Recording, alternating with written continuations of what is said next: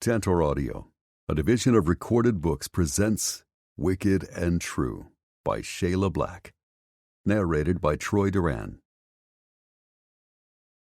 Chapter 1, January 26th. Chase Zyron Garrett sat back in his chair in the suddenly too small conference room and stared at the trio of bosses glaring at him. He wished the BS Hunter, Logan, and Joaquin had just spewed was a punchline. But EM Security Management had a mole, and they very clearly weren't joking. It's either your bestie or your girl. You've got 2 weeks to figure out which one of them is guilty, or we're letting both go. Bastards. Neither Trees nor Tessa was guilty of a fucking thing. Zy ought to know. He'd already spent 3 months nosing into his best friend's life. He'd come up with zero dirt, proving Trees innocent, as Zy always suspected. Now they wanted him to seduce Tessa Lawrence, their office assistant, to discern if she was guilty of selling them out. If he didn't, they would fire her, despite the fact she was a single mom who needed her job. You've got 2 weeks, max. If you fail, we'll do the same to your fucking ass too. Now get busy and get it done. Calling them bastards was too polite. They were assholes. Zy clenched his jaw and stood. How was he supposed to do what they demanded? He loved Tessa. He'd told her as much on Christmas Eve. Her response had been to run away, sure, but he was 99% positive she'd left because she loved him too, but thought their situation was hopeless. After all, they'd never dated or hooked up. Hell, they'd never even kissed because, for the last 10 months, a single sticky paragraph in their employment contracts had kept them apart. As of 5 minutes ago, it was gone. I'm going to take her aside this morning and present her with a new contract. Better sick pay and vacation, tighter non-disclosure, and no non-fraternization clause. She'll sign, then you'll both be off the hook. Son of a bitch. Zy had waited and wanted Tessa, ached and burned for her. He'd been hoping that somehow, someday, they could be more than co-workers and friends. But he'd never imagined that he'd be strong-armed into getting her between the sheets to spy on her. He didn't have to fuck Tessa to know that selling the bosses out was something she'd never do. But he didn't have a choice. Since they'd already coerced him into snooping on Trees, Zy figured he'd repeat the process, just with hot, bust-up-the-bed sex. But one way or another, he would prove to the Three Stooges that they could 100% trust Tessa. Get a move on, Logan, the youngest of his bosses, insisted. Fuck off, douche-bucket. But Zy kept his mouth shut and gave them all a tight smile as he headed for the door. As he approached, it crashed open. Caleb Edgington, the team's previous commander, charged in looking shell-shocked, like he'd collided with panic and run face-first into death. Colonel? Sir? Hunter and Logan both stood. The quietest of his bosses, Joaquin, rose with a frown. Dad? Hunter approached him. The older man swallowed. Your sister. Sudden tension gripped the room. What's wrong with Kimber? Logan scowled. I received a threat recently. It wasn't specific, just a tube of lipstick and a warning to hand over Valeria Montilla before they took whoever the tube belonged to. I didn't know who... Emotion choked off the colonel's words. He pressed his fist to his lips, grasping for the fortitude to finish delivering the bad news. Zy's gut twisted. The man's only daughter, Hunter and Logan's sister. Another guy came in behind the colonel. Big, blonde, badass, and totally pissed off. Deke Trenton, Kimber's husband. She's gone. She dropped the kids off at daycare, then made the trip to the grocery store. And didn't come home. A courier delivered this 30 minutes ago. They all crowded around as he whipped out a picture of Kimber, her auburn hair tangled, her big eyes red-rimmed, with a gag over her mouth, her hands tied behind her back, and a gun to her head. Holy shit. We'll get her back. Despite his face going pale, Hunter sounded resolute. We'll do whatever it takes. You're fucking right we will, Deke spat. I want my kitten back. Jack and the rest of the Oracle team are at our office strategizing. Any help you can spare, you'll have it, Hunter promised. We need to lock down the rest of the wives and kids. Fast, the colonel managed, before it's too late. The older man ducked out, looking as if he could barely keep himself together. Deke didn't look much calmer. Thanks for whatever you can do. Fuck that, she's our sister. We'll devote day and night to saving her. Kimber's husband nodded, then he was gone too. Silence prevailed for a protracted moment before Hunter swallowed, collecting himself. He turned to ice in an instant. Logan lived up to his fiery temper, grabbing an eraser from the nearest whiteboard, then throwing it violently. His empty coffee mug followed, shattering against the wall. Before he could toss anything else, Joaquin stepped in. We don't have time for this. I know. I fucking know. Goddamn son of a bitch! Hunter and Joaquin jogged out the door, quietly strategizing ways to keep all the others in their family safe. Logan fumed, trying to gather himself, his lungs working like a bellows. I'll come with you, Zai offered. I'll devote all my energy. No! This shit is centered around Valeria Montilla, he said of the deceased drug lord's estranged wife, whom Caleb Edgington and his sons had rescued from her husband almost 2 years ago. Now that her safe house has been breached, Trees and Kane are going to relocate her and her family pronto, and we'll be monitoring every step. But none of that will mean shit if we can't nail our mole. In other words, prove Tessa was guilty and stop her. Zai bit back an argument. Logan didn't have time for it with his sister in the clutches of a cartel, demanding information the team couldn't afford to give. Giving up a client would ruin their professional reputation. In short, they were utterly screwed between a rock and a hard place. I'm leaving, the former SEAL barked. You're in charge until one of my brothers or I come back. Me? Josiah and Cutter have quit. Trees will be on the road to Florida taking Kane, who just started his first day on the job. That leaves you and 1 Mile, and he's too unpredictable to be in charge. Good point. I'll handle things. With a nod, Logan tore out of the conference room, slamming the door behind him. After some shouting in the hall and more doors slamming in the distance, the office fell silent. Kimber being abducted was a curveball he hadn't seen coming. No one had. Zai marched out of the conference room. The rest of the team stood in the middle of the reception area, looking as shocked as he felt. Tessa was clearly more shaken than anyone to learn that her friend had been abducted. She grabbed his arm. Do you know anything beyond the fact Kimber has been taken? No one does. I can't believe this is happening. The bosses will do everything they can to find her, especially since their case had seemingly put Kimber in the crosshairs. What if they can't? Her death wouldn't be pretty, but he didn't say that. Zai was so used to playing dangerous games with dangerous criminals that he sometimes forgot that people like Tessa weren't. And despite the boss's suspicions, he doubted she had any experience dealing with a cartel. He just had to prove that, somehow. Don't think that way.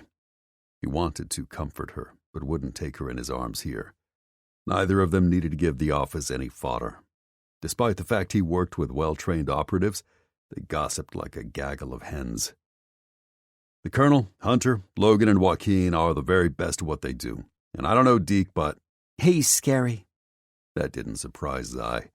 As co-owner of their sister organization, Oracle Security, along with the infamous Jack Cole, he figured Kimber's husband had a fearsome motherfucker side. Then they'll leave no stone unturned to bring her back. Have faith. I'm trying. But Tessa was clearly distressed. He wasn't surprised. She was sweet.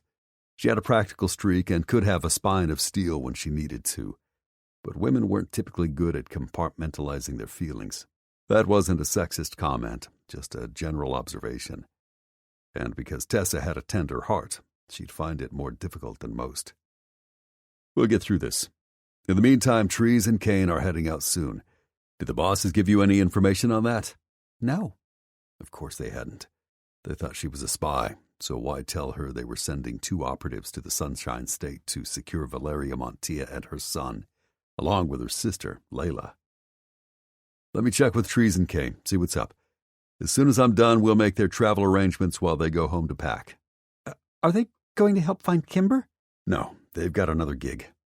Zai hated not telling her what it was, but if he kept quiet and their mission still went south, he could say with total honesty that Tessa hadn't been aware of a single detail.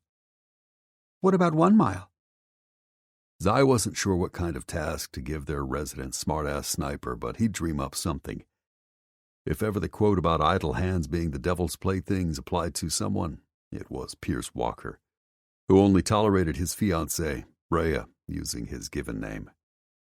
I'll talk to him too. For now, stay near the phone in case the bosses need anything. He stepped closer, resisting the urge to touch her, and dropped his voice. But I'm here if you need me. I know. She lifted her stare to him, and he almost fucking lost himself in her verdant eyes. Thank you. She shouldn't thank him. He was going to seduce her for all the wrong reasons. It would ultimately save her. But if she ever found out all the reasons he'd lured her between the sheets, she would hate him forever. Nothing like having your balls in a vice. Zai bit back a curse and headed to find Trees, who stood near the coffee pot with Kane and Walker, discussing strategy. Those fuckers we work for left me in charge. 1 Mile cursed. Trees raised a brow. Clearly, they thought him being temporary head honcho was as ridiculous as he did. Getting those two to follow his orders would be harder than herding cats. The verdict was still out on Kane, but the boss has hired a certain breed of warrior. Zai doubted very much the new guy would be cut from a different cloth. So he changed the subject. Where are we with your trip to Florida? We have a problem, Trees finally said. We don't know exactly where we're going. Valeria came home from a concert last night and realized someone had broken into her safe house. They ransacked it too. There were signs of a struggle, but her sister and her son were nowhere to be found. Logan said as much. If Layla got out, she left in a hurry because her phone, wallet, and money were all still there. But if the cartel took her... If they did, why would they have kidnapped Kimber this morning, demanding to know Valeria's location? They already have hostages they can better use as leverage. Good point. Because they want to fish Valeria out fast and they're leaving no stone unturned? Maybe. It was the most likely scenario, as I could see, but Trees obviously disliked not knowing. That made 2 of them. So no one has heard from Layla. 1 Mile shook his head. But she has my number. When I left Florida, I made sure she knew how to contact me. But if she didn't take her phone when she fled, how could she? Unless you hear from her, we need to come up with a plan. If Layla escaped, every hour she and baby Jorge are floating out there, without help or resources, is another hour they're likely to be scooped up by the remnants of Emilio Montilla's gang, if they haven't been already. Do we know who's running the show now that Walker put bullets in his head? I made a few friends while I spent a month down there trying to off the son of a bitch. That sounded unlikely. 1 Mile wasn't usually nice enough to make friends with anyone, but Zai bit anyway. And? I've heard that some underlings inside Emilio's compound are trying to seize power. But there's also gossip that his father intends to take over and oust everyone who gets in his way. That made sense. Emilio had been like a gator, lazing on the shore, enjoying the sun, and sinking his teeth into anyone who wandered too close, especially if they dared to question his authority. But he'd been small time compared to his father. Geraldo Montilla was a legend for his predatory ruthlessness. The man was pure shark. Zai's guess? Geraldo had given the Splinter faction to his son, mostly so Emilio would have something to do, because he'd known his only son lacked the balls to run the larger Tierra Caliente organization. But now that his son was gone, no way would the narcotics king turn over any part of his organization to Emilio's lackeys. Makes sense. Do we know where Valeria is holed up? No, Trees answered. I have a number to call, probably a burner phone. When we get to the Orlando area, I'm supposed to arrange a meet point. And we're certain she still hasn't heard from her sister. Yeah, but she says she keeps getting calls from an unfamiliar number. She's been afraid to answer it, but I told her she should next time her phone rings. Good call. Maybe Layla had found another phone. Keep me posted. As the others nodded and stepped toward their desks, a phone buzzed. Zai searched for the source of the sound and zeroed in on 1 Mile, who pulled his device from his pocket. "Walker." The sniper listened to the frantic, high-pitched voice on the other end, then frowned. Wait, I don't speak Spanish." He pulled the phone from his ear and glanced at the others. "Who the fuck speaks Spanish?" Tension gripped his eye. He didn't, but he was more focused on the caller. "Who is it?" "Layla, but she's crying and too upset to speak English, so I can't understand a fucking word she's saying. Rhea will have my balls if I don't help a woman who obviously needs it." Walker didn't care about staying on the good side of many people, but he'd do whatever it took to keep the pretty, pregnant preacher's daughter happy. "I do. I'll talk to her." Kane held out his hand. "Thank fuck." Walker pressed the phone to his ear again. "I'm going to give you to another guy. He's one of us, so he'll keep you safe." He slid the device into the new guy's palm. "Find out where she is," Zai murmured. Kane raised the phone with a nod. "Bueno?" Zai held his breath as the former small-town sheriff exchanged rapid-fire Spanish with a woman. He glanced across the room to see Tessa organizing her desk with a gusto that told him she needed something to do or she would go crazy. If she was this upset about her friend's abduction, he couldn't imagine what all the Edgington men were going through, not to mention the rest of her family. That gave Zai an idea, one he'd put into motion as soon as Kane finished talking to Layla. He and the other operators watched, waiting impatiently until the new guy finally ended the call. "Well?" Zai prompted. "Layla escaped with one of her assailants' phones. She's got Valeria's son with her. They ran to a woman's shelter. She didn't know where else to go." The move had been pretty resourceful on her part. The shelter's management wouldn't ask too many questions, and if cartel thugs showed up, the police would be called. "She needs to dump the phone. She turned off location services, but yeah, the longer she holds on to it, the more of a liability it becomes. She's concerned that she'll be without any way to contact her sister once she trashes the device." "Where did you two leave things? Did she tell you where to find her?" "No. She wanted to know about Valeria. Layla was panicked because she's been calling her sister, who hasn't picked up." That explained the unknown calls to Valeria's number. "I assured her Valeria's fine and suggested she try calling her sister again. I also told her it wasn't a good idea for them to hook back up until we roll into town. I hope she listens." Kane shrugged. By the end of the call, she seemed calmer, but still not thinking clearly enough to devise a plan, so she said she'd leave that to us. "Let's put our heads together, gentlemen." "Get started," Zai said. "I need to give Tessa something to do before she goes crazy. Back in 2. The others started a low-voiced discussion that Zai tuned out as he approached Tessa, who'd wrapped her arms around herself, trying not to cry. He'd tell her to go home, but sending her there to stew alone would be worse. "Why don't you pick up some things to feed Kimber's family and take them to her house? Otherwise, Deke will be trying to feed the kids when he's really distraught and should be out looking for his wife." She frowned. "Don't you need me to make arrangements for Trees and Kane to travel wherever they're going?" "They're big boys who know how to work a website. What they can't do is comfort Kimber's family in any way that's remotely compassionate or helpful. You can." "What about you and 1 Mile? If you need anything..." "We'll handle it. Just take care of her family. Make sure they have enough food for dinner. Give them comfort or a shoulder." "Of course. I can do that." "Call me if you run into any issues." She grabbed her purse and her car keys. "I will.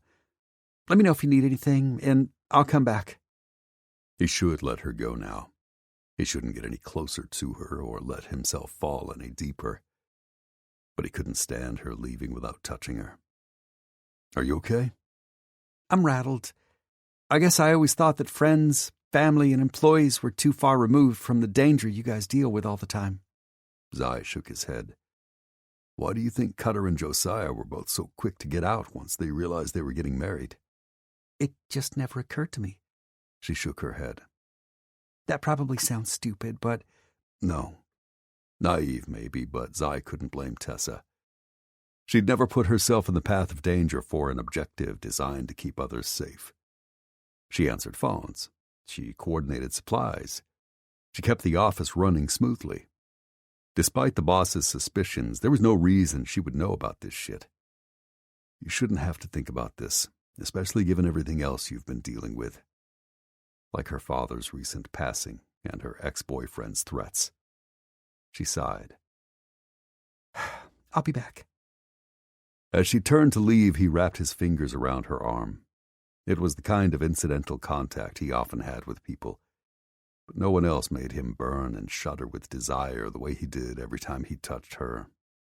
It was fucking inconvenient to want Tessa so much right now, but this just proved that nothing, not time, conflict, barriers, or tragedy, could put a dent in his need for her. "Hey, did you, by chance, talk to Joaquin this morning about anything?" The little furrow between her brows told him no. He messaged me, saying he wanted to meet, but then everything happened and... Zai wasn't surprised, but he was bitterly disappointed. Despite this morning's shit show, he wanted Tessa so fucking bad he could almost taste her. "Once you have, we'll talk." Later that day, Tessa hit the send button on her email back to Joaquin. Her hand shook. It was done. She had officially agreed to the new, and better, terms of their updated contract. One without the clause that had kept her and Zai apart for 10 agonizing months. She swallowed as she stood, still half-dazed. She'd always thought one of them would have to leave their job before they could explore their feelings. Of course, she was happy the bosses had removed the barriers between them. And yes, she was impatient to be alone with Zai. Obviously, he'd known this was coming. Her question was, why had the trio of hardasses they worked for suddenly relented? Zai had appealed to them multiple times, always to have his requests fall on deaf ears. Why had they suddenly changed their minds? Maybe it didn't matter. Maybe she should stop questioning this new development and start enjoying it. Maybe, but something tugged at her. As she went through the day, she tried to focus on Kimber's family. She spent the rest of the morning shopping and cooking, then all afternoon with Kimber's sisters-in-law, Kata and Tara, as well as their kids. Joaquin's wife, Bailey, stopped in, showing her hint of a baby bump, looking as rattled as the rest of the women. Tessa had tossed an early dinner in the oven, played with the children, and offered a shoulder to anyone who needed it. At least until Deke had come in and shooed her out so he could get everyone into hiding. Tessa didn't blame him. Even now she felt the urge to head for her daughter's daycare and hug Hallie breathless. Instead, she settled for calling to check in on her almost 1-year-old, then heading back to the office to see if she could lend a hand. And yes, to see Zai. According to Joaquin's email, the whole staff had received a new contract with similar terms, since it had been revised to reflect the direction in which the current owners felt best for their business. So, after keeping her and Zai artificially apart since the day they'd taken over the team from the colonel, they suddenly didn't care if she and Zai started hanging out, dating, having sex, falling in love. With a frown, she entered the office only to find Trees and Kane had already caught their flights to wherever they were headed. Zai and 1 Mile were holed up in the conference room, on speakerphone with someone. She couldn't hear the conversation, just muffled voices and the occasional curse. When she peeked in to ask if they needed anything, Zai rose and walked out, shutting the door behind him before insisting that he and 1 Mile were all good and to go home. He'd talk to her later. Did that mean she'd see him tomorrow? Or tonight? Tessa still wasn't sure as she picked Hallie up from daycare and drove back to her duplex. Not while she fixed dinner, bathed her daughter, sipped a glass of wine, half-watched the news and stared at the clock. Not while she read her baby a story and wrestled the fuss bucket into her crib. Not while she paced her living room before deciding just shy of 9 o'clock that a shower might help calm her and clear her head. More than once, she'd picked up her phone to call Zai, before ultimately putting it down. Maybe he was still with 1 Mile, organizing some rescue operation. Maybe he was helping the others look for Kimber. Or maybe he was thinking about what this change in their contracts meant for them. But there was no way this wasn't on his mind. Between this worry and her concern for Kimber, Tessa had no idea how she would ever sleep tonight. A sudden, firm knock on her front door had her whirling around. Her breath caught. Her heart stopped. With her stomach twisting in anticipation, she flipped on the porch light and peeked out the peephole. Today had proven that anyone associated with EM security in any way needed to be careful. But as she suspected and hoped, Zai stood in the circle of murky light on her porch, in a white tank, a black jacket, and faded jeans. He looked like a man on a mission. With her heart thumping, she eased the door open, not caring that her face was bare, that her hair was twisted in a messy bun, or that she was wearing plain green cotton pajamas without a stitch underneath. She was just happy to see him. Zai, what are you doing here? Her question was silly. That wasn't what she'd meant to ask, but she was so damn nervous. She knew precisely why he was here, unless something had happened. It's getting late. Is everything okay? Did you really think that, after today, I wouldn't come? No. Is Hallie asleep? She fought some, but I got her down about 30 minutes ago. He nodded. Good. Can I come in? Tessa hesitated. She'd yearned to be with Zai for lonely, seemingly endless months, ever since she'd lost her heart to him. She wanted him so badly right now she could cry. But if they crossed this line from friends to lovers, it would change everything. I don't know if that's a good idea. Did you get a new contract today? Slowly she nodded.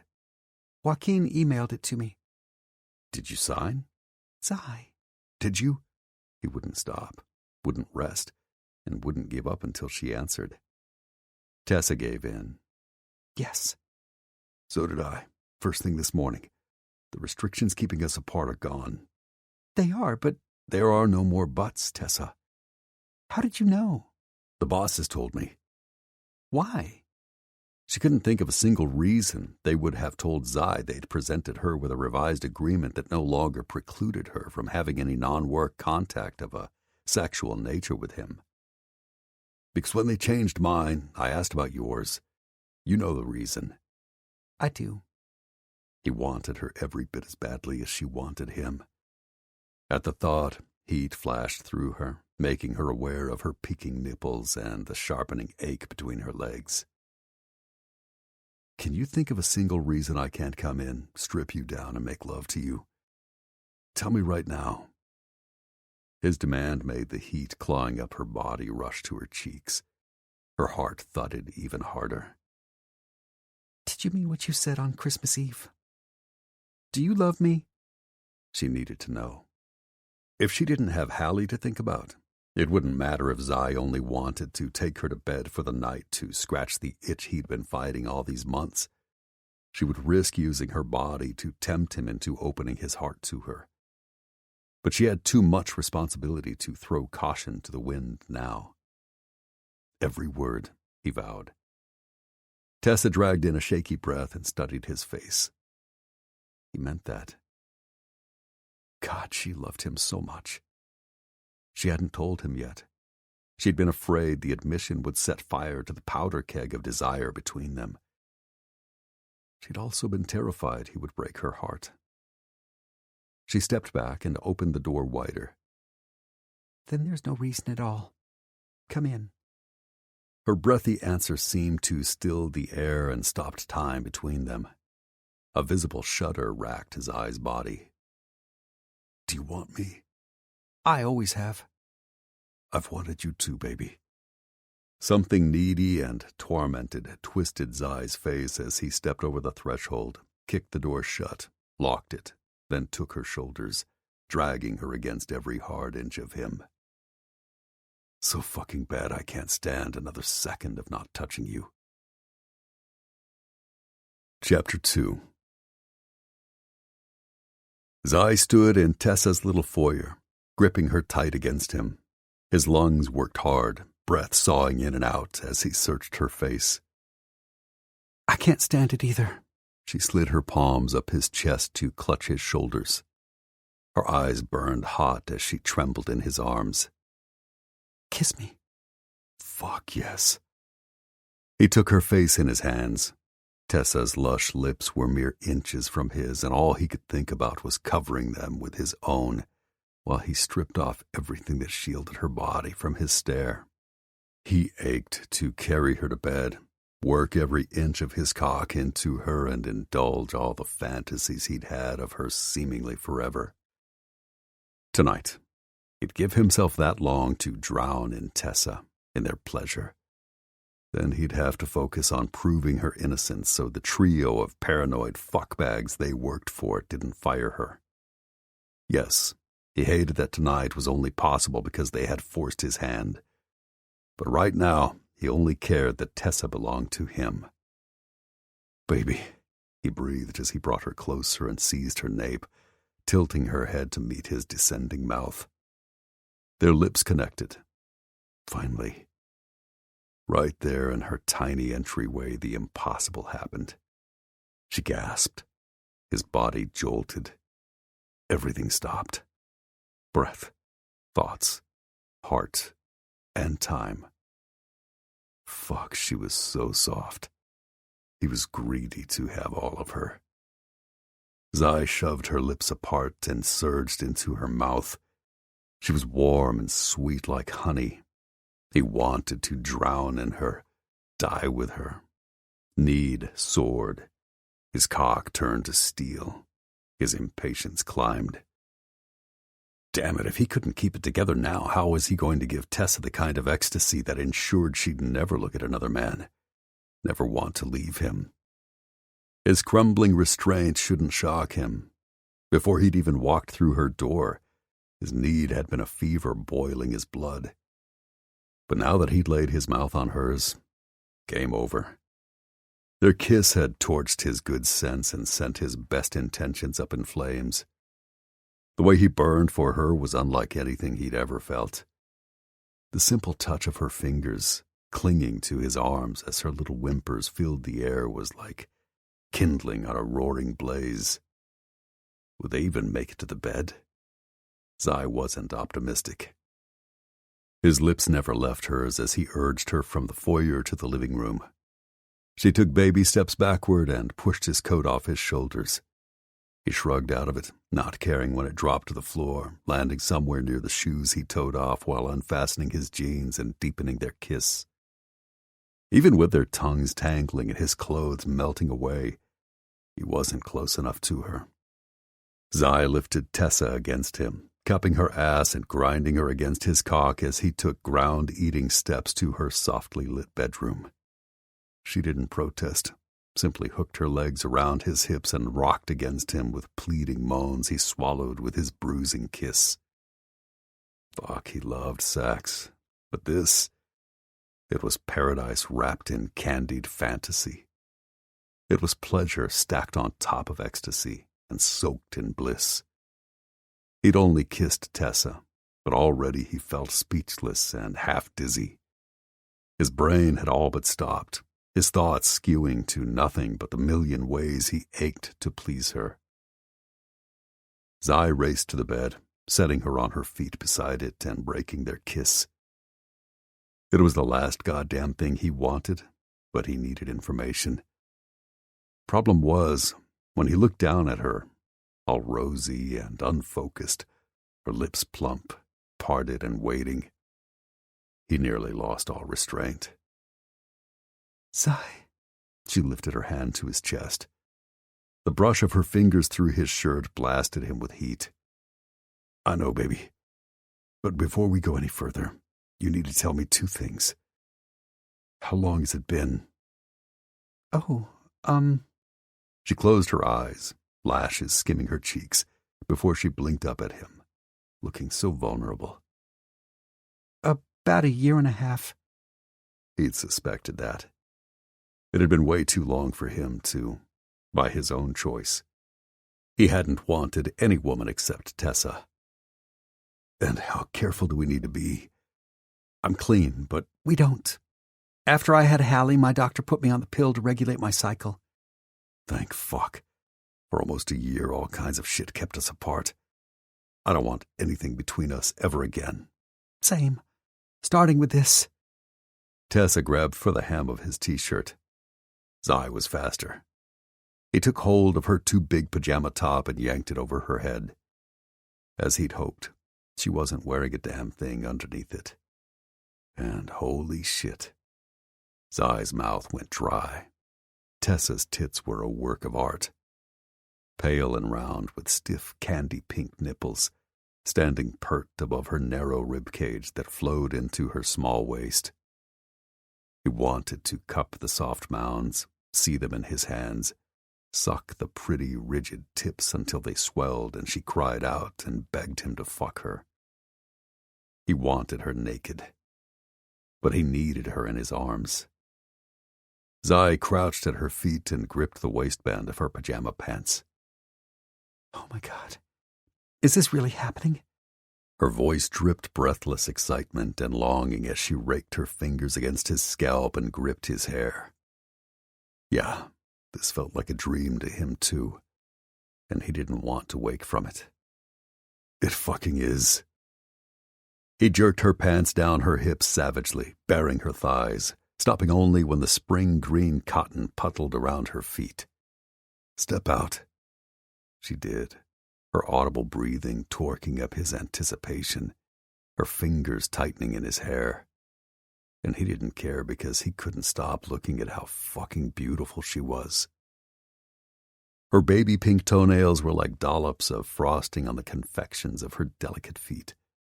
Her dainty ankles gave way to lean calves, dimpled knees, and curvy thighs that made blood rush to his cock. But it was everything she hid between those gorgeous legs he couldn't stop staring at.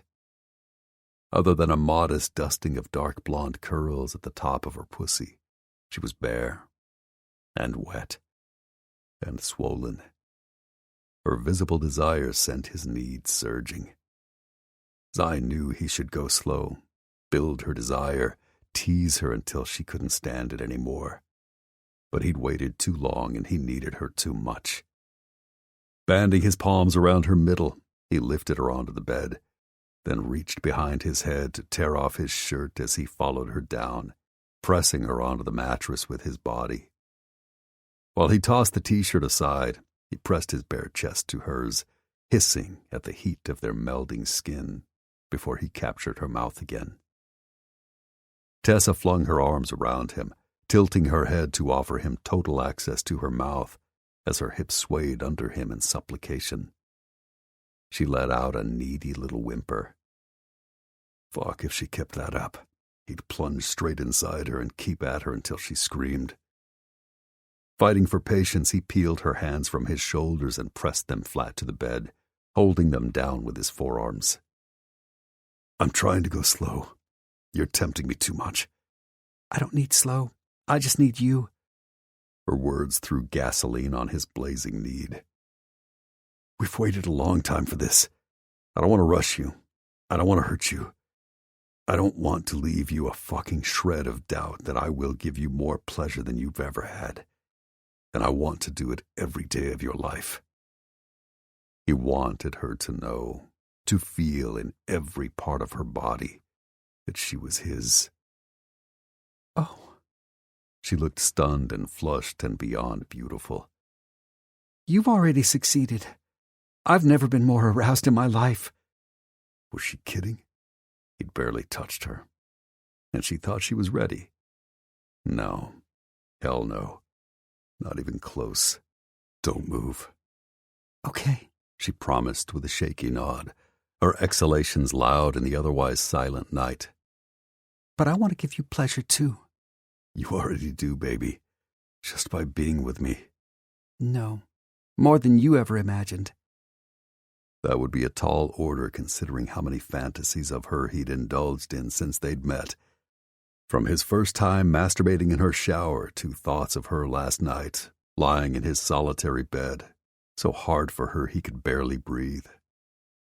He'd never imagined then that he would finally be free to kiss her, unclothe her, penetrate her, and pleasure her. Make her his. Now her entire body was open to him, and the night was theirs. Zai smiled as he brushed a blonde curl from her face. You will. I promise." Then he took her mouth, barging past her pillowy pink lips to taste her kiss again. When she was breathless, he began working his way down, still pinning her to the mattress with his forearms over her wrists. His mouth was on the move, skimming the graceful line of her jaw, gliding up her neck. She cried out with a head-to-toe shudder and a sweet flush. With a feral smile, he laid his lips behind her ear and exhaled. Her hands tightened into fists, and she arched beneath him in a silent plea. In the next heartbeat, he inhaled her musky female scent. It carried vanilla and a hint of something citrus. Orange, maybe. That urged him to breathe her in again and again until she melted his senses. With his nose full of her, he descended from her neck to her collarbones, laving them before he dropped to the swells of her chest. She was so soft there, the skin like gossamer. The valley between her tempting mounds lured him. There was no way he couldn't rake his taste buds over her skin. Tessa's body tightened. She let out a harsh breath. She fought to lift her arms from the bed, but he held her in place, tormenting her with his lips as he edged closer to the jutting nipples she arched his way, seemingly desperate to have them in his mouth. Who was he to say no? He grabbed both her wrists in one hand, pressing her deeper into the mattress as he took her breast in his palm and lifted it to his thirsting lips.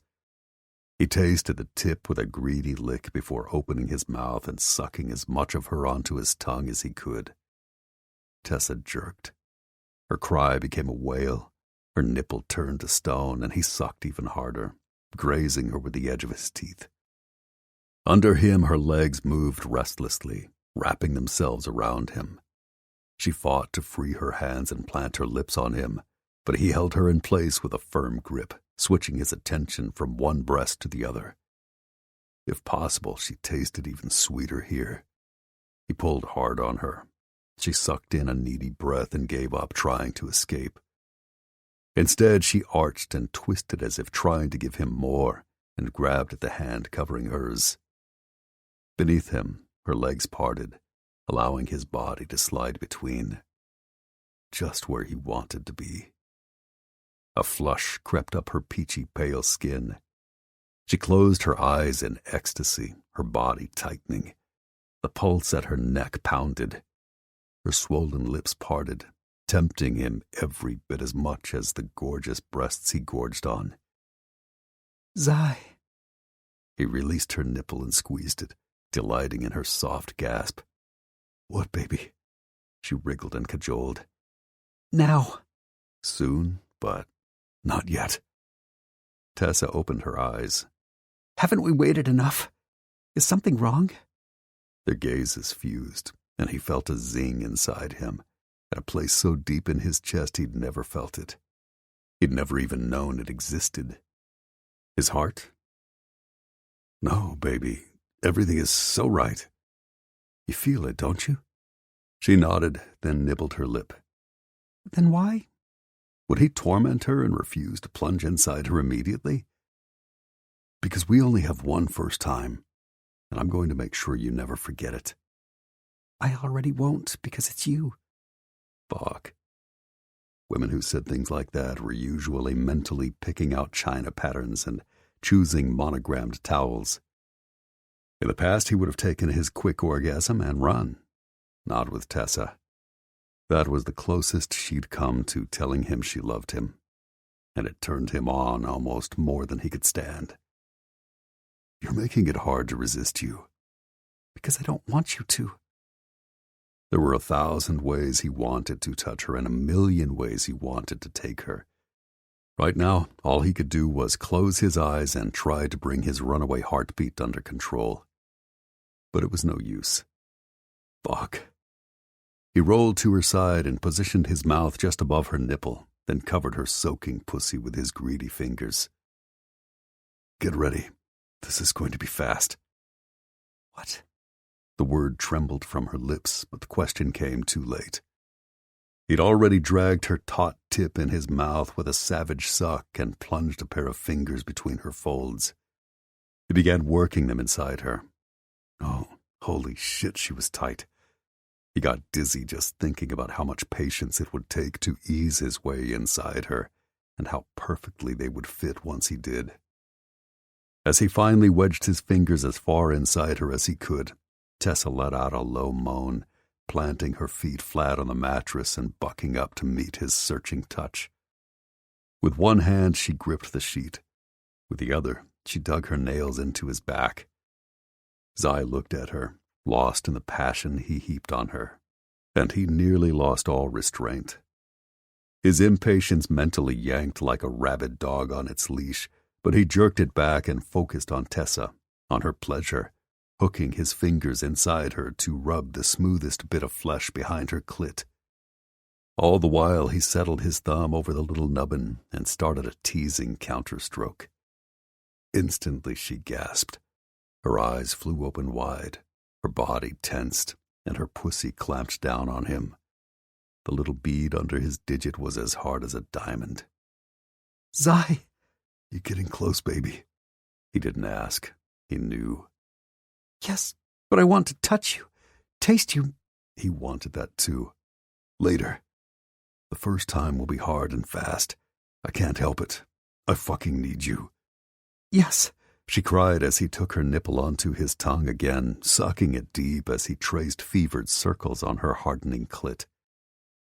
She kept tensing, tightening, clamping down as her breathing quickened, her color flushed and her pulse drummed.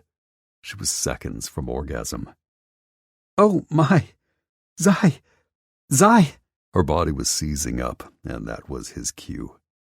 He pulled his fingers free, shoved his jeans around his hips, slid between her legs, and fitted his thick crest against her slick opening, and started pushing in.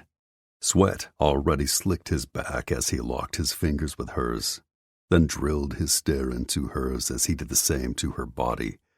One strong, driving thrust after the next, punctuated by her little whimpers and pleas, until he was fully seated inside her.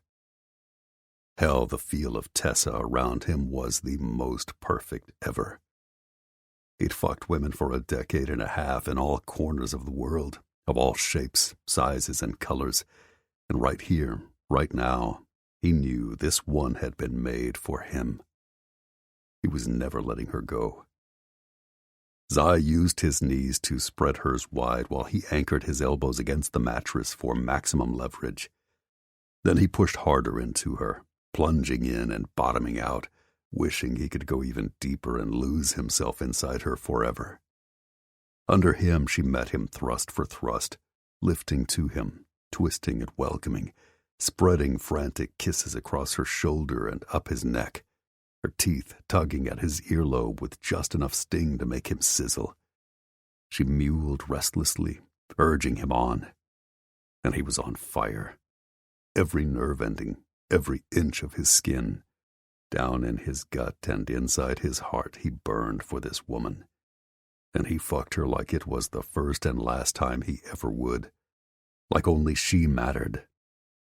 He wanted her to understand on a visceral level how much he desired her, and always would. The second they were forced to leave this bed, he was going to find the nearest jeweler so he could put a ring on Tessa's finger and call her his every day, every night for the rest of his life. No way would he let her slip through his fingers. Whatever she needed, whatever it took, whatever he had to do, she would be his. She tightened again, and he felt her pussy begin to flutter around him. Zai! Oh my God! Please! Please! I can't! Don't stop! Yes, he ground out, thrusting into her faster and faster. Fuck! Fuck! Yes! Oh! Tessa! Baby! She screamed in his ear, her pussy clenching and spasming on him as he let go with a harsh, hoarse cry, gripping her hands tight, rattling the bed and showing her absolutely no mercy. Pleasure pinged inside him, filling every corner of his body, flooding his cock and inundating his heart. He gripped her hands tighter, shoved his elbows deeper into the mattress, and used his knees to propel himself even harder. A low growl of shocked ecstasy rattled from his throat as he released deep inside her. Suddenly he wished she wasn't on the pill. He wished even more that he had every right to plant his seed in her womb, hold her while she slept, and call her his wife. Slowly, the blackness in his vision receded, his heart rate slowed, and his breathing returned to normal. And only one thing careened through his overwrought brain. "I still love you, baby. Move in with me." Tessa clutched him, pressed her lips to his, and burst into tears. The following morning, Tessa rolled over and sent a bleary-eyed glance at her alarm clock. It would go off in 10 minutes. That's how long she had to figure out what to say to Zai. He'd asked her to move in. She hadn't seen that coming, but she should have. He'd talked about it before, and he'd told her that he loved her. Lord knew she was beyond tempted to say yes. She might not have said the words to Zai yet, but she loved him too. His warmth and woodsy, masculine musk lured her closer. She pressed her body to his, nuzzled his neck, and inhaled him. His scent filled her nose and swam in her head. God, how was she supposed to think straight when she was this close to him? Tessa couldn't get enough of the man, couldn't stop wanting every inch of him, all steely, well-forged muscle wrapped in downy, warm skin in the body of a sex god. She didn't even know the words to describe how good he made her feel when he touched her. He'd definitely been indefatigable all night. She'd lost count of the number of orgasms he'd heaped on her, especially when he'd been determined to prove that his oral fixation hadn't been mere pillow talk. Today was Tuesday, and she had to work. But to have all the pleasure he'd given her, Tessa would gladly give up sleep. But even if he hadn't made love to her over and over last night, resting wouldn't have been in the cards because Zai had given her too much to think about. Caution urged her to stop and thoroughly consider his proposition. Moving in together was a big step. Sure, he'd been great with Hallie the week he'd stayed with them, but her daughter was almost a toddler now. She'd slept through the night, but she was far more active, requiring constant supervision every waking moment of her day. She was mobile and inquisitive, and she got attached to people very easily. Last week, one of her daycare workers moved to another position, and Hallie had cried for hours, stomping out her displeasure. Tessa could only imagine what would happen if the little girl glommed onto Zai and then he moved on to greener pastures. Of course, Hallie had recovered. All it had taken to make her smile again had been a happy song and a stuffed sparkling unicorn. This hesitation isn't about Hallie. It's about you. Tessa inched away from Zai and stared out at the cloudy morning. When her ex-boyfriend, Cash, had abandoned her, she'd been devastated, and she hadn't even loved him. She'd just been pissed that he'd run out on her and afraid she wouldn't be able to handle single motherhood. She'd since proven otherwise to herself and the world. But Zai was another story. She loved him so much her feelings scared her. So much that she hadn't told him how she felt. How would she recover if she moved in with the man she loved? Then he decided that shacking up was more permanence than he wanted, or that being a daddy figure was more responsibility than he could handle. Tessa wasn't sure how she'd make it. Then again, what would happen if she turned Zai down? He'd have every reason to leave. And it was entirely possible he had had everything to do with the sudden changes in their contracts. The more she thought about it, the more she wondered. The bosses would never admit they'd caved, but it seemed possible Zai's insistence had convinced them to relent. What happened if he'd gone to all that trouble for her, and she refused to commit? He'd be gone, and who would blame him? Suddenly, Zai wrapped his arms around her and brought her against his body. "Good morning, baby." His voice sounded rough and smoky, exactly like he'd been on the all-night sex bender he had been. "Good morning." Her voice sounded overused, too. Must have been all that screaming. I should get up. Just like she should scrounge up some coffee for Zai, grab a shower, and start waking Hallie for breakfast. But all she wanted to do was lie here with him for one more stolen moment. "You okay?" He held her tight. Why wouldn't I be? He chuckled. "I could feel you thinking." Sorry. Zai kissed her forehead. "It's okay. I don't need an answer right now." Thanks for understanding. There's a lot to consider. "There is. But you should let me plead my case again. You know, just in case you need more persuading." He rolled her to her back and slanted a kiss across her lips, urging her legs apart. She shouldn't let him. They didn't have time.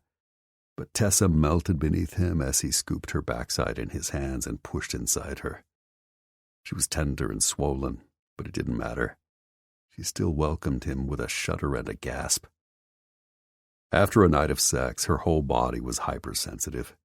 But all Zai had to do was look at her, and she came alive. Her nipples beaded, her sex flooded, and she tingled everywhere. She didn't see how she'd ever stop wanting him. Last night, he'd shown her what pleasure really meant and left no part of her untouched. Today was starting no different. Zai eased inside her so slowly she wanted to cry, but no amount of writhing or moaning changed his pace. He withdrew in an even more molasses stroke, driving her crazy. Tessa pressed her lips to his feverishly and dug her fingers into his shoulders, trembling and whimpering and giving all of herself to him. Again, she couldn't help it. Refusing Zai when he set his mind on pleasure was impossible. "That's it, baby," he growled in her ear as he lifted her hips and impaled her in another unhurried stroke before he dragged his way out, leaving her struggling to breathe as she climbed toward another helpless peak. Zai, she panted. Zai, please. He gripped a fistful of her hair and tugged just hard enough to force her head back.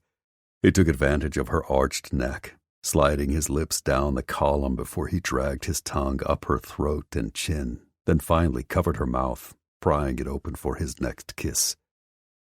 Eagerly she parted her lips wide for him, just as she did her legs when he pressed his way inside her again, with another thrust that left her gasping, straining, and clawing.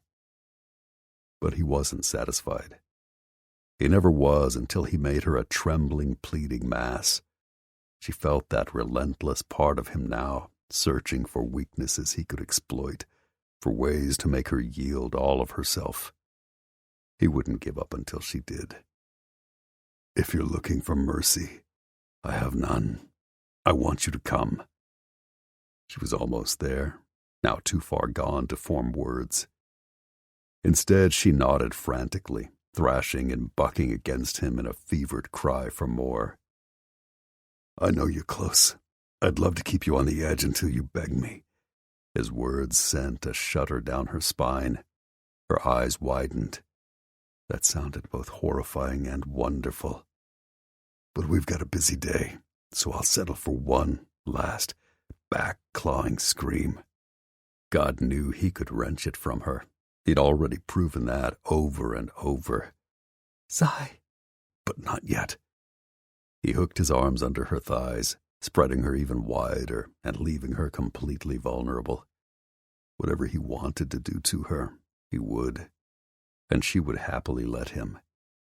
His strokes picked up speed. God knew the friction was already about to unravel her. She tried to move with him, get the last bit of stimulation she needed to vault over the peak, but he held her at his mercy, open for his pleasure. She couldn't do anything except hang on for the ride, knowing that orgasm would only come when he decided to give it to her. The tension stretched on. Despite how tender she was, she ached for the pleasure Zai dangled just out of reach. He kissed his way across her shoulder, nuzzled his face in her neck, then slammed his way deep inside her until her bed frame creaked, until she couldn't catch her breath, until the climax she wanted went from unattainable to inevitable. She keened again, her throat almost raw, as she splintered into 1,000 pieces for him.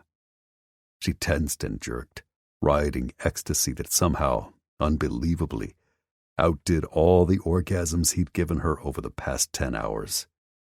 Or did she just think that because her body sang with a kind of head-to-toe bliss she'd never experienced until Zai? He crashed into her, the tendons of his neck standing out, sweat trickling down his temples, and his eyes looking so blue above his 5 o'clock shadowed face. "I love you," he ground out roughly as he slammed home again and let go with a harsh cry and a tremor that racked his body. "I love you too." Panting, he collapsed onto her, absently kissing her shoulder. "Holy shit. I'd love to call in sick. Work is overrated." Despite her sated afterglow, Tessa laughed. "I wish, but we can't." Everyone would know why, and even if the bosses had finally allowed them to explore their relationship, those three definitely hadn't given them permission to slough off their jobs because they'd rather have sex. The sounds of Hallie grunting and working up to a cry began drifting through the baby monitor on her nightstand. "Duty calls, huh?" He grinned at her. "Guess I can't blame it on the bosses this time." Her heart flipped over. She was so in love with Zai and wanted to tell him how she felt so badly. But if she said the words, he would assume that she wanted to move in with him. He'd expect it, even. Tessa wasn't ready for that. "Pretty much." As if to reiterate the fact she needed to get out of bed, her alarm clock went off next, playing a Keith Urban song. Zai laughed and rolled to his side, pressing a kiss to her lips. "No rest for the wicked, I guess." "None, you poor thing." "Yeah, I guess we should get up. You want me to make you some tea before I head out?" It was sweet of him to ask, but... "You're leaving?" "I need a shower and a change of clothes." "Of course." If he showed up in what he'd worn yesterday, 1 Mile would definitely notice. "I'll see you at work. Don't worry about the tea. I got it." "All right." He pressed another kiss to her lips, this one lingering, telling Tessa without a word that he didn't want to go. "Did I, persuade you any? To move in with him?" "Well, you're very persuasive, I can't lie about that. And I'd love for you to persuade me again, anytime you want." She kissed him and cupped his face. "But what you're asking of me, it's a big step. I need more time to think." His jaw tightened. "It didn't take you long to let cash through your door." "But that's just it. Well, first, we weren't living together romantically. I was giving him an opportunity to be a father to his daughter." She'd needed the money, too. She still did. Rent was due in 4 days. She'd probably make it this month, but it would be tight. Next month. She'd have to figure it out then. And second, I was too impulsive with cash. Thankfully, when he left, it didn't affect Hallie. Then again, he never paid any attention to her. But you would. Hell yeah. I want us to be a family, Tess. She wanted that too, but she needed to be sure. Then give me more time. How much? I don't know. How long would it take to decide what might end up being the rest of her life? A week? Zai didn't say that he didn't like her answer, but it was all over his face. It's not that I don't want to say yes, she assured him. It's that I want to say yes so much it scares me. And we found out barely 24 hours ago that our contracts weren't going to keep us apart for another 887 days. I was counting. I was trying not to. Moving in together isn't something we should do on a whim. And after last night, it was great. Understatement of the century. If we take that step, I want to be sure it's not just for the sex, but for the right reasons. I get it, he sighed. It's easier for me to jump in because I only have myself to worry about. Exactly. Hallie and I come as a package deal. I know, baby. I'd love her too. His words melted Tessa's heart. We'll talk about this more tonight. All right. He groaned and pulled away from her, rising to his feet. She hustled out of bed and dragged on her pajamas, then dashed to the thermostat to turn up the heater. This January seemed chillier than the last, or maybe she just felt that way because she hated the cold, and Zai wasn't next to her anymore. Before she could make her way to Hallie's room, he stopped her, now dressed, and pressed another kiss to her lips. "I'll see you at work." She nodded. "I'll be there by 8. "Well, I'm the boss right now, so if you're a little late, I won't tell." He winked. "But Kimber needs us. Did you hear anything last night?" Sobering, he shook his head. "I checked my phone a couple of times. Nothing. I'll make some calls and have an update by the time we meet at the office. Okay? I know she's your friend, but try not to worry." Too late. But she gave him a little smile. "Thanks. I'll see you soon." Chapter 3. At 3 minutes after 8, Tessa slung her sedan into the lot, yanked her keys from the ignition, grabbed her purse, and hopped out of her car. Despite Hallie being a little cranky this morning, she blamed teething. Tessa was surprised she'd almost arrived on time. As she shoved her keys in her purse, she looked up to find a stranger approaching. Early 30s, wearing casual clothes and a ball cap. Someone from the Oracle team, maybe. It seemed likely that they would incorporate Zai and 1 Mile into their tactical planning to rescue Kimber. If the operation required a demolitions expert or a sniper, they were the best. The man nodded her way as he cut through the parking lot, heading straight for her. He came closer, and something about him set her on edge. She assessed him again.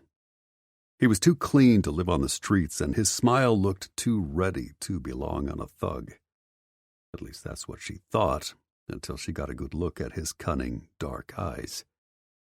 Tessa hustled for the door. "Sorry if I startled you. Tessa Lawrence?" He knew her name. "Who wants to know?" "We have some mutual friends."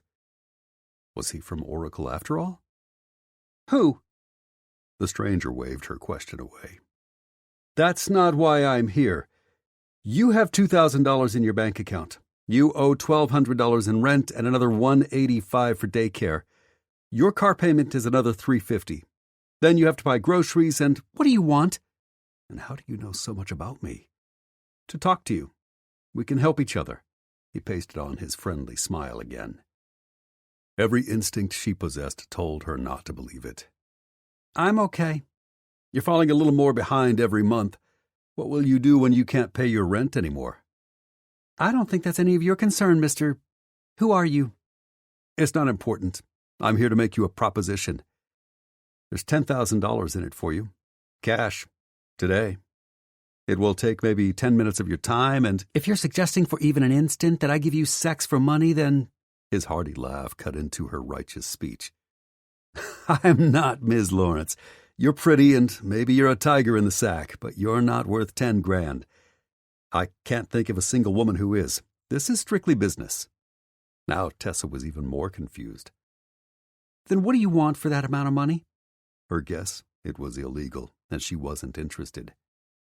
"Information, that's all. You're in a position to know some things my associates need to. Once you provide that, I'll give you cash. And if you like the arrangement, it might be something we can continue, as needed." She narrowed her eyes, not liking the sound of this. "What kind of information?" "We're looking for someone." Valeria Montilla? Even if that wasn't the case, Tessa didn't like his vibe, didn't like this conversation, and didn't like the direction this encounter was heading. "I can't help you, and you shouldn't come back." She bustled toward EM's door, but he was faster, gripping her by the arm. "Listen, it's not in your best interest to say no. Trust me when I tell you we have ways of persuading you to comply." The uneasiness roiling in her stomach turned to fear, especially when she realized they stood alone in the shadowy side of a building in a light industrial area. The place next door was abandoned, and the alley behind them was too close for comfort. Tessa tore her arm free. "Don't touch me." "I don't think you understand, Ms. Lawrence. We're trying to be nice here, but—" "Hey!" Zai shouted from EM's door as he pounded down the steps, then strode across the parking lot. "Who the fuck are you? Get your hands off her. If you want something, you deal with me." The stranger cursed under his breath, then released her, sidled behind her, then shoved her into Zai's path before he sprinted down the alley and disappeared behind the fence. "Are you okay?" She nodded. "Fine." "Go inside." Tessa feared he intended to chase that guy. "Zai, "Go!"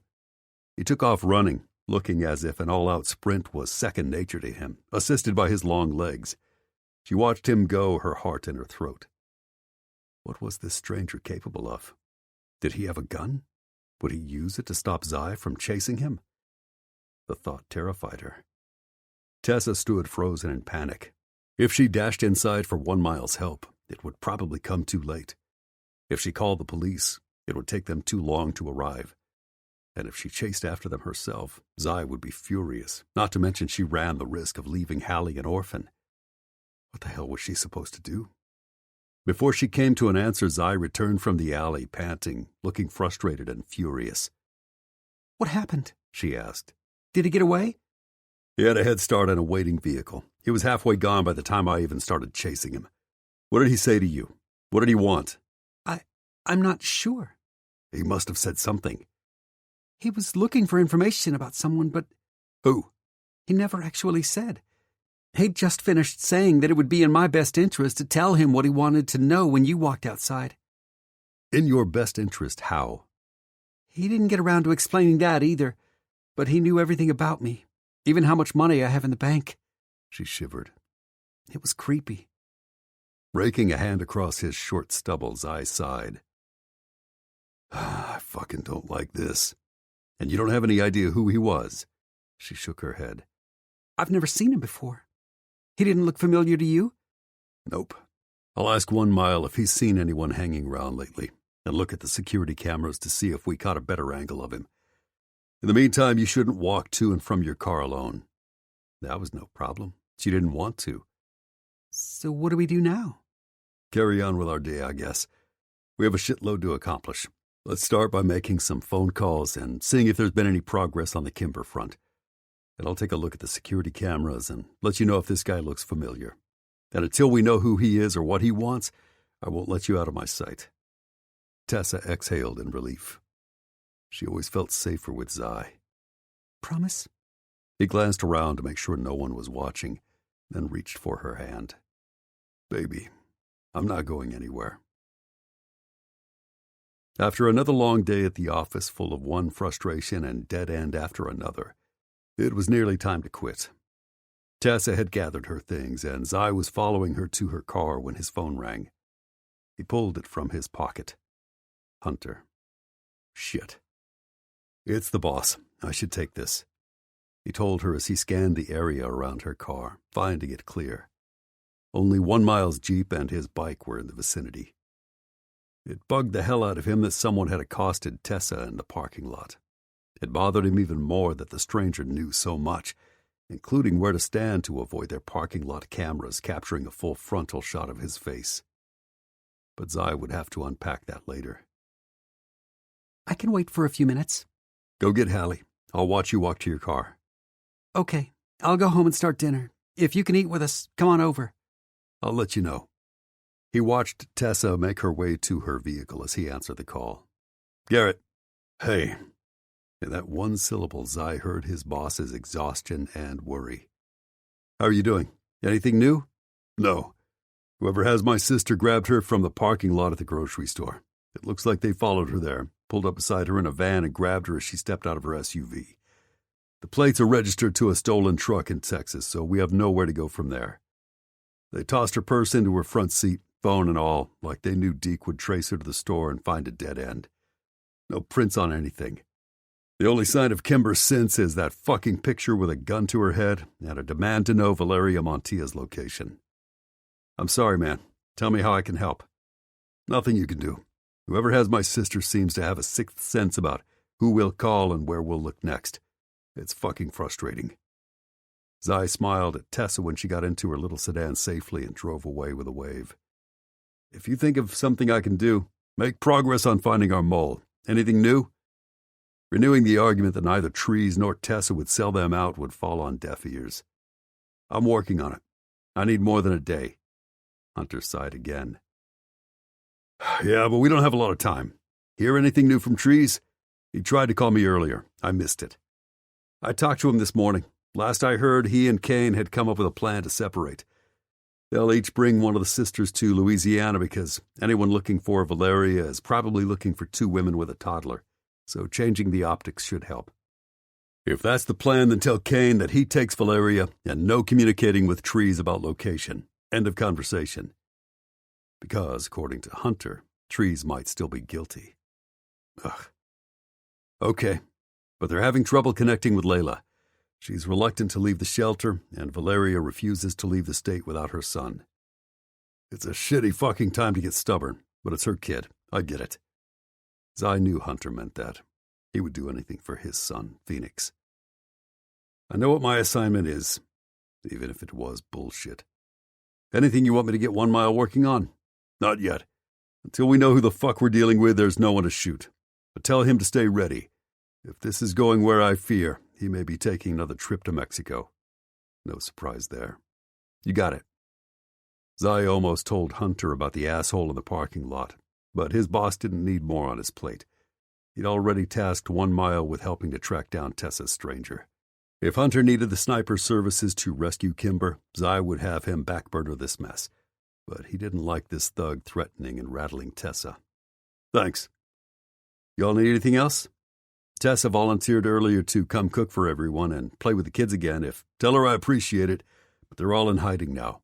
Dad, Logan, and I are staying visible. Everyone else these motherfuckers could use against us is somewhere safe. He sighed again.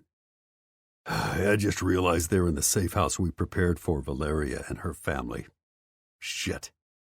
Yeah, shit.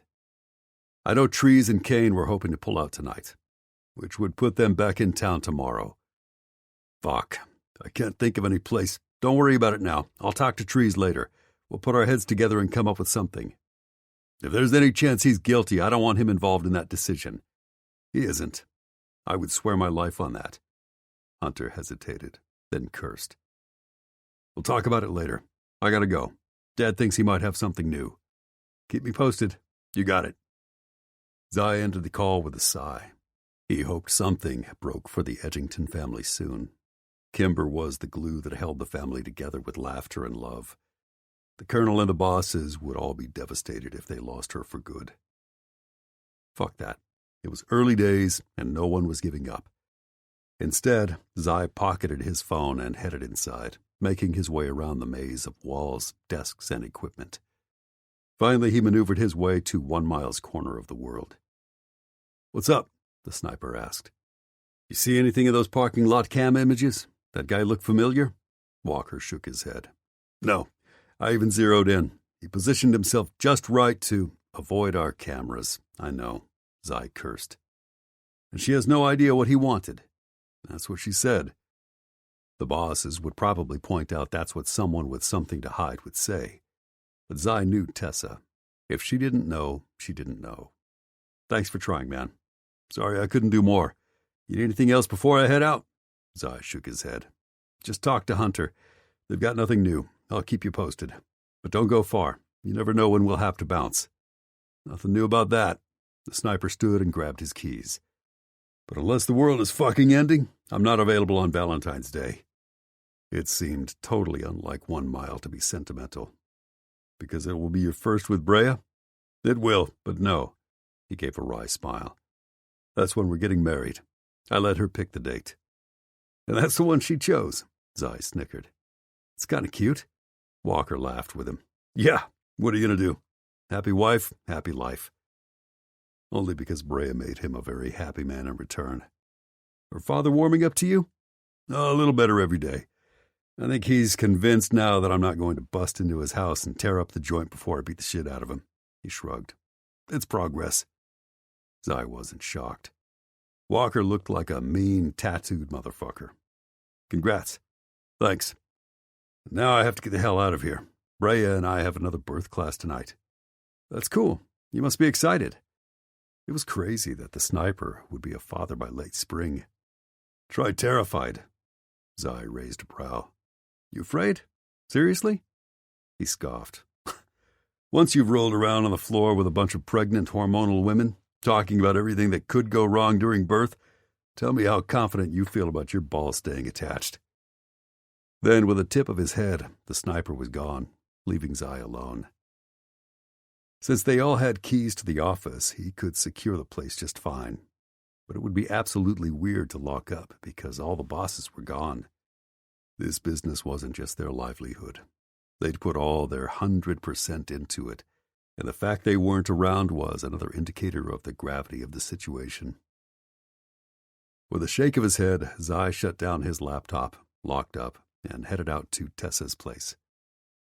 He arrived a few minutes later and entertained Hallie while she tossed together some tacos, beans, and salad. After he set the table, they sat, Tessa feeding Hallie before he took over for a bit to spell her. Like the first time he'd stayed with these two, being here felt natural. They fell into a family rhythm, and he imagined being with them every night, every weekend, enjoying life together.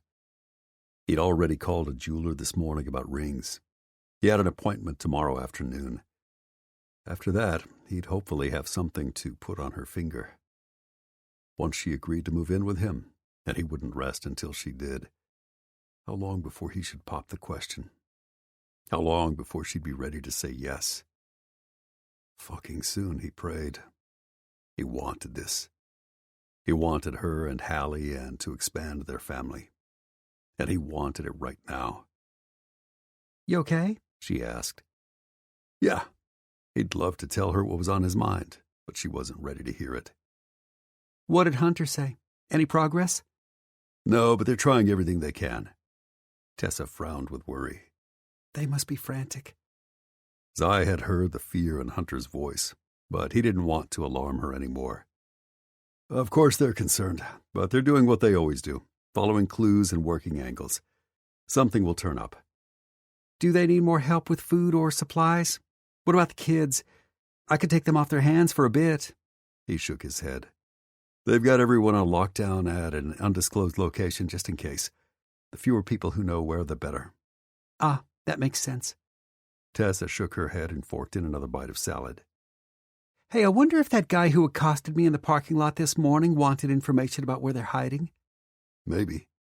It had crossed his mind, too. If that guy shows up again, you let me know. I'll make it clear that he needs to leave you the F alone. Tessa smiled and followed his stare over to the baby, chewing happily on tortillas, carrots, and teeny bites of chicken. She doesn't understand you yet. But she will. Easier to clean up the language now. It gives me time to get it right since I'm bound to F it up.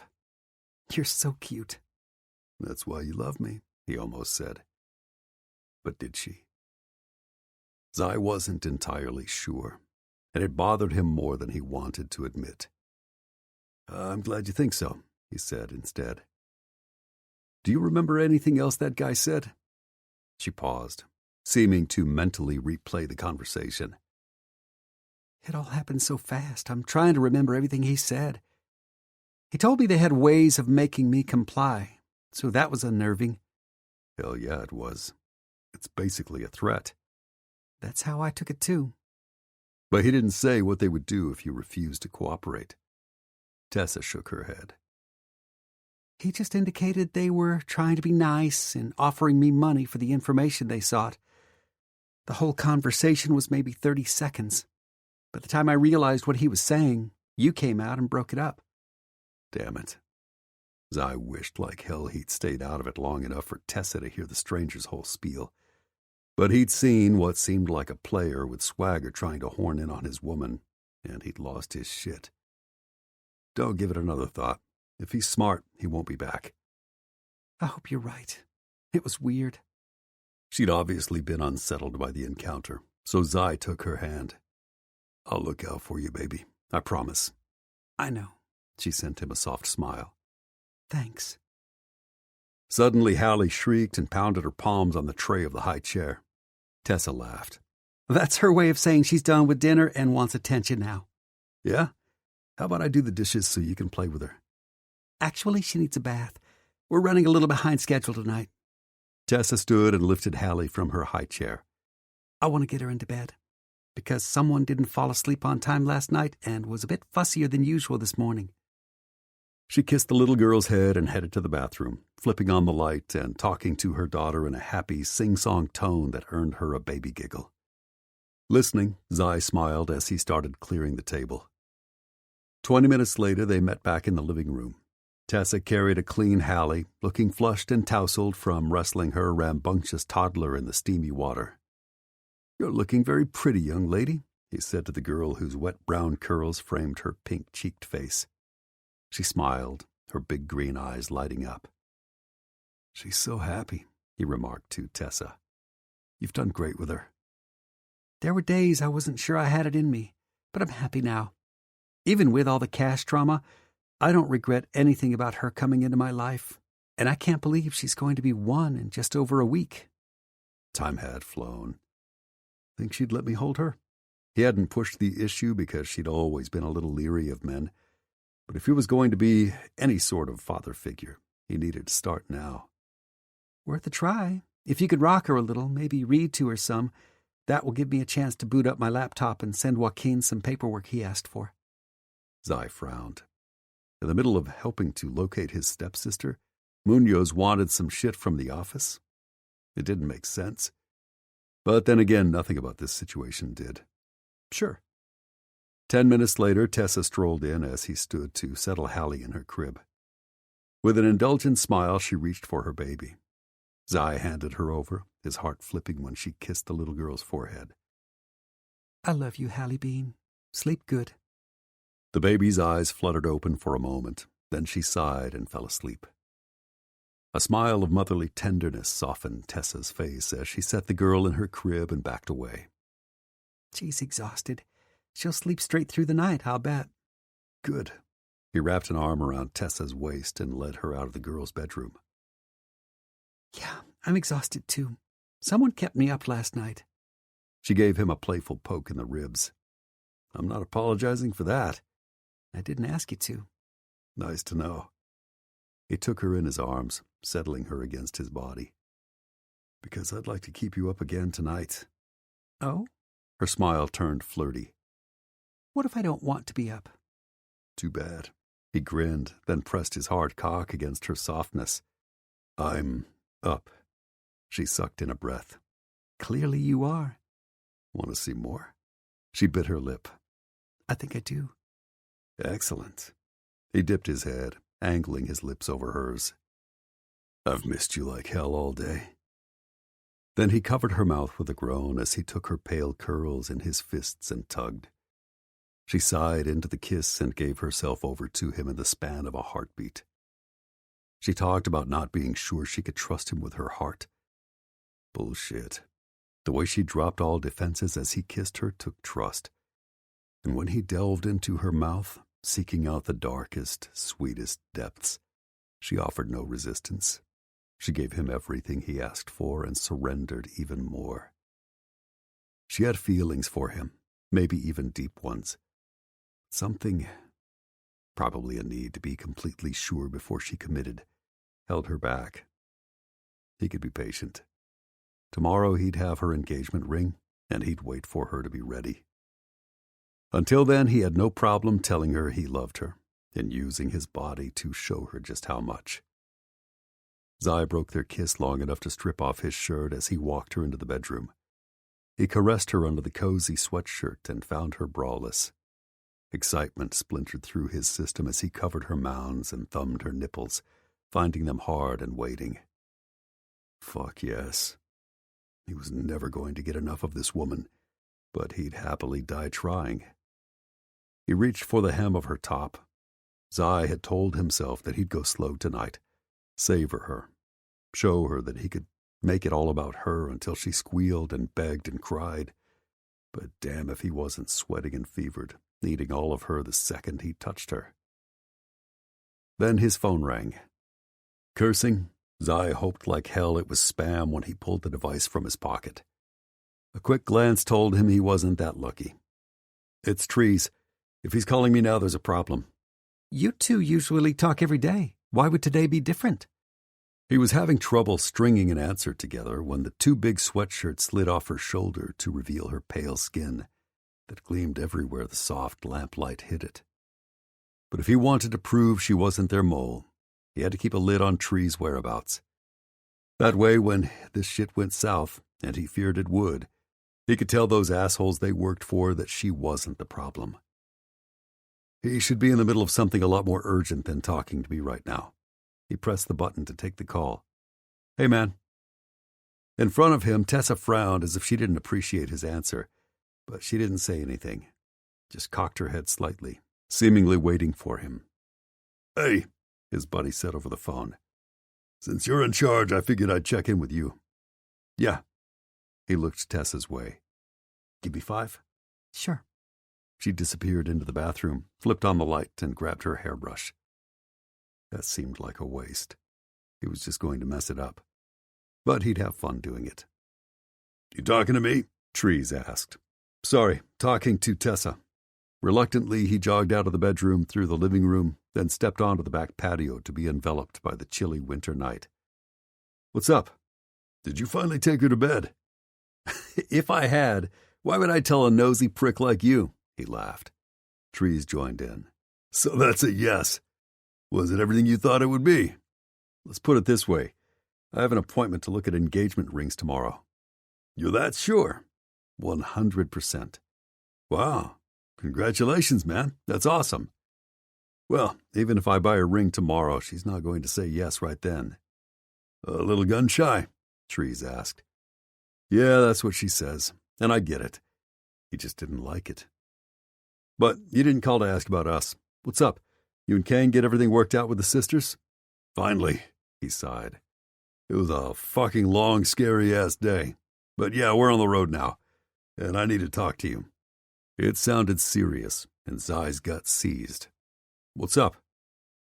"Kane and I connected with Valeria, and she got her son back. They left a few hours ago in a minivan. He plans to drive straight through. But I got word that the safe house they had for Valeria isn't available anymore. So where do you want us to go?" "Good question." "I'd ask one of the bosses," Trees continued. "But with everything they have going on, I didn't want to come to them with more problems." "Yeah, let me call Cutter. He's a local boy, and he and Shayla are back from their honeymoon.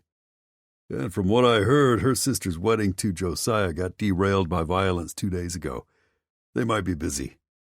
Well, we're likely to have another situation like that on our hands if Cutter doesn't spare me 5 minutes." Trees sighed. "True. Yeah, call him. Then let Kane know." "What about you and Layla? Where will you go?" "I rented an RV. We're posing as a married couple on vacation, seeing the country before we have a baby." "You're serious?" Trees sighed. "We stopped to pick up supplies before we headed out of Orlando, and some chatty tourists started talking to us in the grocery store, so I made up a story. Layla was clinging to me like she was terrified. She literally expects Emilo's henchmen to jump her at any moment. They messed her up." Zai had heard the same from 1 Mile, who'd talked to Layla when Emilo held him captive a few months back. "She feels safe with you?" "As safe as she feels with any man, but it's not much. I told her I was a friend of Walker's. It helped. He's apparently the good guy since he politely declined to rape her." "Jesus. So what's your plan?" "We're going to make our way back out slowly. Make sure Valeria gets situated into whatever safe house you can find for her. If it looks good, like no one is watching it, then I'll take Layla out there. If it gets hit, my plan B is to take Layla to my place." "Well, it's secure enough." "It should be, yeah. There's just one problem." Tree dropped his voice. "Layla is so damn sexy I can barely keep my eyes and everything else off of her." Falling in instant lust was so unlike Trees it took Zai back. "Does she suspect?" "There are only so many ways to hide an erection like mine." True. Trees wasn't just tall. He was built big everywhere. Zai knew because, thanks to Uncle Sam, they'd been in close quarters for years, often in places where privacy was next to nil. "Do you need to speed up your trip?" "And what happens if I do and Tierra Caliente figures out where Valeria is hiding? Layla will be collateral damage. After the hell I suspect she's been through, she deserves some fucking safety, man." Zai couldn't argue with that. Yeah, okay. Let me see what I can toss together. You keep on keeping on, and I'll touch base with Kane soon. How the fuck he'd find a place that quickly, Zai wasn't sure. But it was time to get to work, which meant that making love to Tessa would have to wait. Fuck. Great, buddy. Thanks. Talk to you tomorrow. Don't hang up, Trees insisted. Something else going on? Yeah. His buddy sounded mighty reluctant to say what. Talk to me. Are you sitting? Oh, shit. No, and I don't have time to now. What the fuck is happening? When Layla escaped the house in Orlando, she couldn't get to her phone, which was charging in her bedroom. But she managed to knock out one of her assailants, and how the hell did she do that? Because if you're attracted to her, I know she's a tiny thing. Fuck, I hate that I have a type, he grumbled. Yeah, she is. And she knocked the son of a bitch out by surprising him with a loaded diaper pail to the face. The situation wasn't funny, but Zai couldn't hold in a laugh. She sounds resourceful, but that guy thought it was a shitty fight. Yeah, Layla is something, he said, barely above a whisper. Where is she now? Sleeping in the back, finally. That's why I wanted to call you. At our last stop, we pulled into a gas station to fill up. Thankfully, when Layla got her assailant's phone, it was unlocked and she had the presence of mind to change the passcode. I was going to wipe the thing clean, but get to the point. He had a safe house to find pronto. I browsed the phone while we were filling up. This guy was Tierra Caliente, and you won't like how they're communicating. Zai froze. He had a terrible notion where this conversation was going. Don't say it. I don't want to, but I have to, man. They're using a buzz. He groaned.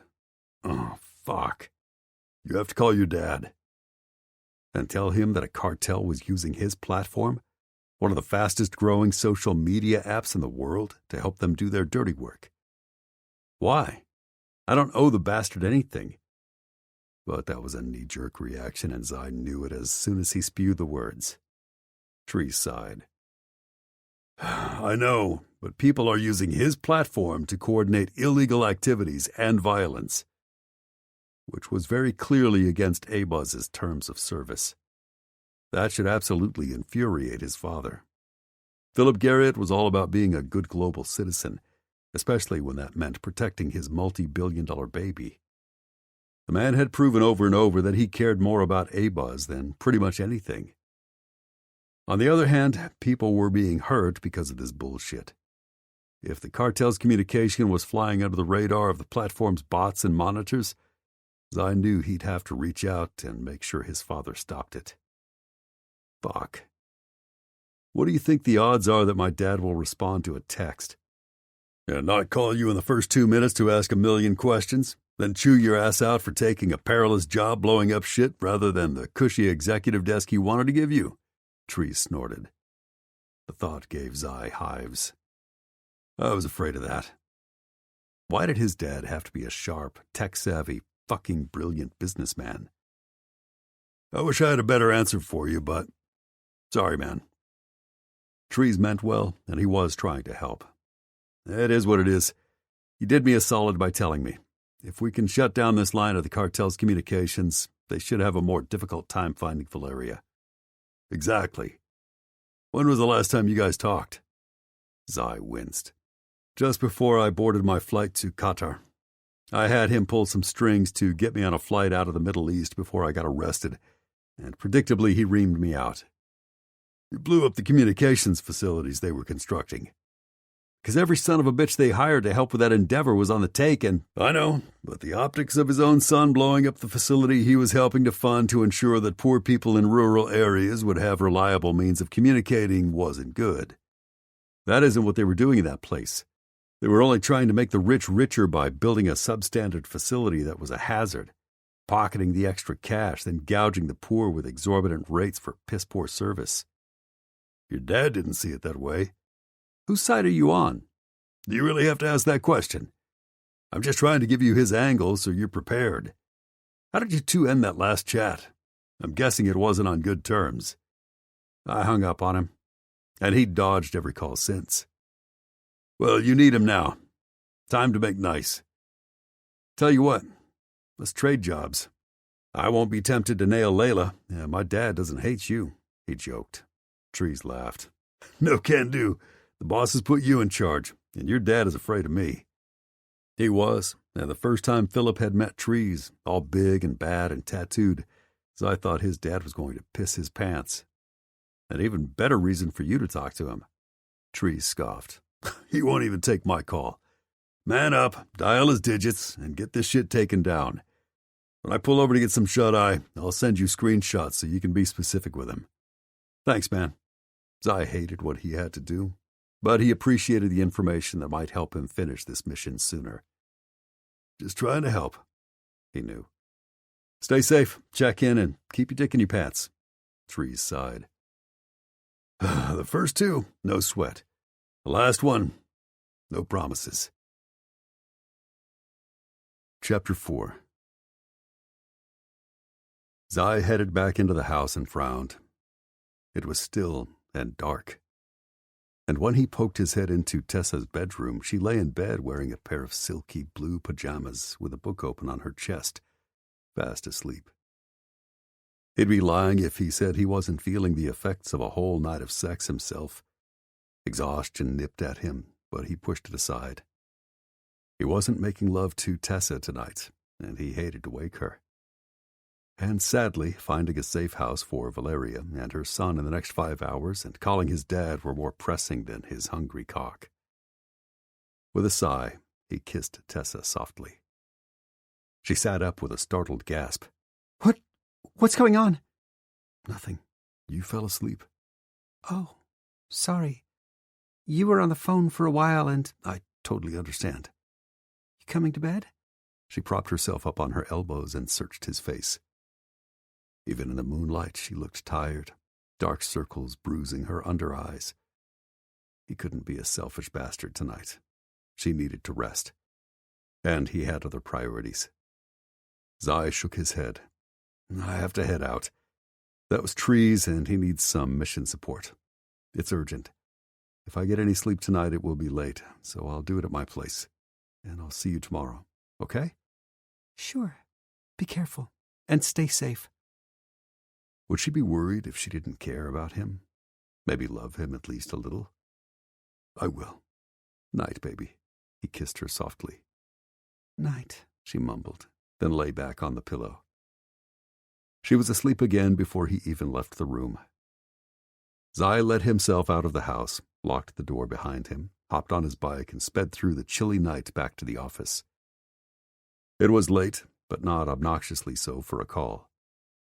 The instant he set foot in the office again, he flipped on the lights and the coffee maker, prowled to the conference room, propped his feet on the table, and called Cutter. The former EM security operator, now married to the TV star he'd once protected, answered almost immediately. Zai? Yeah. Hey, congrats on your marriage, man. Thanks. Sometimes I can't believe my good fortune. No shit.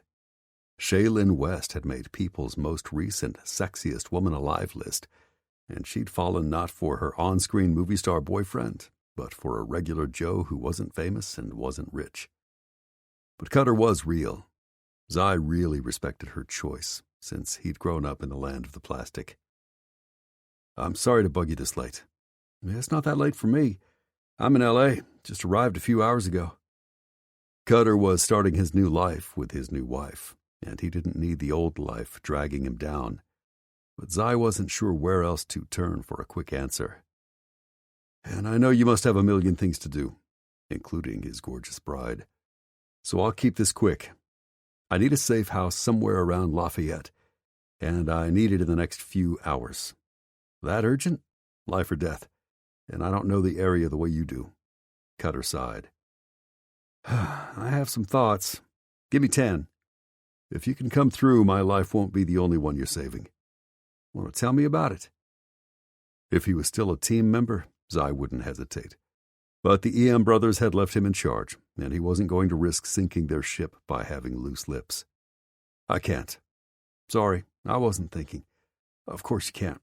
I'll get right back to you. The line went dead. Zai barely had time to make a cup of coffee and text Kane to be on standby for further instructions when his phone rang again. "That was quick, Bryant. Like you said, I'm more familiar with the area, so I've got 2 choices for you. You're a miracle worker. Lay them on me." "My best friend Brea," "You mean Walker's fiancée?" "Yeah." And Cutter didn't sound thrilled. "Her father has been a widower since Brea was a baby, and he's finally getting remarried. His girlfriend is willing to give up her home and stay with friends, meaning Preacher Bell, for a few weeks. Valeria and her sister would be in hiding for months, maybe even years. But at a pinch, this temporary solution might do. Tell me about it." 3 bedrooms, 2 bathrooms, single story, quiet neighborhood. Nothing flashy about the house. She's a school teacher, been widowed a long time. No children. Almost no one drops by, and she assures me she can handle the few who do. And second, my apartment. I didn't see the point of breaking my lease when it was half over. It's not far from your place, so you can keep a discreet eye on them. Plus, a Lafayette SWAT member and his wife, a homicide detective, moved downstairs from me a few months back. Not much slips past them. You got the 2-bed, 2-bath unit with the balcony? Yep. They're welcome to take the desk out of the spare room and set it up as a bedroom. Zai weighed his options and made a quick, gut-level decision. Not that he informed Cutter. No reason to tell him anything that could drag him into this cartel shit. Where could I find the key to either place? How about I call Brea and have her give both keys to Walker? Hell, they're probably together anyway. Connect with him and he'll hook you up. Thanks, man. I owe you. You don't. You and the team have helped me and Shayla out so much. Not to mention the fact her sister told me you and Trees were mighty instrumental in getting them out of that shit with the crazy cult. Maggie is being nice. We just hung around and made sure nothing went south. Cutter scoffed. Maggie is never nice. Between you and me, I got the sister with the sweeter disposition. Maggie is Josiah's problem now. Maggie was every bit as beautiful as her sister, and Zai was pretty sure Josiah welcomed the challenge of taming his bride-to-be. That she is. But seriously, if I can ever do anything to help you or your wife, I'll holler. And if you find yourself out in crazy California, call me. Are you going to be okay in La La Land? I mean, earthquakes, fires, mudslides, and murders. Hell of a recommendation. Yeah. Cutter sounded like he knew he needed to have his sanity checked. Then he laughed. When you put it like that. Zai joined in. Holler when you're back in town. Team will want to see you, and we'll grab a beer. I'll be there for Brea and Walker's wedding on Valentine's Day. Unless she comes to her senses and tells him to take a hike. Not likely. When's that baby due again? Thanks for the reminder. I've got 2 words for you. They start with an F and end with an off. They chuckled before they hung up. Then Zai made a quick call to Kane to verify that they were still on the road and still planning to arrive tonight, probably about 3 a.m. That gave him just under 4 hours remaining to grab the keys, scope the place out, put a few groceries in it so they wouldn't have to venture out where anyone who might be in the cartel's pocket could see them, then hand everything over to Kane. He'd deal with Trees and his attraction to Layla later. After he made the dreaded phone call to his father. Fuck, he'd almost rather cut off an arm. But lives were on the line, and that was way more important than all the grief he had with his dad. Sighing, he found the contact and hit the button. Chase? Is it really you? Ugh, he hated being called by his given name. It reminded him of his childhood and all the crap he'd been through. Sad when the first-world problems of his upper-class upbringing seemed every bit as bad as life in a war zone. Yeah, it's me. I need to talk to you. Oh, now? After you've declined every one of my phone calls for, 11 months? I had nothing to say. Well, maybe I did. Starting with your juvenile stunt with the C4, and next time hire people on the straight and narrow. Your business manager was actively looking for cheap, in other words, substandard products, so he could keep the difference. After paying all the appropriate officials to keep his shit on the down low and sharing the extra cash with his buddies, of course. The place would have crumbled sooner rather than later, and I did you a favor by taking it down before people died inside the building. You're welcome. But I didn't call to hash out ancient history. Fuck. How did I raise such an arrogant prick? I learned from the best. Tell me I'm wrong. If you can do it with a straight face and a clean conscience, I'll take it down a notch. It wasn't your judgment to make. You might have tried calling me first to tell me, I did. But you were always just a little too busy to listen to my concerns. What was her name, by the way? I'll bet she was younger than me. Chase Philip Garrett, shut your fucking mouth. You don't talk to me that way. Sorry, Dad. That worked when I was 14. Not so much anymore. Do you want to know why I called, or do you just want to yell at me? Your mother and I are getting divorced. We're announcing it Monday. About damn time, but how many pretty pennies will that cost you? Worried about your inheritance? Zai scoffed. Nope. I'm doing just fine on my own. I'm not remotely interested in your money. You don't want to be a billionaire when I pass on. Theo does. Yeah, well, I'm not willing to lick your ass for a pile of cash. God, you're so stubborn, abrasive, not at all shy about being annoying as fuck. It's better than being a greedy, ass-kissing sellout. You're welcome. This conversation is going nowhere. Let's end it. As soon as I've said my piece.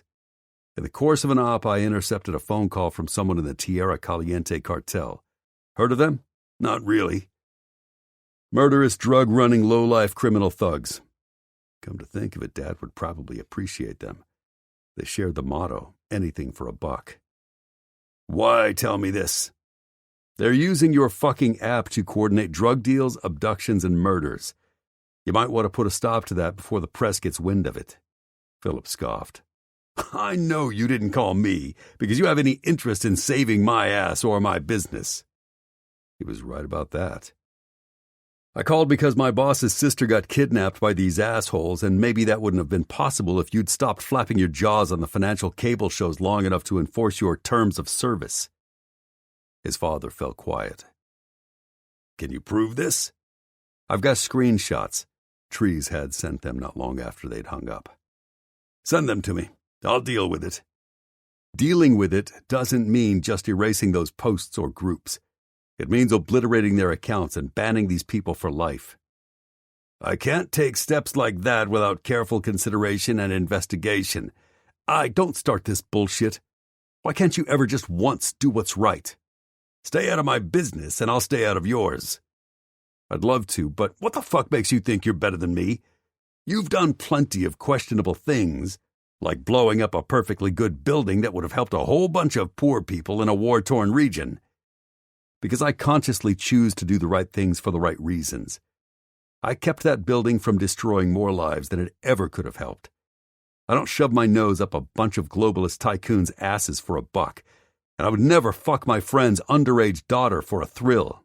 It was consensual. Kendra was a minor.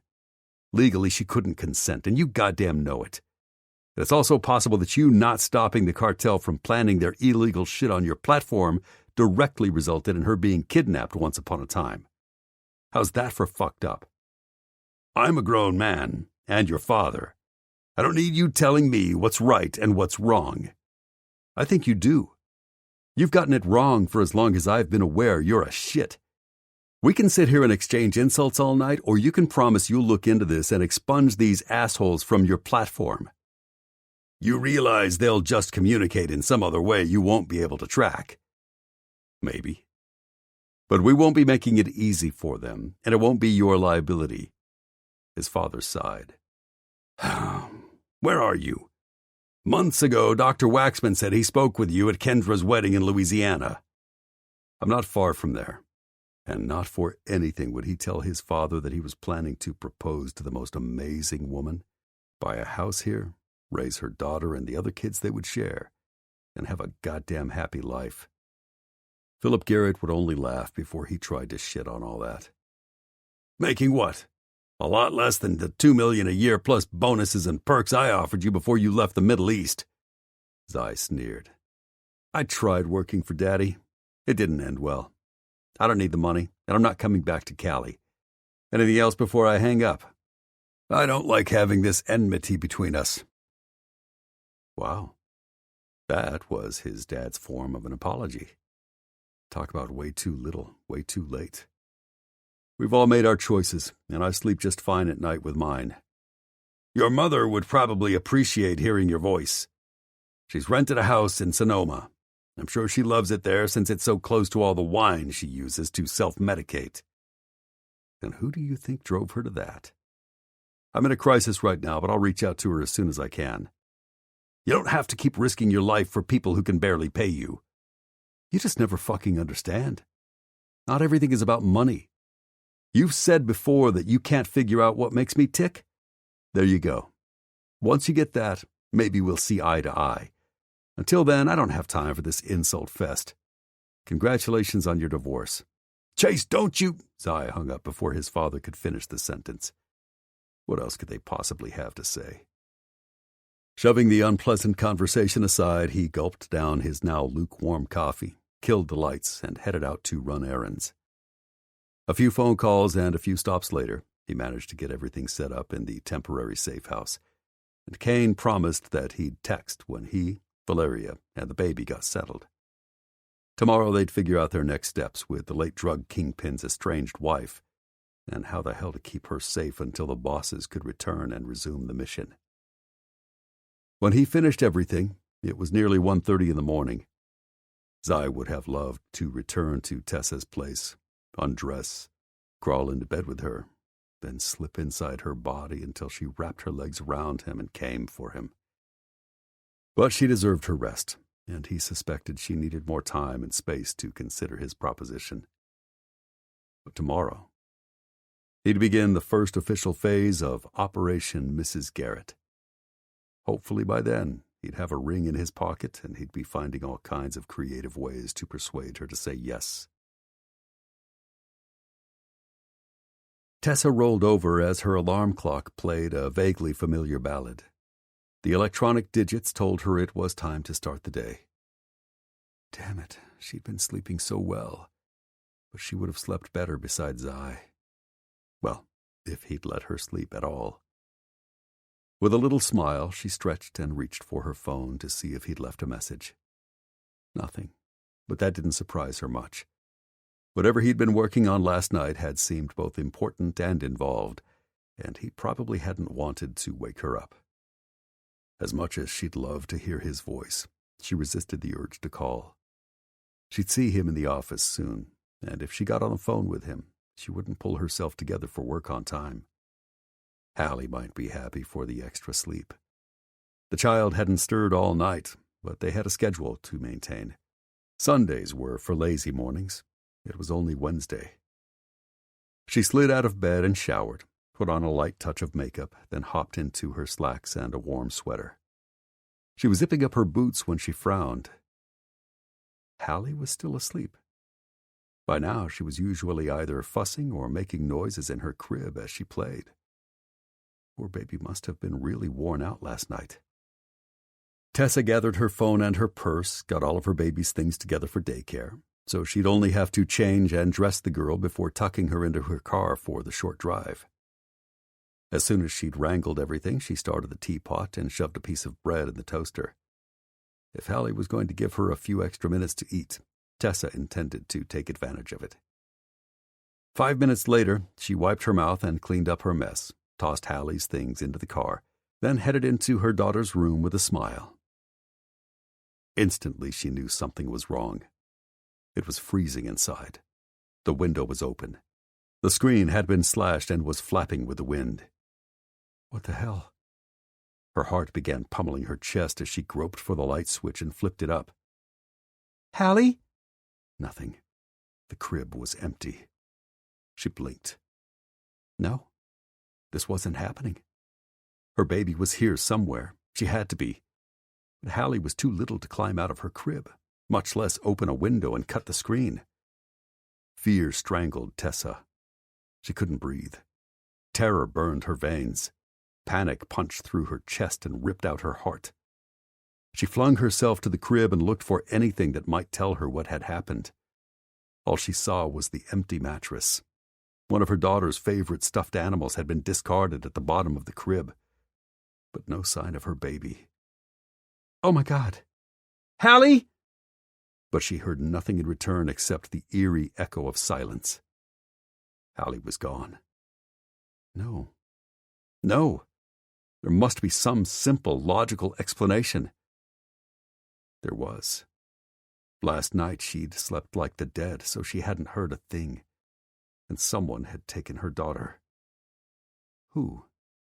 And why would anyone want her baby? The dark-eyed man in the ball cap who had accosted her yesterday streaked through her memory. The one with a smooth voice, shrewd eyes, and repugnant words. Had he taken Hallie? "We have ways of persuading you to comply," Tessa screamed. Tears flowed. Irrationally, she yanked the mattress from the crib and tore away the blankets, hoping against hope that Hallie lay underneath. Instead, she caught sight of something flat and white that had blended in with the pale sheet. Shaking, tears stinging her eyes, she lifted the piece of paper. "We have your daughter. If you want to see her again, give us the information we want today. Tell no one or the girl won't make it to her first birthday. We're watching you. We will contact you with instructions." Tessa gaped. Her gut told her that who or whatever that stranger yesterday had represented, those people had kidnapped her baby girl, lifted her through the window and stolen her to God knew where, and left everything behind except the pajamas she'd been wearing. Oh God, they hadn't even taken diapers, toys, or food with them. How would they take care of Hallie? Did they even intend to? Panic froze her, but she couldn't stop shaking. Grief stabbed her chest. The pain was more than she knew how to bear. How could anyone do this? Hallie was just a baby. Innocent, sweet. She hadn't hurt anyone. Tessa's stomach threatened to heave. She forced it back. Hallie needed her. She had to think. What was she going to do? Call the police? No. Officers would come. The kidnappers had said they were watching. They would know, and they would hurt her baby. What about Zai and the rest of the team? They could help. They handled situations like this for a living. She was lucky to work for people with the know-how to rescue her baby. They could end this nightmare. But even before she reached for her phone, she stopped. If the kidnappers were watching, was it possible they had eyes and ears everywhere, even inside EM Security Management? Oh God, maybe they did. Several of the firm's recent missions had gone horribly wrong. Zai had been injured just before she'd met him. 1 Mile had been captured and nearly killed by a ruthless cartel. She'd overheard whispers that the enemy seemed to know in advance when, where, and how the operatives were coming. Was information somehow leaking from EM? It wasn't impossible. Tessa wasn't willing to take the chance that if Zai and the bosses planned a rescue for Hallie, the enemy wouldn't find out and make good on their threat, and she would never see her precious daughter again. She couldn't live with that. Besides, were there even enough operatives available to save Hallie? The bosses and most of the company resources were tied up finding Kimber. Oh God. Had the same criminals who had taken her friend taken her daughter too? Probably. These hardcore animals were willing to do whatever it took to get what they wanted. Hallie meant nothing to them. Her baby being at their mercy terrified Tessa. She didn't dare cross them. She would never be able to live with herself if her failure to follow simple instructions resulted in her daughter's end. Tessa was in way over her head, but she didn't see any choice except to play by the kidnappers' rules, at least for now. Sucking in a shuddering breath, she reached up to close the open window. Her hand shook uncontrollably. Despair threatened to close in. But she had to stay strong and keep it together. If Hallie had any chance of staying alive, and if she ever wanted to see her baby again, she had to make the right choices. That meant she had to stop the bawling, threatening to take her to her knees. That meant she had to tell the daycare that Hallie was with family for a few days. She had to go to work and do her best to act as if her world wasn't falling apart. She had to close herself off from everything and everyone.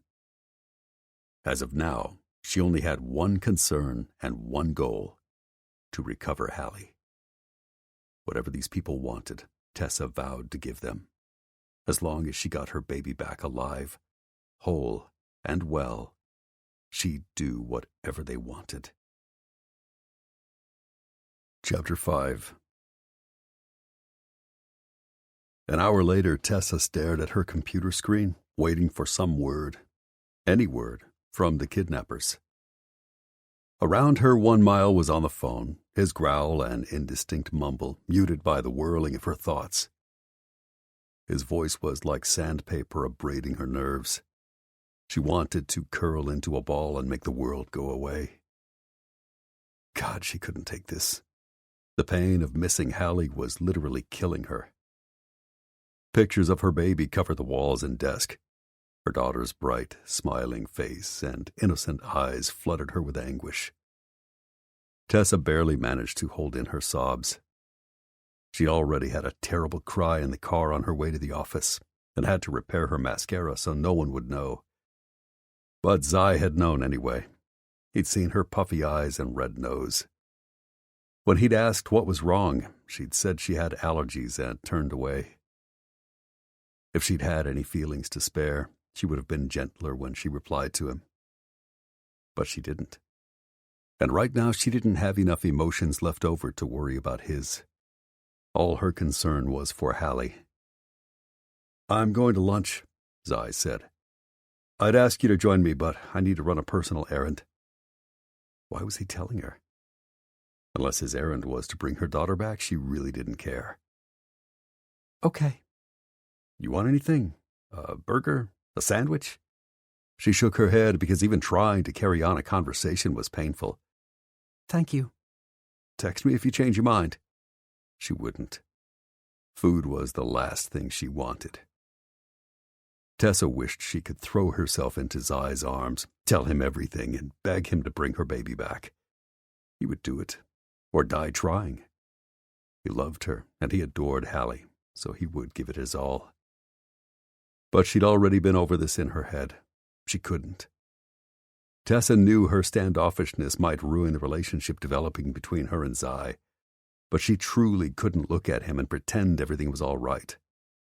Worse, she felt useless because all she could do to save her daughter was sit and wait for her kidnappers to reach out. She had no illusions. If Zai ever found out she'd kept something as major as Hallie's kidnapping from him, he would think she didn't trust him. He would feel betrayed. There might not be any coming back from that. "I will," she murmured.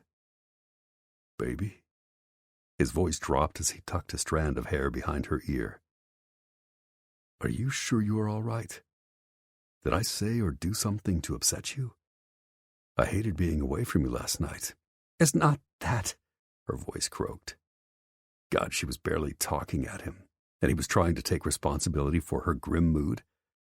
If she didn't already love him, she would love him so much more. But some irrational part of her wanted to blame him for Hallie's abduction, too. If work hadn't called, if Zai wasn't so good at his job, if he hadn't answered his phone, he would have been at her place last night. He probably would have heard someone rustling around her daughter's bedroom and stopped them before it was too late. But that was unfair. Hallie was her responsibility, and her heart. She had been the one to fall down on the job by sleeping like she didn't have a care in the world. How stupid she'd been. How reckless. Now she was paying. "All right, I'm a phone call away," Zai assured. "Let me know if you need me." "I need you so much." "Thanks." Then, with a last worried glance over his shoulder, Zai was gone. Tessa desperately gripped her mouse as if it could keep her from falling into a black hole of despair, and tried to keep herself together. But she had no idea where her baby was or if she was okay. She would be starving by now. She was long overdue for a change. She wasn't happy in unfamiliar surroundings and would need someone to comfort her. What if someone had left her alone in a room without any food or supervision or... "I'm out," 1 Mile said. "When my fiancée suggested we meet for lunch, I gave her the address of a motel. Once she figures that out, she'll clobber me." or put me in a great mood. If I'm not back in an hour, you'll know which." Tessa closed her eyes. How great it would be not to have a care in the world. Bye. "Hey, you okay?" Fine. He frowned. "When women say they're fine, men should watch their balls. What did Zai do?" Nothing, she said truthfully. He's great. It's the rest of my life that's falling apart. The sniper snorted. "If you say so. Listen, I suck at commiserating. On a scale of 1 to 10, my ability to empathize is -8. But Brea is great. If you need a friend..." There's nothing she can do. And Tessa doubted his fiancée would be thrilled that 1 Mile had offered up her ear without her consent. "All right, but if you change your mind, let me know." I can't. Thanks. With a nod, he tossed his keys in the air and headed out the door. Then she was completely alone in the office. Less than a minute later, her phone rang. Tessa dove into her purse and scrambled to retrieve it. She glanced at the display. Private caller? Normally she'd think that was spam and send the call to voicemail. Today she answered. Hello? "You've done a good job so far, Ms. Lawrence. Nice and quiet." Instantly she recognized that voice. It was the man in the parking lot yesterday. What have you done with my daughter? Bring her back, now. She's just a baby and... "You weren't listening yesterday. Now you are." He was tearing her world apart and putting Hallie at risk, and he thought he was clever. You son of a bitch, Name-calling. "Since I have your baby, I think it would behoove you to be nice." And if she didn't, he could hurt Hallie. Tessa squeezed her eyes shut and gripped the phone, trying to keep her head and trying not to sob. You're right. "Very good. I'm assuming you'd like to get down to business so you can have your daughter back. Am I wrong?" No, she gasped out. You're not. But how do I know she's okay? "She's being well cared for. I want proof. Let's make this work for both of us. You tell us what we want to know, and I'll send you proof that your daughter is fine." Everything inside Tessa rebelled. You said that if I told you what you wanted to know, you'd return her to me. Our timeline is fluid. We have a few things happening at once, so it will take a bit to work out all the details, and we'll need your help for that. But once it's resolved, absolutely. How long will that be? She needs her mother, and how long depends a lot on you, on the promptness and quality of the information you give us. Tessa closed her eyes and stopped fighting. No matter what she had to do to get Hallie back, she'd do it. You said you wanted information about someone? She wasn't sure who they would want to know about, and how she was supposed to find out whatever they wanted to know. But she was resourceful and desperate. She'd make it happen. Our situation has changed, and we're in need of something even more vital now. Some event occurred in your office. Your bosses are gone and frantically looking for something or someone. Explain. Tessa hesitated. Of all the things she'd imagined the caller asking, that hadn't even been on the list. It also told her that the person on the other end of the call didn't have anything to do with the people who had taken Kimber. If it had, they would already know what was going on at EM Security Management. She was guessing, but it seemed logical that whoever had abducted her boss's sister, demanding Valeria Montia's location as ransom, blamed Emilio Montia's wife for his death. Who would do that? His family? The criminals who had previously made a living from his cartel? Maybe either, or both. But if that was true, then who had kidnapped Hallie? Well, Not on the phone. You'll send all your answers to our questions to this email. Write it down carefully. He recited the address and had her read it back. Don't use your company email. Did he think she was stupid? Of course not. And once I've answered this question, you'll give me information about my daughter? Absolutely. Then the line went dead. Guiltily, Tessa looked around the office, but she was still all alone. No one would see her betray her employer. Is it really that much of a betrayal? They're only asking questions that might end up being public knowledge at some point anyway. true, but rationalizing didn't help. She still felt guilty, but she swallowed it down for Hallie. She launched her email app on her phone and tapped out the address she'd been given. She drafted an answer, deleted it, and started over several times. Finally, she settled on a reply that provided the most thorough, yet neutral information she could think of. Kimber Edgington was abducted on Monday morning. The ransom demand is a current client's location. EM Security Management has refused to betray this client and is now attempting to locate Kimber to rescue her. That's all I know. With a trembling finger, she sent the email off. Within minutes, she had a reply, demanding clarification. So she did her best to answer. No, they weren't entirely sure who had abducted Kimber. The client in question was late drug dealer Emilio Montia's wife. No, she didn't know where Valeria was right now. No, she didn't know what attempts her bosses had made to rescue Kimber yet, because they'd been out of the office and out of pocket, dealing with the situation. After nearly 30 minutes of back and forth with the emails, she received another. When she opened it, her heart caught, then lifted. The asshole who had taken her baby had provided a video of Hallie. It was date and time stamped a few minutes ago. She was wearing a sweatshirt that looked like it belonged on a little boy, but it was clean and warm. Hallie had a bib covering her chest and was picking up bites of what looked like chicken nuggets and banana from the tray of a clean high chair. Tessa replayed it 3 times, tears welling in her eyes and falling down her cheeks before she paused to breathe and pray. Thank God her daughter was okay, at least for now. But when she wrote back to ask the kidnappers when she would get her daughter back, she got a 2-line reply. We need more information. Stay tuned for further details. Tessa broke down and sobbed again. After the high of finding the perfect, dazzling engagement ring for Tessa and dropping a shit ton of money on it, Zai took a call from Kane just as he was leaving the jeweler. Funny, he'd always thought being the boss would be cushy. Having his pick of assignments sounded great, but the past 48 hours had shown him that being in charge wasn't easy. Coordinating the sisters' move across state lines and to a new safe house was proving to be a bitch, and this was just one mission. Often, EM Security had several going at once. As much as he hated to say it, Zai had a new respect for Munoz and the Edgington brothers.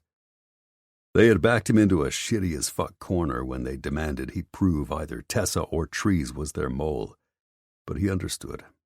They had so many irons in the fire, and they weren't interested in his feelings, just in getting the job done, and done right. It sucked, but now that he was walking a mile in their boots, he got it. Still hated it, though. He hadn't had a chance in the past 2 days to prove anyone innocent or guilty. 12 days left before the axe fell. Zai knew he needed to suck it up and get a move on, but he had to get Valeria and her son settled first. He pulled his phone from his pocket. "What's up, Kane? Talk to me." The guy on the other end sighed. "Don't worry, we're okay, but Jorge has been fussy. He's running a low-grade fever. She thinks he's coming down with something, and neither of us feel safe enough in the new location for me to leave so I can hit a drugstore." Fuck. Zai wanted to get back to the office and check on Tessa. Something was wrong, and everything in his gut told him he shouldn't let that shit fester. She hadn't said much when he'd pressed her, but her eyes had begged him for something. Comfort, solace, help. He wished he knew what was going on. Soon. He'd definitely get to the bottom of it. Right now, duty called. "I'm already out, so I can grab whatever you need. Anything else?" "A sippy cup and some baby spoons. Maybe a bib or 2. He heard a woman's voice in the background. Then Kane seconded whatever she'd said. "Yep, and some more diapers. Size 3. Zai had never shopped for diapers, but he'd figure it out. "You got it." And once he dropped everything off, he could use it as an excuse to swing by his place, just 2 buildings over, and finally grab some lunch. His stomach was beginning to think his throat had been cut. 20 minutes later, he'd talked to the pharmacist and had a bottle of liquid ibuprofen. He also bought a decongestant with a dropper and some flavored drinks with electrolytes, along with the other things Kane had requested. At the apartment complex, he parked near his unit so anyone watching wouldn't see anything out of the ordinary. Not that he had any reason to suspect the dregs of Emilo's organization were onto them, but after this much arranging, he wasn't about to get careless and risk fucking everything up. The community was made up of working people, and most were still punching their clock at this time of day, so it was no surprise Zai didn't see a single soul, much less one who might be following him. Quickly he made his way to Cutter's former unit. Kane answered the door, looking as if he hadn't slept in 2 days, probably because he hadn't. An unfamiliar woman who must be Valeria turned to him with a tight smile, then focused her attention on the crying baby in her arms. Zai handed all the stuff over to Kane. "You good here?" But clearly he wasn't. Zai would bet the guy had about as much experience with babies as he did. "For now, but I need some sleep," which he couldn't get with a fussing toddler around. Fuck. So much for his plans to get back to the office and talk to Tessa. "Why don't you go to my place for some shut-eye?" Zai handed over his keys and rattled off his building and unit number. "I'll stay with her." Kane set the bag on the nearby hall table, looking relieved as hell. "Thanks. Been a few years since my survival training, and I sucked at sleep deprivation even then. I can't spare a long time." Zai glanced at his watch. "Already 2:30? I'll spell you for a couple of hours. Hopefully you can all catch up on your sleep tonight." Kane said something to Valeria in Spanish. She nodded and sent him a thankful smile. Then he was gone. Zai turned to the woman who had been married to a ruthless criminal. He wasn't sure what he'd expected, but Valeria wasn't it. She looked painfully young, and she was barely over 5 feet tall. She had ridiculously long lashes, big brown eyes, a slight cleft to her delicate chin, and a wary expression that seemed permanently etched on her face. "Hola," he nodded her way. Hola. She balanced her fussing son in her arms to quiet him and sent Zai a suspicious glance. Of course she didn't trust him. Not only was he a complete stranger, she'd had a rough existence. After all, if Layla was messed up because Emilo's men had used her for sex against her will, they might have done the same to Valeria. He approached slowly with a smile. "Sorry. Hola, gracias, and un cerveza por favor is the extent of my Spanish." She laughed, despite the little dark-haired baby boy in her arms still listless and crying. It is a good thing my English is better than your Spanish, then. "Very much. My name is Zai. I work with Kane." Do you mean Preston? He is nice. Very professional. "Yeah, Preston." It was good to know the new guy was making the right impression. He is much better than the very big man who arrived with him. "You didn't like trees?" Zai frowned. I did not like the way he looks at my sister. So even Valeria had noticed his buddy's fascination with Layla. Shit. I'll talk to him. Please do. My sister is fragile, and if she thinks he will give her safety, she will cling to him. I would not want him to mistake her desire for security as a desire for anything else. Normally Zai would have no cause to worry about his pal, but any assurances he gave the woman now would be a lie. "Understood. Here are the things you asked for." He picked up the bag from the entry table, then deposited it on the counter between them. She took it, sat with her son in her lap, then tore into the ibuprofen, dosing him like a pro. He'd barely swallowed the medicine when she had him back in her arms, against her chest, and she was patting his back. Thank you. How long before the other man brings my sister here? A few more days. They're taking a longer road and making sure no one followed. I'm checking in with trees a few times a day. We're doing everything we can to make sure no one from your late husband's organization gets their hands on either of you. Layla is only valuable to them if she leads to me. Valeria frowned. You understand that, no? And she has been hurt too many times by the people in my life. Convincing her and my mother to come stay with me for the summer shortly after I married was the worst mistake of all. My husband took them prisoner to keep me in line. The cartel, they hurt her. Very much. Her life would have been better if I had not begged her to come. So as much as I love my sister, maybe she should not come here. He'd have to see how the bosses felt about that. We'll take that under advisement. But our immediate goal is to keep you and your loved ones safe, especially after the difficulties you've had for the past few months. I appreciate that you're trying, but I am disappointed. I enjoyed my house in St. Louis. I had never seen snow or known winter until I lived there. I loved it. I felt safe. Unlike in Florida, I had a feeling almost immediately that we were being watched. Mr. Edgington assured me that was not possible. She snorted, and he heard bitterness in the sound. But I was never safe there. Neither was my son. Do you have any children? No. Though he hoped Hallie would see him as a father figure someday. Then you do not know what it does to a mother to fear for her child's safety, or the lengths she will go to in order to protect her little one. Valeria was right, and he could hardly blame her for worrying about her son after the difficult life she and her sister had endured at the hands of the Tierra Caliente cartel. I don't. Someday you might. I'm sure the same is true of all fathers. Her face softened with empathy. And siblings. My heart goes out to the Edgingtons. I hate to imagine what they were going through. Zai whipped his stare to Valeria.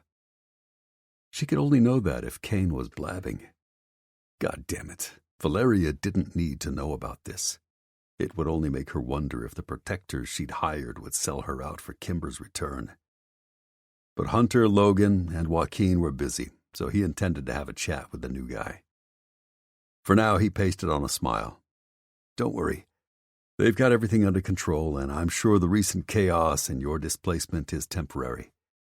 We'll find you a new location and a new identity, so you can start over soon. I would like that as well.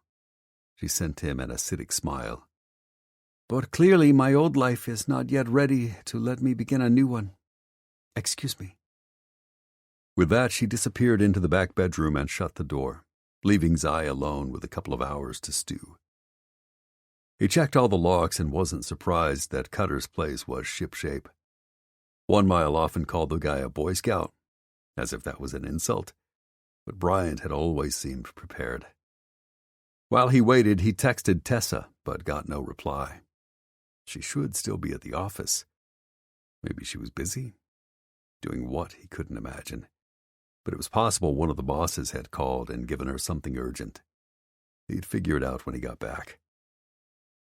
At 4:30, he gave Kane a wake-up call. The guy returned a few minutes later, still looking bleary-eyed, but at least he now had some gas in his tank.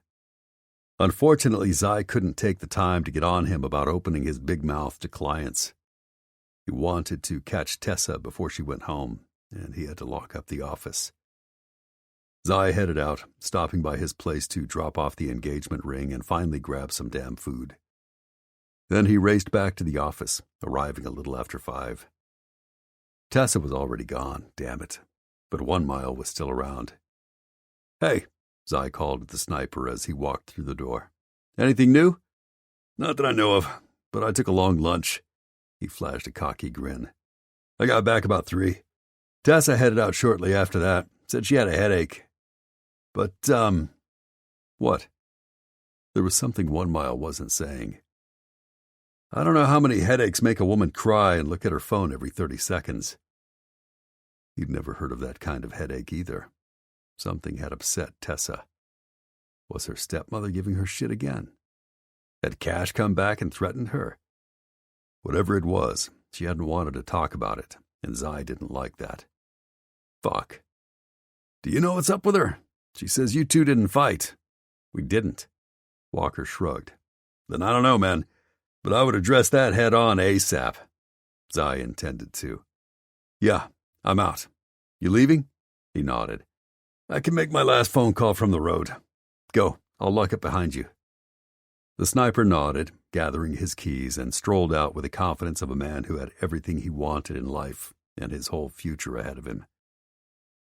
As Zai followed him out and secured the door behind him, Joaquin rang, demanding he come over to deliver a status update. But when he ended the call and reached his bike, he realized someone had fucking slashed his tires. His money was on the guy who had accosted Tessa yesterday. He'd look at the security footage again, but Zai would bet he'd find next to nothing.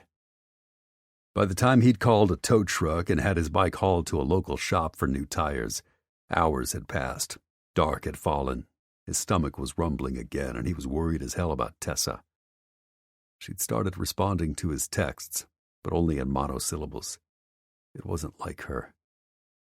Finally, he reached Joaquin's. After a 2-hour grilling, it was late. But he was free of all his other responsibilities, and he didn't have to give a fuck about anything but Tessa.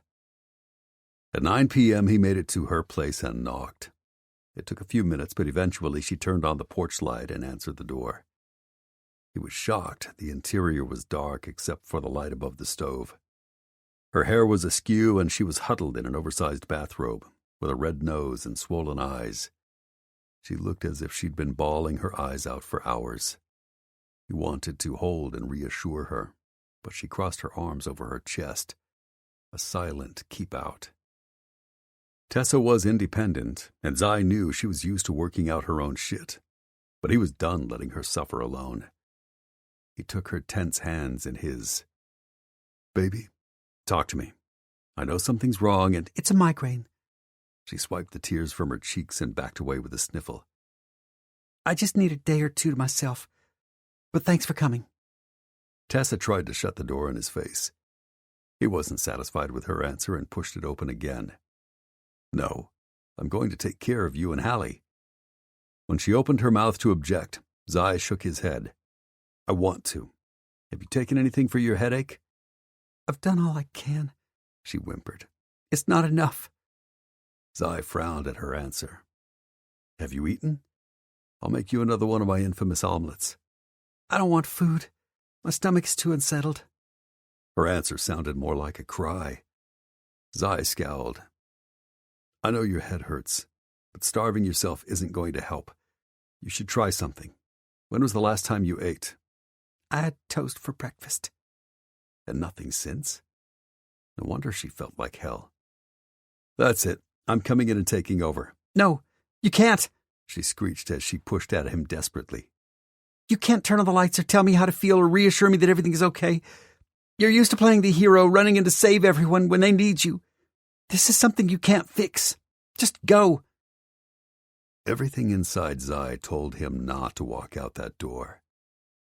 She might not need a hero tonight, but she needed something. Care? Reassurance? Whatever it was, he doubted it had anything to do with a headache. After all, if the pain in her head was excruciating, how was she able to scream without so much as wincing? "I'm not walking out when you need me. Did someone upset you? Kathleen? Cash? 1 Mile?" "I'm not upset." As lies went, that was a whopper. "Baby, you've obviously had a rough day. Talk to me. Let me help you." "You can't. Please." "If you don't want me to feed you or even talk to you, I won't. But you look exhausted." He tried to wrap her in his arms and cradle her against his chest. "At least let me tuck you in. Then I'll climb in bed beside you. Nothing else. I won't do anything more than hold you." And Tessa burst into tears. "Zai, I can't. Just go. Please." She wasn't merely asking to be alone. She was begging him to leave. That was a kick to his goddamn heart. The last thing he wanted to do was walk out on Tessa when she desperately needed a shoulder. But he couldn't force her to accept his help. And she didn't fucking want it anyway. Frustrated as hell, he held up his hands and stepped back. "Okay. If you need anything, it doesn't matter what time it is, call me." "Thanks." She wrapped one arm around her middle. With her free hand, she pushed him toward the door. "But I won't." God, she was cutting him off at the balls, and it was killing him. Why? This wasn't about him. At least he didn't think so. But what the fuck was going on? "One more thing before I go." "What?" Her voice sounded impatient, like she wanted him to leave. But deep down, she needed him to stay. Zai ached to touch her, but she would only push him away. He didn't understand. Last night, everything had been fine. Hell, great. Tonight, she couldn't wait to be rid of him. Are we okay? Did I do something to upset you? If I did, we need to talk about it. I can't do this now. I need you to go. Tessa gathered the robe even tighter around her. And I know you have a key to my door. Please don't use it. As answers went, it wasn't one. But everything she said scared the hell out of him. Fuck. She was too tired and overwrought for him to reason with. He hated to leave things between them like this, but she hadn't given him much choice. All right. I'll see you tomorrow. She nodded tightly. At the office. Good night. Then Tessa shut the door in his face, and the deadbolt clicked into place. Zai stared at the closed portal. What the fuck had just happened? Scowling, he turned and left. It was only a temporary retreat. Tomorrow he would get to the bottom of Tessa's issue. She was going to tell him what the hell was wrong, no matter what he had to do. Chapter 6. Zai entered his apartment and slammed the door behind him. Son of a bitch. Every mile he'd put between him and Tessa just felt wrong. He hoped she was in a better mood tomorrow, but he had a bad feeling. If he slept tonight, it wouldn't be for hours. He was too pissed off and keyed up. Might as well get some shit done. Yanking his phone from his pocket, he sent Kane a quick text, who answered instantly. No, he hadn't gone to sleep yet, but Valeria and the baby had. Perfect. Zai set his helmet down, grabbed a protein bar and a beer, and walked 2 buildings over to Cutter's old place. Kane opened the door almost before he knocked. What's up? He stepped back and let Zai enter. Hear anything from the bosses? No. That's another thing that worried him, too. The Edgingtons were the best at what they did. He didn't know Jack Cole or Deke Trenton well, but knew their reputations. Kimber wouldn't still be missing unless these kidnappers were fucking professionals. They probably knew that by now, and were devising Plan C. Damn it. Hell of a first week on the job for you, huh? A kidnapping and a dangerous transport of a highly valuable client and her baby. And I'm not exactly boss material, so I can't give you much guidance, but I do have a little advice. Kane shrugged and shut the door behind him. Sure. Larry and the baby crashed out about 30 minutes ago, so it's just us. Shoot. Zai sat on the love seat across from the oversized chair Kane plopped into and took a swig of his beer. You got the client and her son here quickly and in one piece. That was priority number 1, so good job. But that wasn't your only responsibility. This may not have occurred to you, but Valeria shouldn't know anything about the situation with Kimber, especially if she finds out that the ransom demand was her location. You understand why she might worry whether we'd sacrifice her to the very people she's running from to have Kimber back. Yeah? He said that as if it was obvious. I'm glad you get it. Just be careful. You can't say stuff like that to her, or even around her, anymore. Kane scowled. I didn't. Look, I might not have all the fancy experience you and the rest of the team have, but I know better than to run my mouth to someone dependent on our protection. Valeria only needs to know what will keep her safe, and having her doubt us will only make our job harder. Exactly. Zai sat back, chewing out his protein bar and washing it down with brew. Together the flavors were disgusting. You sure you didn't say anything to her? That she didn't somehow overhear you? Positive.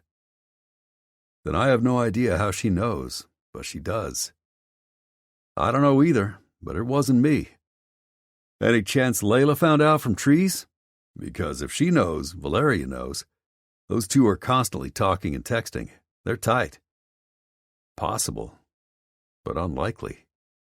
Trees knew the drill, but he'd circle back with his buddy and find out if his dick being in a knot had somehow affected the blood flow to his brain. One thing I did know. Valeria was obviously concerned about her sister if she wanted Layla secreted elsewhere. Zai nodded and stood. Thanks for the info. Kane also rose. Going already? Yeah, it's almost 10 o'clock. This is dinner. He held up the remnants of his protein bar and the other half of his beer. And I'm fucking tired. If I can do anything to help. Zai shook his head. Just stay with Valeria and the baby until someone says otherwise. If his condition gets worse and he needs a doctor, let me know. No other trouble? No. She's definitely aware that people are after her and her son, and she'll do just about anything not to attract attention. On the road, she had some interesting ways to disguise the fact she's young and pretty, which makes me think she's an old pro at people wanting to do her harm. That didn't surprise Zai. He didn't know the whole story, but he figured that no woman, especially a pregnant one, walked away from her drug lord husband without understanding the consequences and risks. I'll check in tomorrow. Kane nodded. When will Layla roll into town? Zai was about to call Trees and find out. It's best if you don't know. He nodded toward Valeria's closed bedroom door. Just in case. Night. Before Kane could object, he was gone. On the walk back, he downed the rest of his dinner, tossed the wrapper in the outside dumpster, then ducked into his place. It was getting late, and he'd love to veg out with some sports news before he drifted off, but the day wasn't done with him yet.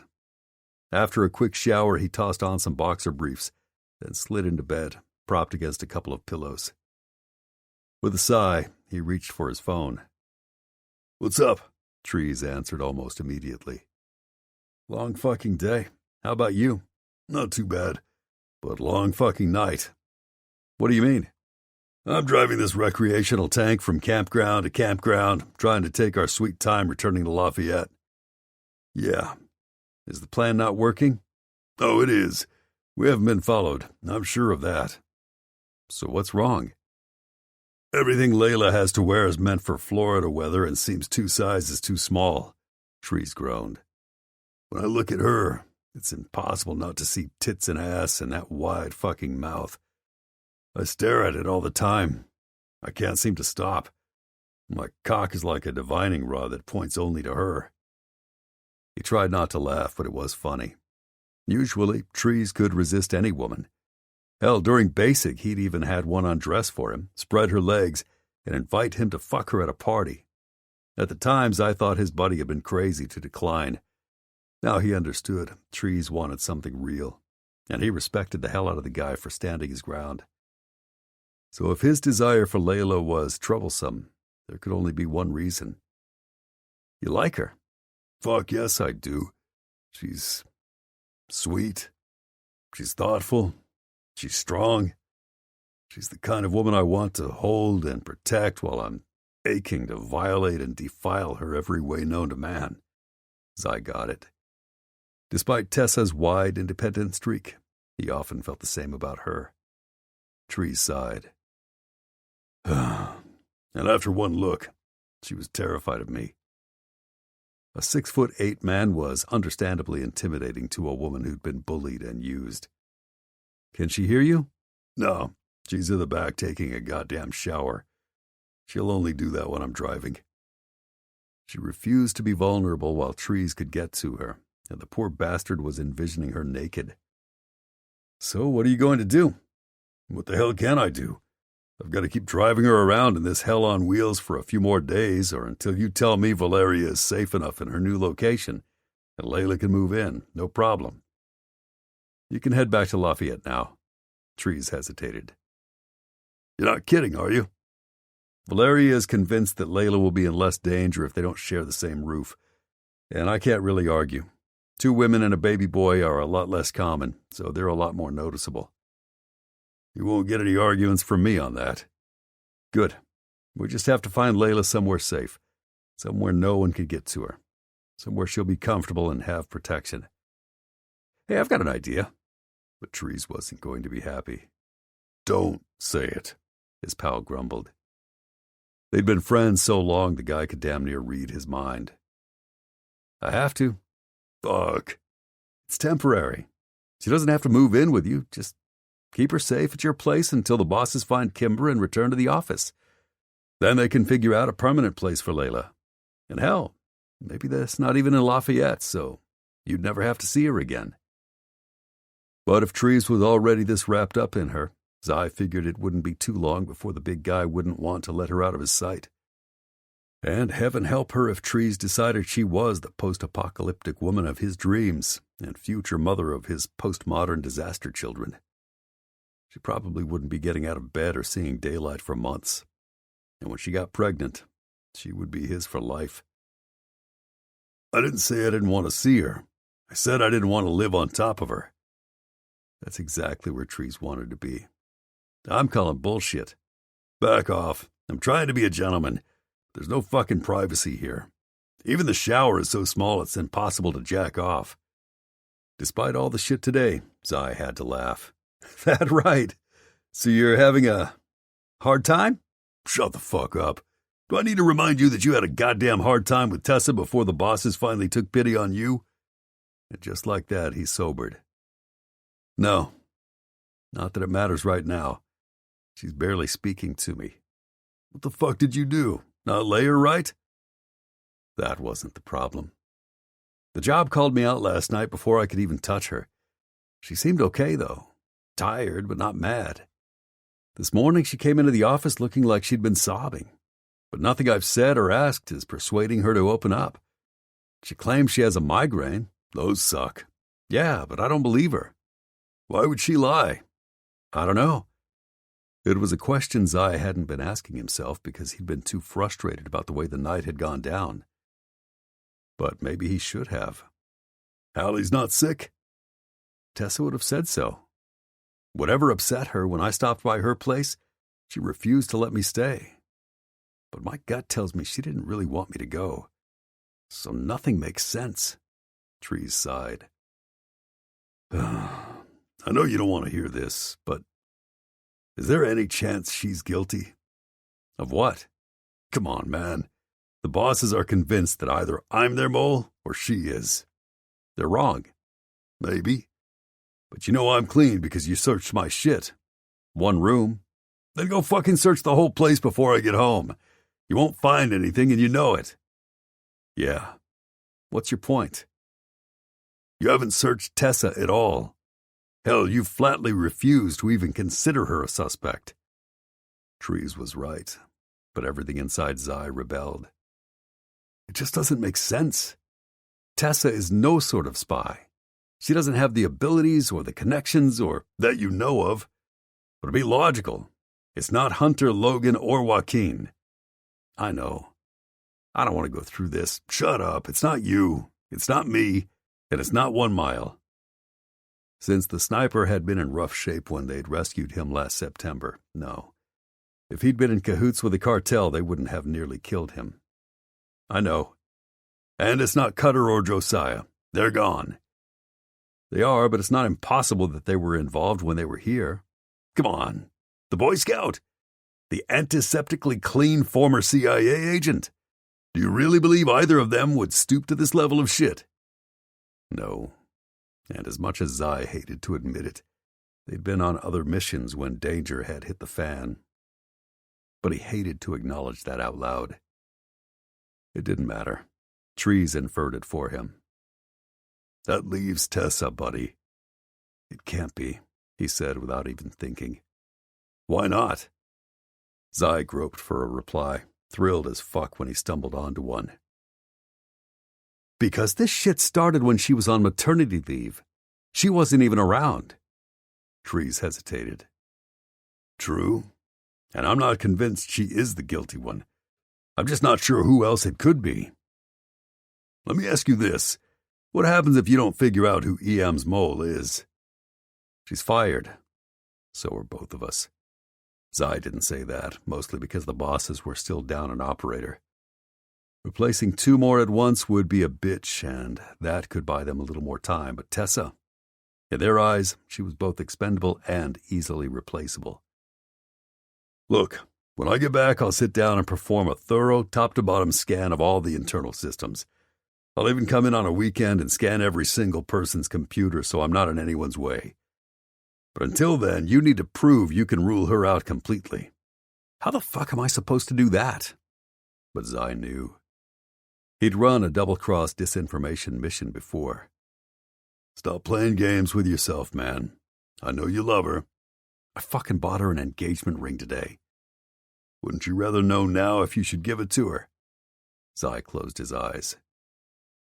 When do you think you'll make it here?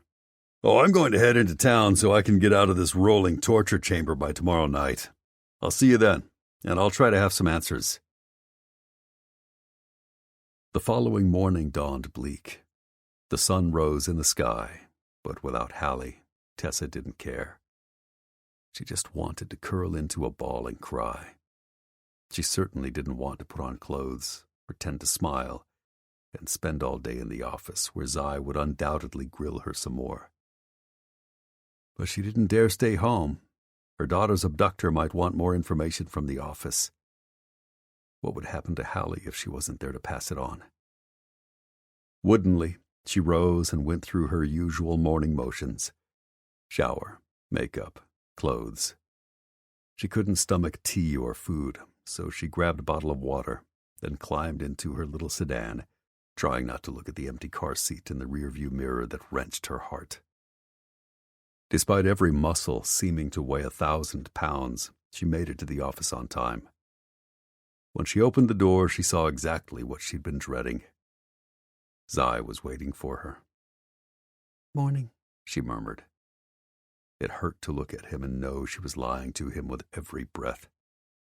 He came closer, gently cupping her shoulder.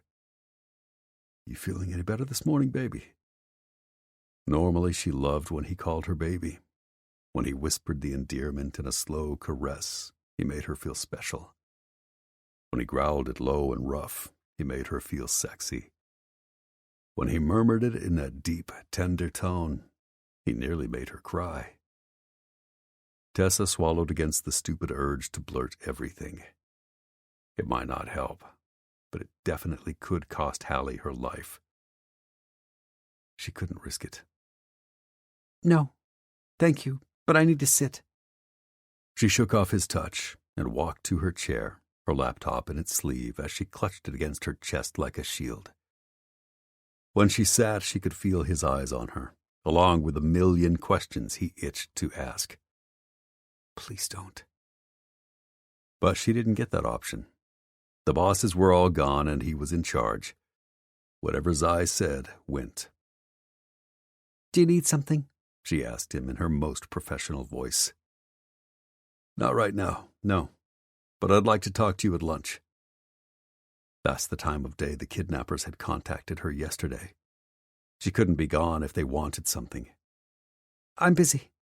Zai's eyes could be warm blue velvet when they touched her with care. With her answer, they turned as cold as the Arctic Ocean. It wasn't a question, and it's not a date. Be in the conference room at noon. Anything I need to be aware of this morning? Are Valeria and her son all right? Why do you ask? Tessa shouldn't be surprised. She'd been evasive and dismissive to Zai for 24 hours. She'd dodged him, his texts, his calls, and his affection. What else could she possibly expect?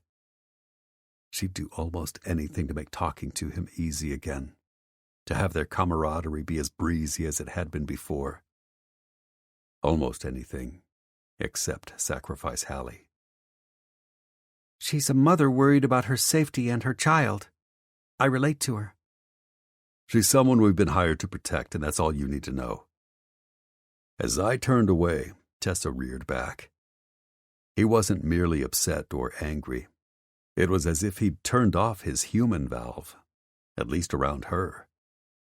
Across the office, he exchanged a fist bump and a joke with 1 Mile.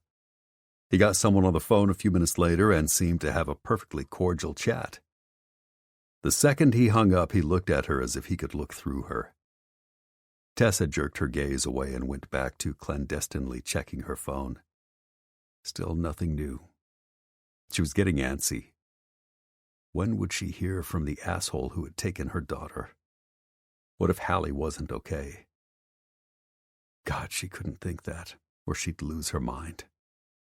She did her best to pretend to work for the next few hours, copying, filing, answering a few calls, all of which she sent back to Zai. Finally, at a few minutes before noon, he approached, stopping beside her. Change of plans. Come with me. Alarm zipped through Tessa. Where are we going? Not your problem, but I can't do this alone. All right. She didn't have a choice. If the kidnapper contacted her, she'd just have to hope he understood. Where are we going? The baby store. Tessa's heart stopped. She couldn't have heard him right. Certainly he didn't mean they'd be going someplace where she'd bought lots of Hallie's favorite things and brought her along 1,000,000 times, cooing how much she loved to shop with her favorite little girl. It would be torture. The baby store? Yeah, wherever you buy Hallie stuff. Valeria needs a few things. I have a list. I don't know what half this shit means. All right. It pained her to grab her phone and tuck the device away, then follow Zai outside. He held out his palm. Keys? I'll drive. It's my car. And it's company business, so what I say goes. Keys, Zai insisted. With a sigh, she handed them over. He helped her into the passenger seat, hovering so close she could feel his body heat at her back and his warm breath caress her neck. She shivered as she sat and watched him come around to the side of the car before slipping into the driver's seat. He shoved the key in the ignition. We're alone now. Are you going to talk to me? About what? She blinked at him wide-eyed, pretending confusion, but she was quaking with terror. She was terrible at keeping secrets, especially from people she loved. Not telling Zai what was going on in her life was damn near killing her. Whatever's crawled up your ass in the last 24 hours... I had a headache, and I still don't feel good. Zai raised a brow at her. He clearly didn't believe her. And you don't want to tell me what I've done that made you push me away. It's not like that. But that must be what it felt like to him, and his acidic smile said so. You still don't want to talk? Fine. Let's just get this done. He tore out of the parking lot and shot down the road. The silence between them felt oppressive. Zai, she ventured, then set a hand on his taut arm. Tessa remembered that arm around her, his hand skimming her body as his lips worked up her neck to cover her own, before he sank deep and gave her scream-worthy pleasure. What? She didn't want to upset him, and she didn't want to lose him. Maybe it was time to take a different approach. Please try to understand. It's not you. There's something going on. I figured. Tell me what. We'll fix it. Tessa shook her head. This is something I have to work out. I know you want to help me, but... Hell yeah, I do. I love you. It's in my DNA to help you. Of course. He was a problem solver and a doer. But I have to do this alone. Zai sighed as he rolled to a stoplight and pinched the bridge of his nose. Why? It's... She tried to think of an excuse he'd believe. It's in my head. I've just been through a lot, and I want to be really sure I'm ready. You said you were the night we made love. What made you change your mind? Good question. If Hallie hadn't been taken and she didn't have to worry about her daughter's abductor watching her, Tessa would be in Zai's arms, eager for the moment they could be alone again. But that wasn't her reality. So she grasped at the first answer she could think of. What happened between us that night was huge. It scared me. I've never felt anything like that. That wasn't really a lie. Zai had knocked her off her feet and swept into her heart. The whole night had dazzled her senses so much it actually boggled her mind. The thought that she might lose him for good worried her, but she was terrified for Hallie. So what are you saying? You need more time to adjust? Yes, a few days. She hoped the abductor would be done with her and release Hallie by then. I just need to get my head screwed on straight. Zai took her words in but didn't speak. Tessa wished he'd say something. Instead, he bolted across the intersection as the light turned green. 3 silent minutes later, they reached the store. She would kill to know what he was thinking. He parked the car and yanked the keys from the ignition, and she felt his frustration rise between them. Tessa couldn't help herself. She slipped her hand in his and willed him to look her way, Zai, I care about you and... Do you? Yes. That he might believe otherwise had tears stinging her eyes. Please give me a little time. Everything now, it's a lot to wrap my head around. And you've got another responsibility to think about, he sighed. I know. But he didn't seem happy. Before she could say anything else, he launched himself out of the car and headed toward the baby store, locking the sedan with her fob when he turned to ensure she was out and following. Normally he'd get her door, help her up, be the gentleman. His sudden distance told her he was disheartened and exasperated. How was she going to repair it when she couldn't tell him the truth? Inside the store, he pulled up a list from a text message. She tried not to remember the countless times she and Hallie had been here. She tried not to lose her mind missing and worrying about her daughter so horribly it was a physical ache. She failed miserably. 15 minutes later, Tessa was hanging by a thread. They had acquired all of the things Valeria asked for. Zai was quiet as they checked out. He was silent as he carried the bags. He was pensive as he loaded the trunk, slid into the driver's seat, and started the car. He backed out of the spot so quickly it was almost reckless, but his moves were so controlled she'd swear he was a stunt driver. "So you're not moving in with me anytime soon, I take it?" he demanded. Tessa really wanted to. She tried to be cautious and measured when he'd first asked, but she already knew he was the perfect man for her and would be an amazing father for Hallie. He'd give her more children. He'd provide safety. He'd give her love. But with Hallie missing, she couldn't say any of that. If he realized her daughter had been taken, he would fuck being circumspect and move heaven and earth, burning down the world if he must, to get Hallie back. Not only would her daughter be gone forever, but she might lose him too. No. She clutched her hands in her lap, staring at her interlocked fingers so she didn't have to see the hurt on his face. Tessa didn't have to pretend to cry. The tears were right there when she realized that Zai would stop investing his heart in someone who wouldn't commit. I don't think it's a good idea. He nodded, not saying another word until they pulled up in front of the office. Then he stopped and let her out at the door. "Then we don't have anything to talk about until you make up your mind. Go inside. I'll bring your car back before 5. Tessa bit her lip. Her intention to reassure him had blown up spectacularly in her face, and she couldn't do anything to keep him from drifting away. Maybe for good. Please don't be angry. But that was a losing battle, and she knew it. He huffed. Too late. The next day seemed like a rinse and repeat of the previous day, complete with a too-busy schedule and Tessa's standoffish bullshit. About 2 o'clock, a stranger had strolled in. 1 Mile had introduced him as Matt, one of his oldest friends. Apparently they'd spent summers together in Wyoming growing up. Who knew?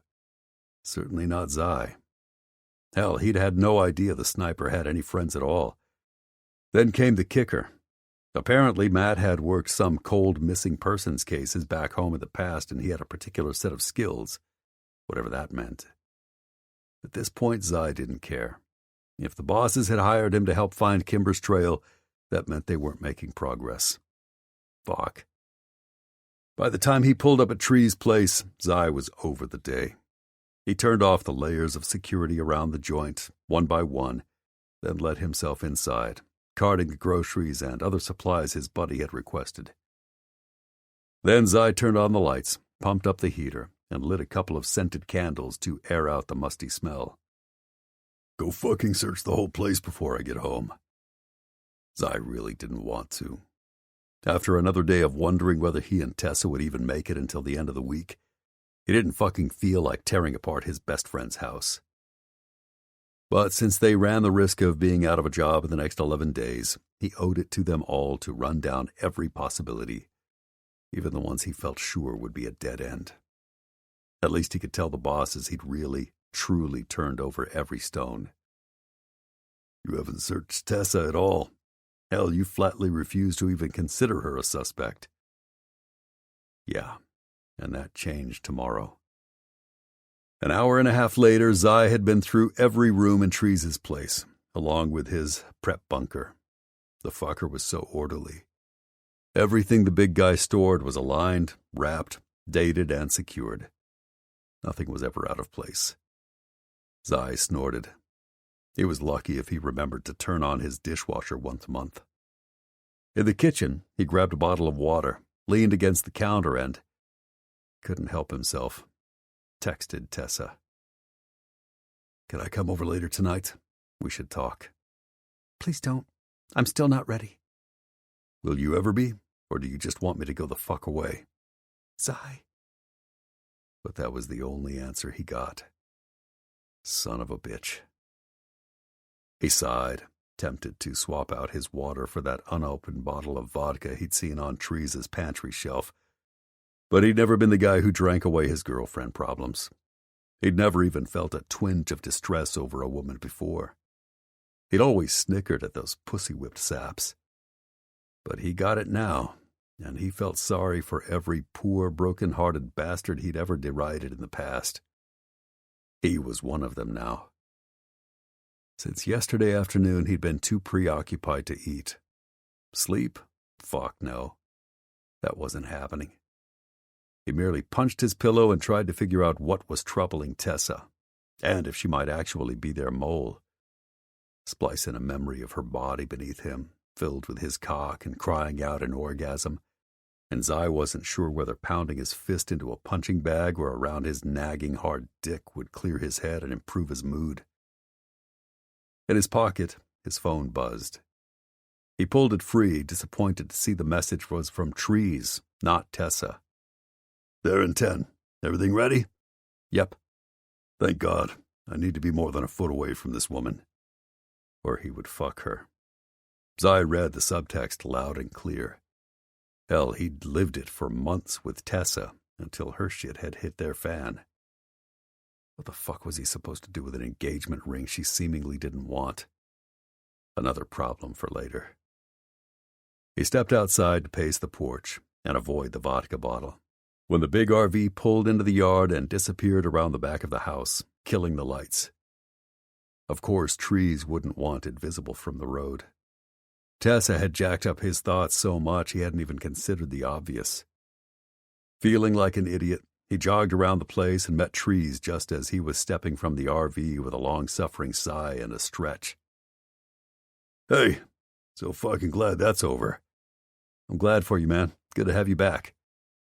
Trees peered at him with the light from the RV's interior. "You look like shit." "Well, stress, lack of sleep, and your girlfriend looking for the politest way possible to tell you to fuck off will do that." "No shit." He nodded. "It's been one of the worst weeks ever." "Sorry, man." Trees clapped his arm, then glanced over his shoulder. When he looked back, his face darkened. "Did you bring everything I asked for?" "Yeah. I had a little trouble. It took a couple of stores to find the clothes you asked for, but it worked out." Trees breathed a sigh of relief. "I owe you." Zai heard a rustling inside the RV. Then his buddy stepped aside and offered his hand, palm up. Small fingers laid across his meaty ones as a waif of a woman came down the steps. She was exactly what Zai remembered. Yet she wasn't. Coffee-colored hair hung in waves to her back. A choker with a black bow emphasized the daintiness of her neck. Its tails brushed the swells of lush breasts her tiny black tank couldn't possibly hope to contain. Her denim shorts stretched tight across the flare of womanly hips, and were so small they ought to be illegal. She wore no shoes, just a muted toe polish that nearly blended in with her skin. And when Zai looked up at her again, she studied him with old eyes and a face that looked way too young for such knowledge. "Hi, Layla." He stuck out his hand. "You may not remember me. I'm Zai." She looked down at his hand, dragging in a breath. For courage? And shook it. "Hello. Is Senor Walker coming?" Trees leaned in, looking less than pleased. "She likes him." "I trust him," Layla corrected. and she didn't trust trees. That wasn't a good sign. Then she stepped off the RV and brushed past them, curling her arms around her tiny middle to ward off the winter evening chill. "See what I've been dealing with?"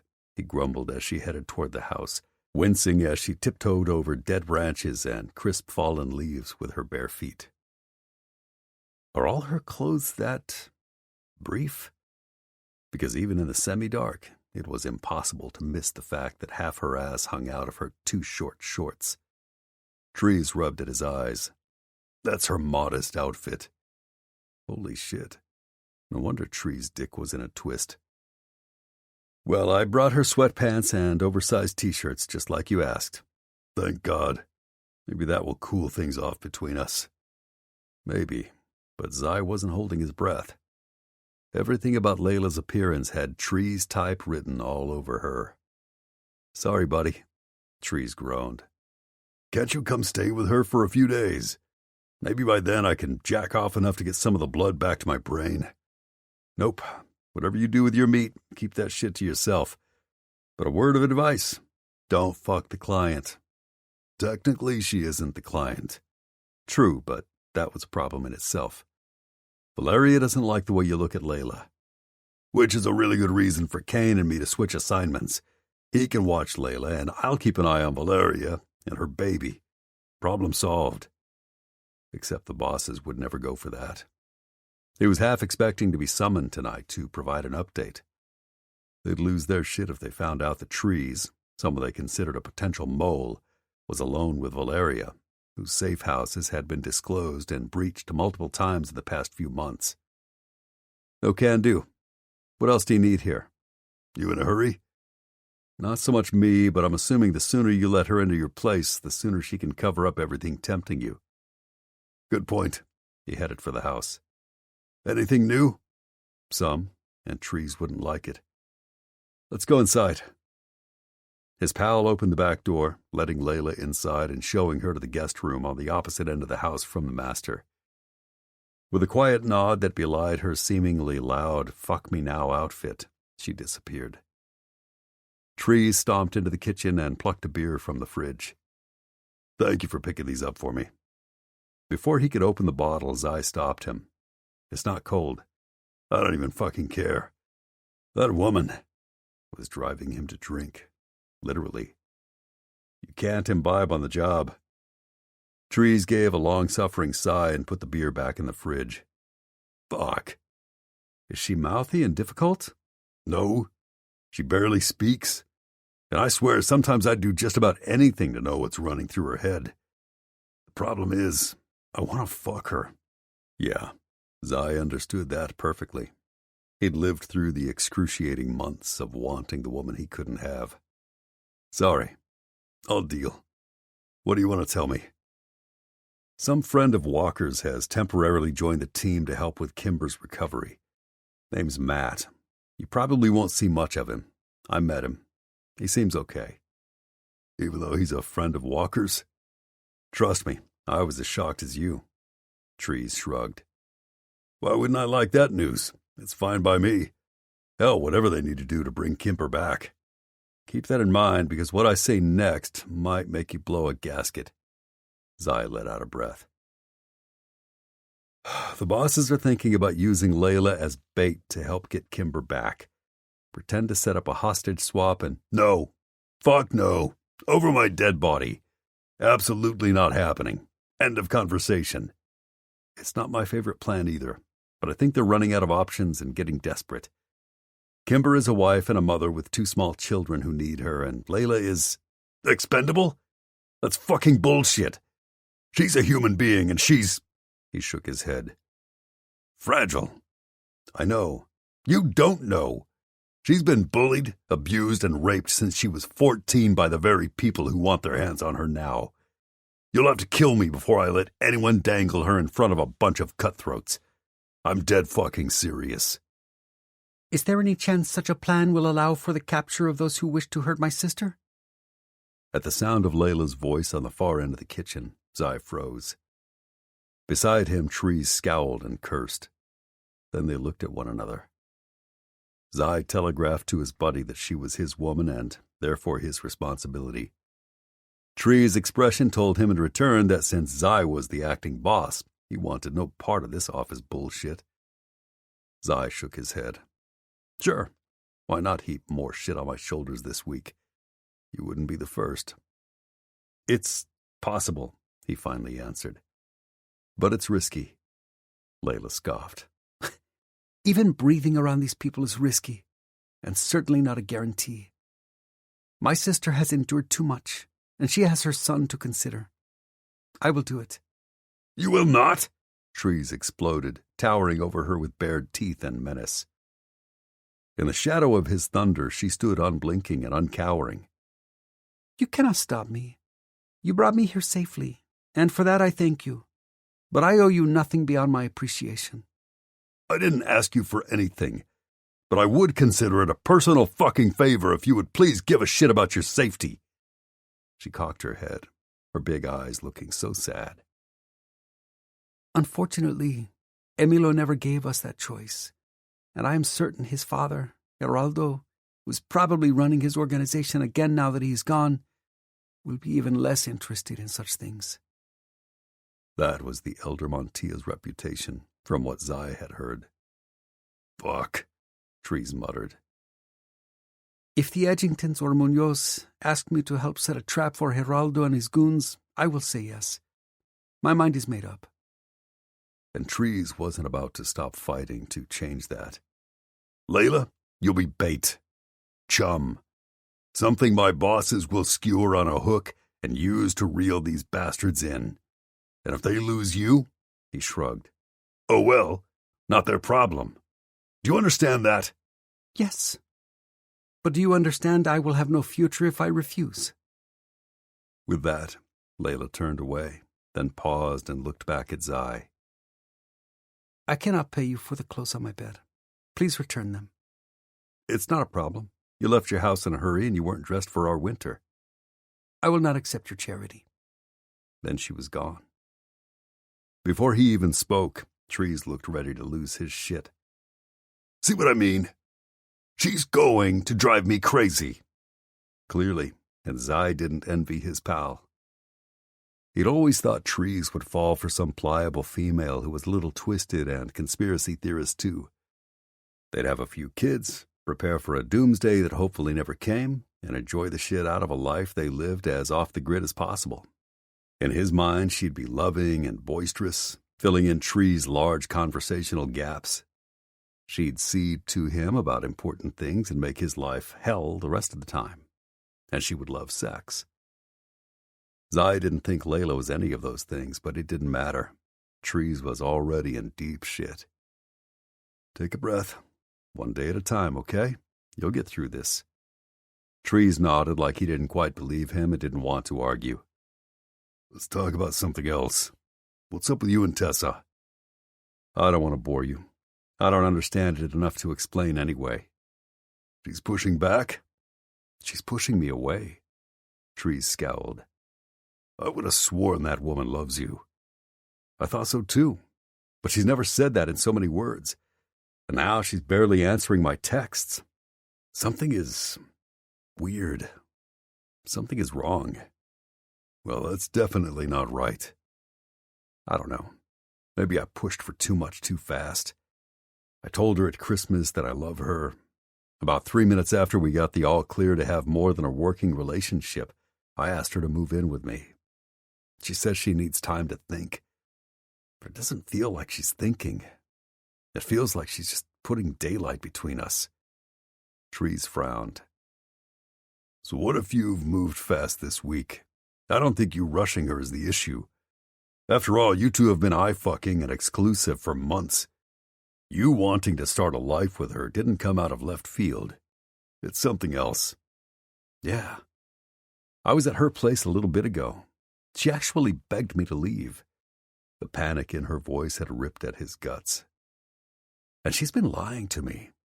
Sure about little things like her headache, but still lying. Any chance there's someone else? Zai pondered, then shook his head. No, I think it's me. and he was worried they were one bad conversation from being over. Or she's guilty and she has something to hide. I don't see it, because you don't want to. Keep pursuing her, man. You'll never be happy if you just walk away from her. But while you're doing that, look into her. Take her seriously as a suspect. Do your fucking job. As much as Zai hated it, Trees was right. Now that he thought about it, Tessa hadn't just sounded panicked. She'd sounded guilty. I don't have a choice. I guess that's priority one. And fuck waiting for the right moment. He was starting the next instant he saw her. Chapter 7. The following morning, Tessa pulled into the parking lot after another horribly sleepless night of wondering how Hallie was, or even if her baby girl was alive. She tried not to think the worst, but her thoughts refused to center around anything else. This had been the absolute worst 48 hours of her life. She'd give anything to have her daughter back. Even tell the kidnappers every single secret EM security management kept. She just needed them to contact her with a demand. As she pulled up to the office building, she found the small lot surrounded by police cars with flashing lights. Officers held the perimeter. A pair of suits prowled the vicinity, looking grim. Something had gone horribly wrong. Tessa's heart jumped in her throat. As she tried to turn in, a uniformed cop stopped her. "This area is closed, ma'am. It's a crime scene." Now that she was closer and could see beyond the police vehicles, she saw yellow tape cordoning off the area around the stairs to the front door. Zai was there, racing down and around the tape when he saw her. "She works here," he said to the guy. The officer nodded, then waved her around the area and into a spot near the adjacent building just beside the alley. Her pulse raced, heart beating against her ribs as she climbed from the car. Zai met her halfway. "What's going on?" she asked, staring between the busy parking lot and his bleak expression. "A jogger came down the sidewalk about 5:30 this morning and saw a trio of dead bodies piled at our door. None have been ID'd yet." Fear gripped Tessa's belly. Dead bodies? Oh God, had her kidnappers decided the baby was expendable? "Anyone you recognize?" She heard her voice shaking. Zai did too, and cupped her shoulder in a gesture meant to calm and comfort. Apology twisted his expression. No, it couldn't be. Don't let anyone have hurt my precious baby girl." She dropped everything in her grip and clutched his arms. "Zai, is it anyone we know?" He cupped her face and shook his head. "No, baby. No one we know. 3 men, all late 20s or early 30s. But I was here shortly after the bosses arrived. I saw them before the coroner came. It was..." He swallowed. "Bad. They were tortured." Her relief that Hallie wasn't among the bodies was quickly stamped out by the terrible thought that whoever had killed the men might hurt her daughter next if she talked. "Oh, God." "Don't cry, baby." He comforted her with his embrace. "Don't cry." "How can I not? They dumped the bodies here at our office." And Tessa couldn't help but worry that was a message meant for her, to show her what could befall Hallie if she didn't keep her mouth shut. "I know. And once the coroner is able to identify the victims, maybe that will tell us why." "It's not random." "It's not," he sighed. "Walker and Matt, the temporary guy, are inside avoiding all this shit. Let's go." "Were you waiting for me?" "Yeah." He retrieved her things, slipped an arm around her and walked her toward the door, trying to block her view of the crime scene with his big body. But it was no use. Tessa craned her head to look behind him and saw far more than she'd bargained for. Missing eyes, missing fingers, missing genitals. Tessa jerked her stare away. Her stomach bucked. She clapped a hand over her mouth to hold in both a scream and the urge to be sick. She couldn't imagine that happening to her baby, or she would lose her mind. Zai cursed and hustled her inside, shutting the door behind him before plastering her against the surface with his body, palm over her head as he leaned in. "Why did you look?" I couldn't stop myself. She'd had to make sure none of those bodies belonged to Hallie. She had to know what message her kidnappers were trying to convey. It made her sick. Yes, Hallie was seemingly alive, for the moment, and Tessa hadn't known any of those men.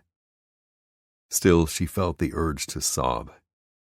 Once, they'd been someone's son, someone's brother, someone's friend, maybe even someone's father. They'd had the worst possible deaths imaginable. Her heart hurt for them and all they'd endured. But terror for Hallie, for what could happen to her baby if she broke down and screwed up, gripped her throat. Blinking up at Zai, she tried to keep herself together. She wished things were different and that she could tell him everything. Today proved that was impossible. Couldn't what? Talk to me. Tessa shook her head. It was just shocking. Zai didn't look convinced. Are you sure that's it? Nothing else upsetting you? You haven't been yourself lately. Of course she hadn't. But she swallowed her scream.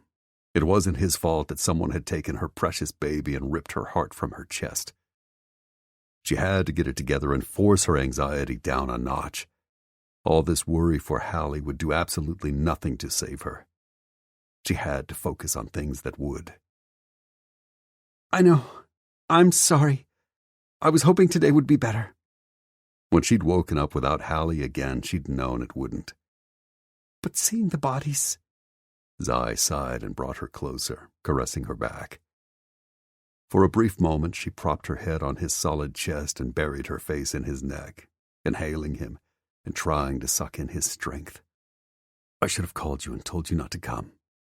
I needed to. If this had anything to do with Hallie's kidnapper, he'd probably be calling soon. But thanks. Tessa trembled as she forced herself to pull away and head to her desk. By the time she tucked away her purse and her lunch, she looked up to see Zai watching her with a frown. With concern, yes, but today she saw something else. She didn't really want to look at that expression too hard.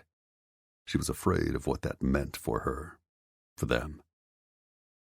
Then 1 Mile stepped up to her desk, a rugged cowboy type beside him, hat in hand. Hey, Tessa, this is my buddy Matt. He's going to do some temporary work for the bosses. He needs one of the spare computers. She wondered what kind of work and why. Normally she'd care enough to ask, but she heard her phone vibrate and all but dove for her purse. Sure enough, there was her private caller again. Second ring. God, she needed to answer this. It was so hard to breathe and smile at Walker's friend when she felt so frantic. Hi, nice to meet you. Let me take this call, then I'll be right with you. It's daycare. Matt nodded, then slid his hat back over his wavy brown hair. Of course. Thank you, ma'am. Third ring. As he walked off, she looked up to see Zai heading to the back of the office. I'll be in the conference room. Then he was gone, and she was alone.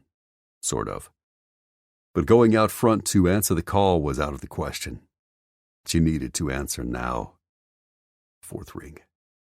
Hello? She gasped out. I was beginning to think you weren't going to answer. That would have been very unfortunate. The stranger from the parking lot again. I'm in the office. It's a busy place. How is my daughter? He laughed. You know the drill. Information first, then your reward. Forgive me for being jumpy about the 3 mutilated bodies in front of our office this morning. The man paused as if he hadn't expected that. Tell me about them. He didn't know. The police and the coroner are here. I didn't get a good look. They were all young men, all... very horribly dead. I'll call you back. Wait! But it was too late. He was gone. Tessa closed her eyes. Why had she assumed he knew about the corpses and opened her big mouth? She'd much preferred the smug, didn't have a care in the world kidnapper to the panicked, out-of-control one. Now that she'd stupidly rattled him, would he take it out on Hallie? Her hands shook as she tried to go about her morning like nothing was out of the ordinary. She hooked up her laptop to her monitor and opened her company email. Joaquin had sent her a list of things to do today. People to email, copies to make, clients to bill. None of that would take too long or require her to think too much, thank goodness. She could barely spare any thoughts for anyone but Hallie. As she sent him an email promising to take care of all of the items quickly, her phone began to buzz again. Tessa lunged for it and answered immediately. Yes. Change of plans. I need to know if my daughter is okay.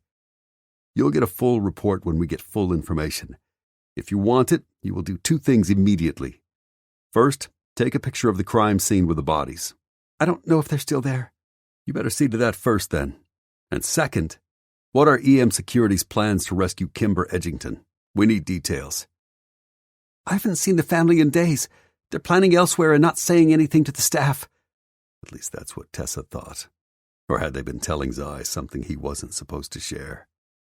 But I'll ask some of the operatives, see if they know something I don't. You do that. I want some answers in half an hour or less. Then the caller was gone. Tessa dragged in a ragged breath and told herself to keep it together. She couldn't take a few minutes to herself. She couldn't go to the ladies' room and have a cry. She had to suck it up and get busy. Her breakdown would have to wait until she'd gotten some word about Hallie. Gripping her cell, she opened the camera app and cracked the door. She encountered a female officer who turned to her with a scowl.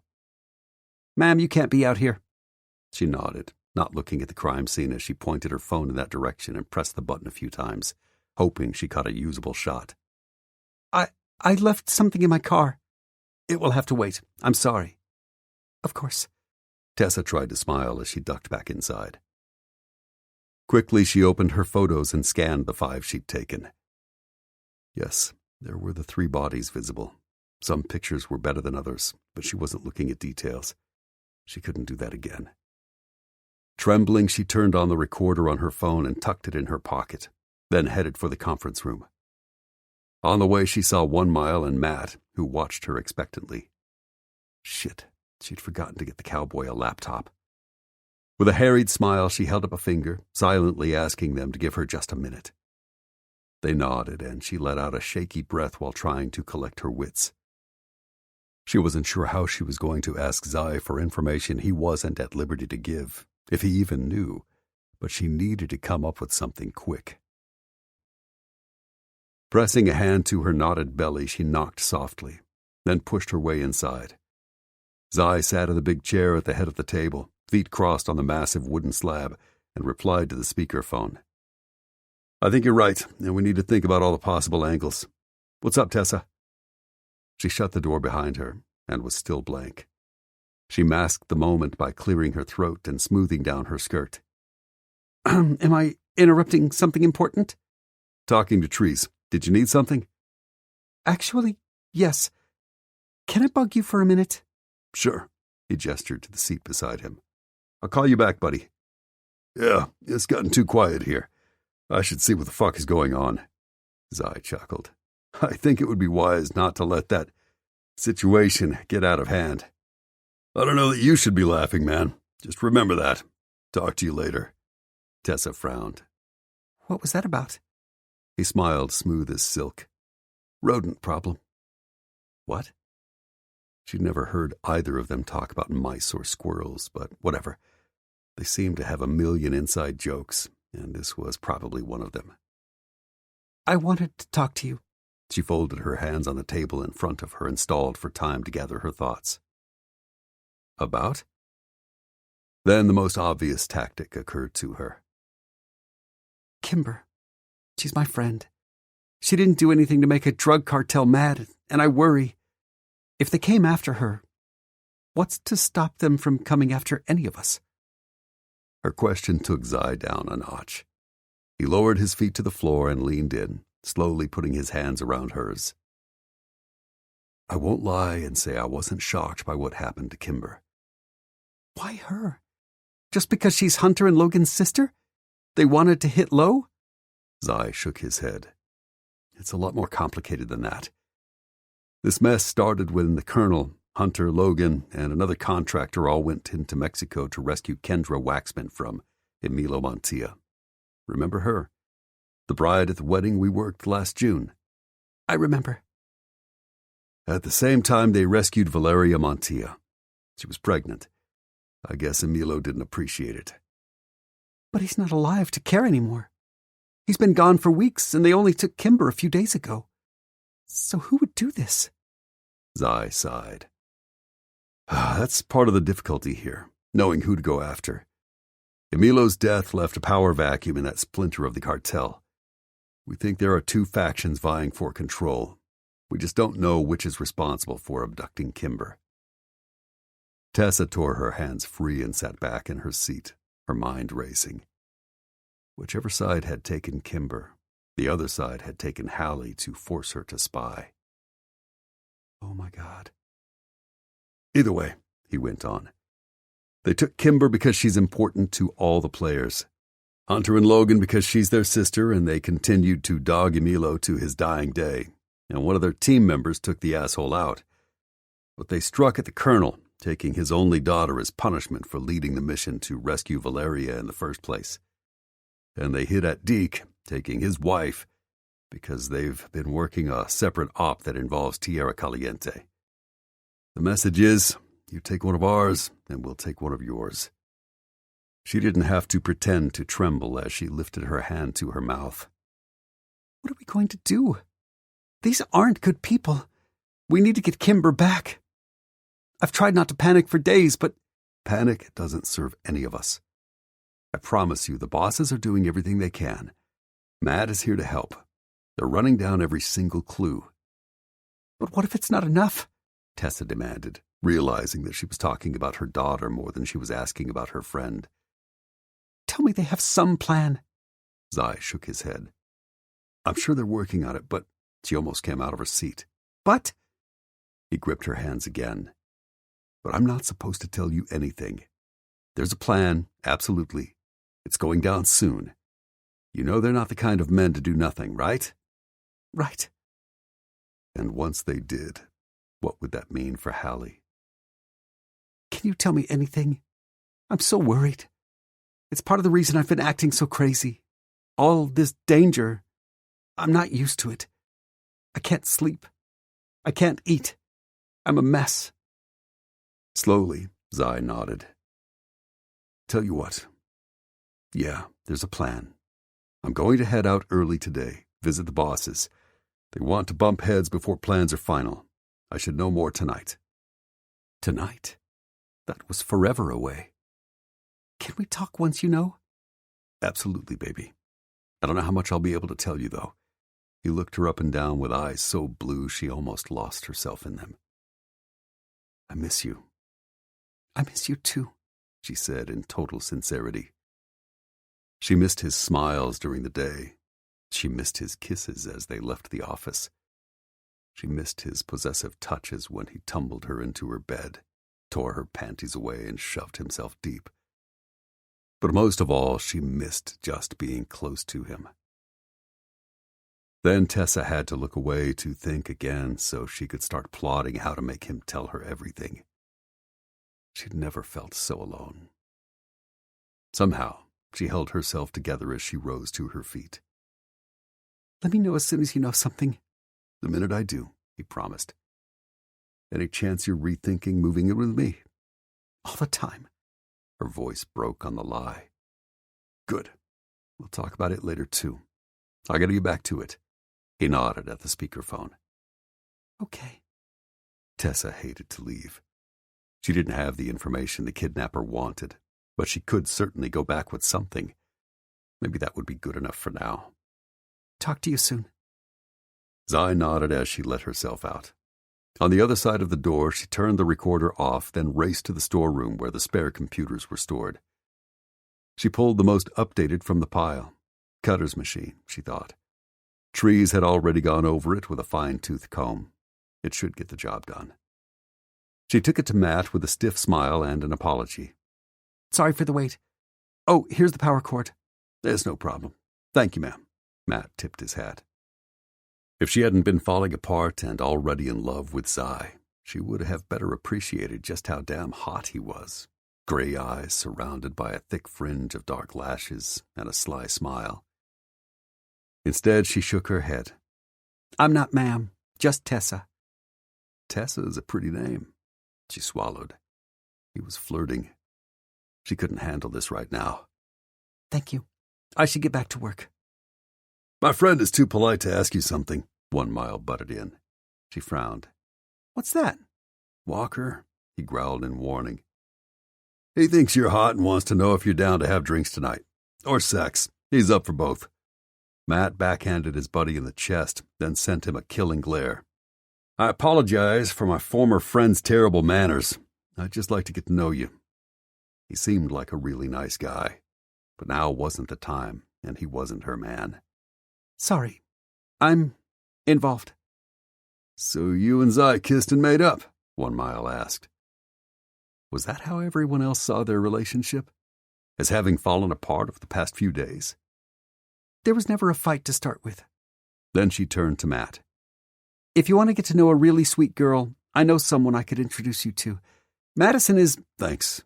Matt looked distinctly embarrassed.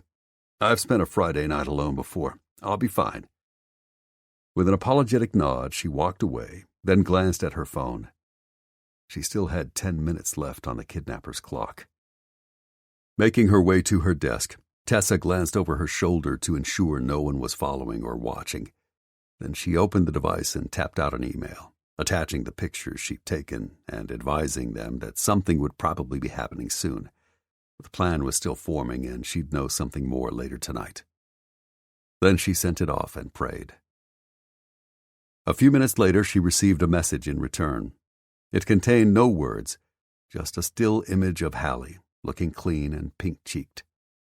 She wore a too large gray shirt and sat on a shag carpet, some soft beige shade, holding a plastic banana, laughing at a cat jumping in the air. It was date and time-stamped less than 5 minutes ago. Her heart soared. Tessa kept scrolling, hoping there was more, especially instructions on when and how they might release her daughter. Instead, she found 2 additional demands. Advise us the minute you know the plan. Email may no longer be secure. Download the A-Buzz app and await further instructions. She did it immediately. Of course she was going to. But she couldn't keep living like this. Every day without Hallie was excruciating. But at least she'd had work to occupy her. This weekend she would have nothing. And if she couldn't tell Zai that she wanted to move in with him, she would have no one. How would she make it until Monday with her sanity intact? She wouldn't. She was going to have to do something else and get creative. Now.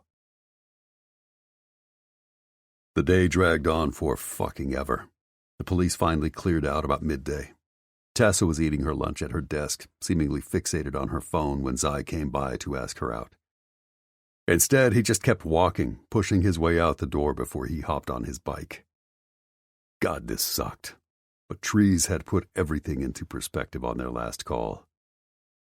Listen, if she's not guilty, then lying to her about this fake op won't mean anything. You'll just say later that it fizzled due to new intel. She won't question it. And if she's guilty of passing on information, well, you'll find that out. And who she's telling. If some shit goes down that matches your BS, you just gotta hang tough until then. As much as Zai didn't want to think Tessa could be guilty, he was starting to realize she might be.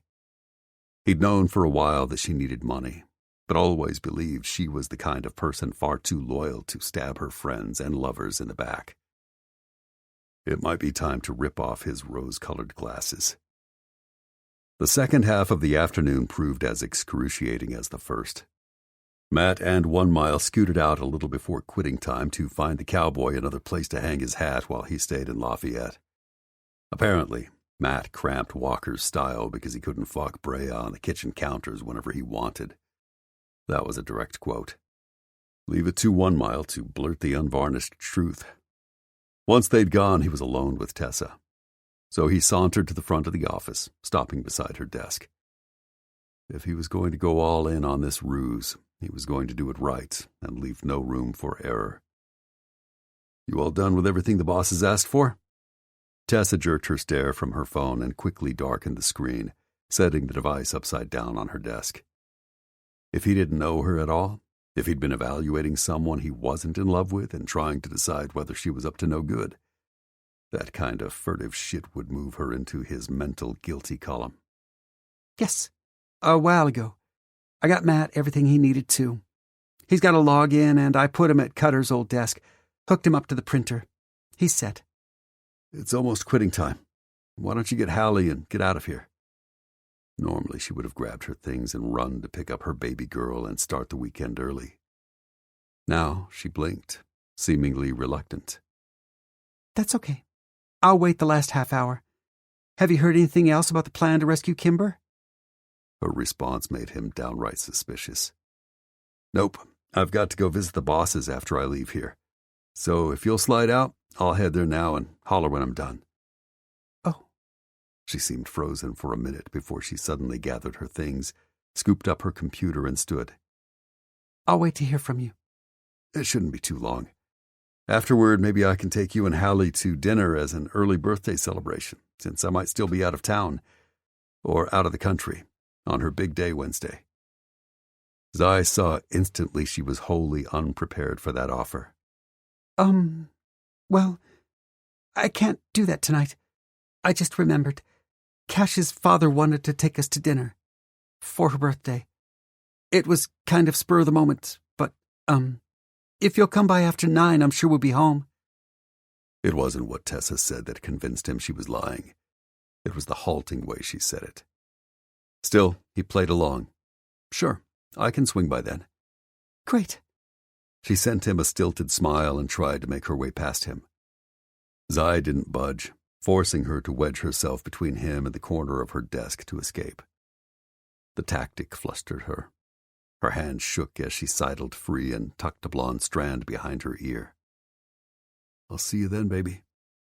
With a too quick nod, she shoved out the door and all but dashed across the parking lot. Oh yeah, something was definitely up with her. Granted, that didn't automatically mean she was EM's mole, but it did mean she was hiding something. He intended to find out what. Zai gave her about 5 minutes head start, then powered down the lights in the office, locked up, and headed out. She should have enough time to pick Hallie up from daycare, but in case she was a little slow or had to make another stop, he took his time, cruising the back streets on his bike to avoid her catching sight of him as he made his way to her neighborhood. She was just closing her garage door behind her as he turned onto her street. Perfect timing. Then he parked behind the camper the neighbors were loading up, presumably for their weekend getaway. As the sun set, he strolled across the street to the duplex, settling onto the porch of the unit for sale, in a rocker someone had left so the house would seem homier to prospective buyers. And he waited. 6 o'clock rolled around. No sign of Cash's father, and Tessa didn't leave to meet him. Same with 7. They took a call from Joaquin, but it only lasted a few minutes. Matt was already working the Kimber case, and they hoped to have more information soon. In the meantime, he'd been told to give the cowboy whatever support he needed in the office. Zai assured the man he would, and that everything was under control before ending the call. His stare never left Tessa's door. By 8 o'clock, it became clear that she was neither coming nor going tonight. It was possible, of course, that the apple hadn't fallen far from the tree and Cash's dad was as flaky as his son. Or maybe she had decided she couldn't maintain her chipper facade and canceled. But he played his part and waited, withdrawing his phone to order a hot sub and a bottle of water delivered to his current location. After he devoured that and took a leak around the shadowy side of the vacant house, it was straight up 9 o'clock. Time to get some answers. Tessa opened the door, greeting him in a robe and a smile, looking as if she'd just curled her hair and retouched her makeup. She also seemed nervous as hell. Hi. She stepped back. Come in. How was the meeting with the bosses? She wanted to get right to the point. Too bad. He was going to make her wait. Zai shrugged. Intense. It's a lot of details to work out, especially since we have new information. How was dinner with Cash's dad? Nice, she said with a smile full of forced cheer. Craig took us to a place that, had wonderful burgers and chicken. Yeah, on the south side of town. They sang to her. But Craig is doing well. I'm glad we went. Liar, liar. But why? The whole thing tuckered Hallie out, so I put her to bed. It's just us now. And he couldn't miss the suddenly seductive note in her voice. She swayed closer. What the hell? After avoiding him for days, she was suddenly turning on the charm? Oh, baby, if you're going to play with fire, I'm going to burn you so bad. Great, he took her hand. And if you're willing to seduce me for information, let's see how far you'll go to get it. But I'm more tired than I thought, and it looks like I have to leave town soon. I can't say much, but let's catch up next week, when the op is over. And if I'm back on Wednesday for her big day, I'll take you and Hallie to dinner then. She swallowed. So the rescue op is definitely on for this weekend? We've got a really solid plan. Well, sorry I can't tell you. I'll see you later. Tessa squeezed his hand tighter, as if she thought that would stop him from leaving. Don't go. I've been thinking. About what? You. Us. She bit her lip, something she only did when she was nervous. Moving in is a really big step. I know I said earlier that it wasn't a good idea, but I've reconsidered. I'm open to talking about it. He wasn't buying it. How fucking long had she been playing him? That's good to hear, baby. And I know you're tired, but I'd love it if you stayed a little longer so we could talk. She pretended to adjust the tie of her robe, but she pulled it free. The folds slid apart, and under the thin white terry cloth, what she wore scrambled his brain. Her blue, lacy baby doll covered less than half her tits. The bow tucked just under gave way to a filmy, transparent fabric that told him she wore nothing underneath except a teeny-tiny thong. Yeah, she was playing him, no question, and it pissed him the fuck off. But holy shit, when he clapped eyes on her, he could barely breathe. And he was more than willing to let her take advantage of him in whatever way she wanted. Tessa, baby. She shrugged off the robe and tossed it on a nearby chair, then tugged him through the darkened living room and into her candlelit bedroom. Tessa had definitely ramped up the seduction factor for this visit, because she wanted something other than sex or love or commitment from him. God damn it. Later, he'd let himself hurt. He'd wonder why the first fucking time he had truly lost his heart it had to be to a lying viper with big green eyes and gorgeous tits, doing her best to play him for reasons he could only guess at. He'd take her engagement ring back and kiss all his dreams of a happily ever after goodbye. He'd wonder how the hell he was going to pick up the pieces of his life to live without her forever. Now he was too angry that she'd turned out to be just as self-serving as every other asshole he'd grown up with. Sigh? She looked tense. No, worried. Do you not like this? She gestured to her lingerie, almost cupping her breasts and making him lose his ability to speak. Until something occurred to him. Who else have you worn that for? She relaxed as if that question didn't stress her, as if she didn't have to lie. No one. I bought this for you. When? After she decided to screw him figuratively and literally? You look sexy as fuck. He could say that with all sincerity. The lace and ribbons framed her cleavage so temptingly, he itched to touch her. The shadow between her thighs was dusky and mysterious, and he swore he could almost taste her. His mouth watered. Thank you. She stepped closer. I'd planned to talk to you tonight, but I want to be with you too. We've only been apart a handful of days, but it's felt like a lifetime. It has. Zai couldn't keep the rough note out of his voice. Do you want to talk now and get it over with? Or talk after? Definitely after. After that, he lost all patience for talk. He flattened her against the wall of her bedroom, gripped her hair in his fist, then slanted his mouth over hers with a groan. Tessa might have turned out to be a poisonous liar, but she tasted so fucking sweet. Against him, she arched, then whimpered as he stroked his tongue inside her, loving the way her breath caught. He slid deeper. The kiss turned urgent. He cupped the pert globe of her ass and crushed her lush tits against his chest.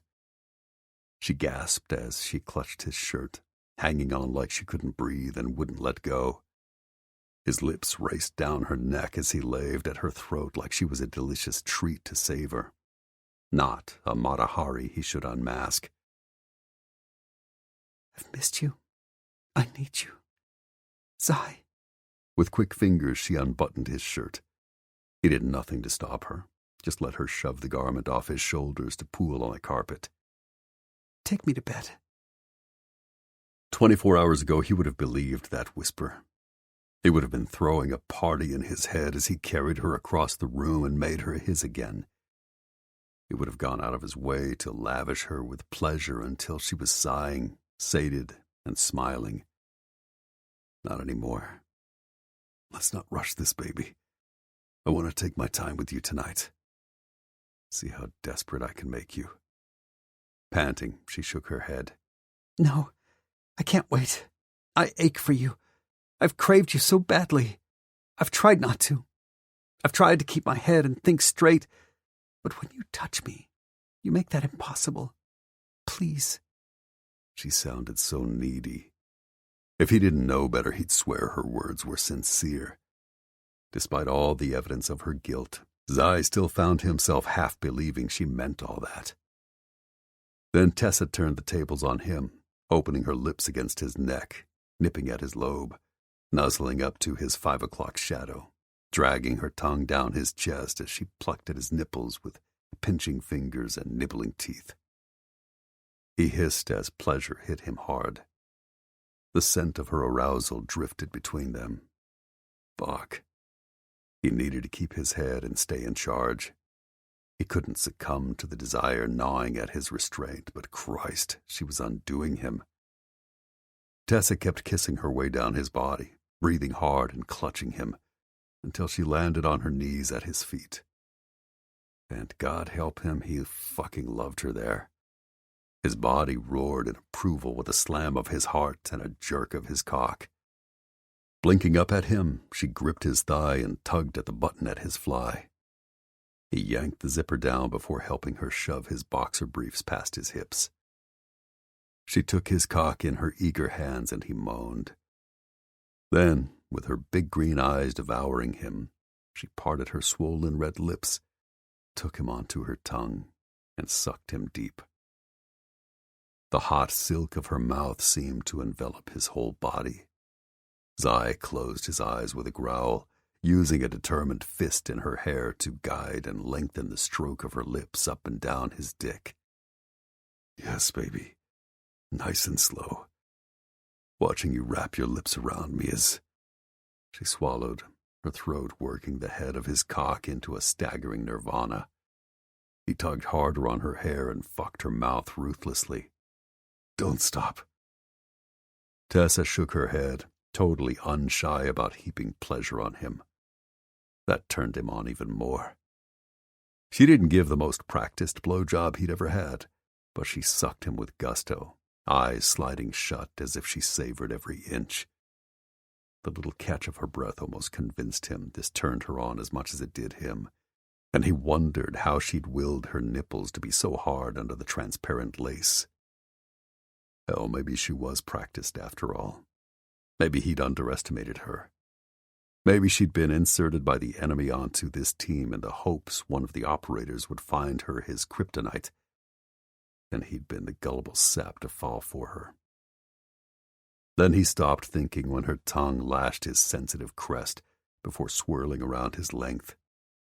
Head spinning, he staggered back to the bed, desperate to fuck her and almost not giving a damn that she was taking him for a ride. If he didn't need to figure out what game she was playing, he would let her suck him until he came down her throat and do it again just because. Why not take advantage of the fact she seemed willing to whore her mouth out to serve her cause? But now he needed to take control of this wretched drama and arouse her until she turned pliant.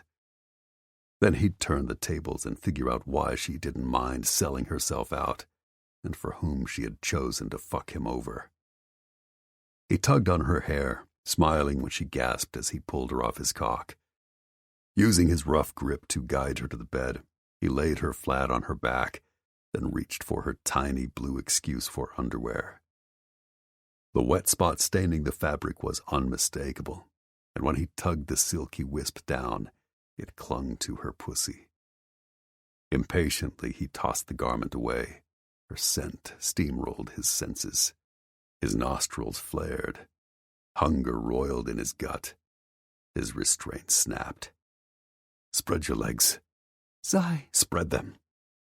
Slowly, almost shyly, she did. Once he would have believed her sweet act. Not now. She wanted to jack up his desire and fuck with his head. Two can play that game, baby, and I can play it better. He braced impatient hands on the insides of her knees and shoved them wide, then raked his lips up one thigh before exhaling onto the sticky heat of her cunt. She trembled and gripped the sheet, wriggling like she needed him now. Zai. He only half listened to the keening that came out of her lying mouth. Instead, he focused on parting her folds with his thumbs and exposing her to his dirty gaze. "I'm going to melt you, Tessa. Whatever you think you wanted out of tonight, I'm going to take you, make you scratch, beg, and scream for me. I'm going to own you, baby, and I'm going to get exactly what I want from you." The roaring of his heart almost drowned out her answering whimper as he raked his tongue through her naked slit. He plowed her indecently again and again, worshipping her juiciness and sweetness. He couldn't find any fault between her legs. Here, she was everything he wanted, and if the way he devoured her was impolite or obscene, that wasn't going to stop him from dragging his tongue between her swelling folds and tormenting the pouting nub of her clit for as long as he damn well wanted. Zai, I can't breathe, she panted, proving that she was a liar again. "Oh my God." Her toes curled, her back arched. She lifted to him in sweet, sweet offering. He gripped her hips and yanked her against his open mouth, covered her with the flat of his tongue, then sucked her without mercy. Tessa shrieked and twisted. She ripped at her baby doll, tugging at one side of the bow beneath her breasts. The garment parted. Her tits bounced free. She pinched her nipples with greedy fingers and cried out. Fuck, that turned him on. He sucked harder on her clit before lashing it with his tongue. She trembled, her heels digging into the mattress. The deliciously frantic sounds falling from her lips cranked him up higher. Zai. Yeah, she was on the brink, but he'd be damned if he gave her satisfaction now. Maybe not at all tonight. At least not until he got his climax and information. With a long last taste of her folds, he prowled up her body, pausing to nip and suck at her berry hard nipples before he worked his hips between her splayed wide thighs. Cock in hand, he aligned his crest to her slick opening. I'm going to shove my way so deep into your pretty little cunt that you'll still feel me tomorrow, he growled in her ear. Next week, too. Hell, maybe for the rest of your life. No one will ever do you better than me, baby. That's a vow. Zai. He watched her eyes widen as he sank his shaft into her, barreling past what little resistance her body offered. Such a sweet, snug pussy around my cock. That's it. Take every inch of me. Yes. Her nails were already in his back and her legs rising to wrap around him. It feels so... Save your breath. You're going to need it to scream. Warning delivered, he propelled himself inside her. She cried out, digging her nails in his shoulders and bucking beneath him. Immediately he slammed his way in again, even deeper this time. She climaxed, moaning, clawing, and pulsing around him. Zai didn't slow down, just shoved every inch inside her again, scraping her awakened flesh and bottoming out to prod some sweet spot that made her shriek louder and clutch him tighter. He battered her body with pleasure again and again. Her bed frame groaned. Her headboard banged against the wall. Time stood still as he unraveled her without a second thought. She'd scratched his back to ribbons, and he had lost the hearing in one ear when Tessa's orgasm finally subsided. Not that he gave two shits right now. His first night with her had been great. The following morning even more amazing. His blood fired. Every hair on his body stood on end. Each nerve ending jolted with her touch. It wasn't merely because she had a banging bod, was good at the sack, and rocked his world. He couldn't be that lucky. Despite whatever devious shit she was up to, he was still totally in love with her. Sure, her surrender turned him on. But when he was with her, he'd swear they were meant to be forever. God, he was a stupid bastard. Finally, her body relaxed. She exhaled a breathy sigh of repletion between her rosy, swollen lips. Fuck no, it wasn't over. Everything inside Zai rebelled against that. Yeah, he shouldn't want to give her another climax. He shouldn't ache to stay inside her half the night. He definitely shouldn't feel this love for her beating in his mutinous heart. But he did. Cursing, Zai tore free from her body and lunged to the side of the bed before he gripped her hips, pulled her to the edge of the mattress, and covered her pussy with his tongue again. If she'd been wet before, now she was dripping. He closed his eyes and savored the sweet, tart taste of her surrender, thrilled as fuck when she keened out his name so loud he was shocked it didn't rattle the windows or wake the baby. He licked and nipped at her clit mercilessly, feeling his way up her body to pinch her distended nipples. She gasped, her breath catching hard in her throat. Zai looked at the bounty of her body spread out before him, at her pink cheeks and her eyes glowing with need. God, he'd love to forget all the reasons he couldn't simply lose himself inside her. Who would know if he kept her in bed all weekend, naked and under his cock, so she could never tell his enemies the plan and fuck him over? But then he'd never know who or what she valued more than the man who'd planned to put a ring on her finger and love her for the rest of her life. If he didn't let this play out, he'd never be able to board up his heart. Under his relentless tongue, the little bud between her legs quickly swelled and hardened again. She screeched out high-pitched pleas and raked her nails across his scalp. Zai! Oh my God! I've never, she panted, ever felt anything. Oh, yes, she moaned. Oh, so good. She was about to come again. Not that Zai was patting himself on the back. Sure, he fucking loved that he owned her right now. But he wouldn't congratulate himself on a job well done until he got the information he needed. His fucking heart had other ideas, shouting at him to stop playing games and talk to her, to assure her that she could tell him anything and that, together, they could fix any issue. But that ship had sailed. He was no Pollyanna. He needed to swallow the bitter pill that Tessa hadn't even tried to talk to him, just chosen to fuck him in every way she could. He could do the same. As she surged toward another peak, Zai pulled back, flipped her over, shoved her to her hands and knees, then plunged his cock deep. At this invasion, she cried out, fisting the sheets. Tessa was tighter in this position. Still, he fucked her like a madman, rattling her bed and her body with the force of each thrust. It was goddamn January, and sweat dripped from his forehead and rolled down his back. A sheen of it covered her skin, looking so peachy by the candlelight. The narrow nip of her waist, the delicate line of her spine, the graceful curve of her shoulders.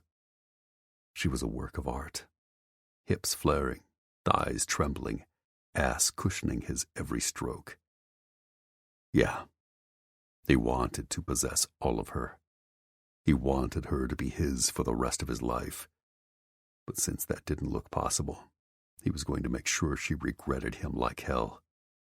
He reached under her and settled his fingers over her clit, rubbing in controlled circles. Zai! Like it when I fuck you? Yes. Her cunt tightened on him. Her clit turned to stone. Please. I love to hear you beg, he said roughly in her ear. Get used to that. He was going to do what it took to hear her desperate, breathy pleas every chance he got before he had to tell the bosses she was a gorgeous, lying sellout. Then, to make her even more mindless, he slowed his thrusts and lightened his touch on her bud. Right on cue, she twisted, hips thrusting, seeking more. Zai, please. Please.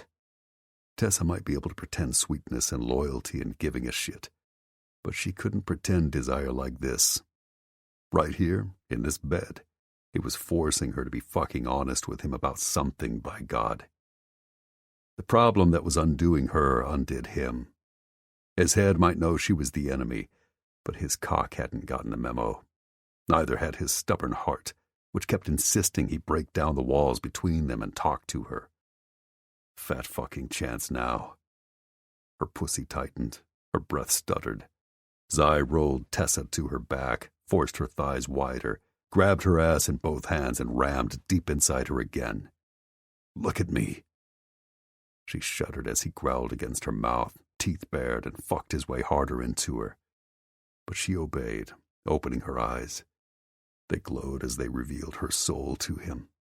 Of course her pupils dilated and her body raced for the climax he dangled just out of reach.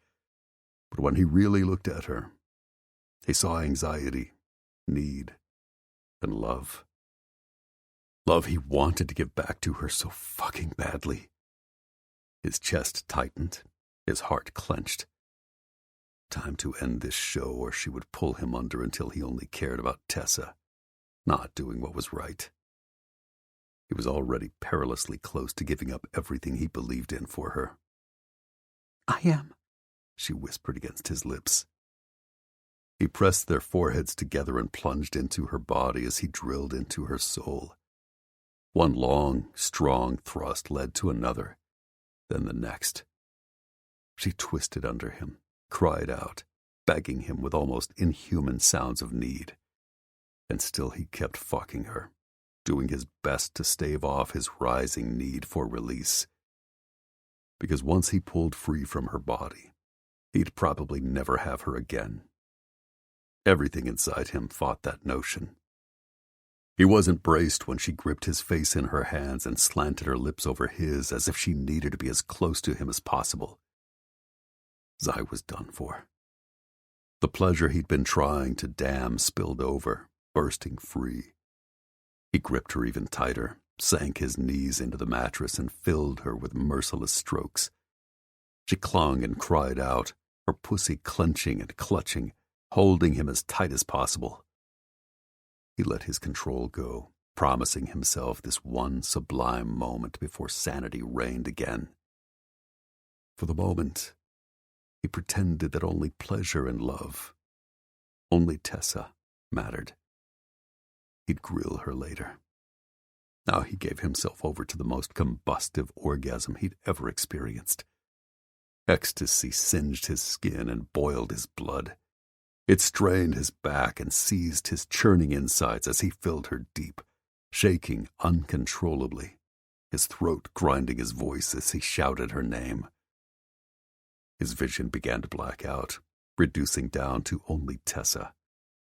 He gave up moving or breathing or being in any way except with her as he unloaded both his seed and his soul inside her. Yeah, he might have intended to work her over for information, but there was no denying she had fucked him good. He was never going to be the same. With that terrible realization, he closed his eyes and ripped free from her before he even fucking caught his breath. Tessa reached for him, her gaze confused and imploring. Zai? He couldn't give in to her now. If he did, he'd stop caring that she was just using him and didn't love him. He'd sacrifice everything for the high of touching her, and he'd fuck his whole life forever. I gotta go. He reached for his pants. A furrow appeared between her brows. Shock. Tears trembled on her bottom lashes. Her lips parted in a soft, sad "oh." She looked a heartbeat from falling apart. Fuck, did she practice that expression in a mirror? She must. It was so convincing, so seemingly genuine that he almost took her in his arms to reassure her. What did I do wrong? I tried to say I was sorry and to please you and... Nothing, he lied, then shook his head. No, that's not true. It was everything. Someday he might be able to forgive her, but he would never forget. It was fucking hard for a man to admit when a woman had his number so completely he would do or say anything to keep her. He used to think pussy-whipped guys were just losers and suckers who couldn't get laid, so they settled for the first one who did them halfway right. Now he knew he'd been wrong. And now he knew he'd be forever miserable because no other woman would ever be Tessa. I don't understand. I'm pulling out tomorrow night. He tugged on his shirt and rattled off the lies he'd prefabricated. We know Kimber's location. She's in the state, nearby. It will be a surgical insertion, probably in the early morning hours. I'll get in, I'll get out. Hopefully with Kimber. If no one hears from me by Monday, something went wrong. You're going? She looked horrified. Alone? He nodded. It's better this way. Tessa tossed aside the sheet, tears running down her cheeks as she scrambled off the bed, bearing herself totally before she threw herself against him. No. Don't go. I have to. You don't. Please, she begged. Don't go. These people are dangerous. Look what they did to 1 Mile last fall. That's what they'll do to Kimber if I stay here. That was likely the truth. He couldn't get lost in his own fucking feelings and forget that she was someone's wife, sister, daughter, and mother trapped in these people's clutches. And she would probably die if he didn't deceive Tessa now. She doesn't deserve that. Tessa went from shedding pretty tears to crying ugly ones as she wrapped her arms so tightly around him he could barely breathe. Neither do you. Please. Zai didn't know why she was begging him not to go. Did she, somewhere deep down, feel bad about deceiving him? Or did she know he'd run into something deadly because she was setting a trap? It didn't matter. The deed was done. He'd told the lie. Now he had to let the chips fall. I don't have a choice. He cupped her face and gave in to his need to cover her mouth with one last lingering kiss. She cried and clung. Then, before his heart fucking bled out, he pulled away. Goodbye, Tessa. Resisting her needy eyes and crumbling expression, he turned away and left. Probably for good. Chapter 8. As Zai left, Tessa heard the door slam behind him and the click of her deadbolt, followed by the faint rev of his motorcycle out front as he sped away. Then she heard nothing but the empty echo of terrible, stabbing silence. What was she going to do? Her baby was gone, captive of some drug cartel or another.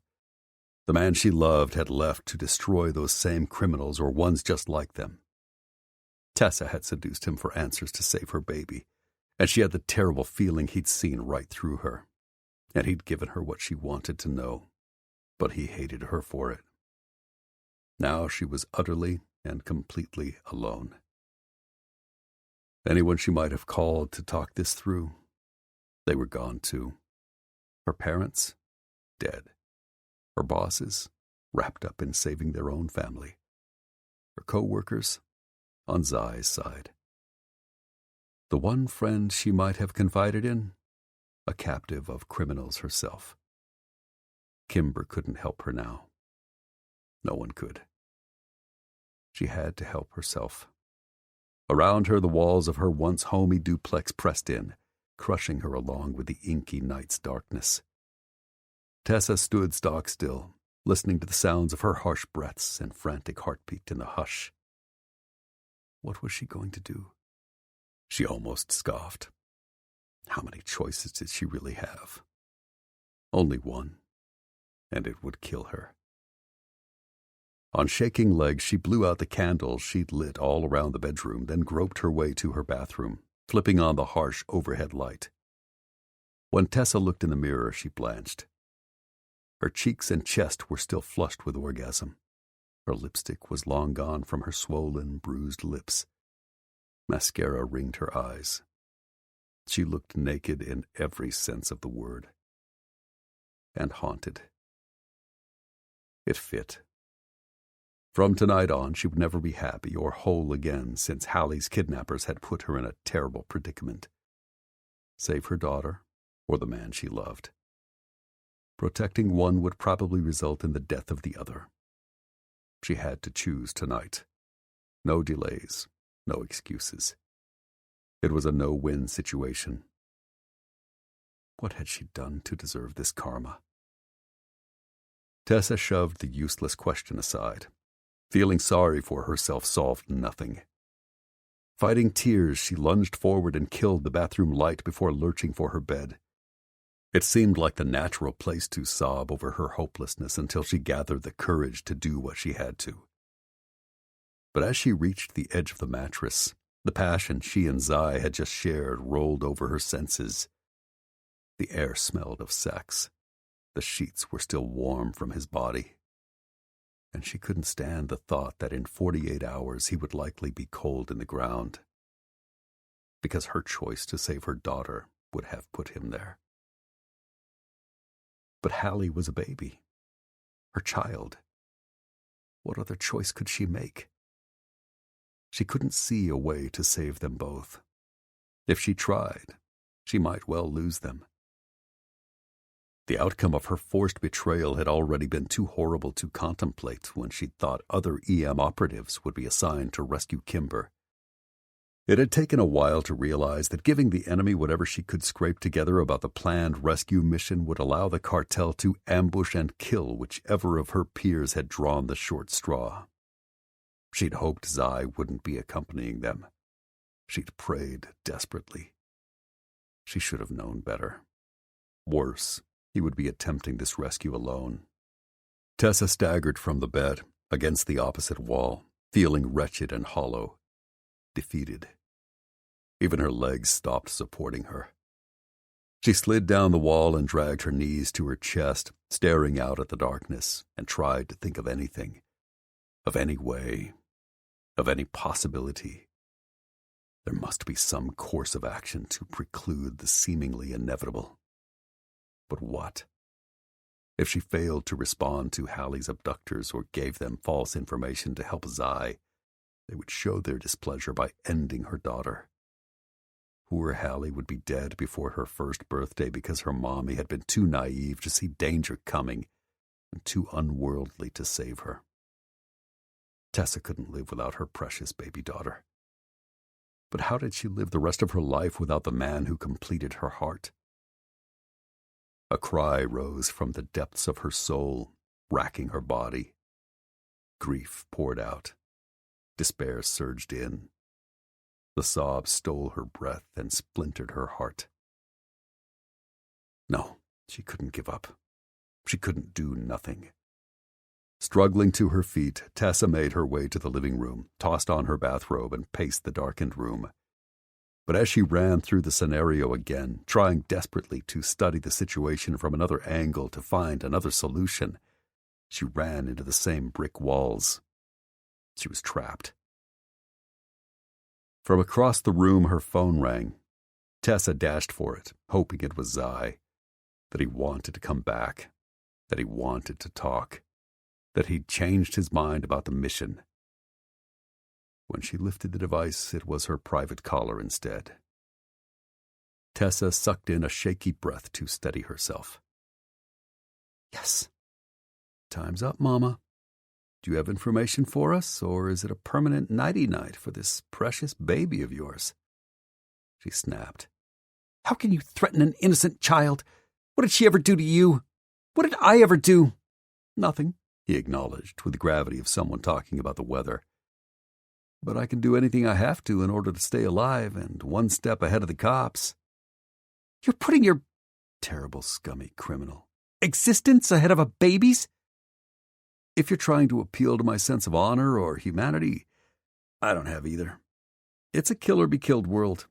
The sooner you figure that out, the sooner you'll be able to protect yourself and your daughter, provided you make the right decisions and earn her back. Speaking of which, do you have the information we need? About Kimber's rescue. About when and where it was going down. About who would be putting themselves in mortal danger to free the boss's sister.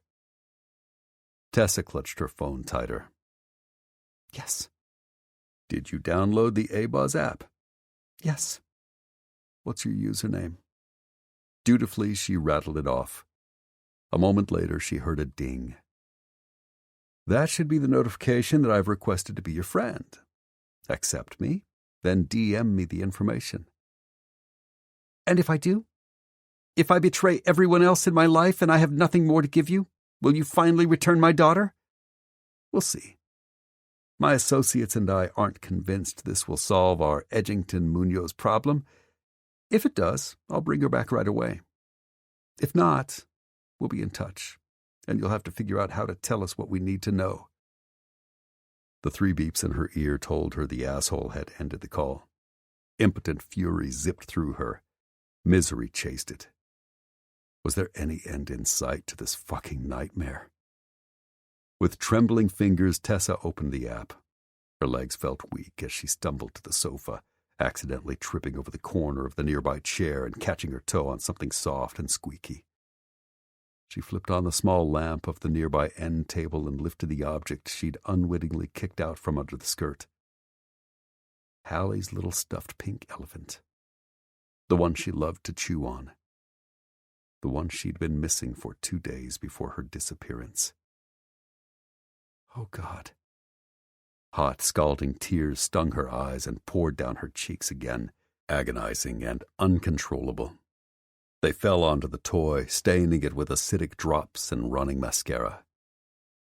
Tessa bit back a cry and swiped at her cheeks, sniffled and cuddled the little stuffed animal to her chest as if it could bring her closer to her baby. It still smelled like her daughter, fresh and sweet, with that hint of baby still clinging. 1,000,000 times she'd seen Hallie hold the elephant, kiss it, gnaw on it, or nap with it. She'd give anything to see her little girl happy and smiling and holding this plushie again. The cost to see her wish come true was reprehensibly high. It's a kill-or-be-killed world. Tessa had no choice but to pay the cost. Hang on, baby. Mommy will do whatever it takes to bring you back. Despite knowing she'd made the only choice she could, Tessa wept uncontrollably when she opened the app, typing out everything she knew about Kimber's rescue, and hit enter, most likely consigning Zai to death. After leaving Tessa's house, Zai returned to his apartment and drank, to blunt his anger, to dull his pain. He wished like hell sleep would come, but he sat on the sofa with one hand around the neck of his whiskey bottle while he replayed the night in his head. So much searing pleasure, so much goddamn agony. Tears he didn't fucking want stung his eyes. Whoever sang Love Hurts hadn't been kidding. It burned and ached like a bitch. There was nowhere to go to escape. He had to endure it like an injury, minute by minute, day by day, until hopefully, maybe, he healed someday. Right now that didn't feel possible. How could Tessa hand-deliver him to the enemy for an early death? Sure, she'd cried and begged him not to go on the mission she'd probably known would lead to a grave. but she hadn't been sorry enough to confess her sins. Maybe he shouldn't be shocked. After all, how many times had he told that woman he loved her? Too many to count. She'd never once said the words back to him. At least she hadn't lied about that. Zai lifted the bottle again. His thoughts were too sober. Clearly he needed to lean harder into the booze to get numb. But before he could take another swig to drown his sorrows, his phone rang. Groaning, he reached in his pocket and pulled out the device. Shit. It was Hunter. "Hey, is something up? It's the middle of the night." If one of the bosses was calling at this hour, it wasn't to chit-chat, but even expending the energy to talk and act like his world wasn't imploding was exhausting him. His voice sounded like it hadn't been used in a decade. Every muscle in his body hurt. But nothing ached like his dying heart. "What the hell have you been doing around the office?" He sat up straighter. "What do you mean? I've done my job." Zai had taken the position to save his post-military career after blowing up all his goodwill in the Middle East. It was proving to be his undoing since it had only brought him misery. If the bosses were going to pile on him too, maybe he should fucking quit. Take his savings and buy a camper. Move out to the middle of nowhere. Live alone. Grow a serious beard.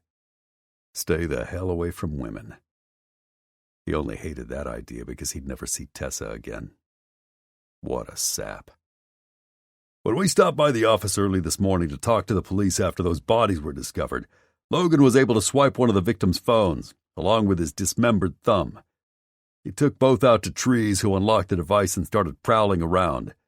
Looks like these assholes are using an app to communicate, which we'll report to their tech support. They're using A-Buzz, right?" "How?" he snorted. "Lucky guess." But inside, Zai seethed. Only Trees knew he was part of that Garrett family. His parents had always gushed publicly about Ivy League Theo. Zai, whom they'd refused to refer to as anything but Chase, was the kid they'd never talked about much to the press.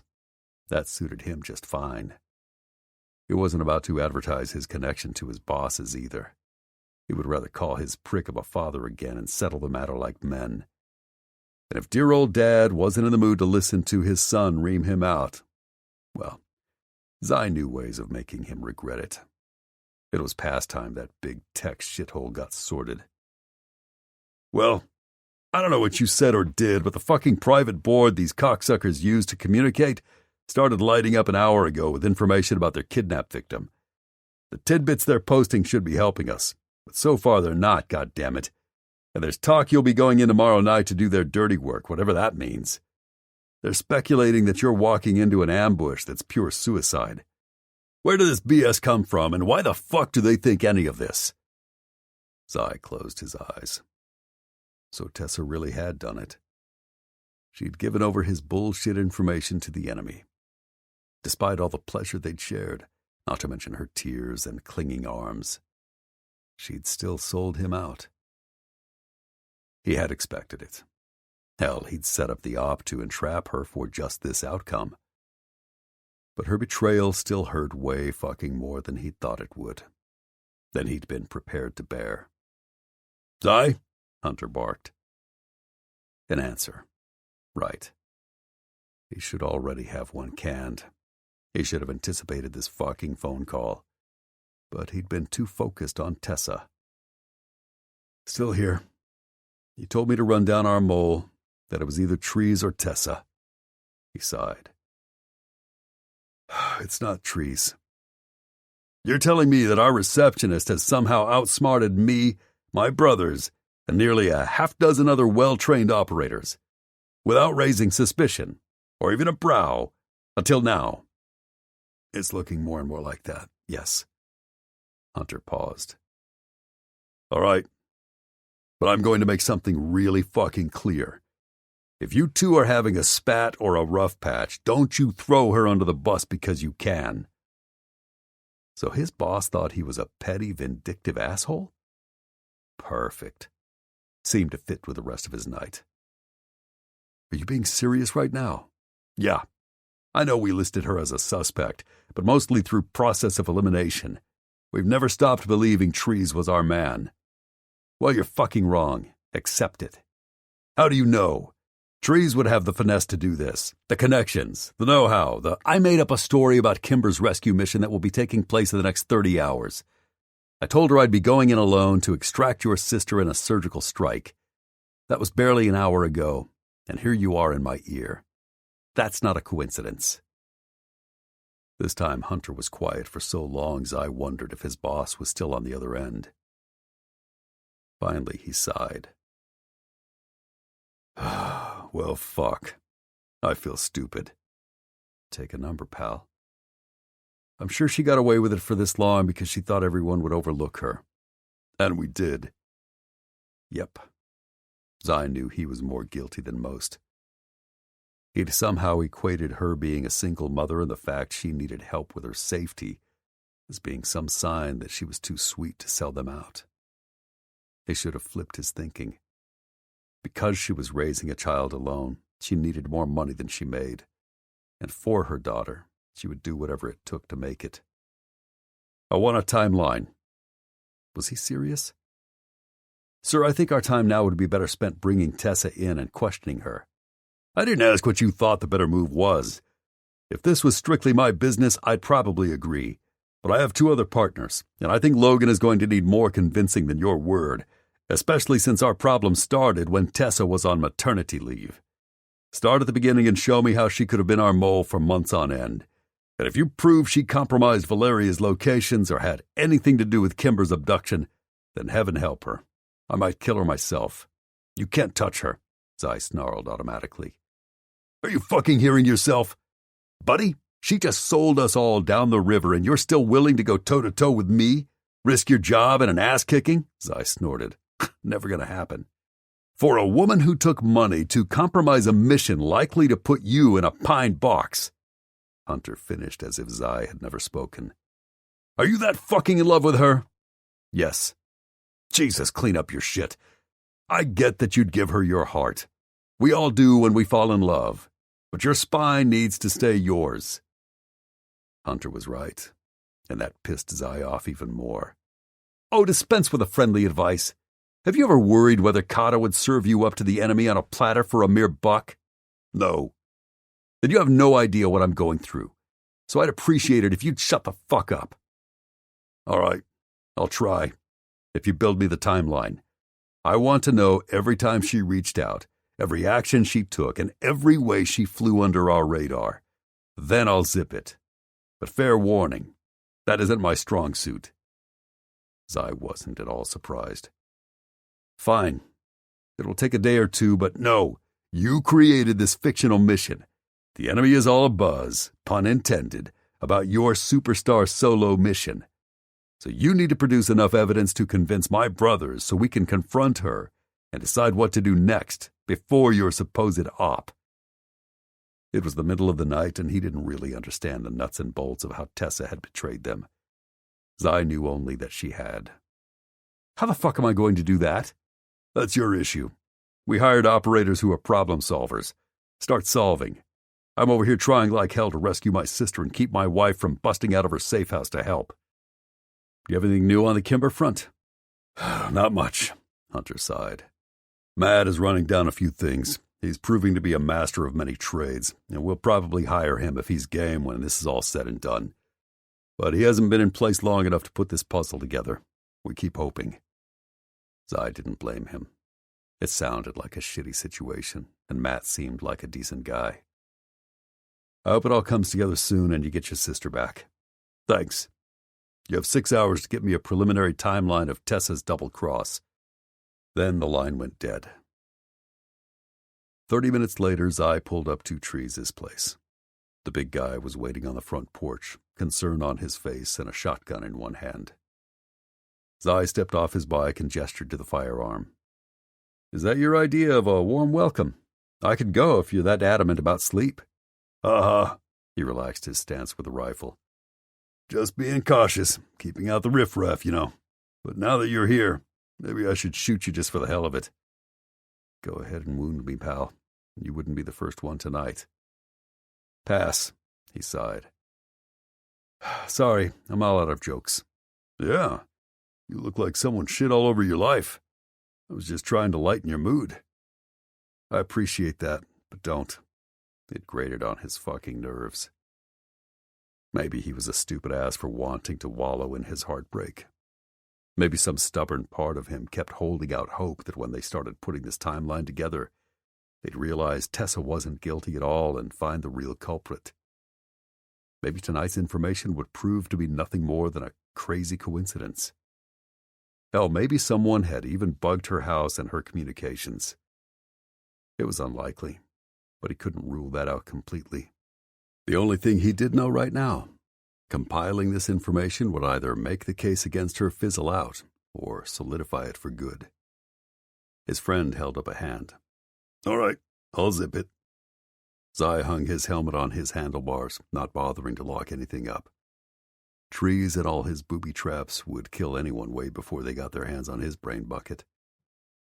His buddy reached behind his back to open the front door. He looked like he was in need of a distraction. Thanks, Zai called out. Always. Trees' voice sounded subdued, heavy.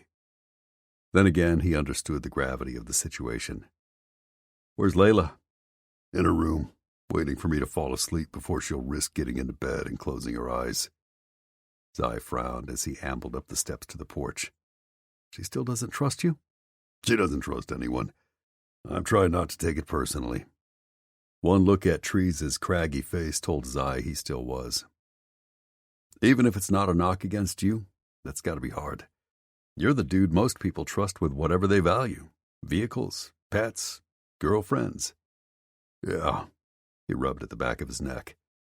She's not most people. Is she making noise about wanting to be with her sister? Trees stepped back inside the house and locked the shotgun back in its case. Some, but Valeria admitted to Layla she's the reason they're apart. At least she's not blaming you. Did she ever let you buy her warmer clothes? Or anything that covers her tits and ass? Negative, Trees sighed. No offense, buddy, but could we talk about your misery instead? Why not? Everyone else is. Zai locked the door after them. Together they made their way to Trees' kitchen. Subconsciously, he slid into the same chair he had occupied on Christmas Eve. And wasn't the empty chair beside him, the one Tessa had sat in, a brutal metaphor for where he was in life? Sorry, man. Tell me what happened. He did, leaving out the part where he'd tried to work Tessa's body over to fuck with her mind, only to lose himself in her instead. But Trees knew him well. He could read between the lines. This is killing you and you still love her. I try to tell myself I don't, that I'm in love with who I thought she was and I miss what it seemed we had. But I can't lie to myself. She's double-crossed me, and she would only do that for some reason she thinks is necessary. And I can't make myself unlove her. I know. She's not capable of consciously hurting the people she cares about. The Tessa I know? No. That made Zai feel better, and worse. Which says she could only do this to me because she doesn't really give a shit about me at all. I don't believe that. I've watched her. I've seen the way she looks at you, and I think she loves you. Any chance she doesn't understand the ramifications of what she's doing? No. Maybe she... Whatever you're going to say, no. Don't try to make this better. You can't. So let's just get this shit done. The bosses want a timeline of the mole's activities, so I guess we'll start at the beginning. Go through the backups, see what you can find in the electronic records on the EM servers. How long do you have? Zai glanced at his phone. Another 5 hours, give or take 10 minutes. Trees barked out a laugh. They don't want the fucking world or anything. They never do. I got a spare computer in the office. Would you grab it? I'll start capturing the data sets and pulling them down. Once I've got them, I'll show you what we're looking for. Then you can search the records too. This will go twice as fast if we both look. Sure. It wasn't as if Zai expected to get any sleep tonight anyway, and doing something made him feel better than doing nothing at all. On it. When he headed to that corner of the house, he found Layla kneeling at the side of the guest room bed, wearing one of Tree's oversized t-shirts. A peaceful instrumental tune played softly from her phone. Was she praying? He'd barely stepped on a creaky floorboard, a good 20 feet behind her when she jumped up and whirled around, suddenly crouched in a fighting stance, gripping a shiny, sharp switchblade. Zai held up his hands to prove he was unarmed. "Sorry to disturb you. Just grabbing a laptop from the office." When he gestured to the room to the left of hers, she relaxed a little. "Hello, Zai. Go ahead. You are not disturbing me." Maybe not in the way she meant, but it seemed she found any male presence in her life disturbing. "I'll be quick. You okay? Need anything? Doing all right with Trees?" "I need nothing except to be with my sister and her son again." In other words, with family, from whom she took solace, with whom she felt safe. "Hopefully we can make that happen soon.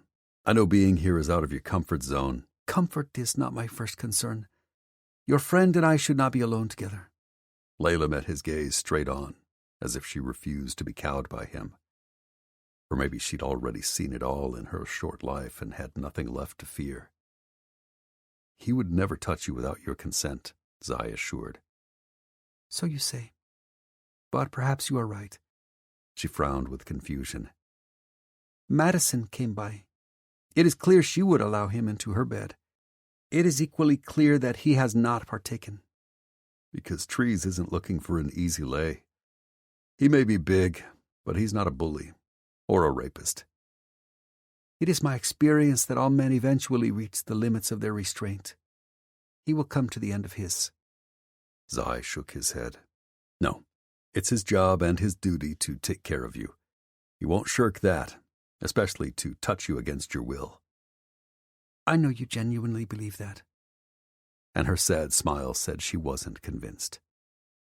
Suddenly she glanced above his shoulder. Zai turned to find Trees standing in the hall. "Be right there." "You okay, Layla?" His buddy's usually gruff voice caressed the woman's name with reverence. Yeah, Trees had it bad.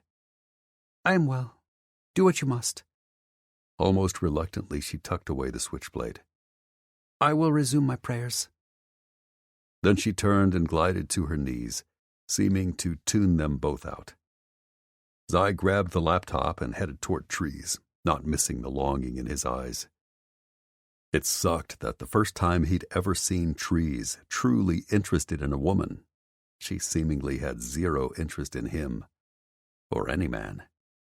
Zai needed to wrap up his search for the mole quickly so Layla could return to her sister and leave Trees' place. If not, his buddy's heart would be toast. "Did she say anything?" he whispered as they headed back to the kitchen.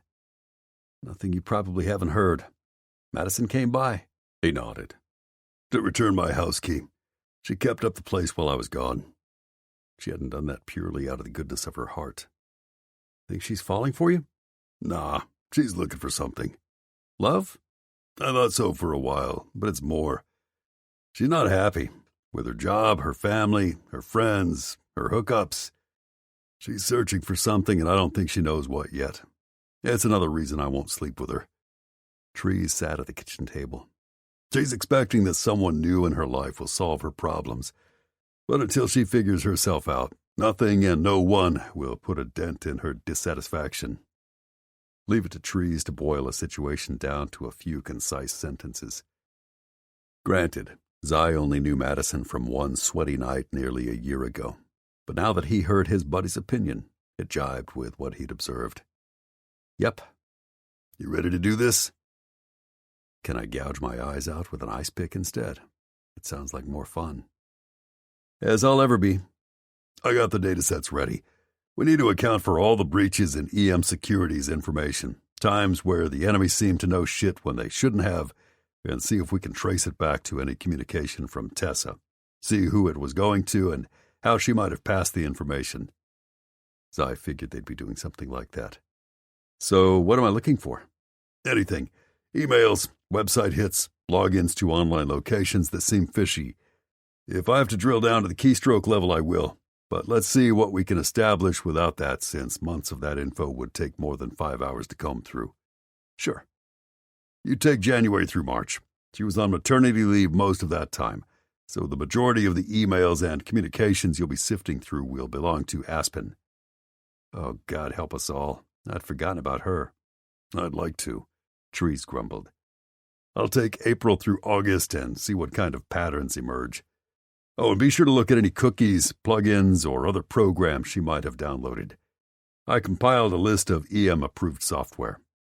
He set the paper on the table between them. Anything else is something she would have downloaded without telling the bosses and worth looking at. If you have questions about whatever you find, holler. I'll figure it out. Thanks. But Zai wasn't grateful at all. He didn't want Tessa to be guilty. He wanted this to be a big misunderstanding that would just go away. You're welcome. Then they both dived in. Zai wasn't terrible with tech, but he wasn't anywhere near Trees' caliber. Still, he made his way through the first quarter emails from the previous year associated with her profile pretty quickly.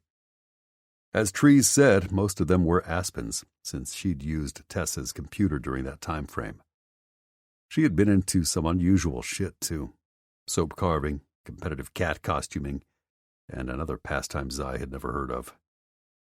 What is toy voyaging? Any idea? No. What the hell? Zai looked it up, then gave a dumbfounded shake of his head. Who sends their toys with strangers so they can be photographed around the world? And why is that a thing? Is it? Really? Trees looked as confused as Zai felt. It is for Aspen. She gave someone this ugly straw hat with flowers to drag all over Europe. The person sent back a bunch of pictures of statues wearing this hat. She seemed really excited. Just before that, she'd been to some resort in Mexico and taken pictures of these weird nesting dolls from Russia and photographed them on the beach, in the jungle, and beside the hot tub. Zai shook his head. Apparently they all got a kick out of that. Because that's not weird or anything, Trees quipped. Not at all. I hate to judge, but I'm glad we don't work with her anymore. Same.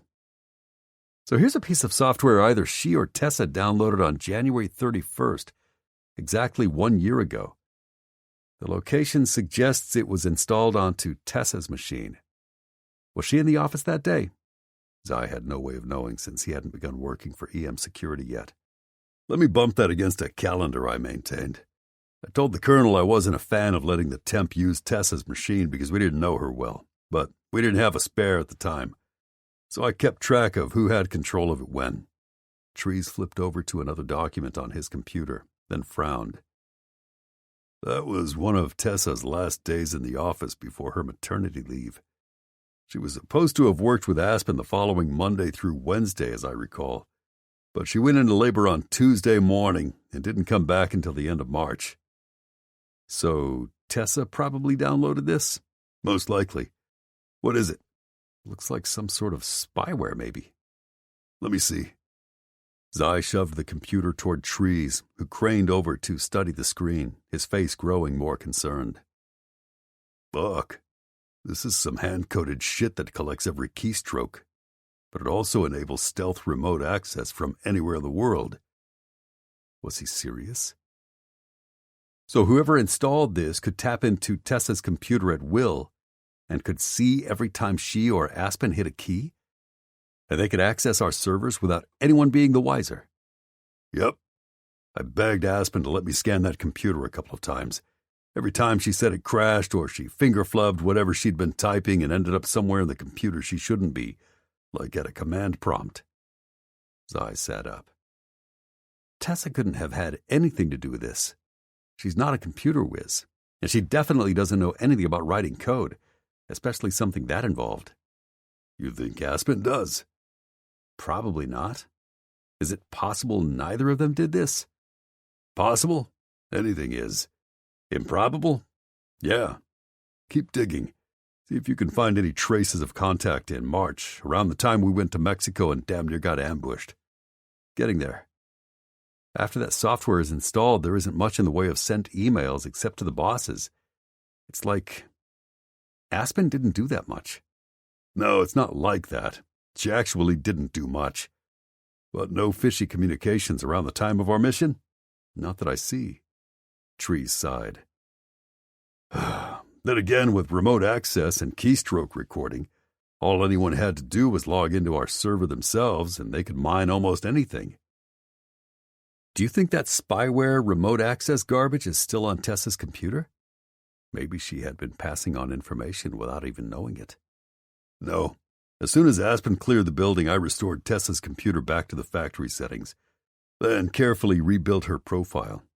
I didn't trust Aspen not to have unwittingly screwed everything up. So the rogue software is gone, and we have no way of knowing who might have been accessing our systems and where the information was going? Trees winced. When you put it that way, I should have looked to see what was on the computer before I wiped it, but I had no idea. You couldn't have. But that didn't help prove that Tessa wasn't their mole, if they could prove that at all. You finding anything else? Let me finish. Then we'll talk. Given Trees' scowl, that was a yes. His friend worked in silence, seemingly a lot faster now that he knew what to look for. Zai stood and ambled to the coffee pot, flipping it on. He wondered what Tessa was doing right now and if she'd cried when he'd left, or just shrugged and moved on with her life. He wished to fuck he understood why she'd lied to him, tossed them aside, and sold him to the enemy for $1. Then again, he'd never understand that behavior. Coffee? He asked Trees. Yeah, it's going to be a long night. Zai glanced down the hall. Layla's light was still on.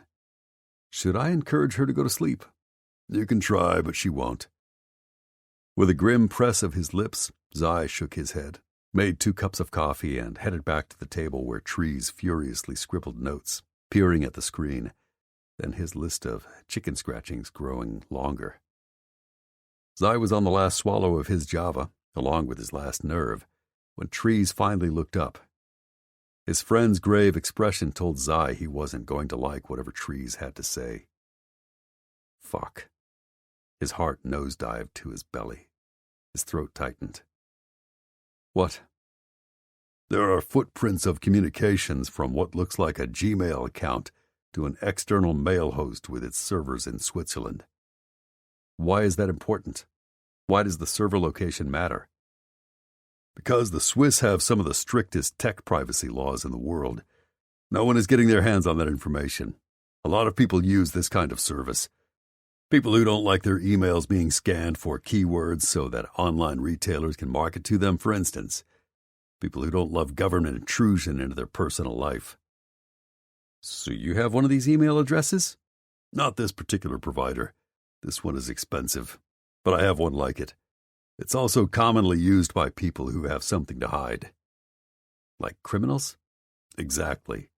Trees shrugged. Obviously, I'm not saying that anyone who has one of these is up to something nefarious, but I am saying that anyone up to something nefarious probably has one of these email addresses, rather than a simple freebie. Let me recap. Someone with Gmail sent messages to a party with a super secure email address who might be a criminal? Yes. And?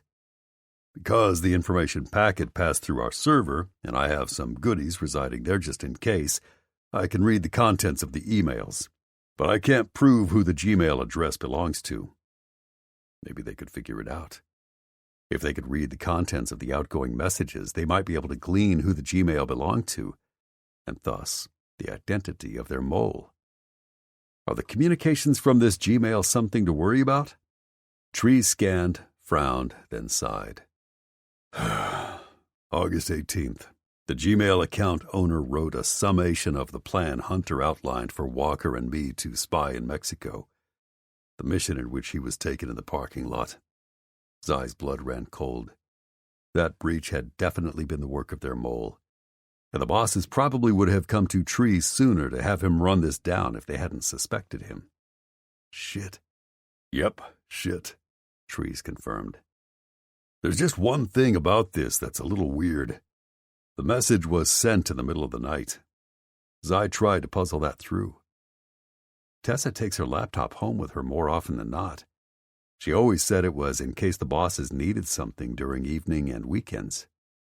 Or maybe she does that in case a certain cartel needs answers day or night. As much as I hated to think it, yeah. How do we prove whether that message came from Tessa? Without her computer, we don't. That wasn't what Zai wanted to hear, but maybe there was another way to attack this. What about Walker's rescue mission in September? That went off without a hitch. The one I missed because of truck stop sushi. Right. Trees tapped on his keyboard again, waited for a few tense seconds, then started scanning whatever filled his screen. Zai felt as if he waited forever before Trees shook his head. No, nothing. She hadn't sent the enemy any plans about the rescue mission? Hadn't told them when and where and how they were planning to extract 1 Mile and hopefully Layla with him? There must be some reason. Were the bosses keeping the details of that rescue mission better under wraps? Or... Then Zai remembered. Wait. Wasn't that when she went to Tennessee because her father died? Trees snapped his fingers, clicked onto a calendar, then nodded. You're right. She wasn't around to learn about the plan and pass it on. Now that he'd gotten over hating to think of Tessa being guilty, anger set in. With every detail they unturned, he was beginning to see her step-by-step betrayal. It crushed him. It made him want to nail her for deception. But she was back in plenty of time to rat out the location of Valeria's safe house in St. Louis. His buddy clicked a few more times, then nodded. I just accessed the server's October backup. Sure enough, here's another communication from the Gmail account to the secure mail host, forwarding the email Walker sent me, via Tessa, with the location's floor plan. And like before, she sent the email in the middle of the night. She told the drug lord exactly where to find his estranged wife? Yep, all the way down to the location of her bedroom. What the absolute fuck? It was one thing for Tessa to sell him out and put his fellow operators at risk, but to take a buck for the location of a woman running for her life from the very man who had threatened her, knowing it would probably mean the end of the woman's life and the murder of a little boy's mommy? That made him fucking furious and sick. Zai would have sworn that Tessa would never stoop that low. But if this Gmail account belonged to her, this was irrefutable proof in binary form, all stored in backup, that he'd been dead wrong. The woman he'd fallen in love with?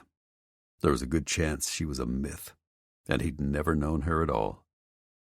The single mom scraping by to do her best by her daughter and taking care of those around her with a warm smile. A facade coated in a whole bunch of bullshit. For weeks, he'd stubbornly refused to believe that Tessa could be guilty of anything more than an inadvertent parking violation. Now that he'd seemingly exposed the schemer who could betray anyone if it suited her purpose, he would happily serve as her judge, jury, and executioner. Anything else? Did she divulge the location of Valeria's safe house in Orlando, too? And who would she be talking to now that Emilio is dead? I can't tell. Trees clicked a few more times, then scowled. I don't see specific communications this month, but she might have realized someone was on to her and switched up her mode of talk. I won't know until I get my hands on her computer. You got to get it for me, man. Now. Yeah, he did. Whatever it took. That meant he had to go back to Tessa's place. And after their ugly parting, what excuse could he possibly give her to let him back in? If she acquiesced, if she welcomed him in any way, how would he keep his hands off of her? His lips from her lush mouth, his body from invading hers. I know this is going to fuck you up for a while, Trees said. I hate that like hell for you, but without her computer I can't prove what Tessa is up to or how she's doing it. And if I can't do that, more people may die.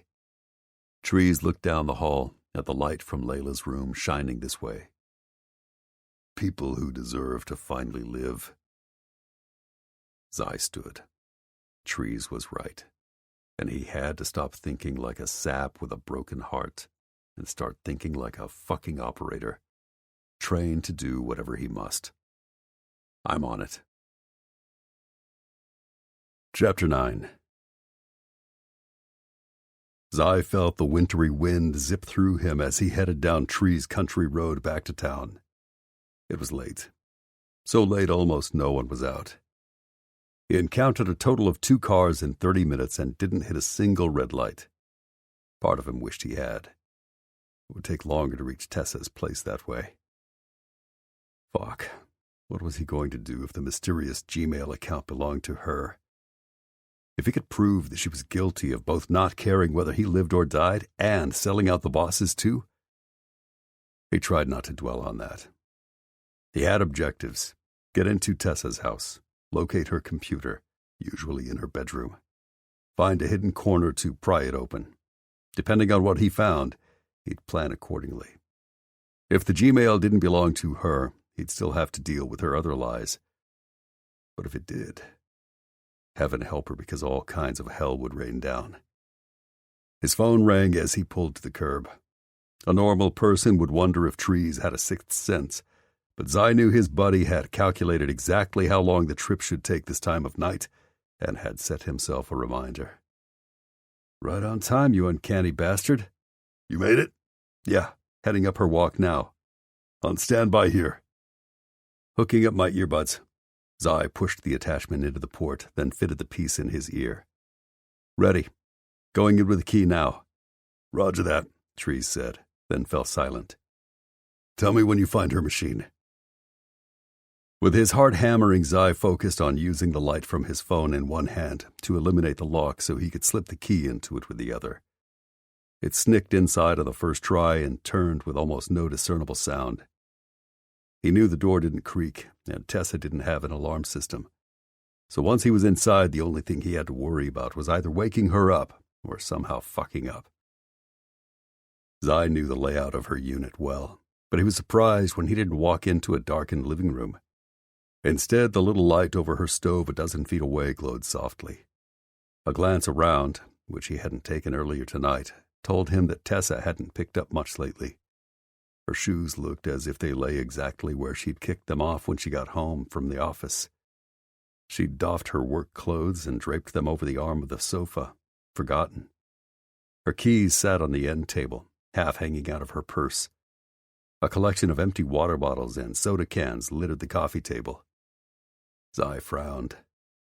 Months ago, when he'd stayed here with her and Hallie, when she had been at her most frayed and exhausted, she'd picked up the house meticulously every night. Now it looked as if she hadn't bothered in a while, as if she no longer gave a shit. Why? It was also unlike her not to be in her bedroom, door closed at 3 a.m. But Tessa reclined on the sofa, curled into a ball, head lolling onto the back as she slept under one of Hallie's baby blankets. What the hell? She must be uncomfortable, not to mention freezing.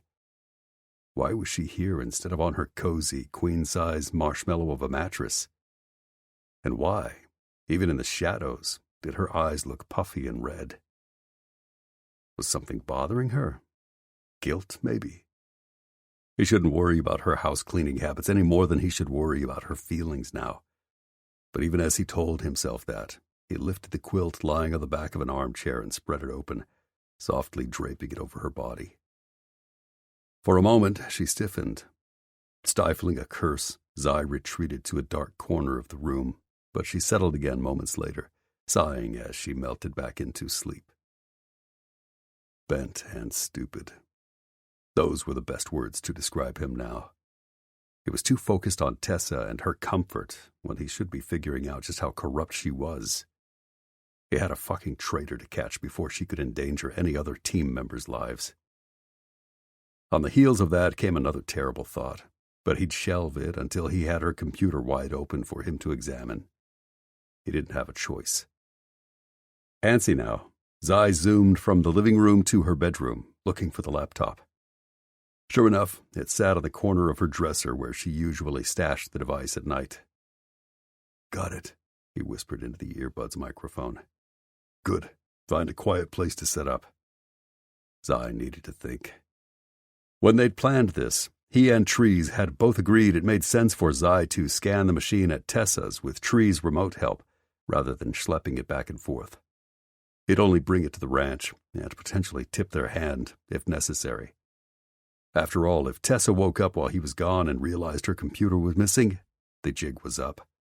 But all along he'd been sure Tessa would be in her bed, so he'd intended to tuck himself into the little dining alcove, or even hang out on the sofa she currently occupied. Time to improvise. He didn't dare go into her bedroom or bathroom in case she woke up and headed that way. Ditto with anywhere in the open area of the living room, dining room, or kitchen. That left Hallie's bedroom and the guest bath. Well, he supposed he could try her laundry, but it was more of a closet than a room, and the tight space of her garage wouldn't give him anywhere to work unless he sat in her car, which would beep as soon as he opened the door. Fuck. He crept out of the master bedroom, past Tessa, bypassing her damn shoes, which would have been easy to trip on, and straight through the kitchen. He stopped in the little hallway then. Hallie's bedroom. The chances of waking the little girl with the computer light seemed slim. With the glider? Or the postage stamp guest bath? Staring back and forth between the side-by-side doors, Zai deliberated, then reached for the knob on the left and pushed into the little bathroom. He might not wake Hallie with the computer light, but if Tessa had the baby monitor tucked under her blanket, and he woke her by being here in her daughter's room, there would be no logical explanation. Slowly, he shut the bathroom door, quietly closed the lid on the commode, then flipped on the light. All right, let's go. Got the USB drive? Yep. Trees had given him the device before he'd left his buddy's place. Inserting it now. Since this allows me to bypass her login and password requirements, once I remote connect, I can take down any other security she might have and get into any program she's loaded. Zai had figured as much. The light on the USB drive lit up. Her computer zipped past the login screen and quickly loaded her desktop. Damn, Trees was good. You're a go. Perfect. Give me a minute with it. You don't have to babysit. If you need to check on something out there, I don't. If he looked at Tessa again, he'd only feel sympathy she didn't deserve. Even now, he could all but feel her across the house, soft and warm and upset about something she wouldn't explain. And it was killing him. In the next 5 minutes, he would probably know just how duplicitous she was. And suddenly, he didn't want to. Instead, he wanted to grab her, throttle her, understand her, fuck her within an inch of her life, pleasure her until she didn't have the strength to lie to him anymore, then love her so much she could never hurt him again. It was official. He was a sucker. All right, hang tight. Through the earpiece, Zai heard Trees clacking on the keys of his own computer. The screen of Tessa's laptop flashed as he started a scan, minimized it, then flipped from one program to the next. Finally, he pulled up the prompt for Gmail. Trees typed in the login name they'd captured earlier from their deep dive into the server, and his device grabbed the password from cache. Instantly, the screen filled with a neat row of emails. The Gmail account was Tessa's. Fuck. Betrayal flashed through him. His blood froze. His heart stuttered and stopped. Zai didn't think then, just reacted, slamming the lid shut and yanking the USB drive from the slot. The display went dead. What the hell happened? Trees barked in his ear. I severed the fucking connection. I need a minute. To process the fact she's guilty? Yeah. And that she'd been lying to and deceiving every single one of them, especially the chump who had given her his heart and wanted to put a fucking ring on her finger. And now he had to face what he'd been avoiding earlier. What if she'd had something to do with Kimber's kidnapping? Until now, Zai had never known he could both love and hate someone so much at once. Trees sighed.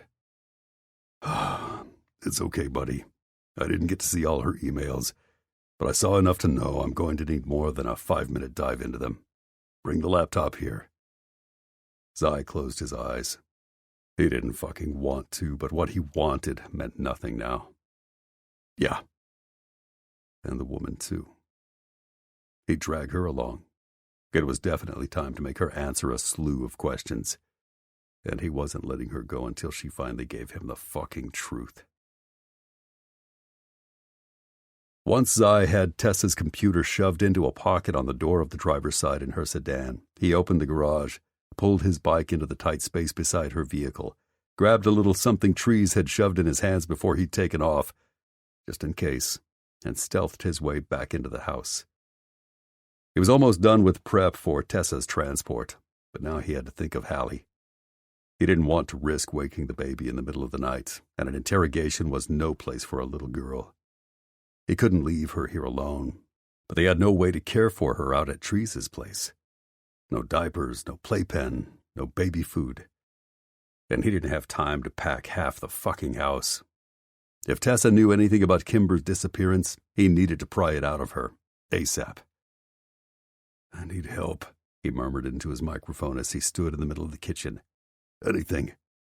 Call Madison for me? Right now? Look, I know you're pissed at Tessa, but this isn't the time for a revenge fuck. And it's disrespectful to think you can use Madison. I need a babysitter," he growled as quietly as possible. Zai intended to wake Tessa up, but in his time, in his way. Once he was sure she had absolutely no means of escape. "Oh, good call. Layla could watch her, but the fewer distractions, the better." He didn't know how ugly this would get. "Agreed. Give me 2. Zai agreed, then looked around to see if he needed to bring along anything else of Tessa's in case it took him a while to break her. He had no idea what she wore under Hallie's blanket, and he didn't really care. He'd already seen it all. Yeah, but how good are you at resisting it? Trees popped back on, thankfully killing Zai's mental train of thought. "She's on her way. She only lives about half a mile from Tessa, so expect a knock at the door shortly." "Thanks." "You're welcome. Text me when you're on your way here. I'll be ready." "Prep a place to put her just in case she gets any notions about being a runner." Trees scoffed. "In the middle of the night? In the middle of nowhere? In January?"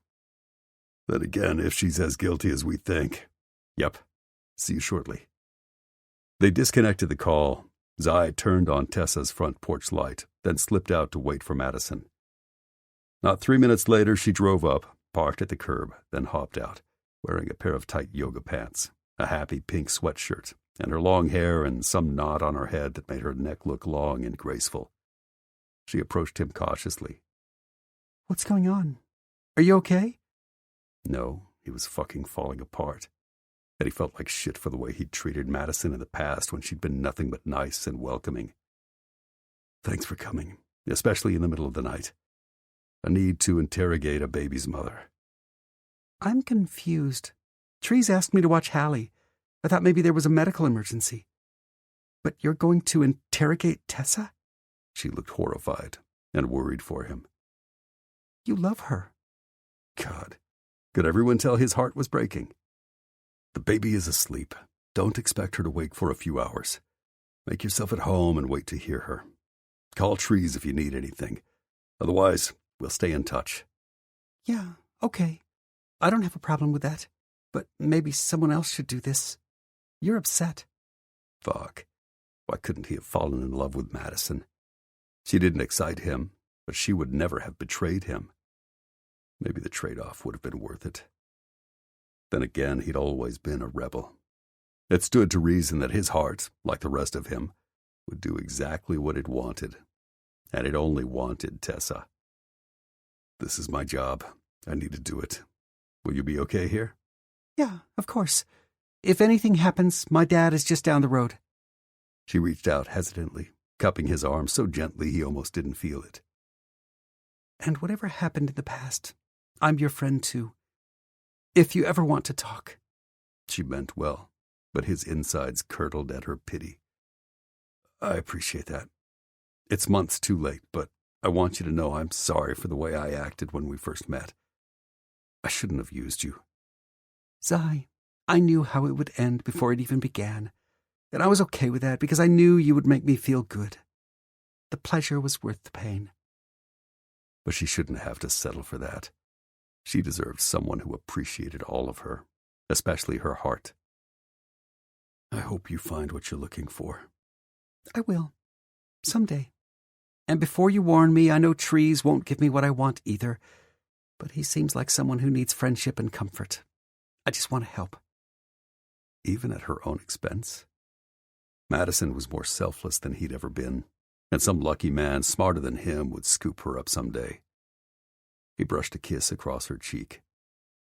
Find someone who treats you like a queen and knows you deserve the world. She pulled away with a smile. I'm looking for him all the time. He's around, somewhere. In the meantime, do what you need to. I've got things here. Stay on the porch until I pull away with Tessa. If she fought, Madison might not be prepared to see him forcibly drag the woman from her house. Then head in, lock the door behind you, and holler if anything comes up. Sure.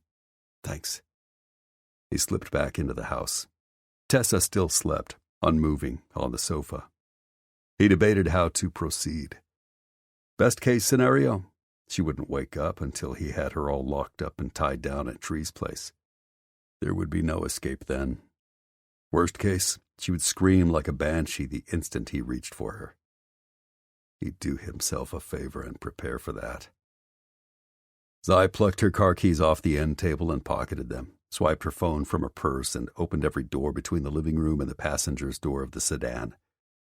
Then, mood grim, he headed straight for Tessa. When he fitted his arms under her, she barely stirred.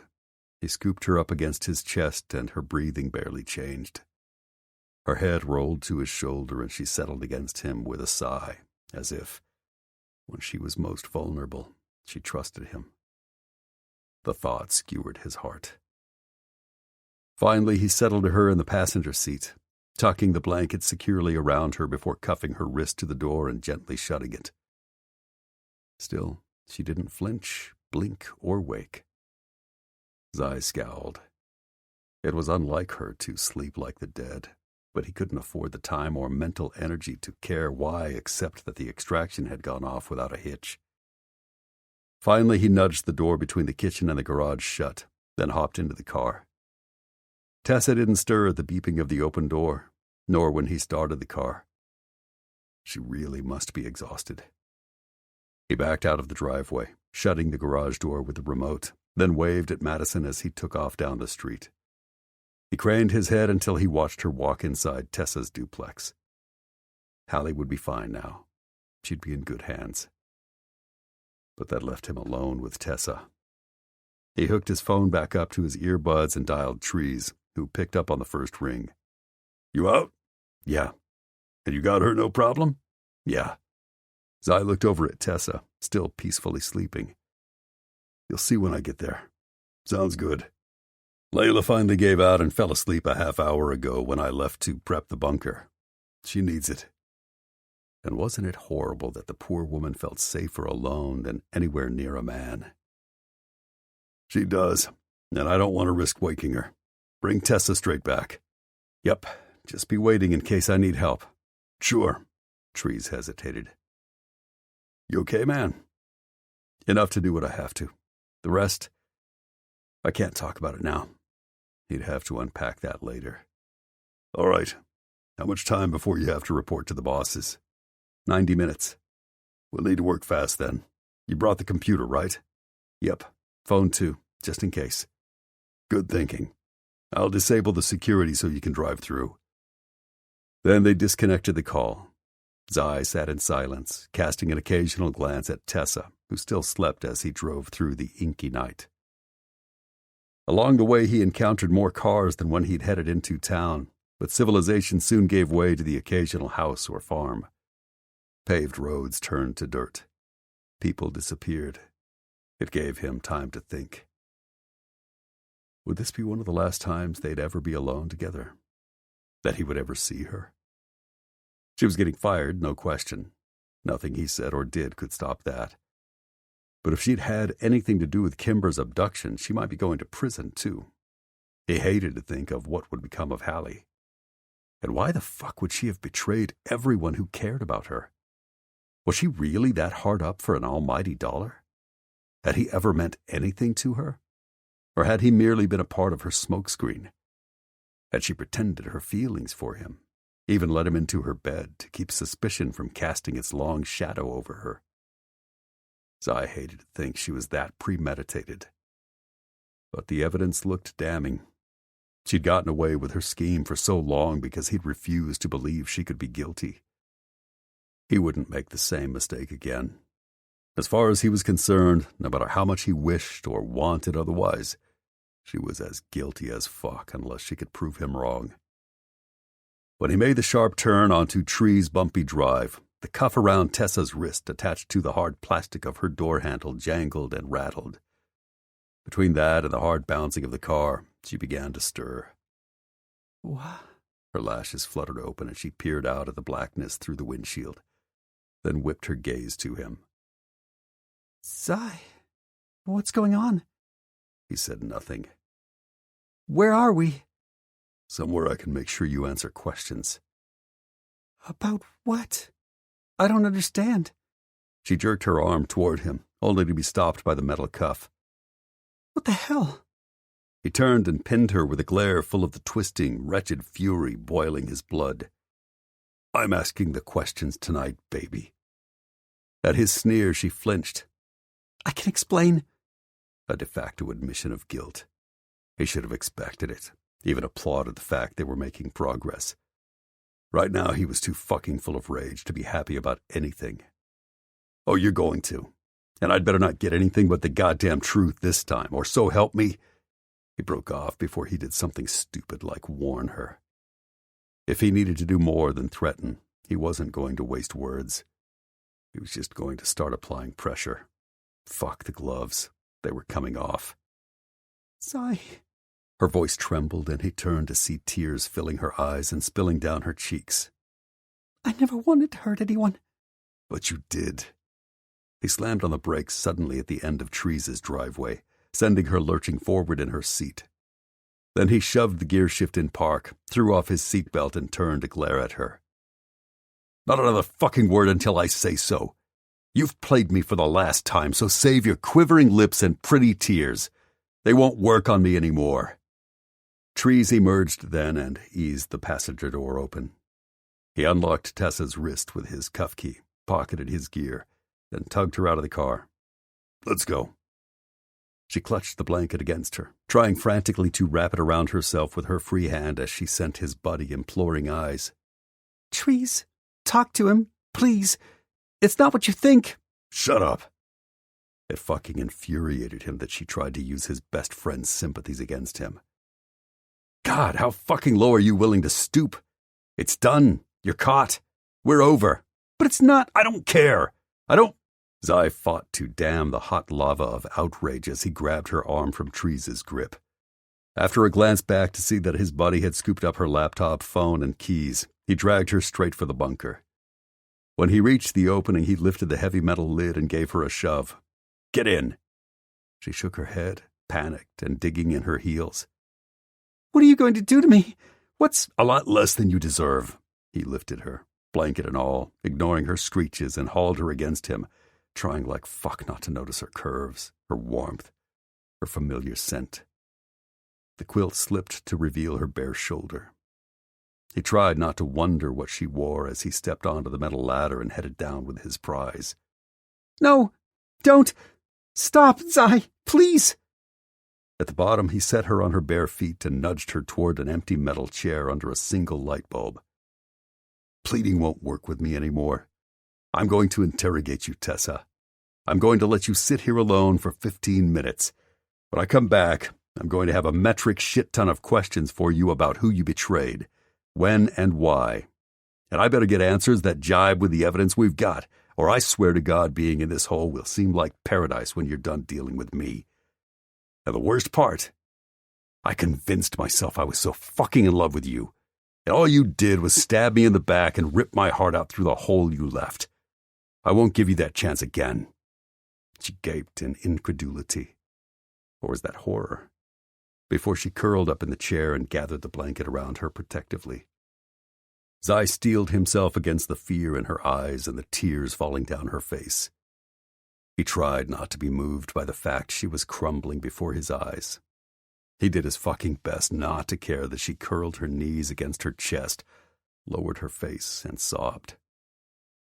It took everything inside him not to cross the handful of feet between them and wrap her in his arms. The fact he still wanted to, despite everything, told him he needed to get distance between them now, or he would do something stupid, like believe her again. With a curse, he forced himself to block out the sounds of her sobs and ascend the ladder, slam the lid on the bunker, and lock it. Then Zai closed his eyes, sucked in cleansing breaths, and told himself he'd done the right thing. The only thing he could do. Fuck, he wanted to fall to his knees, yet it was taking every ounce of his strength to stay upright. He couldn't let her take him down. "She's destroying you," Trees said quietly. Zai tore his eyes open, shocked to find them wet with acid tears. "I don't know how to fucking stop it." His best friend, through thick and thin, stood beside him, hand on his shoulder. "If you were able to do the forensic dive on her computer, I would interrogate her for you." But he couldn't. Zai barely knew enough about Trees' specialty to be dangerous, and the big guy didn't have experience in forms of interrogation, especially the dirty ones. Zai had never had a problem finding his spine and doing what needed to be done, but he'd never fallen for the enemy either. "I know." "You're not up for this." Trees shook his head. "We need to call someone else." "There is no one, man. The bosses are wrapped up in saving Kimber. Kane has Valeria. 1 mile. You going to let that crazy son of a bitch near her?" "Fuck no."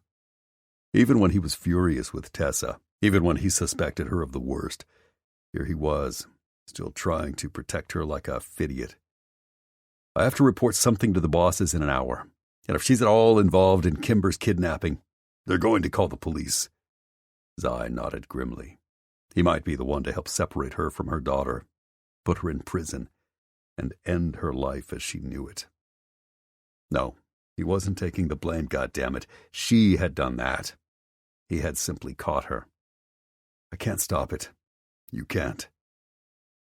In the back of his head, some voice not wrapped up in bubbling rage warned him against being rash. It begged him to at least listen to Tessa. But that had to be his shattering heart. What fucking reason could she have that would make it okay to sell everyone out to dangerous criminals? Motherfucker. The universe owes you for this, man. No, it didn't owe him a damn thing. No one did. Sometimes life was rough, and all he could do was suck it up, try to get through, and hope that someday he found someone who made his heart rev and fall like Tessa. He had to get through today first, and that wouldn't be easy. His lack of sleep collided face first into his heartbreak. When had he ever felt this fucking wretched? Never. But he had to stop boo-hooing. That wouldn't get the job done. "I need a drink." It said a lot that Trees didn't refute him, just nodded and led the way inside, straight to the whiskey. Zai knocked back 3 fingers with a sigh. He could do this. He could find the will and the strength. He would get through this. "Have you started going through her things yet?" "No. I know I'm going to find more, and I hate to pile on right now." Zai snorted. "This is probably like ripping off a Band-Aid. Better to do it all at once so the sting goes away faster." "Maybe. I think what's killing you now, besides the fact she ripped out your heart, is the not knowing. Exactly what she did. Why she did it. Why she dragged you into it." Trees wasn't wrong. "There's a part of me that keeps insisting this isn't like her, that she would never hurt anyone, much less everyone, without a damn good reason." "You mean other than money?" Trees raised a cynical brow. "I know that's enough reason for most people, but..." Zai shook his head. "Or maybe she snowed me so fucking bad I was willing to believe everything, even her goodness."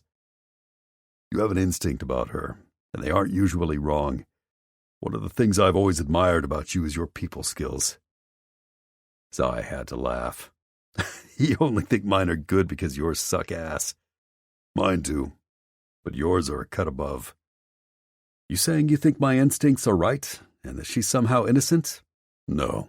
The black and white I see tells me otherwise. But straight up, you might know how to get to the bottom of her faster than anyone.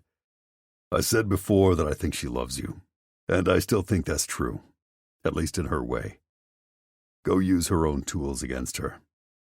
What do you mean? Emotion. Appeal to her good side. Get under her skin. Hell, peel off her clothes and fuck her brains out if that works. That mere suggestion should not excite him, but Zai already knew he was a shameless, twisted chump when it came to Tessa. If fucking her one last time was even remotely on the table, it was twisted and wrong, but hell yes. You have to do whatever you can to worm the truth from her. I can give you hard evidence, but only she can fill in the gaps and explain why. Zai snorted. If what we suspect is true, Tessa has only a passing relationship with the truth. Why should now be different? Trees was silent for a long moment. Finally he grinned. Did you ever stop to ask why I had handcuffs handy? You already asked once why I had rope in my nightstand drawer. You know I'm a control freak. Do the math. The obvious smacked him in the face, and Zai was almost embarrassed he'd been so stupid. You're a dominant, like the bosses. See, I knew you'd eventually get smart. Trees leaned closer. Keeping it real, man. I think that's your instinct, too. But if you've never partaken, it's cool. Just, word of advice. When you want the truth from a sweet little thing like Tessa, I think we've determined she's not sweet. Trees shook his head. Don't confuse her acts with the woman herself. She's gotten herself tangled up in this shit for reasons you and I may never fully understand. But your instincts are right. She's naturally sweet, a pleaser. Submissive? Was that what Trees meant to infer? His friend shrugged. Maybe. Probably. But you don't know if you don't try.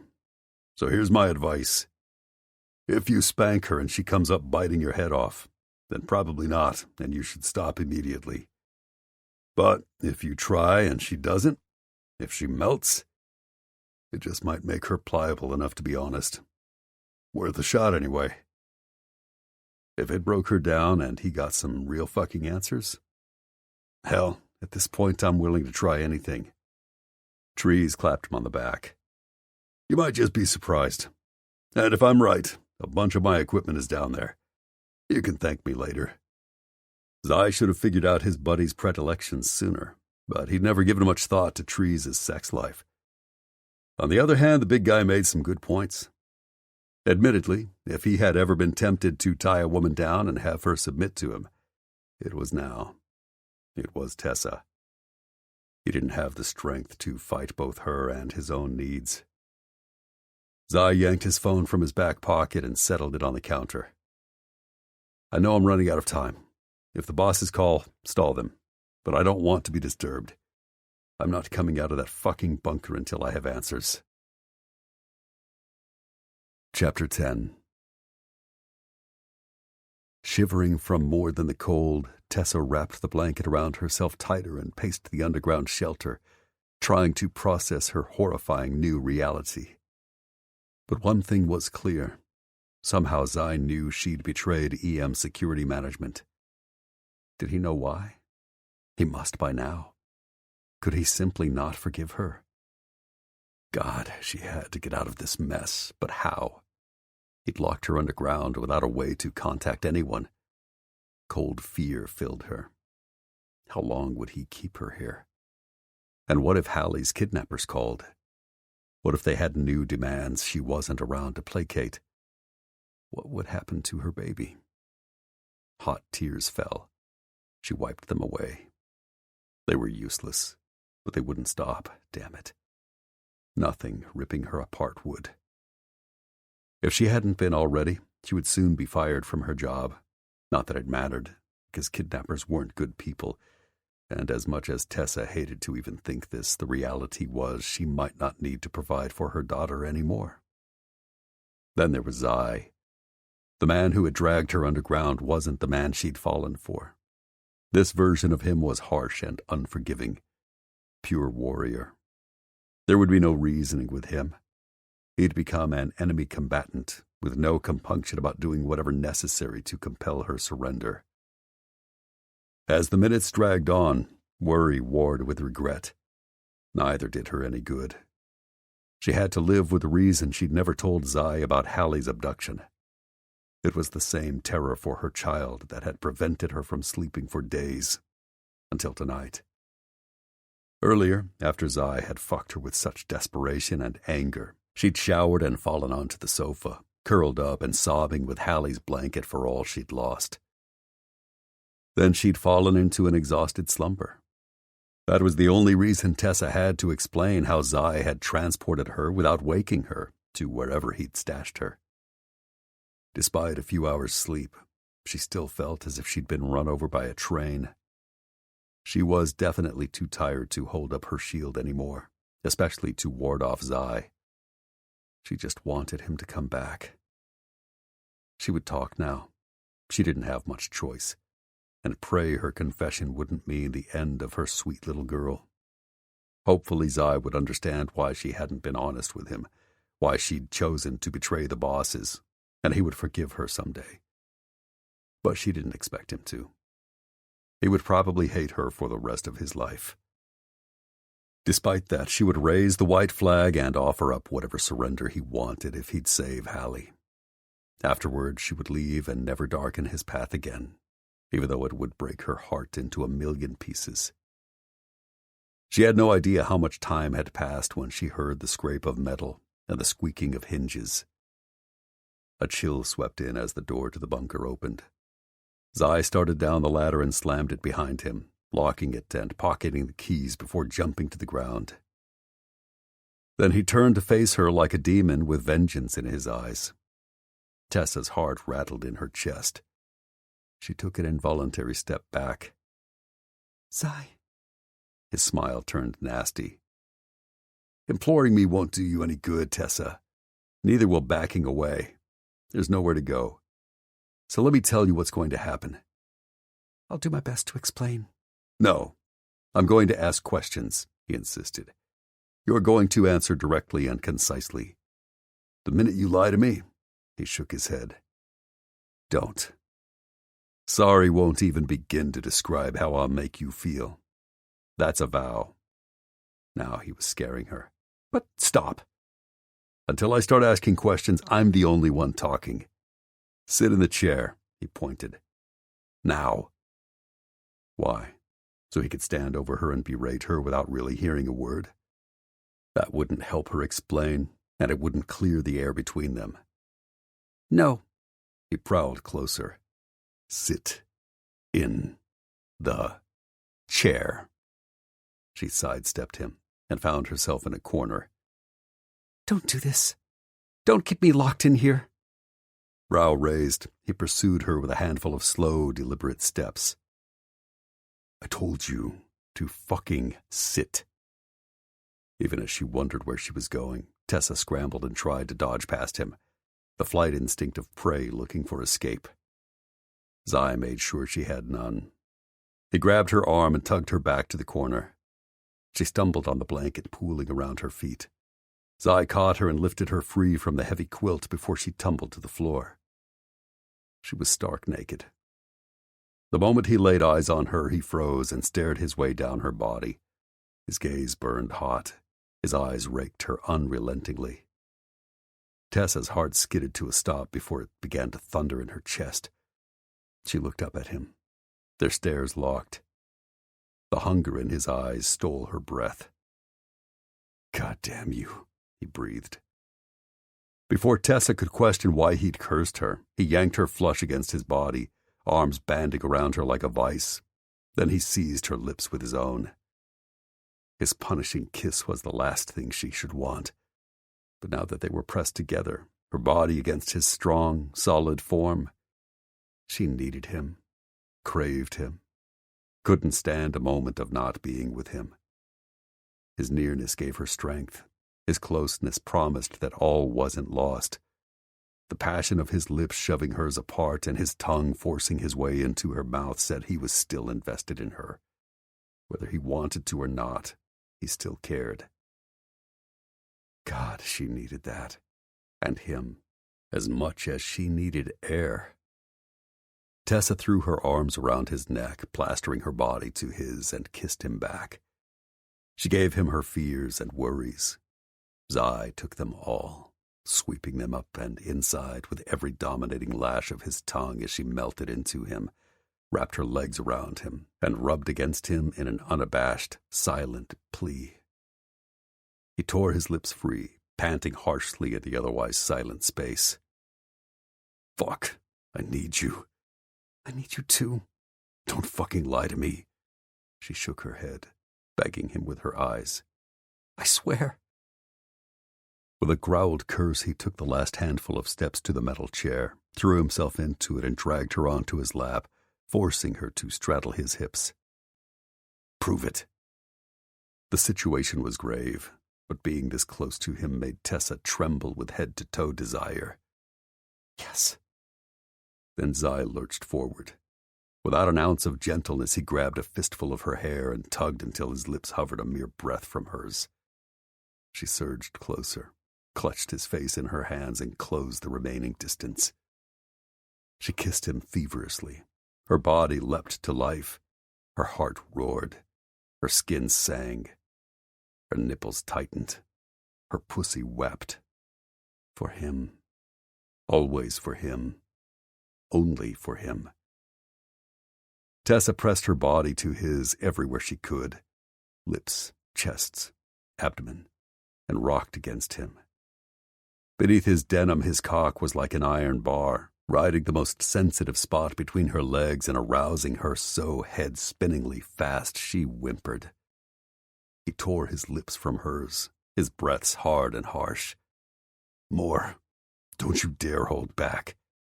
I can't. Not from you. Then make the most of it now. It's the last fucking time I'm going to touch you. Her heart contracted, threatening to crumble, but she refused to waste this moment on regret and tears. He'd given her one last chance to meld with the man she loved and drink in his strength. She needed it. She was taking it. Tessa nodded and clutched his shoulders before she bent to nuzzle his salty, musky neck. His skin was soft, velvet over steel. She dug her fingers into the shorn hair at his nape and dragged her lips up to his lobe with a nip. He shuddered. His breathing quickened. She couldn't resist more. She planted her mouth along his jaw and kissed her way down, shoving his t-shirt aside to bite into the firm bulge of muscle between his shoulder and his neck. When he hissed, she laved the sting with a long lick, loving the slightly salty flavor of him on her taste buds. Then she dragged her tongue from the hollow between his collarbones upward, flattening over his Adam's apple and nipping at his chin before he lost patience, cursed, and fused their mouths together for another violent kiss of rough breaths and desperate grips. Finally he pulled back. They stared at one another for a long, panting moment. He swallowed hard. She nearly lost herself in the demanding blue of his dilated eyes. Then he dropped his gaze to her breasts. She felt his visual touch like a caress, her nipples tightening painfully, even before he took them in his hands and lifted one to his mouth with a groan. He sucked hard. The contact was electric, his very touch pumping her with enough wattage to jolt her heart back to life. Her womb clenched in empty pleading. Tessa arched toward him, tossing her head back and gasping out his name. His tongue swirled around one sensitive crest, then the other, before he sucked, laved and pinched them in turn. Pleasure rose inside her, hot, hard, and fast, as he ate at her nipples with a merciless grip and a growl. She pressed restless, frenzied kisses to his temple, his forehead, clutching him against her body as if that could keep him with her forever. He pulled free and tugged on her hair again. Are you wet for me? Yes. I'm going to fuck you. Please. Zai broke away just enough to work at his fly. She attacked his t-shirt, jerking it up his torso and tearing it from his body, interrupting him only long enough to free his arms. As she tossed the black cotton across the room, he shoved his pants to his hips. She took his cock in hand, stroking his imposing length, worshipping his iron girth, and reveling when he hissed her name in agonized pleasure. As if he couldn't wait another second, Zai lifted her and aligned her over his cock. The moment his crest settled against her slick opening, he gripped her hips and shoved her down to submerge every last inch of his shaft inside her, while thrusting up with a snarling moan. Tessa cried out. Her flesh stretched and stung and burned. It hurt, just like their love. But she absorbed it all, thrilled to be taken by him, to be one with him again. "Fuck, baby." His growl tightened the knead between her legs. But that was nothing compared to the jolt of sensation that coiled inside her when his palms crushed her hips and his fingers dug into her fleshy ass, and he began plowing into her, one long, urgent stroke after another. Tessa felt invaded and adored at once. Zai sucked her nipple between his teeth and suctioned it against the roof of his mouth. She tugged on his hair and pressed his face against her chest, chanting his name as arousal soared, churning between her legs. "More. Zai. Please." Tessa closed her eyes and pulled him into her, straining to get as close as possible as she gave herself over to his fevered rhythm. "Can't stop. Want you. So fucking bad." "I want you too. I never stopped," he scoffed. "I never mattered to you." The fact he thought that horrified Tessa. She grabbed his face. "You were everything to me." She ached to tell him that she loved him and had for months, that she hadn't said the words before out of an abundance of caution. But he wouldn't believe her now. And if this was the last time he would ever touch her, it didn't matter. He'd already resolved to hate her, and she should let him go before his feelings for her turned toxic. "You were my world. I bought you a ring." He tugged on her hair and forced her to look into his eyes. The anguish there nearly undid her. "I wanted to marry you." Bittersweet joy made her eyes sting, even as grief broke her heart. "I would have said yes." He scowled. "Shut up and fuck. That's all we have left."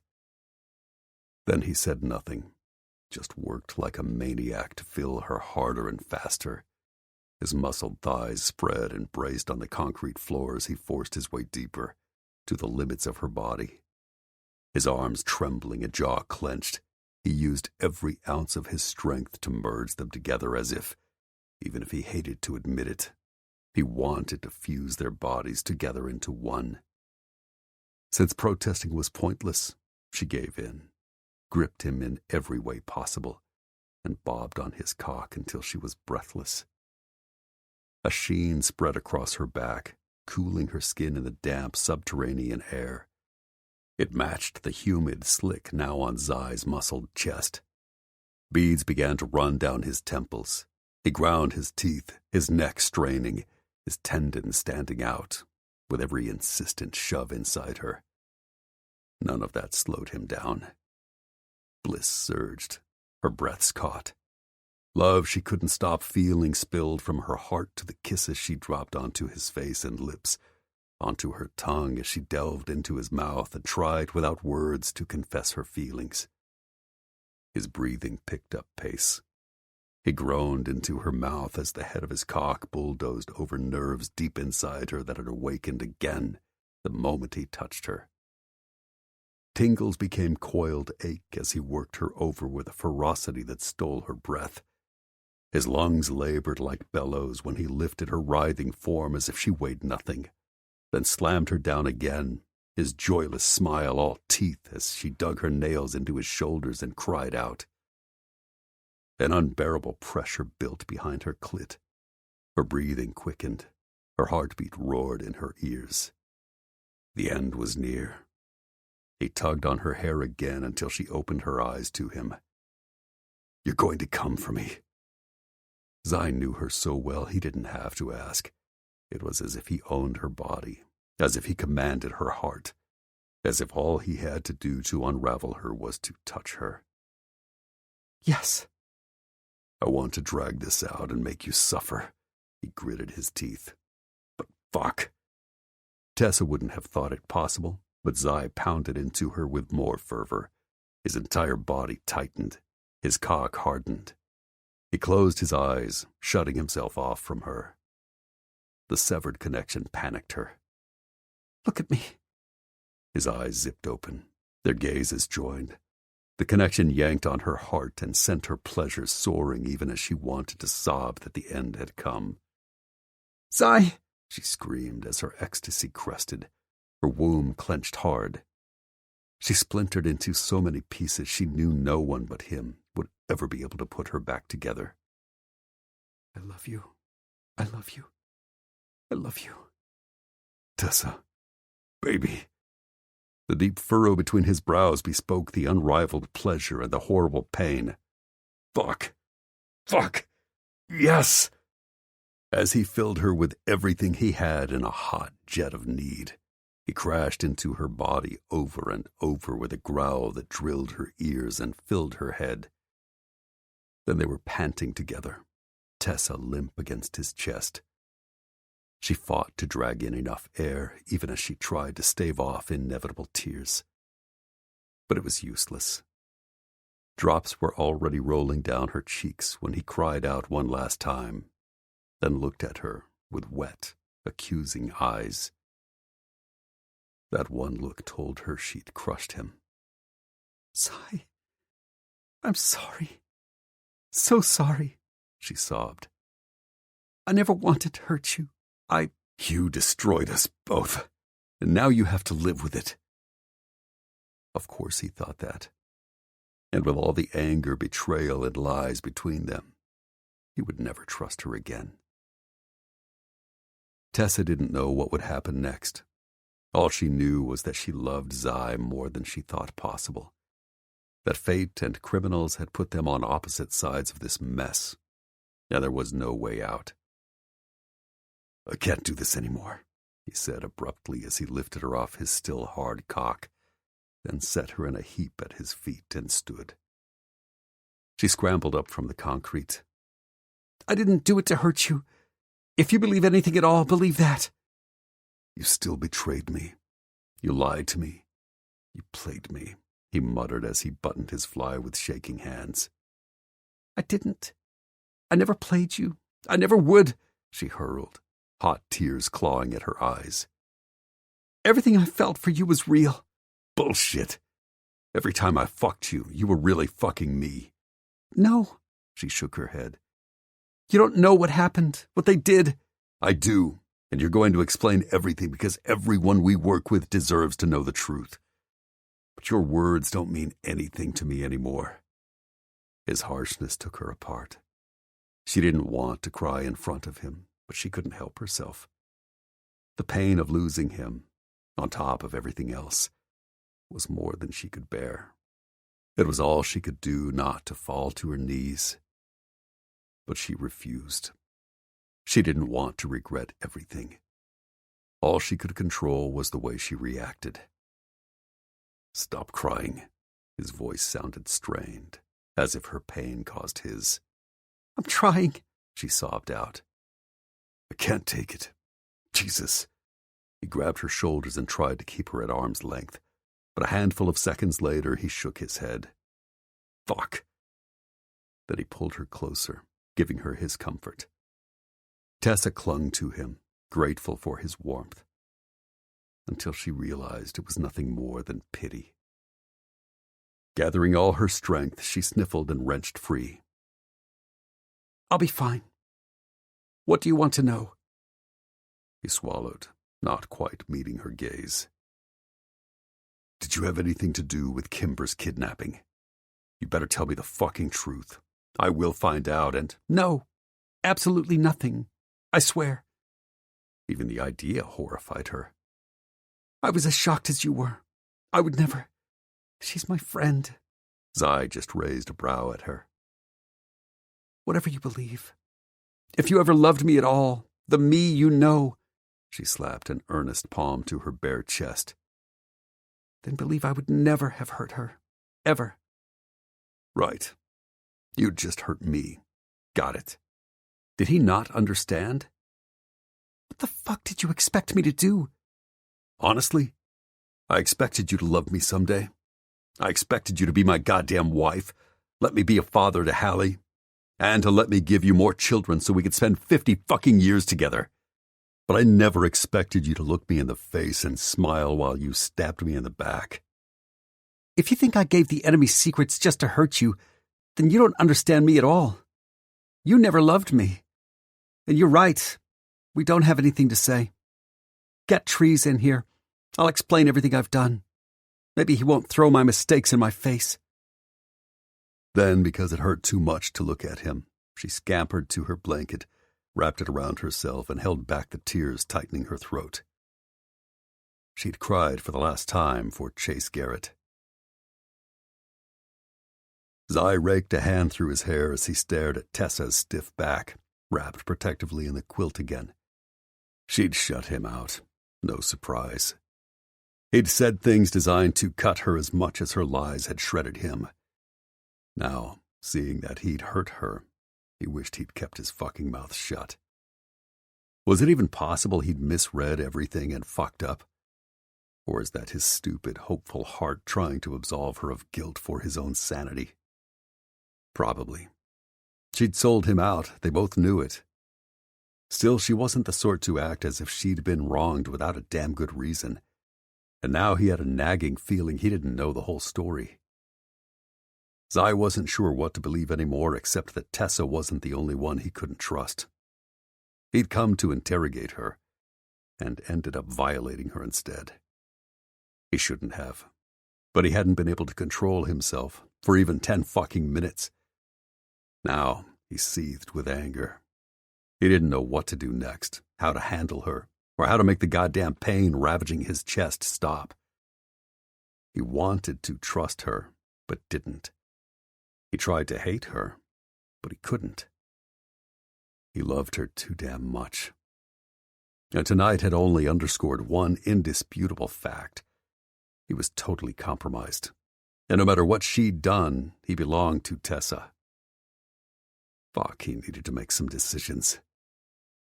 As soon as he got some answers. With a ragged breath, he stepped toward her. You swear to God you had nothing to do with Kimber's abduction. She turned even more tense. Nothing. I promise. Is that your final answer? Think carefully. Trees has your computer and your phone upstairs. He's taking both apart now. He'll know the truth in the next few minutes. I only passed on information after the fact. I didn't... Her shaky voice stopped, and she still wouldn't face him.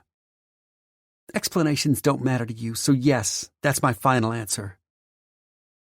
Maybe he wasn't the best barometer of her sincerity, but everything in his gut, the killer instincts Trees swore he possessed, told him to believe her. Okay, that's good. If she'd been honest, there would be no reason to call the police. No trouble with the law, no possibility she was going to prison. But that left her in trouble with the Edgington Munoz brothers. She would be out of a job by sunrise. She would need money for herself, for her daughter.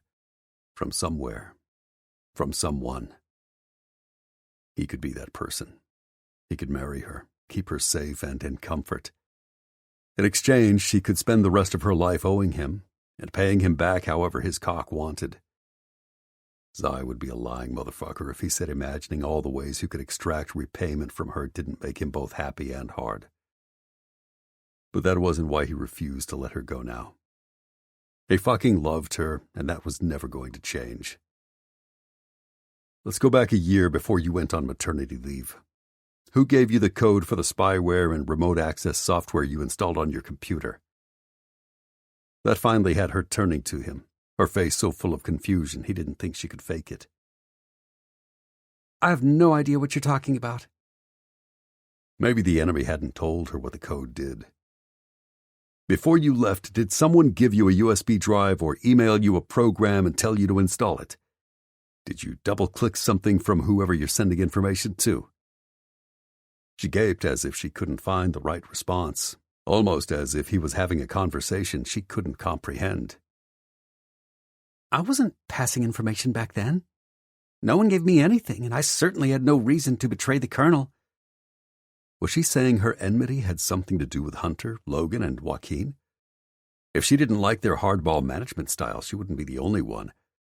But if she hadn't installed the code onto her computer, who had? Aspen didn't seem that smart, so it had to have been Tessa. Unwittingly, perhaps. Or maybe she didn't remember now. Music is the breath between the words. Take this time to enjoy that breath. This audiobook is free, and your presence means a lot.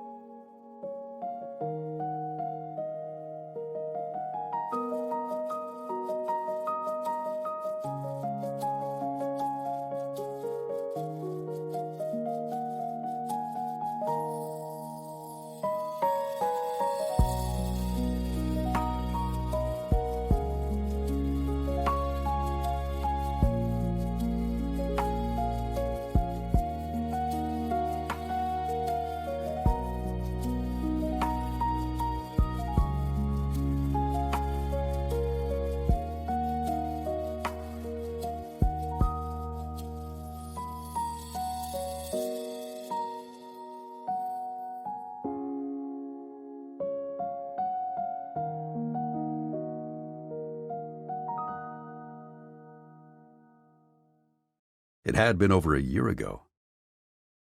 What about last March, before we met? What about it? I was still out. He nodded. Yeah, but you were contacted by someone who wanted information about our mission to Mexico? No. I didn't speak to anyone about anything work-related until I came back from maternity leave. And no one has ever asked me about our missions to take down Tierra Caliente. Come on, Tessa. We found communications from your Gmail account to a secure email service we're pretty sure belongs to someone in the organization, communicating our mission plans to them. Her eyes went wide with something between abject horror and shock. I didn't do that. I didn't. I swear. Then how do you explain the emails? I don't know. I can't. And I know that makes me sound guilty as hell, but I didn't do it. She seemed so fucking earnest. Was it even possible she was telling the truth? Had someone maybe gotten a hold of her computer? Or was she tossing up another smokescreen? Her frown deepened. Zai, you asked me about Kimber and the cartel. What is it you think I've done? For nearly a year, EM Security Management has had a mole. The bosses have talked to me about it off and on for months. Process of elimination has led them to believe it's either Trees or you. On Monday, they gave me 2 weeks to figure it out, or we're all fired. She shook her head, eyes going wider with even more distress. Oh, God. No. No. I didn't. I had no idea. Is that how Walker was taken and held prisoner? Yeah. The cartel knew we were coming because someone inside our 4 walls told them. Tessa shook her head. I swear it wasn't me. He cocked his head, wanting to believe her so badly. But logically, he didn't see how. The only successful mission we had in Mexico was when we rescued Walker. You'd left town for your father's funeral. She shrugged like she was at a loss. It must have been a coincidence. That would make it an awfully big one. Your Gmail account was also used to forward the floor plan of Valeria Montilla's St. Louis safe house, the one Walker sent to you with instructions to pass on to Trees over to the cartel. I don't know how, but that wasn't me. Maybe someone who wants me to look guilty hacked my account? But I did nothing with that message except forward it to Trees via my company email, just like Walker asked. Tessa had a point he hadn't considered sooner. If someone wanted to frame her, how hard would it be to hack a freebie email account and do their dirty work, leaving behind an easy-to-follow trail? As scenarios went, it wasn't impossible. But why would someone choose her to target? He didn't know, but was that really the important question? He was grilling her about the things the bosses would want to know. Fuck that. He had questions of his own. Before he told her what he intended for their future, he was going to figure out exactly how much she had betrayed him, and how much he didn't dare trust her. Let's talk about something I know you did, and don't you dare tell me otherwise, he growled in her face. You told someone else the plan to rescue Kimber, the one I told you about less than 8 fucking hours ago. You going to try to deny that? She flinched. I didn't have a choice. Bullshit! You always have a goddamn choice.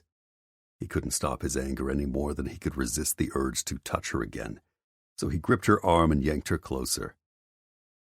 Did you understand that by passing the information on, you could be sending me to my death?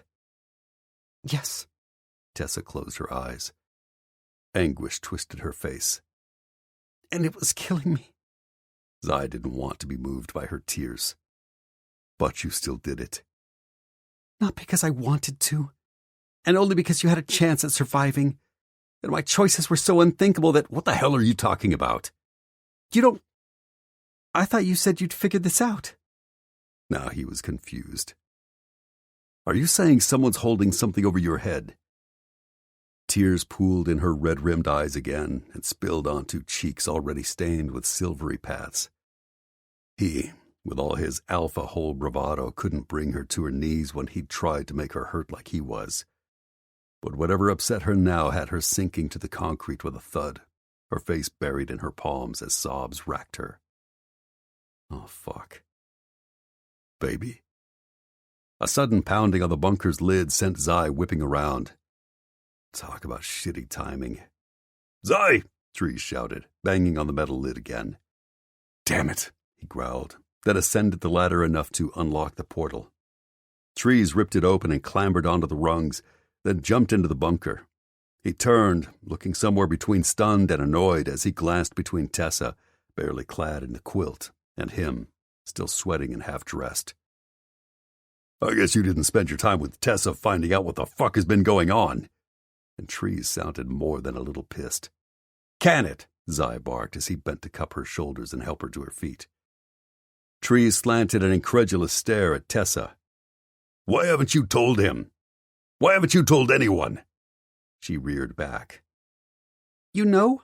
Yeah, I do. And know what? Zai roared, looking back and forth between them. Stop fucking talking circles around me and spill. Neither spoke for a long moment. Tessa bit her lip, like she was terrified to say a word. Then she blinked away her tears, stifling another sob. The man who accosted me in the parking lot on Tuesday? Yeah, I remember. I'm still trying to identify him. That night, he abducted Hallie.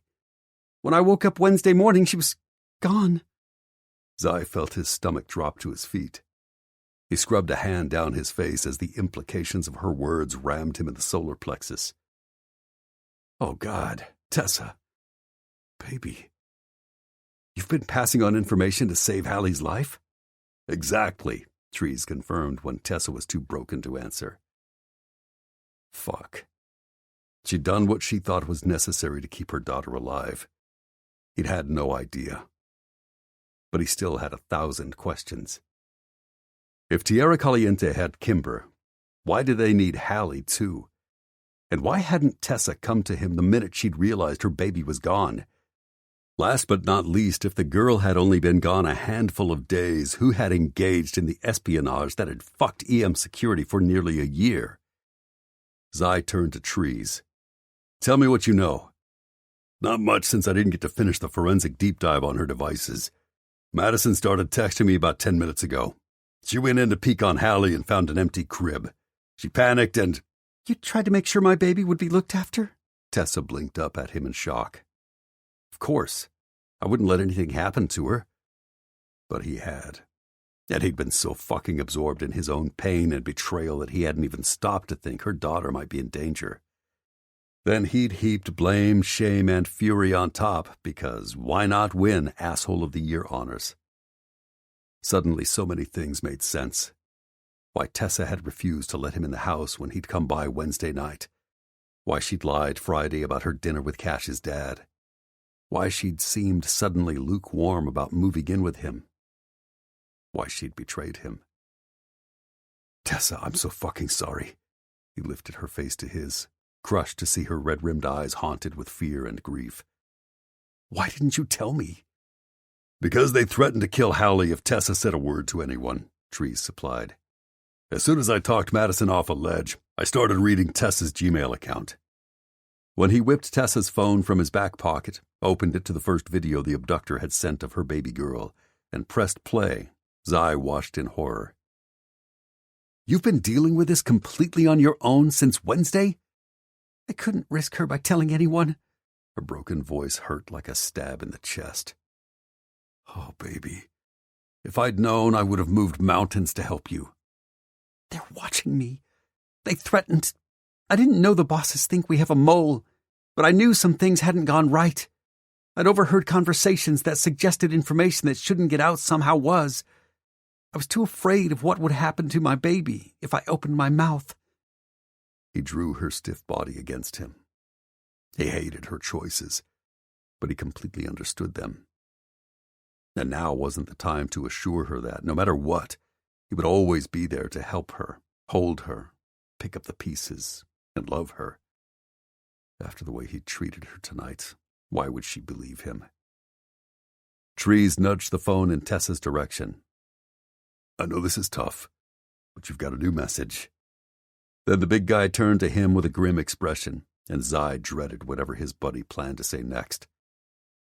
And I don't have to tell you what app they're using. A buzz? Fuck, he sighed. Oh, that cocksucker. I reamed him out once. He just never fucking listens. Who? Tessa's hand shook as she took the phone and opened the app, looking terrified. Philip Garrett, Trees helpfully supplied. Usually Zai hated to mention this relationship, but if he'd berated Tessa for keeping secrets, he couldn't very well keep his own without being a fucking hypocrite. The billionaire who owns A-Buzz? She didn't seem to grasp why they were talking about him. Yeah, he sighed. My dad. Her eyes widened, then hope lit them. Really? He could help us track down or pinpoint the location of the kidnapper keeping Hallie. The whole Tierra Caliente cartel has been using the app to communicate for months. I warned him once, and if it's still going on, they're paying him to look the other way. He won't help. Dear old Dad is more interested in making a buck than doing what's right. Trees nodded. It's one reason they don't get along. One of many. Tessa looked at him as if she barely knew him anymore. You grew up with a billionaire? He smiled tightly. and the billion problems that go with that. And you never told me. It wasn't exactly the same thing, but she might have a point. He cleared his throat and stepped into problem-solving mode. Nothing mattered until they had Hallie back. The kidnapper sent a new message? What does he want now? She was almost afraid to find out. Her fingers trembled as she opened the DM. The account was a shell with a generic screen name, no picture and no personal location. Nothing to help him identify who it might belong to. But given the slew of messages this person had sent over the last few days, whoever had set up this account was by no means inactive. Tessa scanned the screen, brows furrowing. Something I don't know how to give them. What? Zai wrapped an arm around her again, mentally cursing when she stiffened at his touch. Let me see. Let me help you. You've been dealing with this by yourself for too long, and I can— You can't! She screeched almost hysterically. See for yourself! When she shoved the phone into his hands, he scanned the demand, then wanted to throw the fucking phone across the room. Who is the mole leaking EM security information to outsiders? You have 24 hours to provide information and proof, or Hallie will pay with her life. Chapter 11. Minutes later, Tessa wordlessly took Zai's hand as he helped her from the bunker, then wrapped the blanket around herself tighter as she entered Trees' place. She was relieved to finally have her oppressive secret out in the open. She was even more hopeful to have allies in saving her daughter. Incredibly grateful, too. But in every other way she felt crushed by the ruthless side of Zai he'd shown her tonight. Would he ever forgive her? As soon as they entered the house, the men went into crisis management mode. Huddled in one of the kitchen chairs, she shivered in the morning chill until Zai pulled her onto his lap and against his big, furnace-warm body. In the past, she would have taken his comfort happily. She would have basked in his affection, feeling so safe in his arms. Not anymore. The rage he directed at Tessa chilled her to the bone. She felt chastened and ashamed of what she'd done. She'd made every decision by following her motherly instinct to put her baby first. She'd hated that meant sacrificing Zai. Obviously, he did too. She didn't want him warming her now out of pity. Tessa wriggled away from him. Mind if I take a hot shower, Trees? Feel free. Down the hall, first door on the left. Towels are in the cabinet. Thanks. Zai stood. Do you need— Don't worry about me. I'll be fine. She didn't want him feeling obligated to do anything except help rescue Hallie. Tessa escaped to the bathroom, closing the door with a shaky sigh as she fought tears. It was warm and quiet here. She could get herself together. If they were going to save Hallie, she needed to gather her fortitude. She might need it as a shield against Zai's wrath. A few minutes later, she was still seeking calm in the shower when he knocked. Baby, I asked Trees to meet Madison somewhere between here and town so you'll have a change of clothes. Anything in particular you want? She was grateful he'd thought of that. Just something warm. Thank you. Sure. Tessa heard his footsteps retreat. Then the two men exchanged a few unintelligible words. A door shut. Quiet descended. The rhythmic pelting of the shower spray on her back should have soothed Tessa, but reality kept its stranglehold on her. Another day had dawned without her baby. The man she'd given her heart to now thought of her as the enemy. The fact she'd only given away company secrets under the worst sort of duress didn't matter. Until now, Zai hadn't known why she'd done it, and when he discovered her deceit, he must have been shocked, baffled, and hurt. Horrified and angry, even. He obviously felt betrayed. His viciousness when he'd lashed back had cut her to the quick. Maybe she'd made a mistake in not telling him about Hallie's abduction sooner, but her misstep had been born out of fear. He'd responded by funneling his anger into contempt and done his absolute best to punish her with his words and his body. It's the last fucking time I'm going to touch you.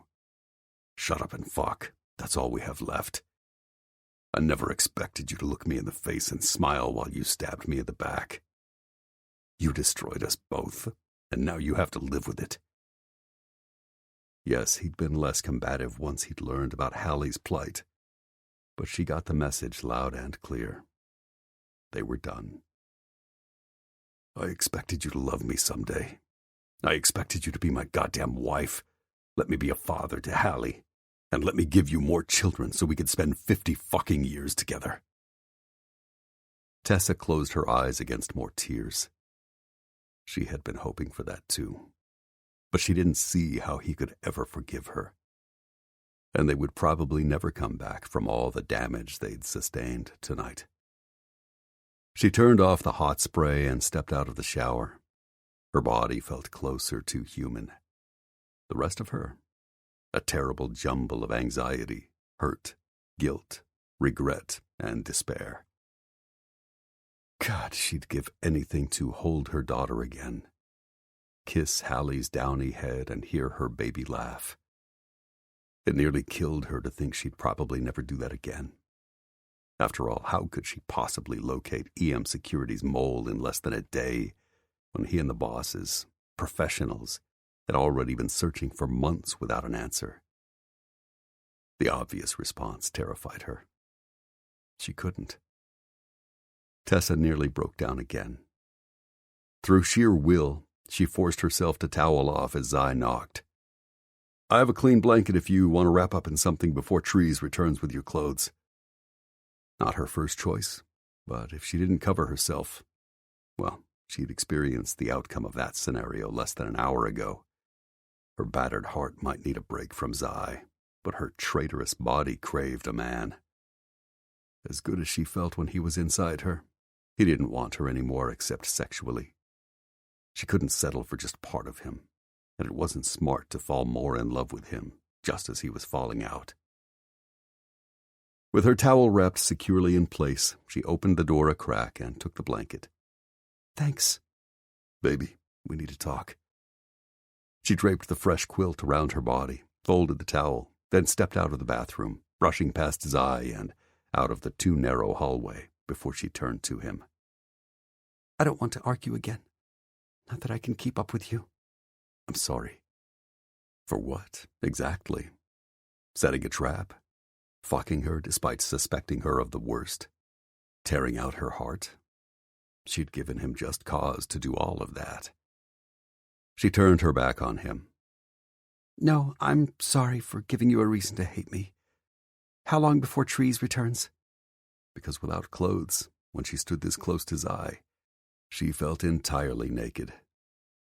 Tessa, I can't hate you, baby. I know you're worried as hell and scared.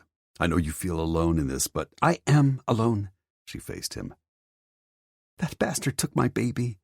The only person who loves me unconditionally. Tessa, Stop. Just don't. Why was he trying to make her feel better with lies? You know, Cash is a lot of things. He's flaky and insincere. He's unreliable and selfish. He's lazy. He's dismissive. And he's got a regrettable amount of charm, which I fell for in a stupid, weak moment. But I was never under any illusions about who he really was. But you had me dazzled from the beginning. So helpful, caring, polite and kind, protective and concerned. You even weren't too macho to wear your heart on your sleeve. You've got a face made for seduction and a cock made for sin. The perfect man, she sighed, fighting more useless tears. But you didn't even try to forgive me. You ended us without hesitation, without even asking me why. Tessa, Zai frowned like he wasn't sure how to respond. No, like he didn't know what to say to soothe her hurt. It was my job to find out who was betraying EM. I assumed you were selling information for money. I was angry. And I hate that I let that bastard maneuver me into such a terrible position. I died a little inside every time I had to double-cross you. But what else could I do? I didn't know what you had going on. You didn't trust me with your problem.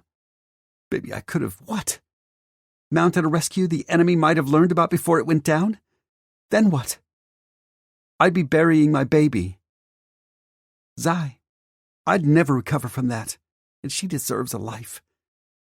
Maybe someday you'll understand and forgive me for not handling things the way you would have. Maybe not, she shrugged. But every time we spoke after Hallie was gone, I tried so hard not to hurt your feelings. And what did you do tonight the first chance you got? Everything I could to hurt you. He dropped his head with a long sigh of regret, then slowly lifted his stare. I fucked up, and I don't have anything to offer you except my apology, my help, and my love. He didn't mean half of that, and she didn't want to latch on to false hope. Right now I only need your help. He swallowed like her words were a bitter pill. You have that, no questions asked. We'll talk about the rest once Hallie is safe. That was for the best. They had less than 24 hours to solve a mystery no one had cracked in months. Somehow they had to figure this out now. The yawning chasm of pain between them would have to wait. If the mole isn't Trees or me, who else can we look at? Inside EM?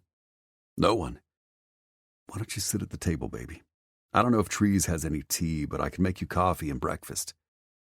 Tessa didn't think she could eat much now, and his offer felt too much like pity. No, thanks. You've barely slept, and you're burning your candle. I know from experience that if you don't fuel up, you'll crash. She couldn't worry about herself now.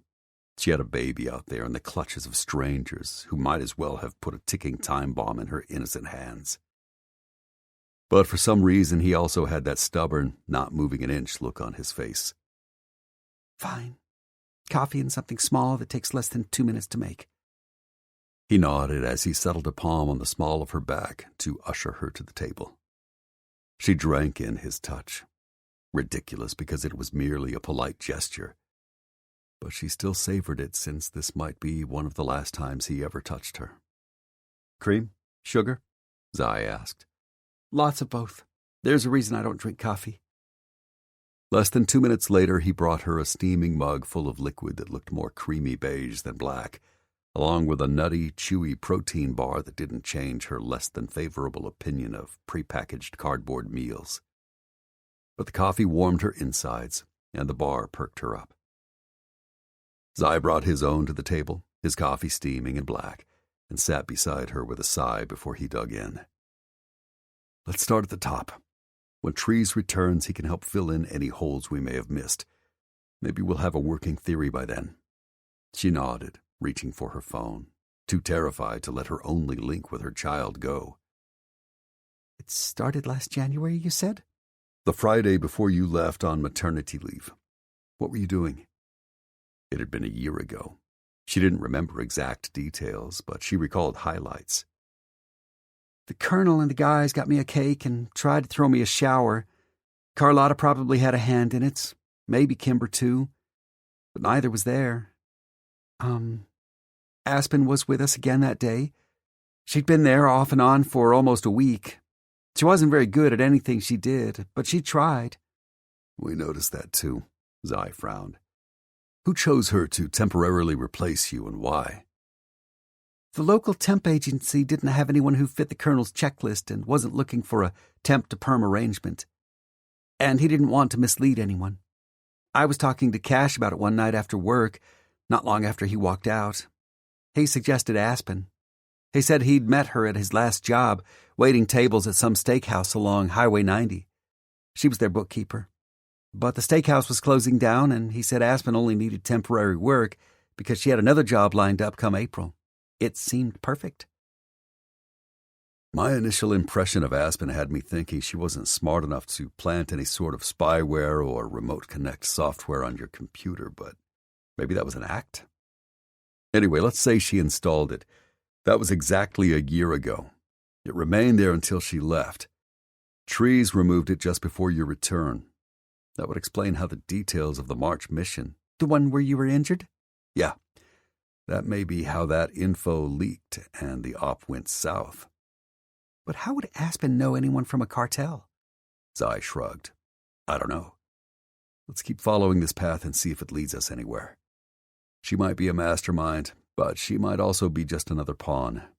Tessa studied him, trying to focus purely on their discussion and the evidence, not the warmth of his body so close, not the way his stare lingered, not the memories of his hands on her. As heat climbed her face, she looked away. What happened next? You came back, and every mission we undertook that wasn't related to Tierra Caliente went off perfectly. Until August 20th. By then, Aspen was long gone. So was the tracking software. No one new had joined the crew. There should have been no way for that information to leak out. Zai frowned and reached for her computer, the Gmail popping up immediately. Who else had access to your laptop then, when Walker was first captured?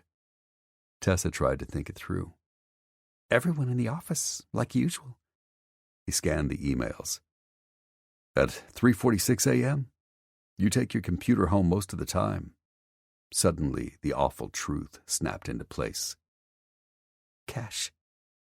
Zai sat up straighter. He was living with you. Tessa nodded. And he had some weird job supposedly testing video games of all things. He'd be up all night with his team or squad or whatever he called them. If he forgot to put his headphones on, I'd hear the gunfire whenever they stormed the bunker or took back the headquarters. He frowned. Testing video games? That's what he said. It's the perfect job for him. He likes to keep vampire hours.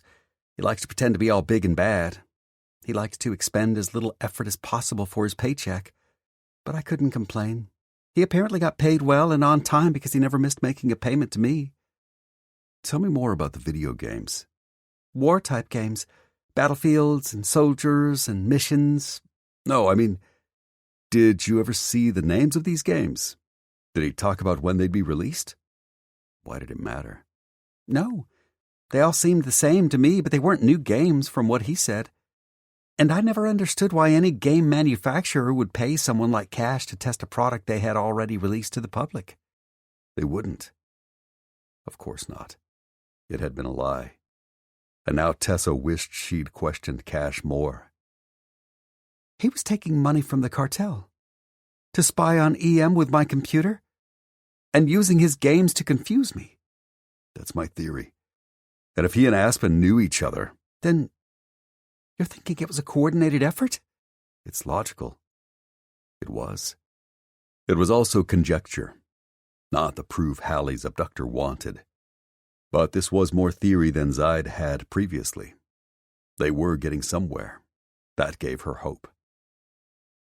And the September mission to Mexico went off perfectly because I left my computer locked up at the office. When I got the call about my dad from Kathleen, I ran out too quickly to even think of bringing it home, so it sat on my desk. I remember. Fast forward over a month later to the end of October. Cash was still with you. He could have forwarded the plans to Valeria's St. Louis house to the cartel via your Gmail. That was done in the middle of the night, too. Tessa nodded. He was on my sofa playing video games until you helped me kick him to the curb in mid-November. I remember. Prick. She wasn't going to argue with Zai's assessment, but that didn't make him any better in her book. What happened next? He paused, seeming to sort through his mental timeline. The location of Valeria's Orlando safe house was discovered and ransacked 5 days ago. That was before... Tessa forced herself to finish that sentence. Getting to the bottom of this would only help her baby. Before Hallie was taken. I didn't tell anyone anything about Valeria's safe house. I didn't even know where Walker had moved her. Then that's a hole in our theory because Aspen wasn't in the office and Cash wasn't at your place. The tracking software was gone, and there should have been no way for Tierra Caliente to ambush Valeria's new location. That worried Tessa. We've got to be missing something. I can't just give Hallie's abductor a theory. He wants proof. If he doesn't get it, you know what will happen. Yeah, Zai said grimly as he reached for her hand to squeeze it. Try not to panic. We'll figure this out. And maybe we're going about this wrong. I have an idea. He whipped out his phone, tapped on the screen furiously, clearly sending someone a text.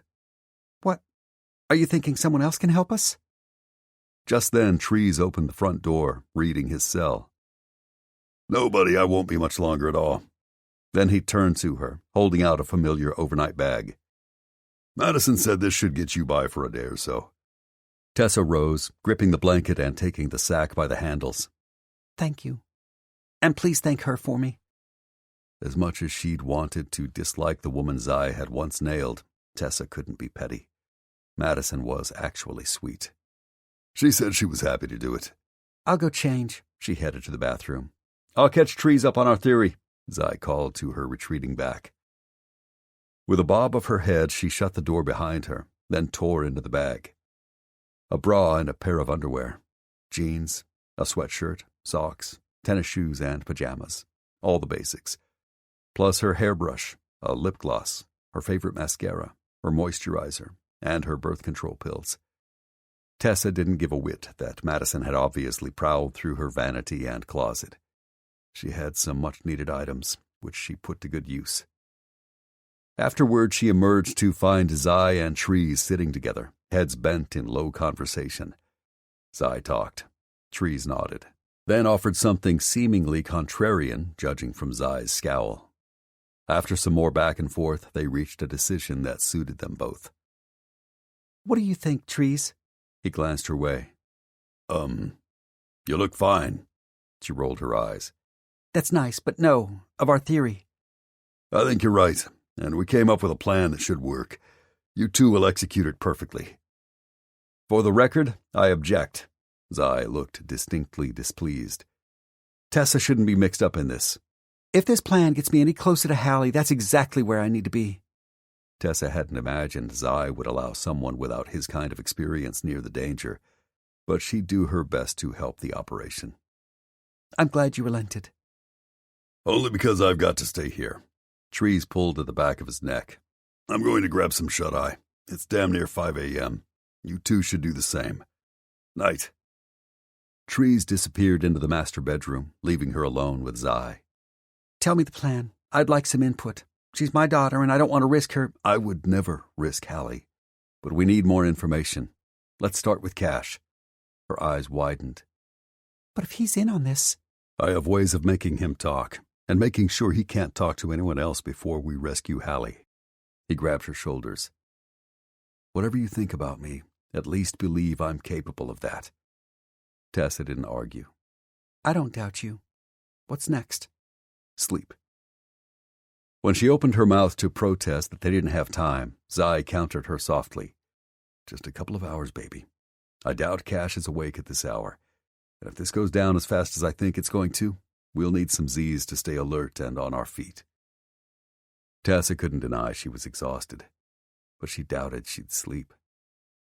Still, if Zai shutting his eyes would mean the difference between saving Hallie and not, she didn't want to regret that she hadn't let him rest. All right. Come with me. He stood and held out his hand. She frowned at it. I don't think we should sleep together. He grabbed her arm, hauling her to her feet. I mean literally sleep, baby. Nothing else.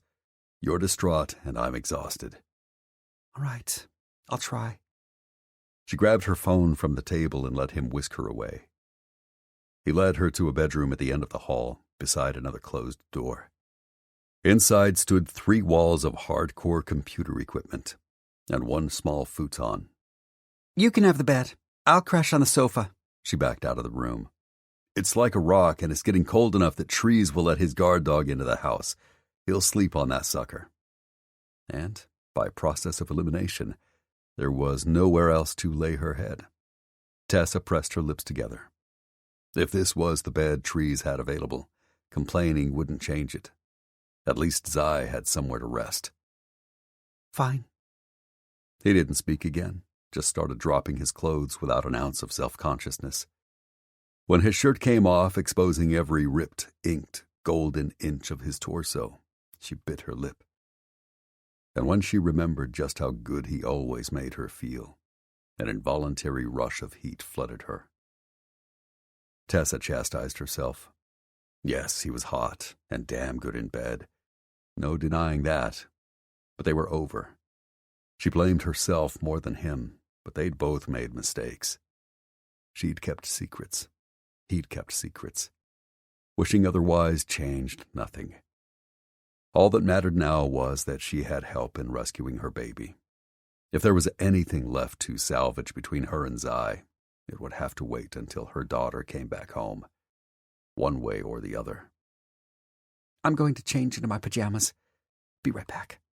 Sure, whatever makes you comfortable. She nodded, then wordlessly slipped into the bathroom down the hall and changed. Back in the bedroom, Zai had flattened the futon and thrown a couple of big quilts over it. He lifted the corner to invite her in. Tessa dashed under the covers, hating to admit that she probably would have done nothing but shiver miserably on the sofa. Zai had no obligation to her, but he was graciously keeping her warm. She didn't expect to sleep, but at least she wouldn't have to add being half frozen to her list of problems. She settled onto the surprisingly comfortable mattress. Since he'd only found one king-size pillow for them to share, Tessa backed against him until her head found memory foam. Zai spooned her as if it was the most natural thing in the world. She stiffened, trying not to notice how instantly he warmed her, or how perfectly they fit together. He tightened his arm around her. Baby, we can do this easy or hard. I know you have a lot on your mind, but as soon as we rescue Hallie, we're going to hash everything out. That's a promise. I'm not letting this go. Of course he wasn't. She'd done something truly terrible in his eyes, and he hadn't hesitated to punish her with sex. Granted, amazing sex.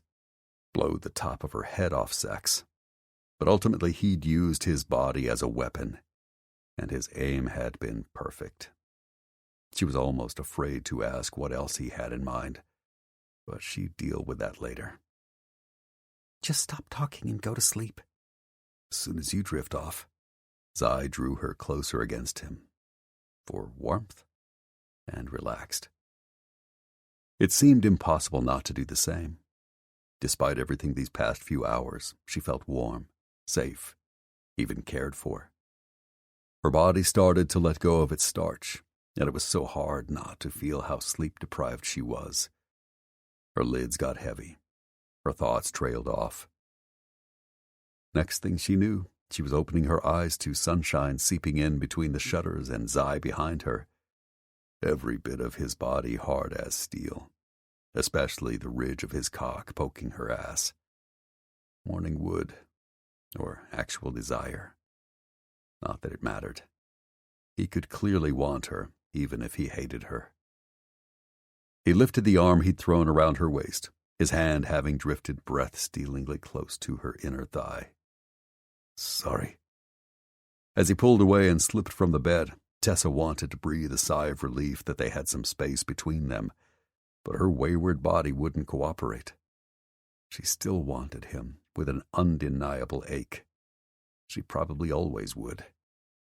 What time is it? A little after 7. I set an internal alarm for 2 hours.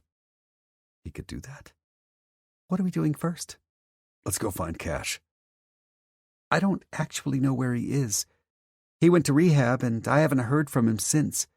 He should be out by now, but... Of course you haven't. Why would he do anything responsible? I could try calling him. Zai shook his head as he tossed on his clothes. I don't want to tip our hand until we're in his personal space. It's the best way to control the situation. Then I don't know what to do. Let me see if trees can pinpoint him. Was the guy even awake? How would he do that? He has ways. Zai smiled. Follow me. She'd rather not talk to trees while wearing her pajamas, and Zai was eyeing her form-fitting tank and shorts with an unnervingly intent stare. Let me get dressed. She ducked out to the bathroom, tossed on her clothes, brushed her teeth, and secured her hair in a ponytail. She exited to find Zai waiting in the hall. Together they headed to the kitchen. Trees stood at the coffee maker, shirtless and huge, his hands braced on either side of the counter. Nothing odd about that, except the petite brunette standing in the cage of his arms, staring up at him with big, hazel eyes. Talk to me, Layla. As in Valeria Montia's sister? Tessa glanced Zai's way. He didn't seem at all confused by the woman's identity or the fact she was here. The brunette shook her head. I have nothing to say. That's bullshit. What happened? Will not happen again. She ducked under his arm to escape, then stopped short, eyes wide, when she caught sight of her and Zai. She wore an enormous T-shirt that clearly belonged to Trees, and nothing else. Hello? Tessa's heart went out to the obviously rattled woman. Hi, Layla. I'm Tessa. Immediately, the woman relaxed, because she wasn't the only woman anymore in a drowning pool of testosterone. They shook hands, and Layla excused herself, all but running past her for the hallway, and her clothes. Trees turned, and his sweatpants didn't hide how hard he was. Zai glared at his friend. What did you do? Zip it. Dude, don't dude me. You're no saint either. He tossed his head in her direction before pinning Zai with a pissed-off glare. Zai looked like he really wanted to argue, but he didn't. Fine. I need your help locating Tessa's ex. We have to find him ASAP. Trees stared down the hallway where Layla had run, then reluctantly nodded. Yeah, let me get dressed. Once he'd gone, Zai shook his head and made for the coffee pot. Tessa followed. What's going on with them? You can't tell? I'm pretty sure they had sex. She'd guessed that. Just now? No, but recently, in the past few days. Then why is she terrified of him? He seems like a gentle giant. He is, mostly. But Trees has a side no one wants to see. Trust me. Not that he's shown Layla, but she was held hostage for nearly 7 years at Emilio Montia's compound, and they weren't at all kind. I wonder if she senses Trees' dark side. People in the drug trade weren't known for being good people. Just imagining what Layla had endured made her shudder. If she's afraid, how did they ever... Get close enough to fuck? I don't know. And now he's trying to downshift, but... It's not working. That's what worries me. Trees appeared a few moments later, hair wrangled into place and a fresh T-shirt covering his torso, which hung past his hips and covered his erection. As if she had a sixth sense, Layla re-entered the kitchen, now wearing a pink bare midriff tank with the thinnest spaghetti straps and a tiny pair of denim shorts. The big man groaned. Oh, this outfit again! Tessa stared. If Layla wanted to be left alone, did she understand that baiting the big, hungry bear wasn't a good idea? Nothing else is clean. She crossed her arms over her chest, self-consciously. I can bring you some things, Tessa offered. No, thank you. I already tried, Zai said. She's too proud, Trees groused. Layla speared him with a glare. I refuse to owe anyone anything. Can't you consider some different clothes a favor? I did not ask for this favor. I'm asking you as a favor to me. Does that help? No. Trees stepped back with a shake of his head. You are a stubborn, stubborn woman. She put her hands on her hips. I have had to be. This argument was going nowhere, and Tessa didn't have time for it. How about as a favor to me, Layla? My baby is missing, time is running out, and Trees can help me. But he needs to concentrate. The woman turned and her face softened. I am so sorry. Of course, I will help in any way I can. They were about the same size, though she was a bit taller than Layla. Tessa didn't care what she was wearing as long as they helped Hallie, but swapping clothes would take time too, and she didn't have any other garments in the overnight bag. Would you be willing to put on a coat or wrap yourself in a blanket for a bit? Thankfully, Layla agreed, and Trees found her a sweatshirt that fit her like a sack and hung nearly to her knees. As soon as it swallowed her curves, he heaved a huge sigh and got immediately down to business, while Layla made coffee and eggs for everyone. While Trees tapped away at his laptop, Zai's phone buzzed. Why is 1 Mile calling me on a Saturday morning? Trees snorted as he peered at his screen. I hope all hell isn't breaking loose. Zai nodded and answered. Tessa held her breath. If something in the business needed immediate attention, would they put Hallie on hold? She had barely 20 hours left to prove their theory and save her baby. "Hey, Walker." Tessa listened to Zai's side of the call with half an ear, until it became clear that he had info about the guy who had threatened her in the parking lot, the man who had taken Hallie. Her heart leapt, and she shoved herself into Zai's face, all but talking into his phone for him. Does he know this guy's name, or where to find him? Zai wrapped an arm around her and pulled her to his side, away from the device. "Keep going." He paused. "Yeah? And?" Another pause. Then Zai made a motion to trees for a pen. Tessa saw one on the far side of the table and lunged for it. He scribbled a name. "Johnson." "Thanks. I'll run with it." The man from the parking lot is named Johnson? She rushed to ask as he ended the call. "Apparently. 1 Mile has been researching. He showed the guy's picture around a police precinct this morning and got a hit. Someone arrested him a few months back for petty possession and remembered the belligerent SOB. Tessa had no idea how that man had gotten mixed up in a cartel based in Mexico, but now wasn't the time for that question. That's great. If we can find him, he has Hallie and... Not necessarily. But if not, we'll see what light he can shed as soon as I hunt him down. It would be fucking helpful if we had a first name. "Got a picture?" Trees asked. "Along with the last name, I might be able to get something while the scan to find your ex-douche is working in the background, Tessa." Scan? "Yeah, it just takes a while to ping all the cell towers in the state." She was shocked. You can do that? He grinned. "Well, I'm not supposed to, but..." Trees was devious. "Right." How did you get Cash's number? He held up her phone.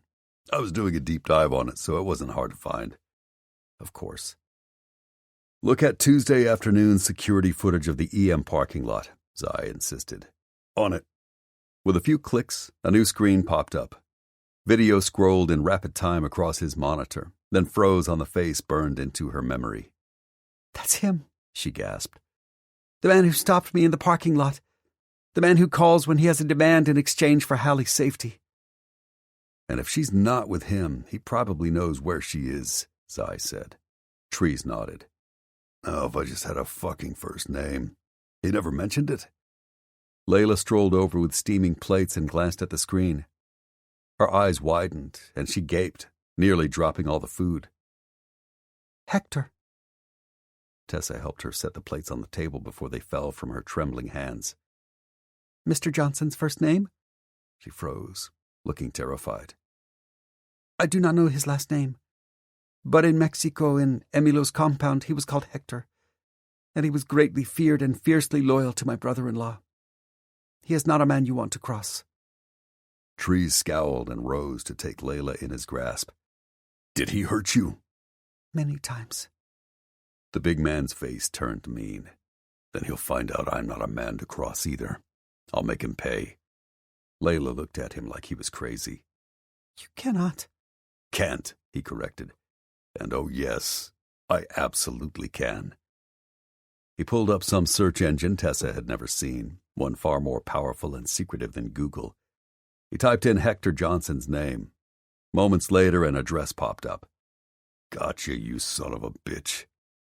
Tessa scanned it, wondering what part of town that was, when a ding resounded in the background.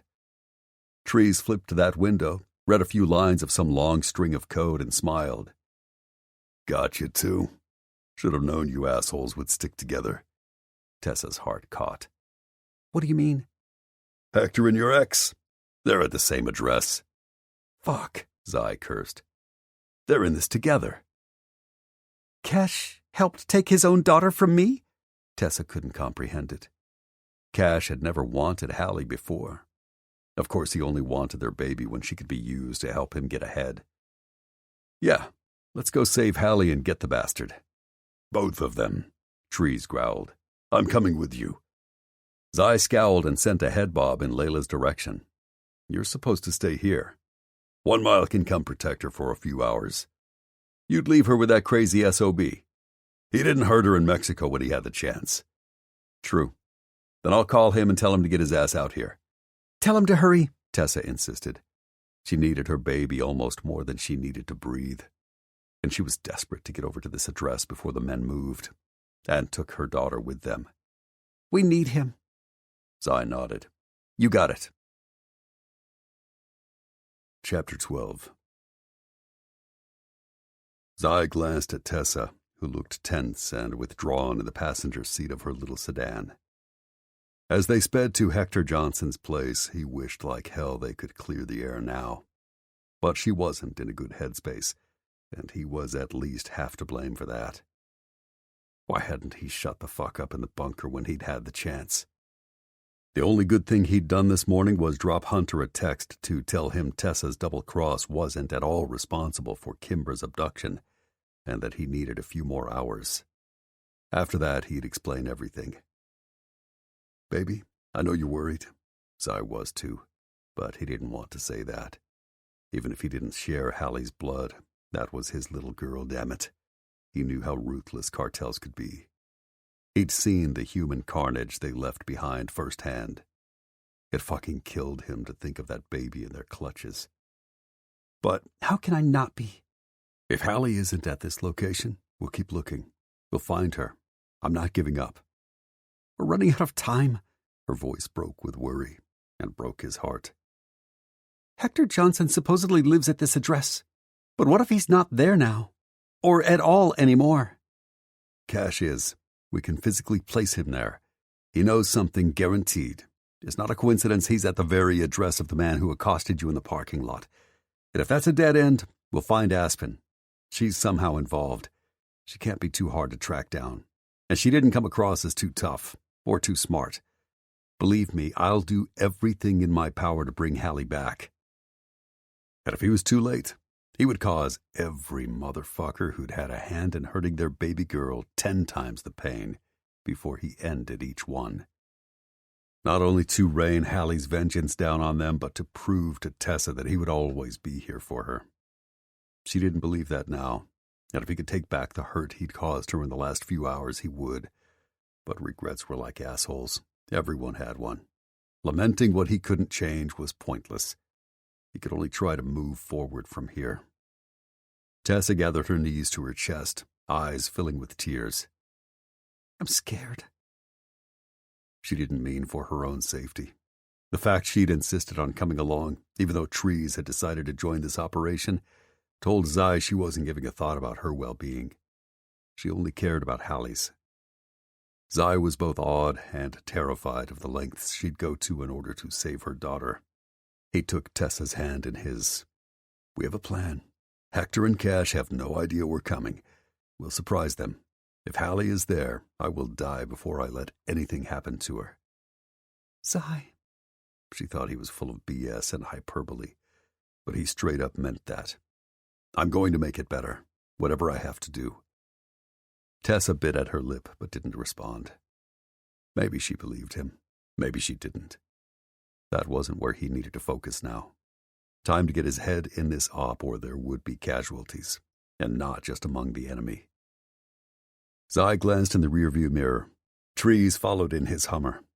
When they neared Johnson's neighborhood, Trees would take the lead since neither Hector nor Cash had ever seen him, cruise by the house, then report back on activity.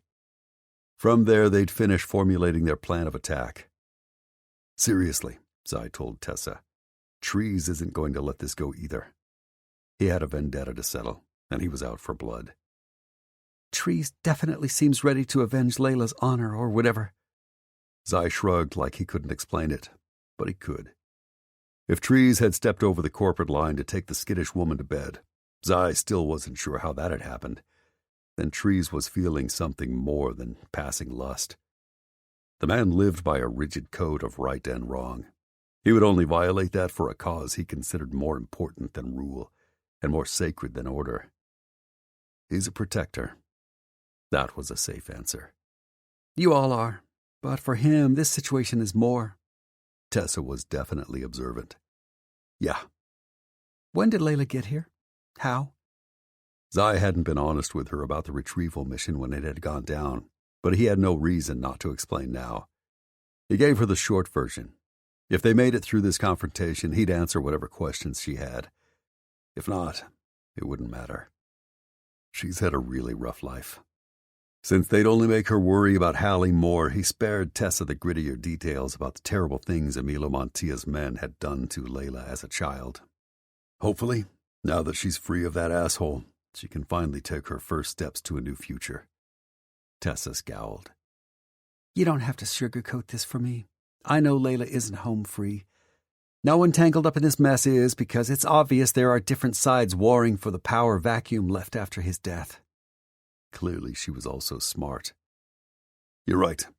We think Emilo's father, Geraldo Montilla, a legendary drug lord for decades, has Kimber, and that he wants revenge on the colonel and the bosses for helping Valeria escape a couple years back. Kane has been asking the woman questions about all the players, but nothing so far. After Layla's revelations today, I'm thinking maybe a group of Emilo's old compadres have banded together to seize control of the territory Emilio used to rule. Then why kidnap Hallie? I don't know anything useful. But you work for the people who have all the information. Not for much longer. Then she shook her head like she couldn't think about that reality now. But until they fire me, the kidnapper thinks I'm able to learn our next moves. And do what with the information? Zai frowned. Trees had never gotten to finish the deep dive on her computer or phone. I don't know. What did they ask you? Tessa filled him in, and that reinforced most of his suspicions. Except one thing didn't make sense. I don't know why Hallie's abductor would want to know how Valeria and Layla's safe houses kept getting hit. If he or his buddies wanted their location, why didn't they just ask for that? It's what Emilio himself tortured 1 Mile to learn. He wanted that one piece of information every fucking time he had someone spy on us. But Hector Johnson only wants to know how it's happening, she frowned. I didn't ask why he wanted the information. Of course not. That hadn't been her concern or her role. He wouldn't have told her anyway.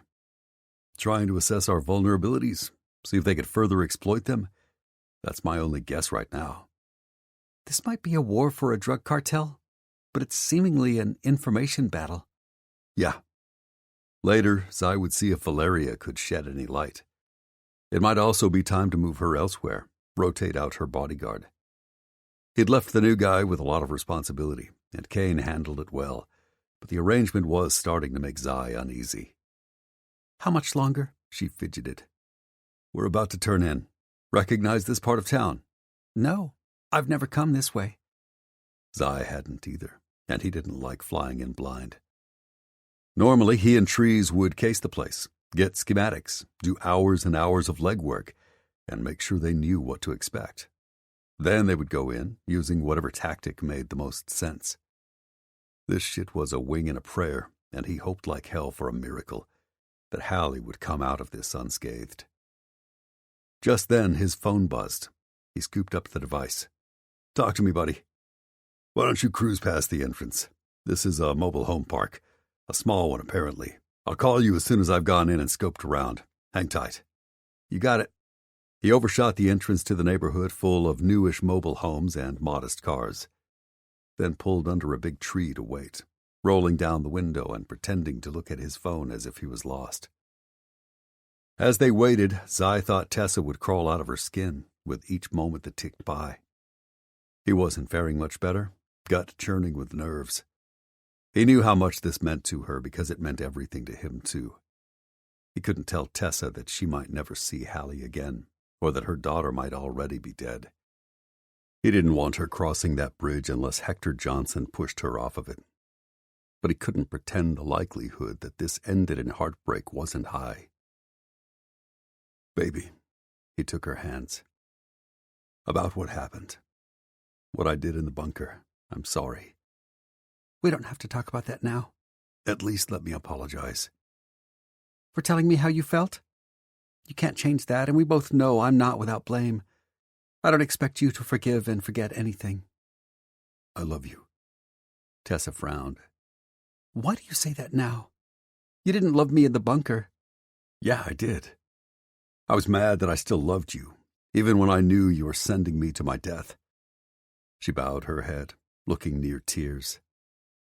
That ripped me up inside. It was the most painful thing I've ever done. Because she loved him too? Now wasn't the time to ask, and he was too afraid of the answer. Just like it ripped me up inside to hurt you. She gave him a little nod. An acknowledgement? Then she looked out her window. What's taking so long? Trees had been gone less than 2 minutes, but Zai got it. She wasn't ready for this conversation. She was rightfully focused on her daughter's safety. He'll call in a minute. Sure enough, a handful of seconds later, his phone buzzed again. What you got? Nothing visible from the street. House looks closed up, like maybe they're still asleep. Wait, I spoke too soon. The front blinds just opened. I see. Trees paused. Someone's in there. There's too much glare to make out a face or an outline, but the place isn't empty.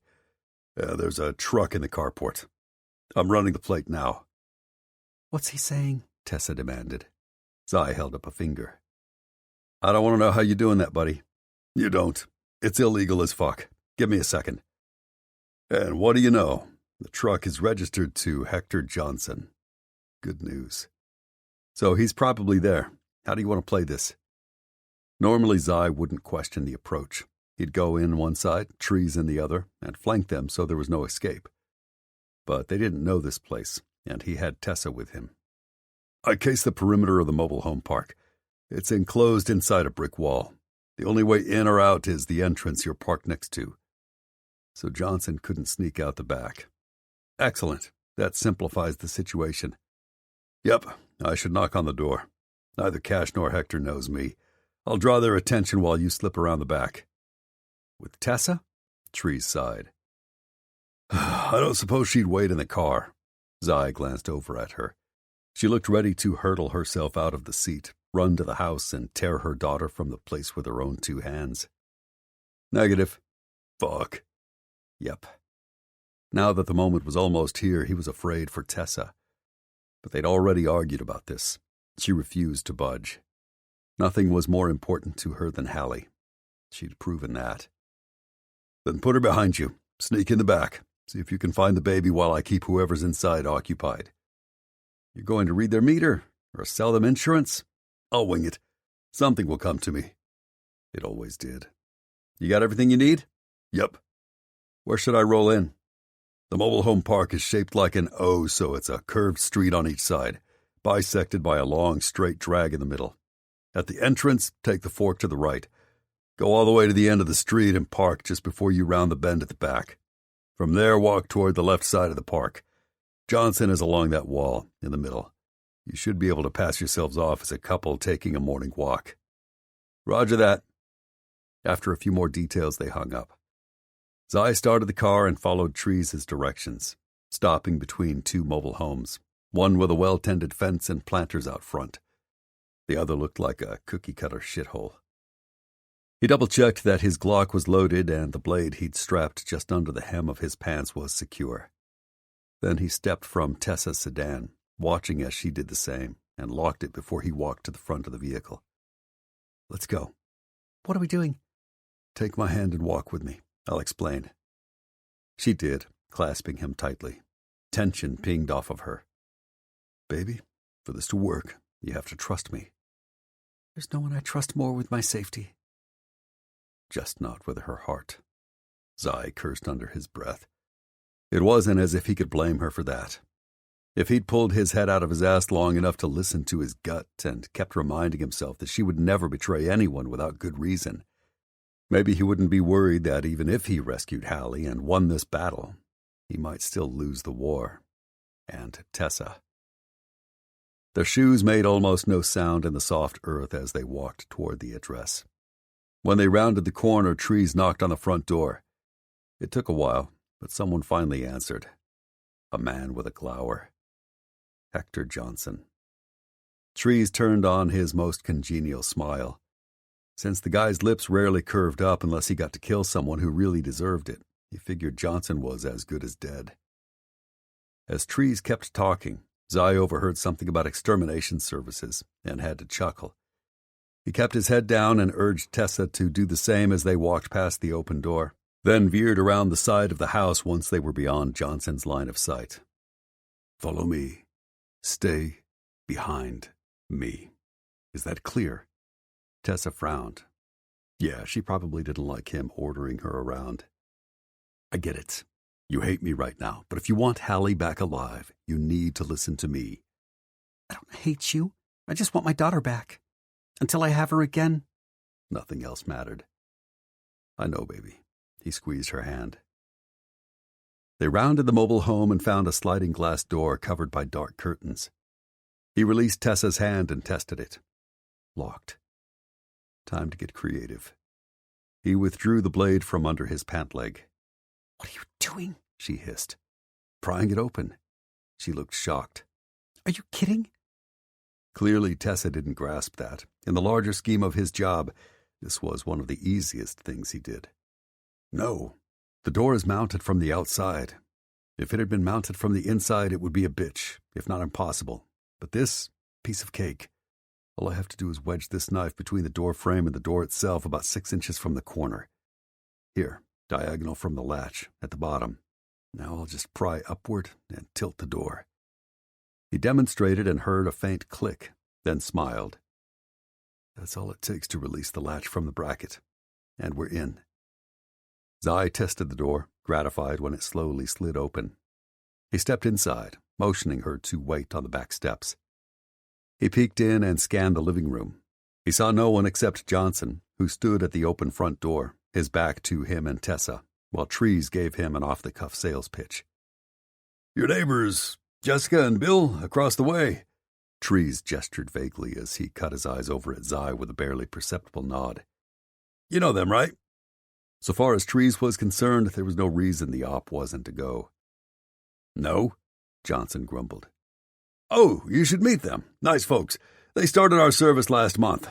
Jessica swears nothing else worked before, but their roach problem is practically nil already, and she's seeing far fewer spiders. We don't have an insect problem. You do. You haven't been here long, right? A couple weeks.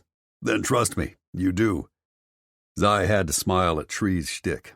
Then he turned to motion Tessa inside, nudging her behind a big leather sofa on the right side of the room, where she wouldn't be visible if Johnson turned. As Trees droned on about the gross habits and unsanitary conditions of roaches, displaying a surprising knowledge of insects, Zai began easing the sliding door shut. It squeaked. He winced and dove behind the sofa, eyes on their target. What the hell was that? Johnson tried to turn around. Trees grabbed the man's arm, signaling to Hector that this part of the pitch was urgent. See, insects. We're half swamp out here, so they're big. If you weren't used to that where you came from, where is that? I didn't say, and I'm not interested. I don't want you to regret passing up this deal. Have you asked the missus if she's seen any insects? I'll bet she has. No.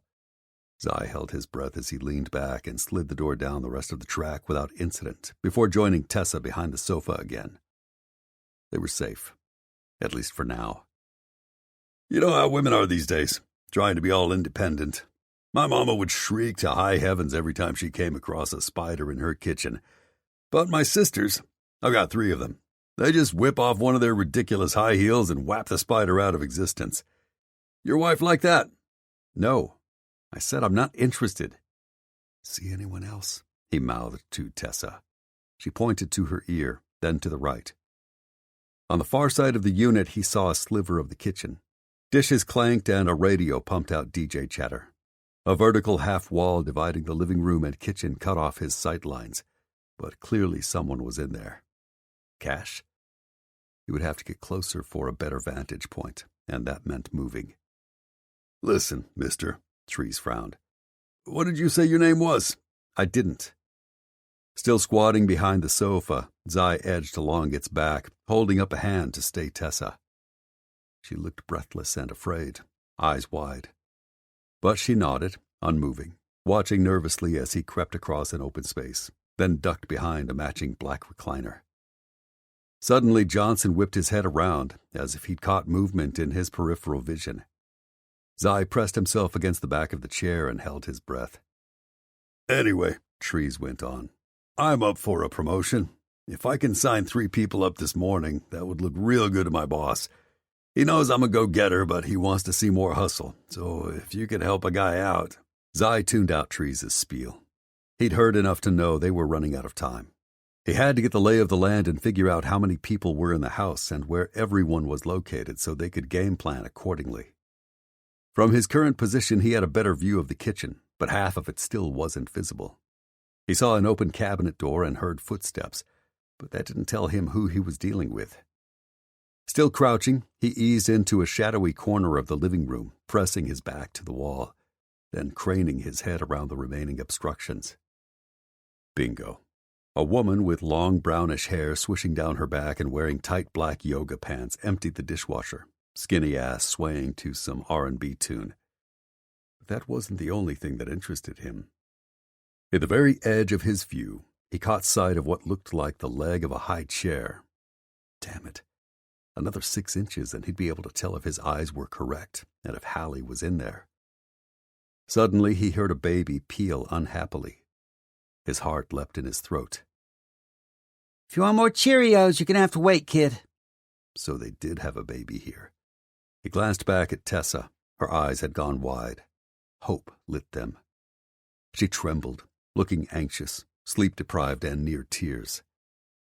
And he wished like hell he could stop everything, comfort her, and lend her the strength to finish this op. Instead, he had to press a finger to his mouth for quiet. She flattened her lips together like she was holding in a sob and nodded. The brunette in the kitchen cracked a little window over the sink and lit up a cigarette, blowing the smoke through the screen. The baby's eye couldn't see let out another howl. "Shut that damn baby up!" Johnson yelled at the brunette across the house, suddenly very tense. "Look, I said I'm not interested. I don't care about your promotion, your sisters, your knowledge of roaches, or your bullshit. Go the fuck away." When he tried to slam the door in Trees' face, the big guy pressed a palm against the sturdy fiberglass and shoved. The foot he'd already wedged into the threshold kept Johnson from shutting him out. "Come on, you don't mean that." Trees laid on the aw shucks charm. "We're getting to be friends here, I think. We're having a moment." They weren't, and Zai knew Trees' cover couldn't last much longer. He had to make a move, figure out if the baby in the kitchen really was Hallie and whether he should neutralize the woman while Trees dealt with Johnson on his own terms, or abort altogether. But where the fuck was Cash? "What the hell? The noise level around here." A man emerged from the other side of the house in a pair of boxer shorts, pulling a t-shirt over his head. Speak of the devil. Tessa's eyes widened in panic. Once Cash yanked the dirty tea down and finished rubbing at his bleary eyes, he would be looking right at her. Fuck. Zai risked poking his head above the chair to catch Trees' attention and zipped a finger across his neck. His friend bobbed his head, then sent his widest smile so far to Cash. "You a friend of the family, sir? You've got to tell your pal here that he's missing an opportunity if he doesn't sign up for Pestaway's platinum-level service." "I don't fucking want it!" Johnson exploded. "Get your foot out of my house!" Trees went on as if he hadn't spoken. "Here, let me get you my card," and as he pretended to dig in his pocket, Cash lost interest in the sales pitch and turned toward the kitchen. He zeroed instantly on her and stopped in his tracks. "Tessa, what the hell are you doing here? Get the fuck out!" When she didn't move, Cash dashed straight for her and grabbed her arm viciously, tugging her toward the back door. Zai saw red and pulled his Glock. On the other side of the room, Trees turned back to Johnson, not with a business card, but the business end of a cig. He planted it right in the man's forehead. "Hands up. Just like that. Now step back, motherfucker. Nice and slow." Hector held up his hands and retreated to the middle of the living room. As Trees kicked the door shut behind him and turned to lock it, never taking his stare off Johnson, Zai stepped out from the corner and aimed his barrel right at her ex's forehead. "Let her go." "Fuck you," Cash glowered. "You don't want to give me a reason. I'm already half inclined to blow your worthless brains out." Wisely, Cash stopped running his mouth and released her. "Now get your hands up." Grinding his teeth together, Cash did, muttering curses. "Tessa, in my back pocket are a couple of pairs of cuffs. Get them out. You," he told Cash while she did as he'd asked. "Get to the middle of the room by your buddy Johnson. No, you can walk with your hands in the air." Trees nudged Hector back toward Cash until they bumped into one another. Stand back to back, now. Zai motioned Tessa over and took the cuffs from her. Then he handed her his gun. If either one of them moves, aim in their general direction. This sucker is loaded with hollow points, so whoever you hit, we're talking maximum damage. Okay, she nodded, looking so brave and resolute as she took the weapon and aimed it directly at the two men. You're doing great, he told her in a low murmur. I'm going to cuff them. Then they could start asking questions and find out if the baby in the next room was Hallie. No, you're not, said the woman from the kitchen. Let them go. Zai turned and his heart fell to his knees. Aspen stood in the opening between the kitchen and the living room with Hallie braced on one bony hip and a Glock pointed against her defenseless little head. Chapter 13. Tessa did her best to hold the gun steady and not fall apart, but the sight of that woman threatening to end her daughter with one squeeze of the trigger nearly had her unraveling. Anxiety sat like a 1,000-pound boulder, crushing her chest. Hallie, baby girl. Her daughter caught sight of her and started wriggling and screaming, kicking and bowing her back. Stop it, Aspen hissed, shaking Hallie. If Tessa had any idea how to fire a gun without hitting her daughter, she would have turned it on Aspen. But she didn't. Zai came to her rescue, holding up his hands and slowly approaching the other woman. All right, let's not be hasty. You don't need the kid. You need information, right? Aspen scowled suspiciously. Yeah? Okay, let's make a trade. Zai turned to Trees, who still had Johnson dead in his sights.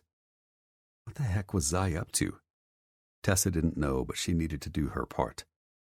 She jerked the gun back to Cash. She might not be able to fire on Aspen and risk hitting Hallie, but if it would save her baby, she had no compunction about blowing her ex away. He'd obviously had a hand in kidnapping their daughter, and he deserved whatever he got. What do you mean? Aspen asked. Give Tessa her daughter. A baby doesn't belong in this situation, and I know you don't want to kill her. The woman screwed up her face like he was an idiot. I don't give a shit. She's just a whining, crying kid. Tessa seethed. Her daughter was wonderful and precious, totally innocent and sweet. It took everything inside her not to stomp over there and beat the shit out of the bitch. But Hallie can't give you information. I can. I know everything you want to know. Every single thing. So let the baby go, and I'll come with you in her place. Tessa gasped. Sigh. Did he know that meant certain death?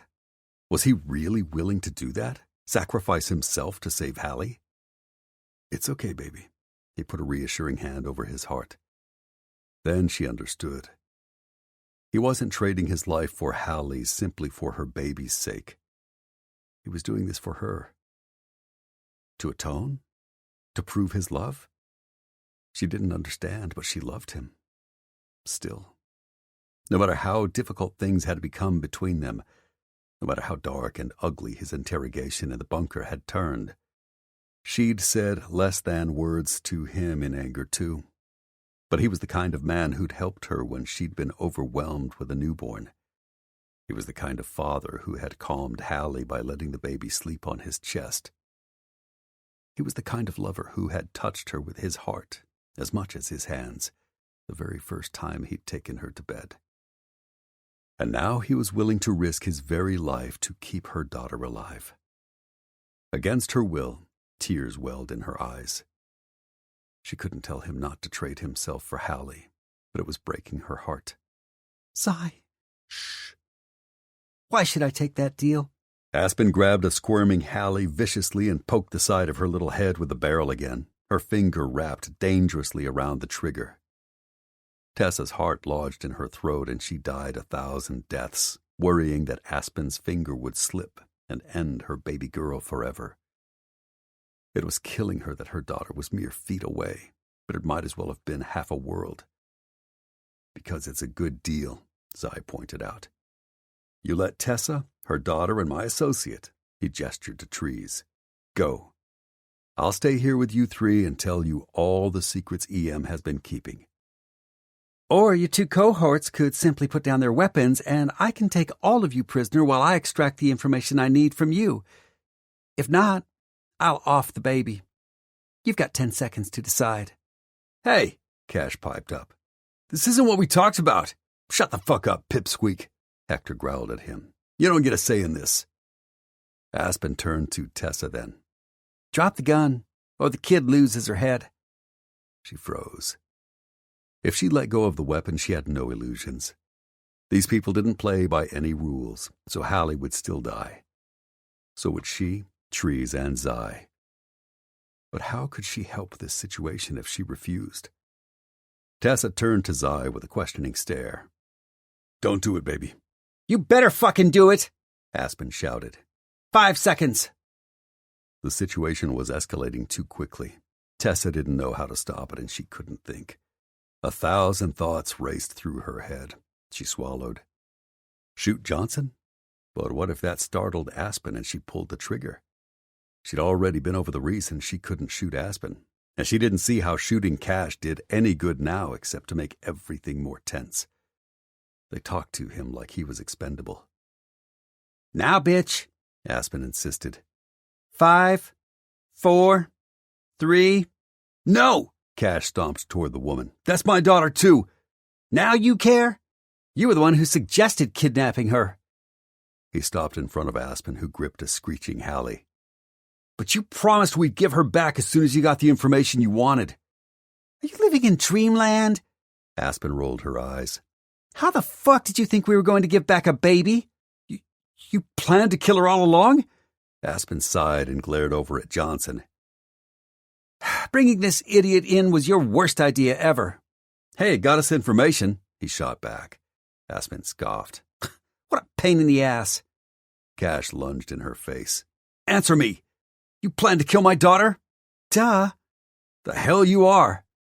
Cash reached for Hallie and tried to yank her from Aspen's grip. The woman didn't let go. A tug-of-war ensued. Hallie shrieked even louder.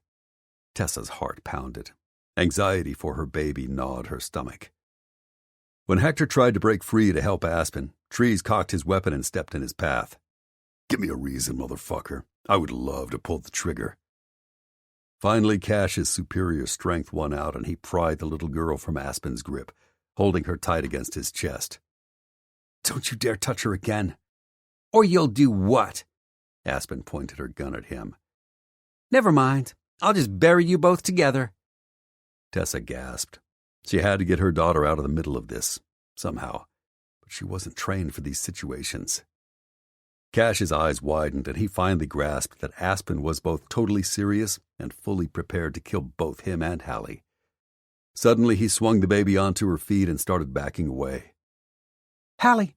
Tessie held out her hand to her daughter, thrilled when she came running, her little arms flailing and her chubby legs chugging. She looked dirty and dehydrated, but she seemed otherwise unharmed. Tears threatened to spill as her baby took the last few steps to reach her. Then a deafening gunshot filled the air. With her eyes locked on Hallie, she feared she'd see her baby stumble and fall any second, hit and bleeding and dying. But Hallie threw herself against her leg and wrapped her arms around her tightly. It was the sweetest touch she'd ever felt. Tessa ached to lift Hallie up and hug her tight, but she still had a weapon. The situation was too tense. So she tucked her daughter behind her, then looked up to see Cash on the floor. He lay ominously still, a hole in the middle of his forehead, blood slowly seeping all over the beige carpet.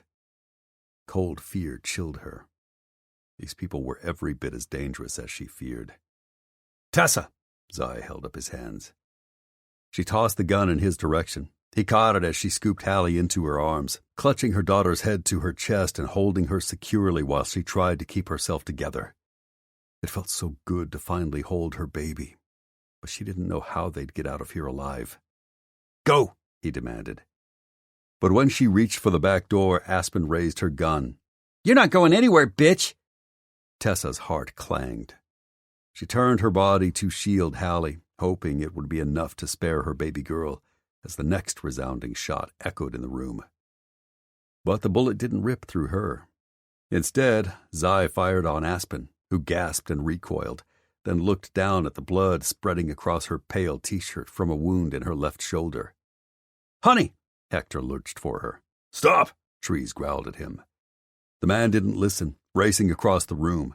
Before he could tackle Zai, Trees shot Johnson in the back, sending him sprawling face first into the carpet inches from Cash's lifeless body. Aspen gasped, crying out in shock and pain as she fell to her knees. But when she lifted her head again, she had murder in her eyes, and she trained her gun on Tessa once more, glaring at Trees. Drop it or she's as good as dead. Stop, Zai snapped, gun pointed her way as he barreled down on her. Always did think you were an asshole, she choked out. Suddenly, Johnson grabbed Zai's ankle mid-stride and held him back. Blood dripped from his mouth. Hate poured from his eyes. Zai nearly stumbled as he tried to pull free from the other man's grip. Hector refused to let go. Aspen stood, trembling. Her gun wavered erratically. Stop, or I'll kill all of you. No, you won't, Trees sounded annoyed. Before I kill you, I'll shoot your balls off for shooting my husband. Your husband is a rapist, Trees growled. Let go, Johnson. He didn't. Fuck you, the dying man growled. No, fuck you. Trees took aim. This is for Layla. Then he fired again straight into the back of Johnson's head. The hand around Zai's ankle went limp. Aspen cried out, launching herself straight for Trees, hobbling and bleeding all over the rug as she aimed in his direction. Final warning. Zai stepped into her path, weapon pointed. With a snarl, she came at him and pulled her trigger without even blinking. The shot sounded deafening in the small room. Zai jerked. Tessa watched in horror as he hissed and gripped his arm.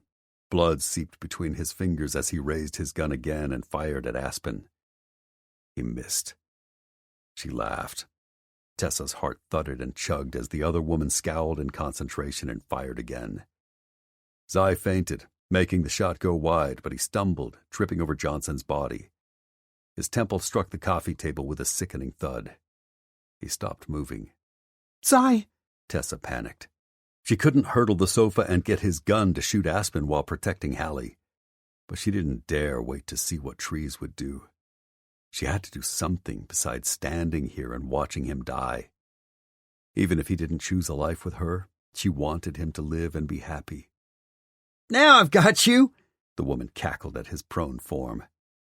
You pricks took from me. I'll take from you. An eye for an eye. No, not now. Not like this. Not with so much vengeance and hate. Tessa grabbed the first thing she could use as a weapon, a big candle in a heavy glass jar, and threw it with all her might at Aspen's head. The woman didn't see it coming until it was too late. It struck her in the cheek. She grunted in pain and swore before glaring daggers her way. You should not have done that. I'm going to kill you and your brat, and I'm going to enjoy it. Because it's easy and you can feel like you did something big and bad, Trees mocked, aiming at her head. You'll have to kill me first. Oh, you're getting yours. After this bitch.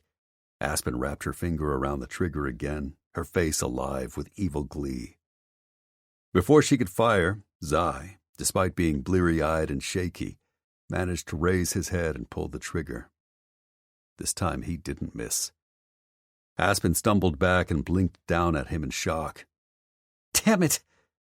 Then she crumpled to the ground face first, a gushing hole at her back. Dead. Zai fell limply to the carpet again, gun falling from his lax hand. Had he saved her with his final breath? No, that couldn't be it. She had to help him. Tessa's calm broke. She trembled uncontrollably as she hugged Hallie, pressing grateful kisses to her head, even as she ran to Zai, tears falling. Please be okay. Please be okay. She dropped to her knees in front of him and applied pressure to the wound in his arm. It looked like a flesh wound. It shouldn't be fatal. So why wasn't he moving? Zai? Nothing. Vaguely, she was aware of Trees barking into the phone for an ambulance. She pressed around his neck to feel for a pulse. It seemed fast and faint. He was bleeding. A lot. He wasn't conscious. Oh, God. Had he saved her and Hallie's lives at the cost of his own? Hours later, Evening shadows began to slant through her window as Tessa sat in her recliner, cradling her sleeping daughter. Hallie was now clean, well fed, and had been thoroughly checked out by a pediatrician on call in the emergency room. She was fine. She was safe. And Tessa was profoundly grateful. But she hadn't had much word about Zai since they'd taken him away, and it was killing her. "I think that takes care of everything, Ms. Lawrence," Matt said, screwdriver in one hand as he settled his signature cowboy hat back on his head with the other. Tessa, she corrected automatically. And thank you. You didn't have to install a new security system for me. In fact, she really had no idea why he had. He'd asked her out yesterday.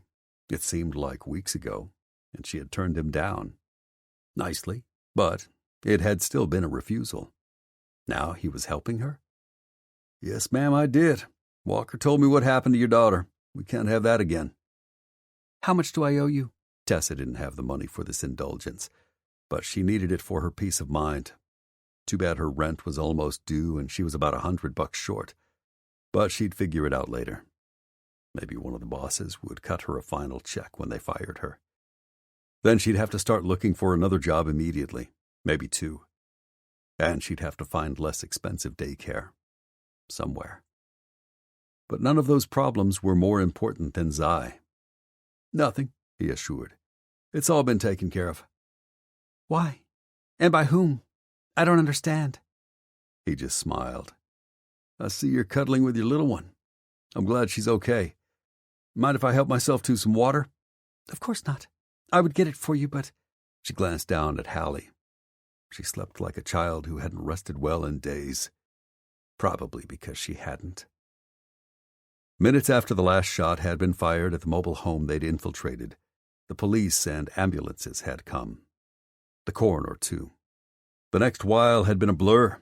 A ride in an ambulance, questions from doctors, questions from the police. The long wait through Hallie's thorough exam before she'd finally received the assurances she'd been holding her breath for.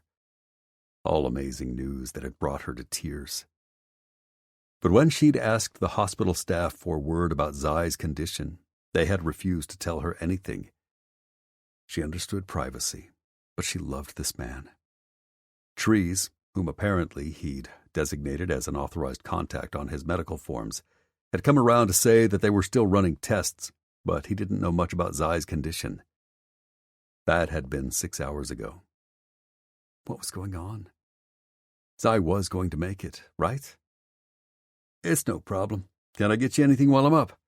"I'm fine, thanks." Honestly, she didn't feel like eating or drinking right now. Her stomach was in knots. "And thanks for bringing my car back to me."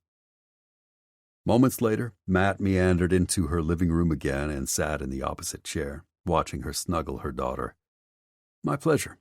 I heard you were strong this morning." Not strong enough, since Zai was still lying in a hospital. Why wasn't anyone telling her anything? "If you're all done, you don't have to stay." "Actually, ma'am, I do. I need to show you how to use the security system before I go." "Oh, right." With a nod, she clasped Hallie tighter and stood, lifting her daughter against her chest. "I'll set her in her crib." It made Tessa nervous to take her eyes off her baby, and it would probably be a long while before she'd feel comfortable letting Hallie sleep alone all night in her room. But for a few minutes, and with the new alarm system in place, it would be okay. Logically, she knew that. As soon as she set Hallie down, the baby sprawled out and relaxed into the mattress, her breathing deep and even.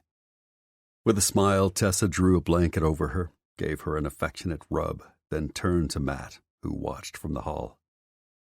She followed him to the new alarm panel near the front door. Her landlord might be mad that she'd cosmetically altered the look of the unit without his permission, but he could kiss her ass. Within minutes, Matt had shown her how to arm and disarm the system, how to bypass zones, how to enable and disable the motion detectors, and even how to change the time on the pad. "It looks amazing. I don't know how to thank you." "You don't have to. I can install these in my sleep. This is one of the best," he assured her. "It's sensitive, hard to tamper with, and I've got extra precautions around your daughter's windows. No one is getting in there again." That helped set Tessa at ease. She wandered back to the living room, puzzled when Matt followed. Well, since that's done, I'll be okay alone now. Because she'd really love a good shower and a good cry. She'd tried earlier to nap with Hallie, but every time she closed her eyes, she heard gunshots, saw Zai fall, felt his blood on her fingers. Matt smiled. And I'd love to show you that I can take a hint and get out of your hair, but Logan called me earlier. I'm not supposed to leave until someone else who can watch over you shows up to spell me. Who would that be? Trees had presumably returned home to guard Layla. 1 Mile had followed Matt to her place on a motorcycle and left it parked at her curb before hopping into a little car with his fiancée and driving off. Kane was still protecting Valeria. Zai was still in the hospital. And the bosses were certainly still devoting all their attention to recovering Kimber. Oh my gosh. In all the chaos these last few days, I haven't had a chance to ask. Do you have any update on Kimber? Any progress finding her? Matt turned somber. Not enough. Tessa hated to hear that. Deke must be going out of his mind. Their children must be missing their mother, and they had a baby even younger than Hallie. It broke Tessa's heart to think of them, not to mention what Kimber herself must be enduring. I'm praying something breaks in this case soon. You and me both, ma'am. The silence that fell was awkward. Sure, he'd more or less propositioned her, politely, but she didn't feel uncomfortable around him. In fact, she got the feeling he was full of something she wished she could soothe. Sadness, loneliness. She couldn't quite put her finger on it. So, you're from Wyoming? A little smile pulled at his lips. Yes, but you don't have to be polite and pretend you care after the day you've had. I do care. He seemed genuinely nice. I know you said no yesterday, but I really do know this amazing girl. He tried to hide his grimace. Maybe another time. That was his pride talking, and she wished it wouldn't. He really was a hunk, and Madison would be incredibly good to him if he was even half as good to her as she suspected he could be. If you change your mind. Thankfully, they were both spared continuing the conversation by a knock on the door. Tessa leapt up from her seat. I'll get it. Matt stood too and pulled out his keys. And I'll be going. I left my cell number near the primary keypad in case you have any questions. You ladies have a good evening. He pulled open the door before she could and blocked whoever stood on the other side of the portal. An instinctively protective gesture, she supposed.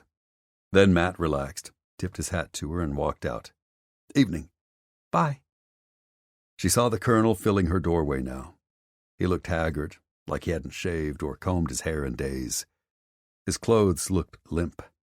He was at the end of his rope. Tessa's heart went out to him, and she rushed over, wrapping her arms around him. Oh, my goodness. I'm so sorry for everything you're going through. I wish I could do something helpful. But I'd be happy to get you some food or coffee or... He hugged her tightly, and she could tell this strong man, this pillar of his family, needed to draw strength from her. No, but thank you, he said, his voice tight and gruff. Come in. Honestly, she didn't know why he'd stopped by, but if he needed to talk or needed an ear, she would always be here. I just came by to check on you, maybe sit with you a spell. That okay? He tried to give her a smile, but she could tell the effort was costing him. The fact you got Hallie back today gives me hope. I need that. Of course he did. Her heart broke for him. Don't lose faith. I'd half given up ever getting my daughter back, but I'm glad I kept trying. But in the back of her head, Tessa knew that if the people who held Kimber were as horrible as the ones who had taken Hallie, her friend's safety was in serious jeopardy. She didn't want to say that out loud, though, especially now. But the colonel had been around the block more than a few times. He knew. How is your daughter? Sleeping. She led the older man back to Hallie's bedroom, as much because she needed to set eyes on her daughter and reassure herself that her baby was okay, as she did to give the colonel a sliver of hope. She looks good. After a checkup, a good bath, and a couple of meals, she seems almost like her old self. The baby had been a little cranky and anxious at first, but she was young. She would have no memory of this incident, thank goodness. Her former boss nodded. I'm glad to hear it. Together they backed out of Hallie's room and returned to the sofa. Are you okay, sir? He let out a long sigh. I won't bullshit you. I don't know. I'm trying to put on a brave face for my boys and my wife, for my son-in-law and my grandkids. But I'm losing hope of recovering Kimber. It's wearing on me. What do they want? Valeria. And you can't give her up. If EM Security Management surrendered their client, it would ruin their reputation forever. They would have to shutter their business, give up their livelihoods, and find a whole new arena to thrive in. No. Even if we did, we don't negotiate with drug dealers and terrorists. They're notorious for not keeping their end of a bargain. She understood that now. After Aspen had made it clear she'd always intended to kill Hallie, no matter how cooperative Tessa had been, she realized she should have gone straight to people who could help her after her daughter's abduction, not tried to handle everything on her own. I know. But maybe we have a ray of hope on the horizon. Layla has agreed to act as bait to try to draw Kimber's kidnappers out, so we're working on that. Hopefully soon. Tessa knew exactly how Trees would feel about that, and she felt sorry for the guy. He wasn't going to be able to protect or keep her from this, no matter how hard he tried. Yeah. By the way, I'm sorry for mixing you up with Aspen when I went on maternity leave. He gave her a reassuring smile. You didn't know. But I knew Cash was a jerk. I should have at least considered the fact that any contact of his wasn't a good idea. And now they were both gone. The brief conversation she'd had with Craig had been heartbreaking. The man was not only crushed to lose his son, but stunned to learn he'd helped drug dealers kidnap his own daughter and spied for Emilio Montina before his demise. All for money. Despicable, but she was sorry for Craig that Cash's greed had led to his death. You always want to believe the best about people. Don't lose that quality. Tessa wanted to reassure him she wouldn't because it seemed important to him. But after the last week, she didn't know if she'd ever look at the world the same again. Instead, she just patted his hand. Have you received communications with pictures of Kimber or anything that gives you hope? He nodded. We've received some proof of life. I just don't know how much longer they'll have patience. We're going on day 6. I thought we'd be a lot further in tracking down these assholes. But so far, we don't have a lot to go on. They're good. I'm sorry. He gave her a tight smile just as his phone buzzed. Then he stood. That's my cue. I need to get back to the safe house and sleep. It's been over 24 hours. That poor man. While the colonel was sharp, fit, and robust, he wasn't young anymore, and he looked like his daughter's absence was killing him. Tessa stood and dropped a hand on his forearm.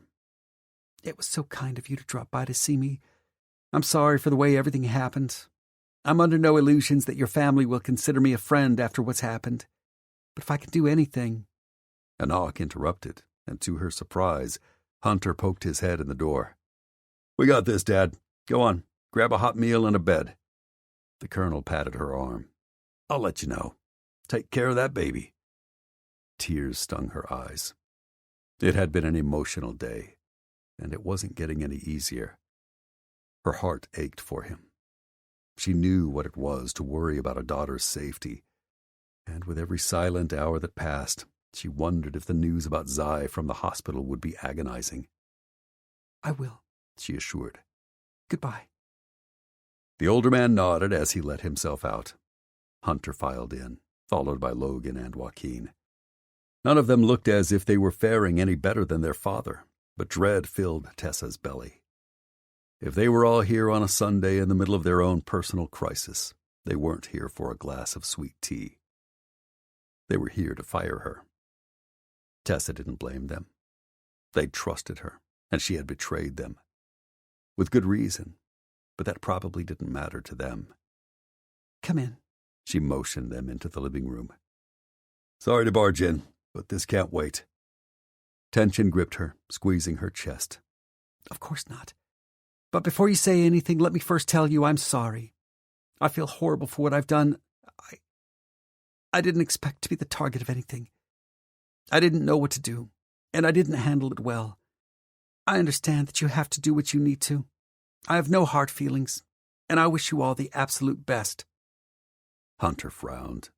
Logan swore. Joaquin just shook his head. We're not firing you. Had she heard that right? You're not? With a tired sigh, Hunter leaned in. None of us ever imagined this war that's embroiled our family would come to your doorstep. You didn't ask for your daughter to be abducted. You probably never even imagined it was possible. No, but should you have told us? Logan prompted. Yeah, but we understand why you didn't. Trees explained. I hate to make you promise that you will next time because I hope like hell there isn't one. I don't think I could handle it, to be honest. I wouldn't expect you to. And if you don't think you can come back to work and feel safe after what you've endured, I understand. But I want you to know we're going to send you help. Help? Joaquin jumped in with a nod. The alarm system is your first line of defense. It should feel safer whenever you find yourself here alone. Y'all arranged that? Yeah, Hunter grimaced.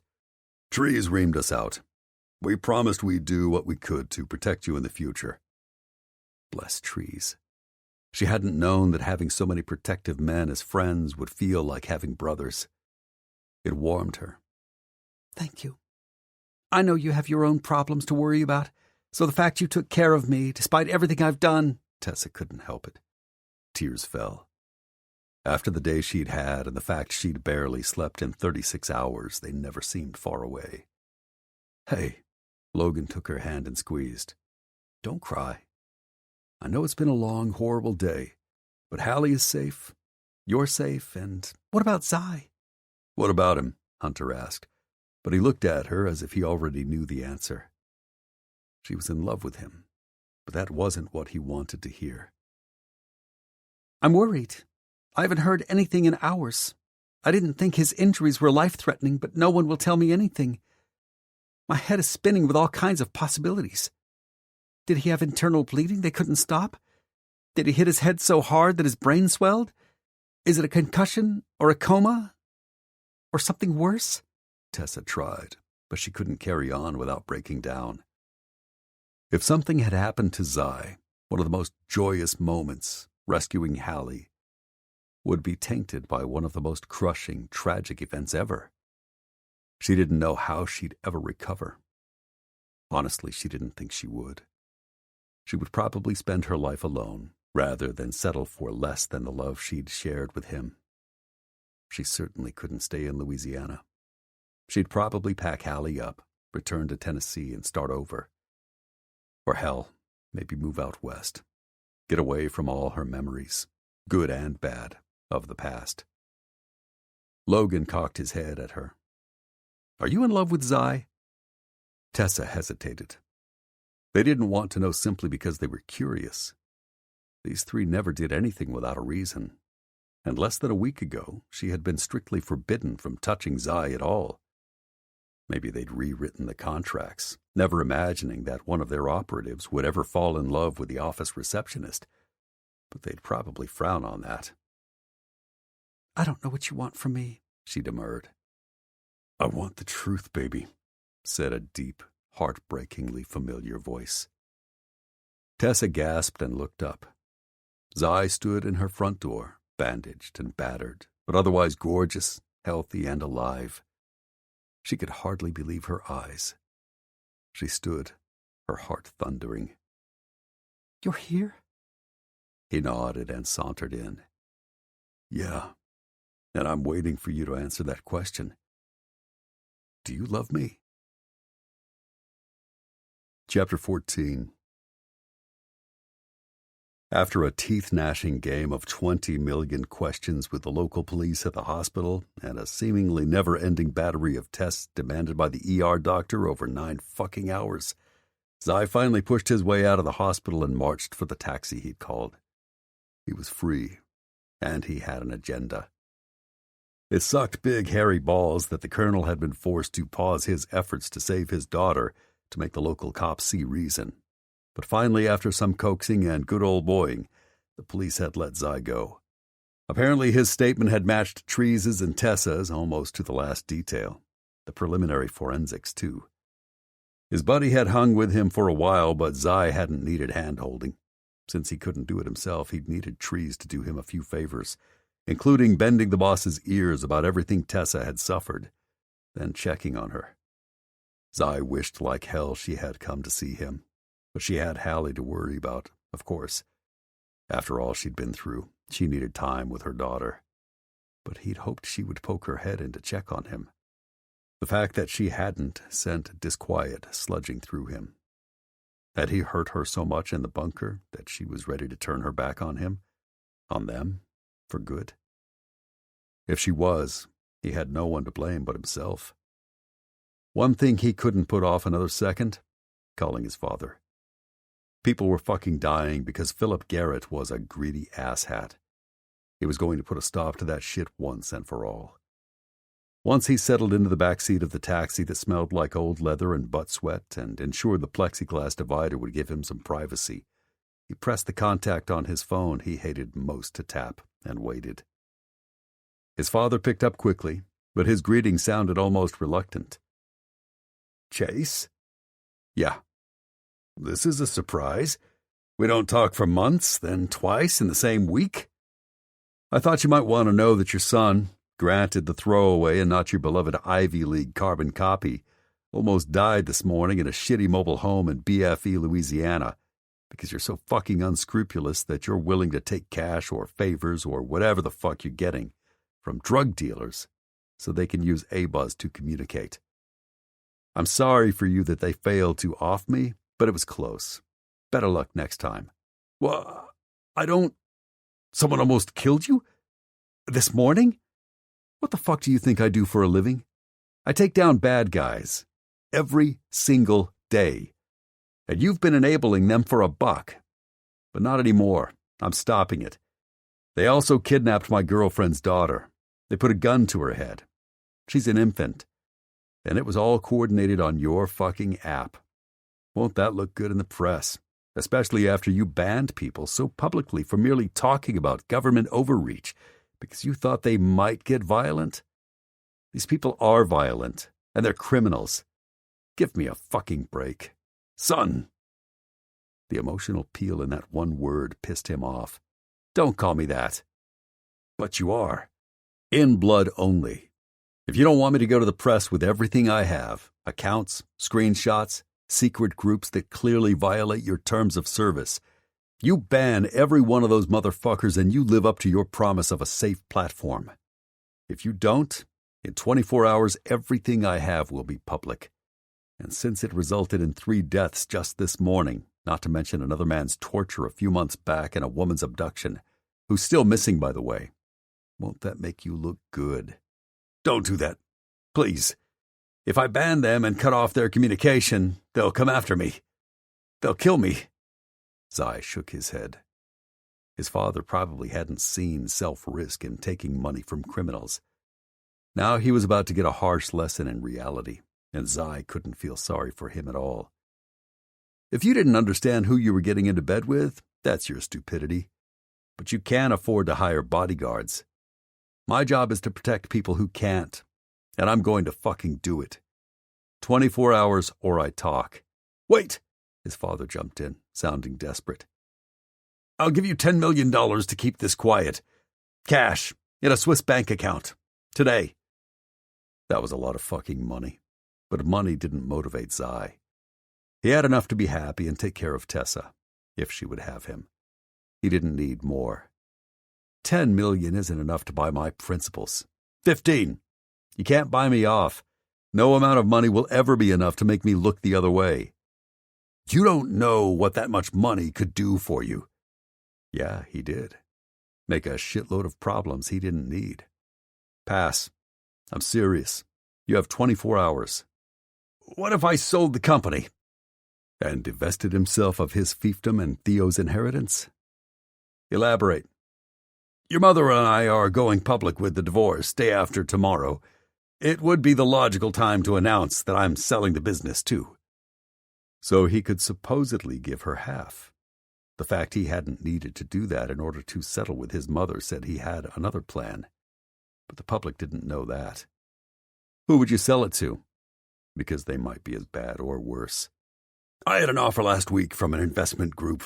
I haven't actually replied yet. I wasn't interested at the time, but I wanted to see how high I could drive them." Of course the asshole had. Zai wasn't even surprised that he'd toyed with people for an ego stroke. "But I could take them up on it, and let them know there are some security problems on the platform," Philip rushed to add. "The sale needs to get announced by 5 p.m. Pacific. That's awfully fast. These things take weeks, sometimes months. Get it done today, or else."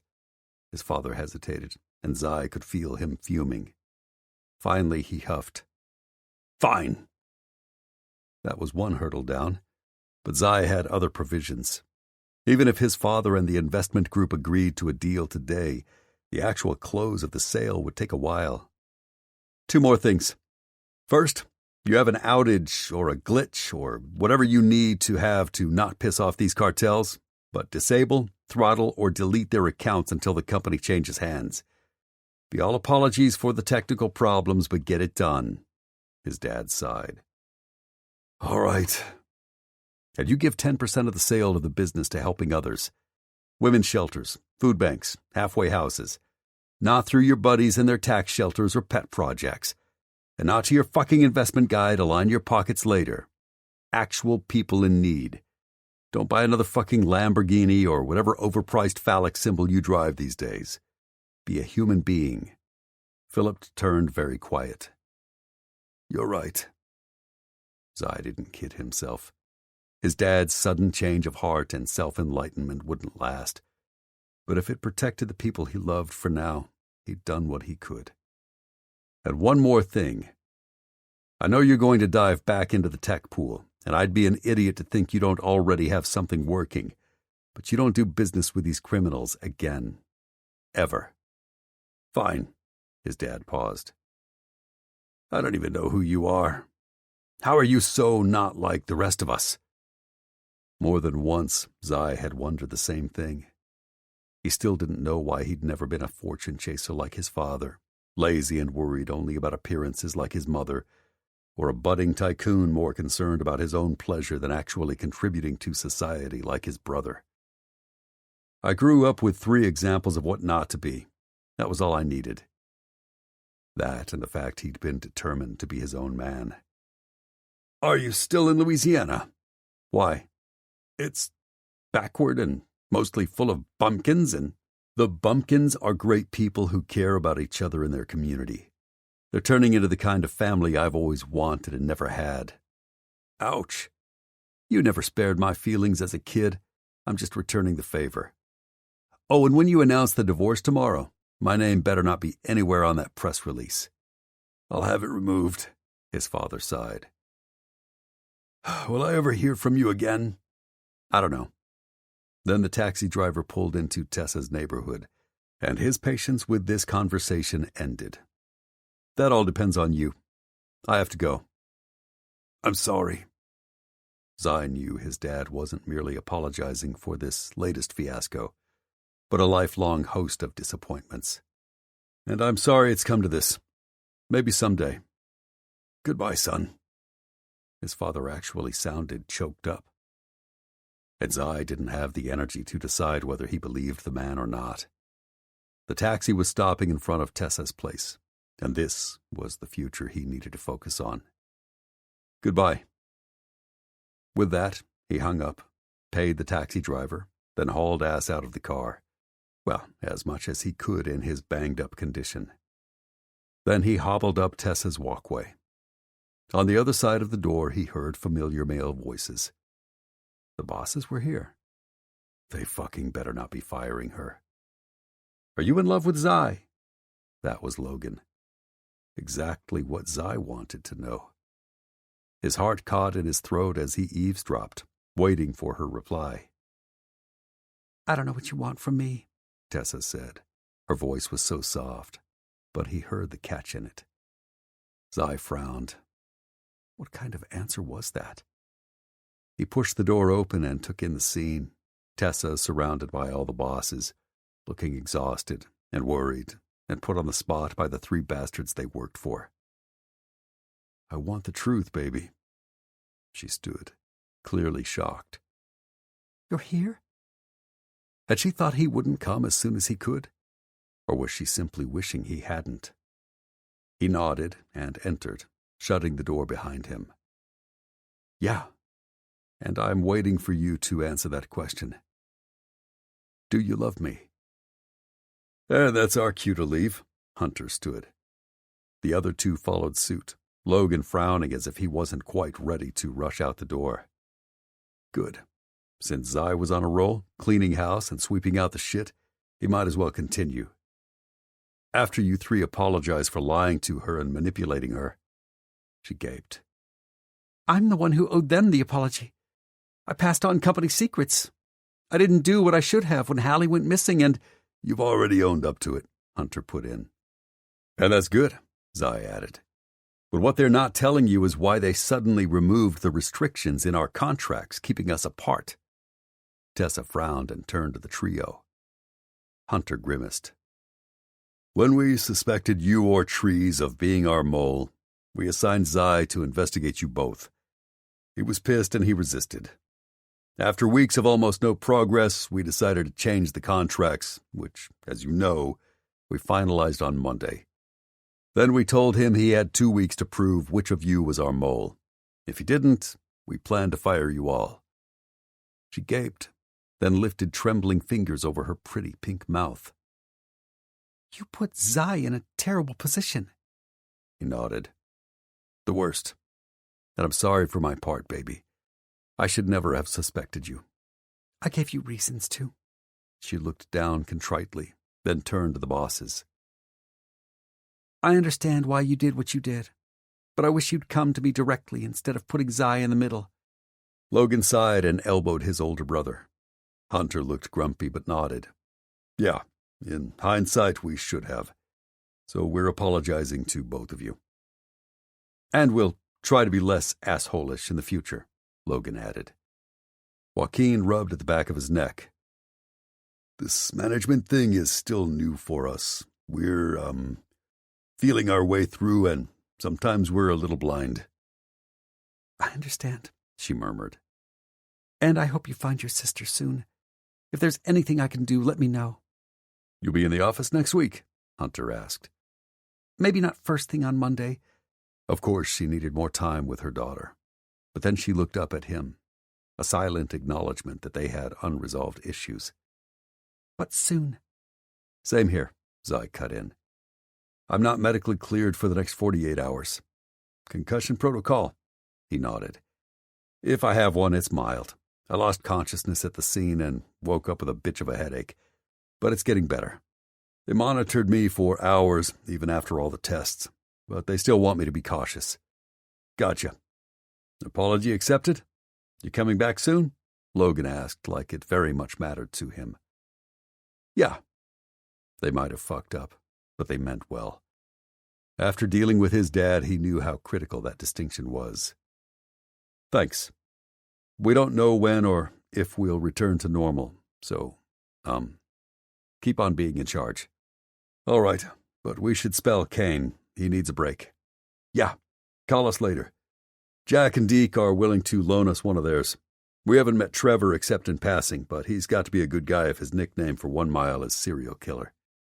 They all forced a laugh at the joke, but the truth was, after everything they'd been through, nothing felt light or humorous. And if they didn't recover Kimber, Zai didn't know if anything ever would again. After that, the trio filed to the door. Tessa shut it behind them. Zai followed her and locked it. They were alone. She set the alarm that hadn't been there before, and he wondered who had installed it and when. But that was a question for later, not the one burning hottest through his brain. He braced his hand against the door, above her head, caging her close to him. Where's Hallie? Is she all right? She turned to him. Yes, thank goodness. The doctors at the ER could hardly find a scratch on her. She's sleeping now. She was exhausted. I'm glad she's okay. I worried like hell about her.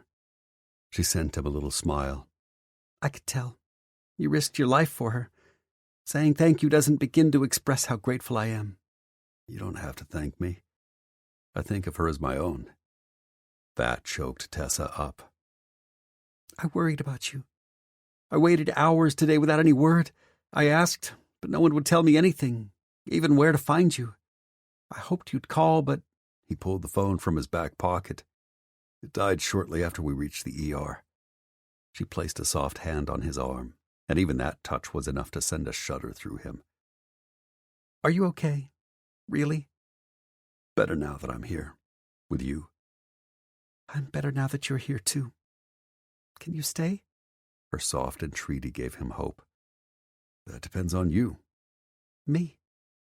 You never answered my question, you know. She shook her head, her body so close he couldn't resist cupping her cheek. What do you... I don't... Zai, if there's even a chance you have a concussion, you should sit and rest and... After we've talked. Tessa looked away. You don't have to say anything. The bosses explained why you investigated me. I'm still so sorry I betrayed everyone, but especially you. The guilt will eat at me for a long time. I hope you can forgive me. Baby, I absolved you the second I heard why you'd done it. You put Hallie first. You had to. I understand. And you're right that you didn't handle things the way I would have, but you had no way of knowing how to deal with a situation like that. I've been trained to. You haven't. I just hope you can forgive me. What I said and did in that bunker. I understand. But if you hate me for it... God damn it, the thought nearly ripped him in two. No. She lifted her stunned gaze to him. I don't. I couldn't. Okay, I can work with that. I know we have a lot to figure out, and a lot of trust to repair. I trust you. She bit her lip, her face full of regret. But I should have trusted you more. Just like I should have. Let's not fuck up again, huh? She laughed. Let's not. Let's agree to talk anything out in the future. Absolutely. Now I'm dying to ask you a question, baby. He took her by the hand, never breaking her soft, blinking gaze as he urged her to the sofa, then knelt at her feet, pulling the box from his pocket Trees had dropped off earlier. When he lifted the lid, she gasped as he pressed a kiss to her hand. Marry me. She looked absolutely stunned as she trembled against him. You mean that? Really? Of course. You know I love you. I bought this ring 4 days ago. I want you to be my wife. I want to be a father to Hallie. I want to grow a family with you. I'd like the answer to my first question, too, but if that's a no... Zai, I love you. Tears filled her eyes and spilled down her cheeks. I love you so much. His heart caught and lifted. He'd waited forever to hear those words, and having her say them now was way more than he'd dared to hope for today. Hell, maybe for weeks or months. As long as Tessa had agreed to be his, he'd been prepared to do or say whatever he needed to win her over. But if she already loved him... She sniffled and looked at him with such an earnest gaze, he melted. In fact, I've loved you for a long, long time. Since shortly after you first walked through my door. Baby, he gripped her shoulder. Is that a yes? You'll marry me? More tears fell, but she gave him a watery, heartfelt nod before throwing herself against his chest. Yes. I'd be thrilled and honored to marry you. Oh, thank fuck. I want this ring on your finger before you have a chance to change your mind. He slid it on, surprised to find his own hand shaking. It fit perfectly. She gave him a tearful giggle and looked down at the diamond winking on her finger, then back up at him. Oh my gosh. I'm going to be Mrs. Garrett. Damn straight. Zai couldn't resist another second. He kissed her. for the first time finally knowing he could claim her mouth every day for the rest of his life. The sooner the better. I can't wait. My life is complete now because I have you. Same, baby. He cupped her face. And you better not ever stop looking at me like that. She grinned, beaming with joy and love. Like what?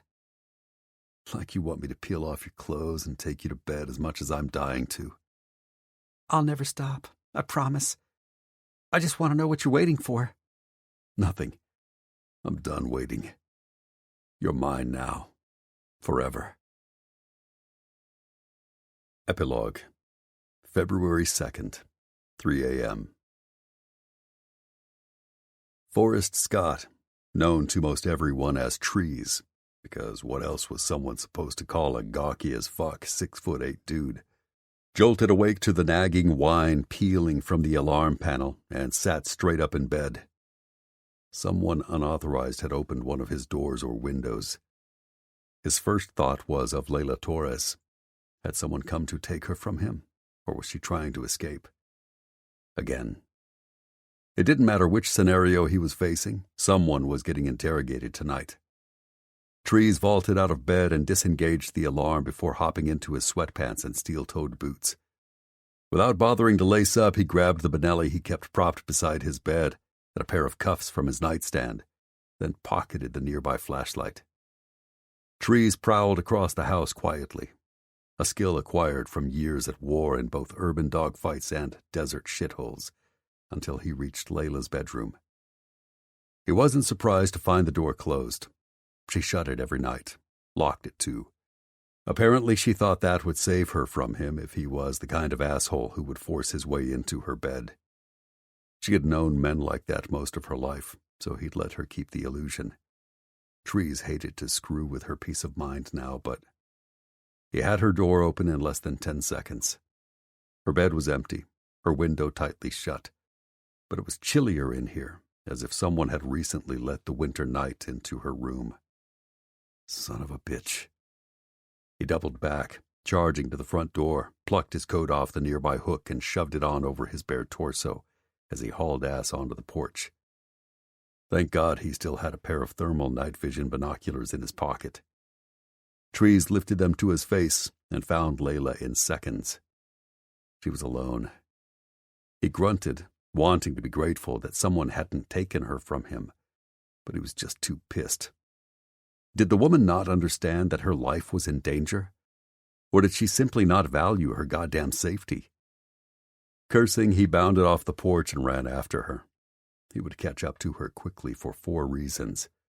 First, she had nothing on her feet but flimsy flip-flops. Second, it was 37 degrees, and she was covered only by a tank top and short shorts.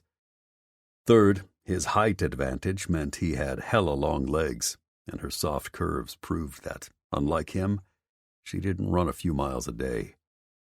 Fourth, and most important, she might want to leave him badly enough to brave nature and the elements at 3 o'clock in the morning, but he was far more determined to keep her under his roof. Hell, if he could, he'd keep her in his bed. But ever since he'd heaped a trio of orgasms on her and shared the most mind-blowing fuck of his life, she'd done nothing but try to escape him. Time to drag her back, put his foot down, and tell her exactly how things were going to be. It didn't take him long to catch her. He could see the flash of her sleek, naked legs in the moonlight, along with the puffs of her breaths in the cold. Layla had no idea he even chased her until he was practically on top of her. She whipped her gaze over her shoulder just as he hooked an arm around her waist and lifted her from the ground. He yanked her, kicking, writhing form into his arms and against his body. Her flip-flops went flying. "Let me go!" "Nope."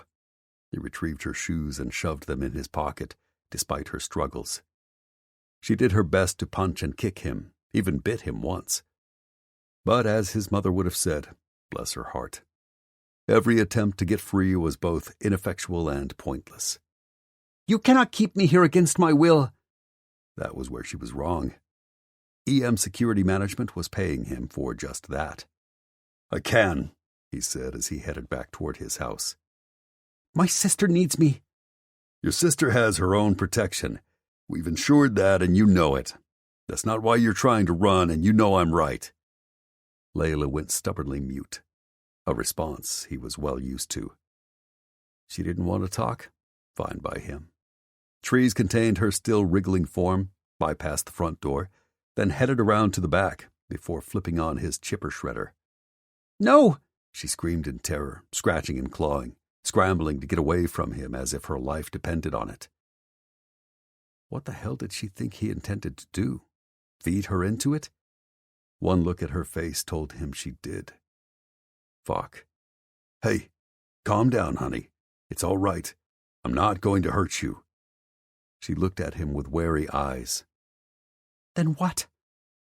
He didn't need words to explain. Instead, he took her flip-flops from his pocket and fed them into the machine, watching a pile of pink rubber emerge on the ground. Then he turned it off. "Are you crazy? Those are my only shoes." "Were. They're not shoes anymore. Let's go." He hiked her up against his body, thick arm around her middle. Instinct won out, and she wrapped her legs around him to ensure she didn't fall. "Why would you do this?"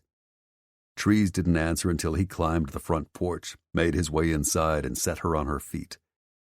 By the ambient security lights, most would call them night lights, he watched the fear and anger war across that face of hers, which still had the power to take his breath away. It didn't matter that he terrified her, or that he hadn't touched her in days. He hated the fact that she hated him. They were a fucked-up tangle, but he refused to let anyone hurt her. "Because now you can't go anywhere," he pointed out. Layla fumed. Oh, she tried to hide it, but he was learning her tells. She might be a gorgeous Latina, but she didn't have the stereotypical spicy temper to go with it. Nope. Layla wasn't the sort of woman to get mad. She got even. Trees was pretty sure she was plotting some really shitty revenge right now. That didn't worry him half so much as her insistence on escaping. He took her by the arm, hauled her to the kitchen table, and thrust her into the first chair, then wrapped his hands around her shoulders. It didn't escape his notice that his grip covered most of her upper arms. "What we have here is a failure to communicate." "I understand your English. Though it may shock you as a man, I have my own thoughts, and I disagree with you." "I'm not shocked at all. I'm just making it incredibly clear that you're not getting your way. You and your sister are under our protection. As long as either faction warring for control of the Tierra Caliente cartel is after you, it is my responsibility to keep you alive. You can't fight them alone, and you've got to know that. But since you don't seem to, and I'm not getting through to you, we're going to make some changes around here until you grasp the concept." Without waiting for a response, he began patting her down. It was fucking hard not to notice her soft, lush breasts when he had to cup them. Impossible not to remember having them in his mouth, or watching them bounce when he'd gripped her hips and she'd ridden him hard and fast. But now wasn't the time for this trip down memory lane, or his erection. He needed to find her phone. Layla pushed at his hands and turned her body away protectively, but he finally felt his way from her chest to her ass and pulled the phone from her back pocket. He saw 3 messages from her sister, which was no surprise, and 1 from Hunter Edgington. That shocked the hell out of him. "What are you up to?" Stubbornly, she pressed her lips together, crossed her arms over her chest in a way that made her tits look even more luscious, and jerked her stare out the window. Damn it. How the fuck could he get her to talk? Turning her ass red and stripping the starch from her attitude sounded great. But she'd made it clear she never wanted him touching her again, and she didn't even trust him a bit, so she'd never volunteer for any sort of consensual spanking, even if she needed it. So Trees did the next best thing. He waved her phone in front of her face until it unlocked, then started prowling through the device. "No!" She lunged out of her chair and reached for the phone. Trees merely held it level with his face, kind of amused as he watched her jump for it. There were occasional benefits to being freakishly tall. Finally, he found the message string he'd been looking for, scanned and scrolled, then nearly lost his fucking mind. Why were you planning to have a conversation with one of my bosses? With a frustrated huff, she plopped in her seat again. Because she realized the jig was up? It is none of your concern. The hell it wasn't. With a sigh, he flipped on the overhead light and headed to the coffee pot. If he was going to interrogate her, he needed some damn caffeine. Days and days without a full night's sleep were catching up to him. The instant he turned his back, she shoved out of her chair, legs scraping across the tile, and sprinted for the door. She'd barely reached it and pulled it open when he caught her around the waist again, lifted her petite curves, kicked the door shut, then carried her back to the kitchen. He pulled out the cuffs. Her eyes widened. What are you doing? He ignored her, managed to slap one cuff around her wrist before she started fighting like a hellcat. But she was too late. He'd already looped the chain around the rungs of the chair and grabbed her free hand. You cannot do this. He clicked the second cuff into place. I just did. Now we're going to talk. Want a blanket? He hoped like fuck she said yes because he was getting a full frontal of her under the kitchen lights, yet it was impossible to miss her thick, beaded nipples. Fuck me. He loved tits, and she had a great pair. And that really wasn't the number one subject on his brain. Well, it shouldn't be. What will I owe you for it? For a fucking blanket? Nothing. She hesitated. Fine. Then yes. Please. He nodded as he grabbed a quilt from the corner of his bed. When he draped it over her, they both breathed a sigh of relief. Then Trees turned the nearby chair backward and straddled it, resting his arms over the top.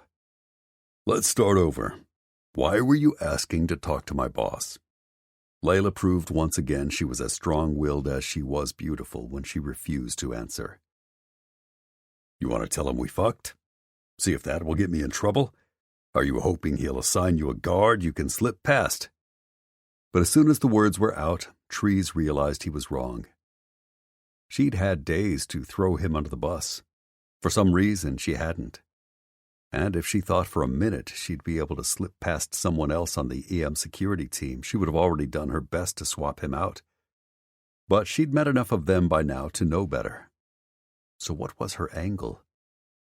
Layla wouldn't beat his gaze, so he took her chin in his grip and forced her to look at him. As always, her soft hazel eyes undid him, not to mention that pouty, fuck-me mouth he remembered kissing feverishly in the dark.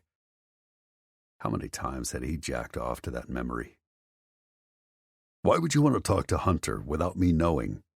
Her white teeth bit into that pillowy lower lip, and he stifled a groan. She had no idea what she was doing to him, and he couldn't let on. She'd already used his desire against him once. Trees wouldn't let it happen again. Since she still stubbornly refused to say a word, he'd have to puzzle the answer out himself. If Hunter, Logan, or Joaquin had an issue with the job he was doing based on her complaints, they would have called his ass on the carpet by now.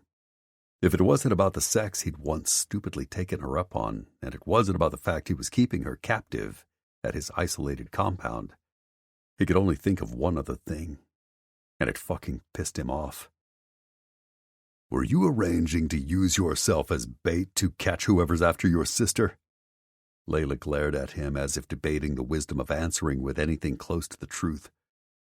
Finally, she yanked her chin from his grasp. Don't touch me. Then answer me. Yes, and you cannot stop me. That's what she thought. Were you planning to run to Hunter's place? Maybe get clear of my property, then call him to come get you? It wasn't anything she did that told him he'd hit the nail on the head, but he knew. Oh, that would have made me look really fucking good. Then again, you don't care about that, do you? I have no wish to hurt you, but my sister will be fine. She shook her head. They will come. They will keep coming. They will never stop until they kill her and take her son. I know these people. They are animals. They will never give up. Then neither will I. I can be an animal too, and I'll prove it. Want more trees in Layla? Get ready for Wicked as Seduction, coming soon. This concludes Wicked and True by Shayla Black. Narrated by Troy Duran. Copyright 2021 by Shelley Bradley, LLC. This unabridged audiobook is published by arrangement with Shelley Bradley, LLC, care of the Whalen Agency Limited, and was produced in the year 2021 by Tantor Media Incorporated, a division of Recorded Books, which holds the copyright thereto. Please visit Tantor.com for more information on our growing library of unabridged audiobooks.